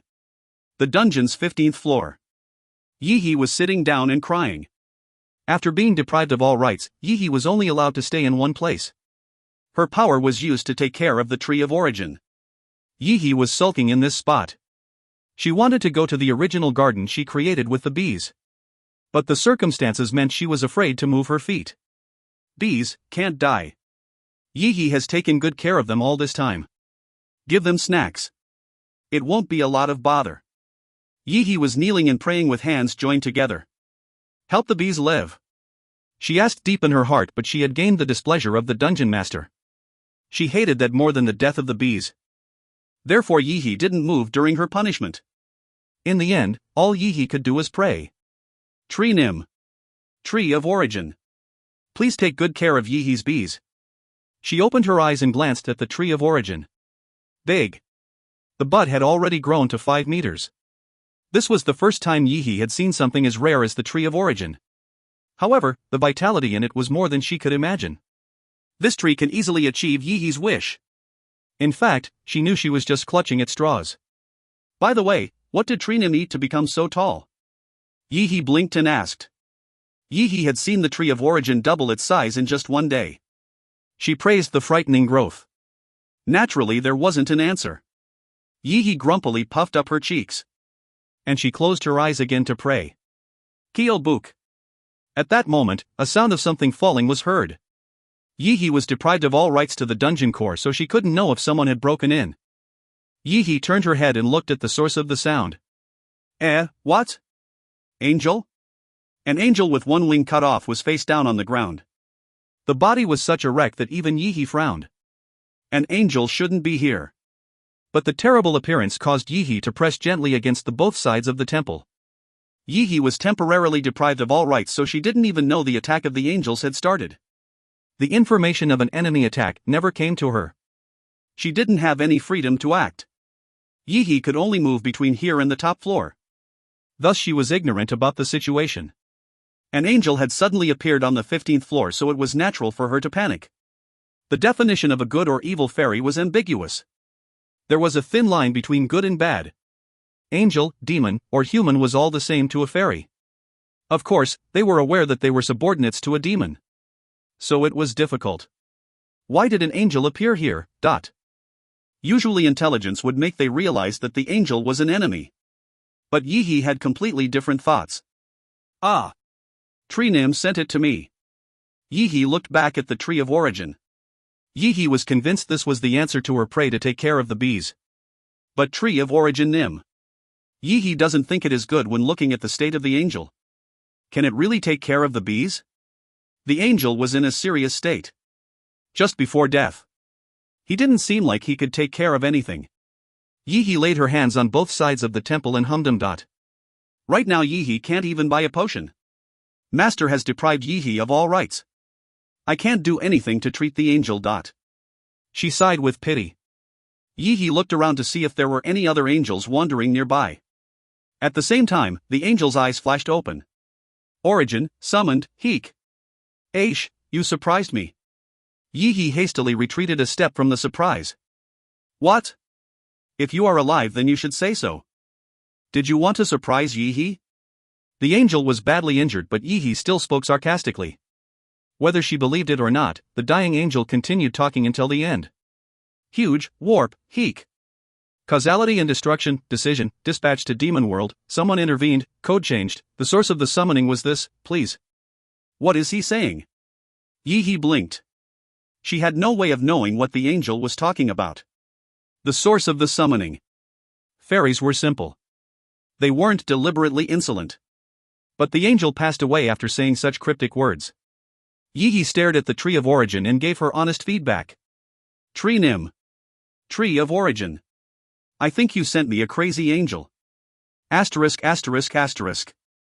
It was evening. The boring war of attrition ended and the full-scale combat started.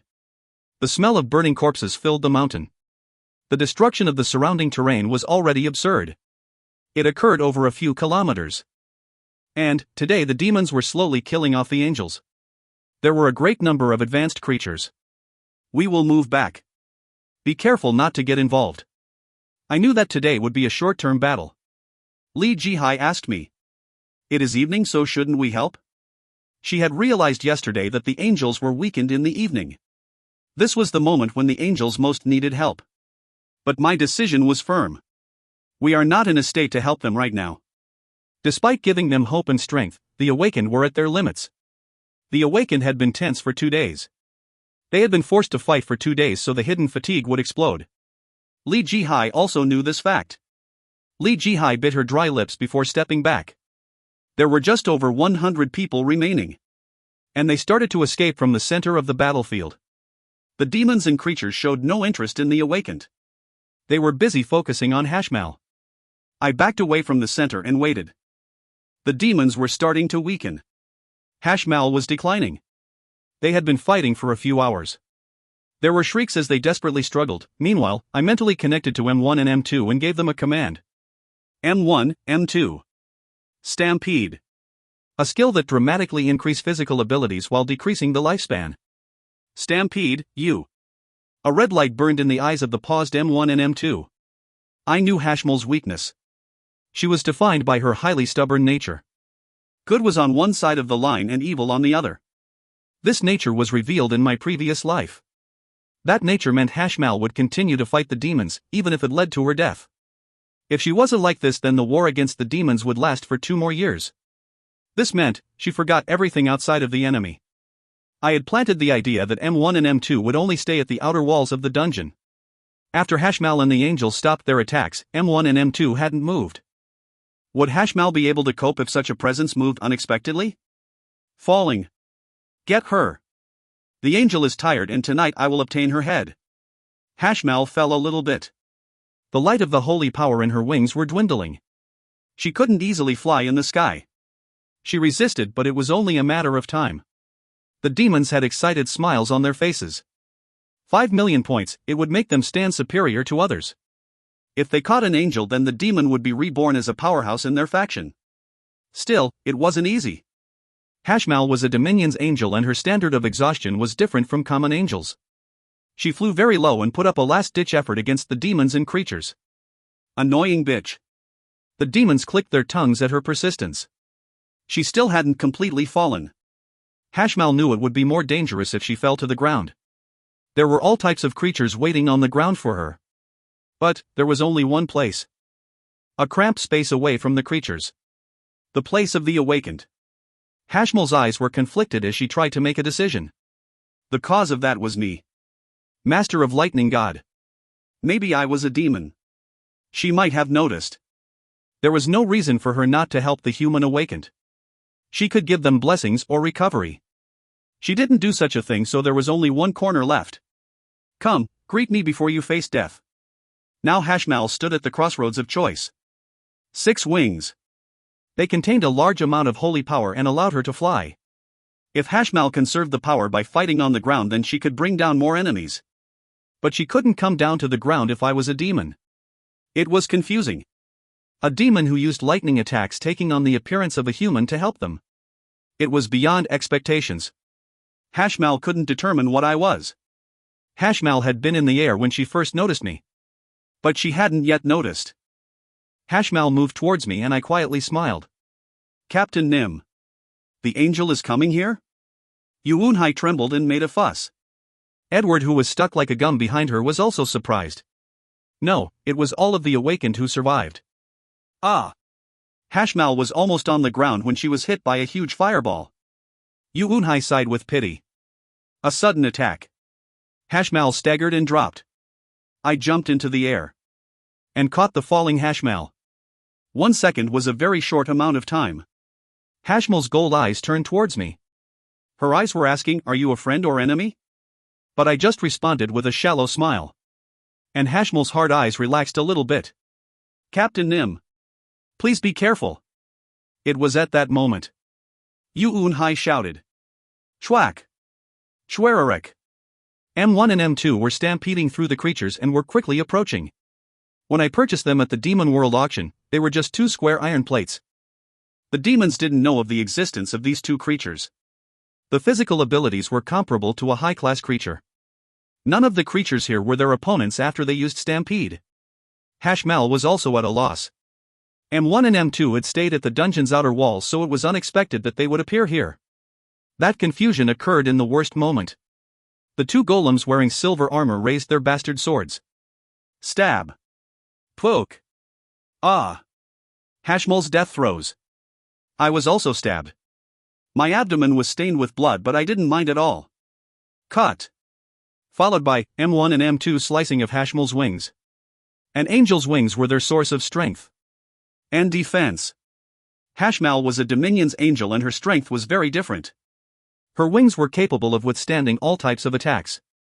But there was a flood of attacks from the stampeding M1 and M2.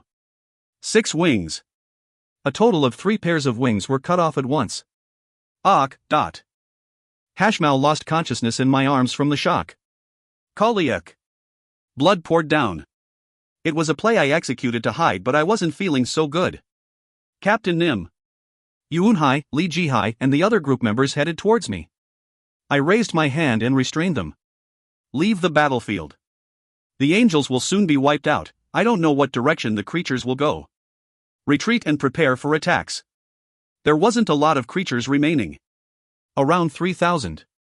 M1 is M2, and the creatures from my dungeon were a threat, but there was no guarantee the demons would leave. It was easy to see what would happen after the rest of the angels were hunted.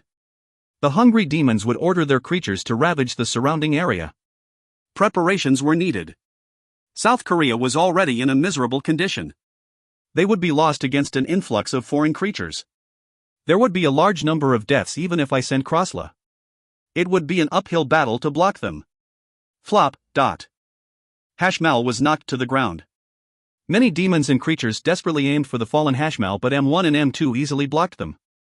And the Lich approached and placed Hashmal and I on his shoulder. Where are you taking Captain Nim? Fire burned in Yuun-hai's eyes as she ran forward with her lightning sword. However, the Lich was very high among the advanced creatures. No matter how strong Yuun-hai was, she wasn't a match right now. Peek. The Lich hit Yuun-hai lightly in the stomach with her staff and she collapsed. Edward hastily moved and grabbed Yuun-hai. Edward! Let go of me. We can't let them leave with Captain Nim. Yuun-hai twisted her body like a wild colt. But Li Ji-hai and the other crew members forced her back. This was the last chance for them to escape. If they didn't leave now, all of them would be annihilated. It was very unfortunate, but it was necessary to make level-headed judgments. The female angel leader had her wings torn off. The defeat of the angels was confirmed. Now the only thing left was to prepare for the aftermath quickly. Yuun-hai wasn't weak, but there was nothing she could do alone. In the end, the awakened quickly retreated. The Lich moved in the direction of the dungeon. Rotting Lich! Give Hashmal to me. You slippery bastard. Don't snatch up our prey at the last minute. The demons weren't just quietly watching. The advanced golems supported the Lich. In the meantime, the Lich said, Remainder, angels, take care of them. Our dungeon master only wants Hashmal. At first, it seemed like the voice was hoarse due to screaming. The torn voice of the Lich entered the ears of the demons. The Lich became more powerful in a place filled with corpses. Qua qua qua quang. He waved his staff and used the corpse explosion skill. The ground shook. Hunt all the angels, then get lost. Our dungeon master, you are not welcome in front of the dungeon. Delat came charging out. I don't know who the dungeon master here is, but they just made a big mistake. Grand Duke Pandemonium will never tolerate this. Kohu, if you wage an all-out war, we will not stand still. But, I don't recommend it. And powerful and unknown mystery. The demons couldn't move until they had investigated the dungeon master of South Korea. It would be no good if they started a war between factions. It would just benefit the other 2 Grand Dukes.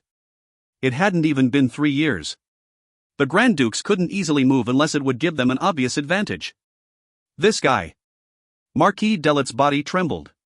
He had succeeded in hunting a Virtue's Angel and earned 1 million points. However, he didn't want to miss the big fish that was right in front of him. He wanted to kill Hashmal as quickly as possible only for his prey to be yanked away. Hashmal's stamina and holy power was reduced, but the most important moment was the last hit. An error in calculation. The Lich began to move. The golem escorted him and they succeeded in entering the dungeon. I poured a potion on my wound immediately after entering the dungeon. Air bubbles rapidly occurred around the wound. I was dizzy for a moment from blood loss before the heart of the Hell Monarch refilled it. Troublesome. TSK. I clicked my tongue. This had been the best method to enter the dungeon without any suspicions. The dungeon would be monitored by the demons for a while. I needed a natural method to enter here. Congratulations on a successful return. Crisley was waiting on one knee. I smiled at her and said, Crisley, your contribution was big. While I was outside, Crisley had blocked the angels inside the dungeon. She was very successful. Of the 1,500 creatures, 600-700 were still remaining. That was enough to have an influence on the demons. If it wasn't for that, there might have been a few more conflicts. No, my dungeon master. I missed one angel. I confirmed that he died in front of the Tree of Origin on the 15th floor, but it is still my fault. Crisley was honest. This honesty was an advantage. I had to give credit to Crisley for telling me the truth without trying to hide it. Due to the ceremony, Crisley regarded me as a companion of the soul. She willingly told me her sins first. I shook my head. You missed one person, but it is meaningless if they die before reaching the top floor. Rather, I want to give you a reward. So what is your wish? Crisley's expression suddenly became serious. She carefully opened her mouth. My dungeon master. Could you increase the number of dark elves? I would have liked Crisley to ask for something for herself, but it was difficult due to her nature. The number of dark elves. I touched my jaw. Their numbers had certainly been reduced due to several battles. Now there were only 30 dark elves remaining. I needed to increase that number to take care of the Tree of Origin. I will buy 150 healthy dark elves. I don't need so much. Crisley panicked. She hurriedly denied it. She thought that adding 150 dark elves just for her was too much. But I needed to compensate Crisley's efforts. Just think of this as a reward for everything so far. Apart from the contributions, you have made some good recommendations. I will fully compensate you. I would never have said such things in my previous life. But things were different now. I realized that there was a limit to acting alone and I should give generous rewards. Then, Crisley contemplated for a moment before recommending several creatures. She judged objectively and told details about their contribution. They would be rewarded as well. Thanks to that, the compensation didn't take that long. Thoroughly defend the entrance and watch the movements of the demons. Report to me if there is any unusual behavior. I turned my body and walked away. The Lich with Hashmal on his shoulders followed me.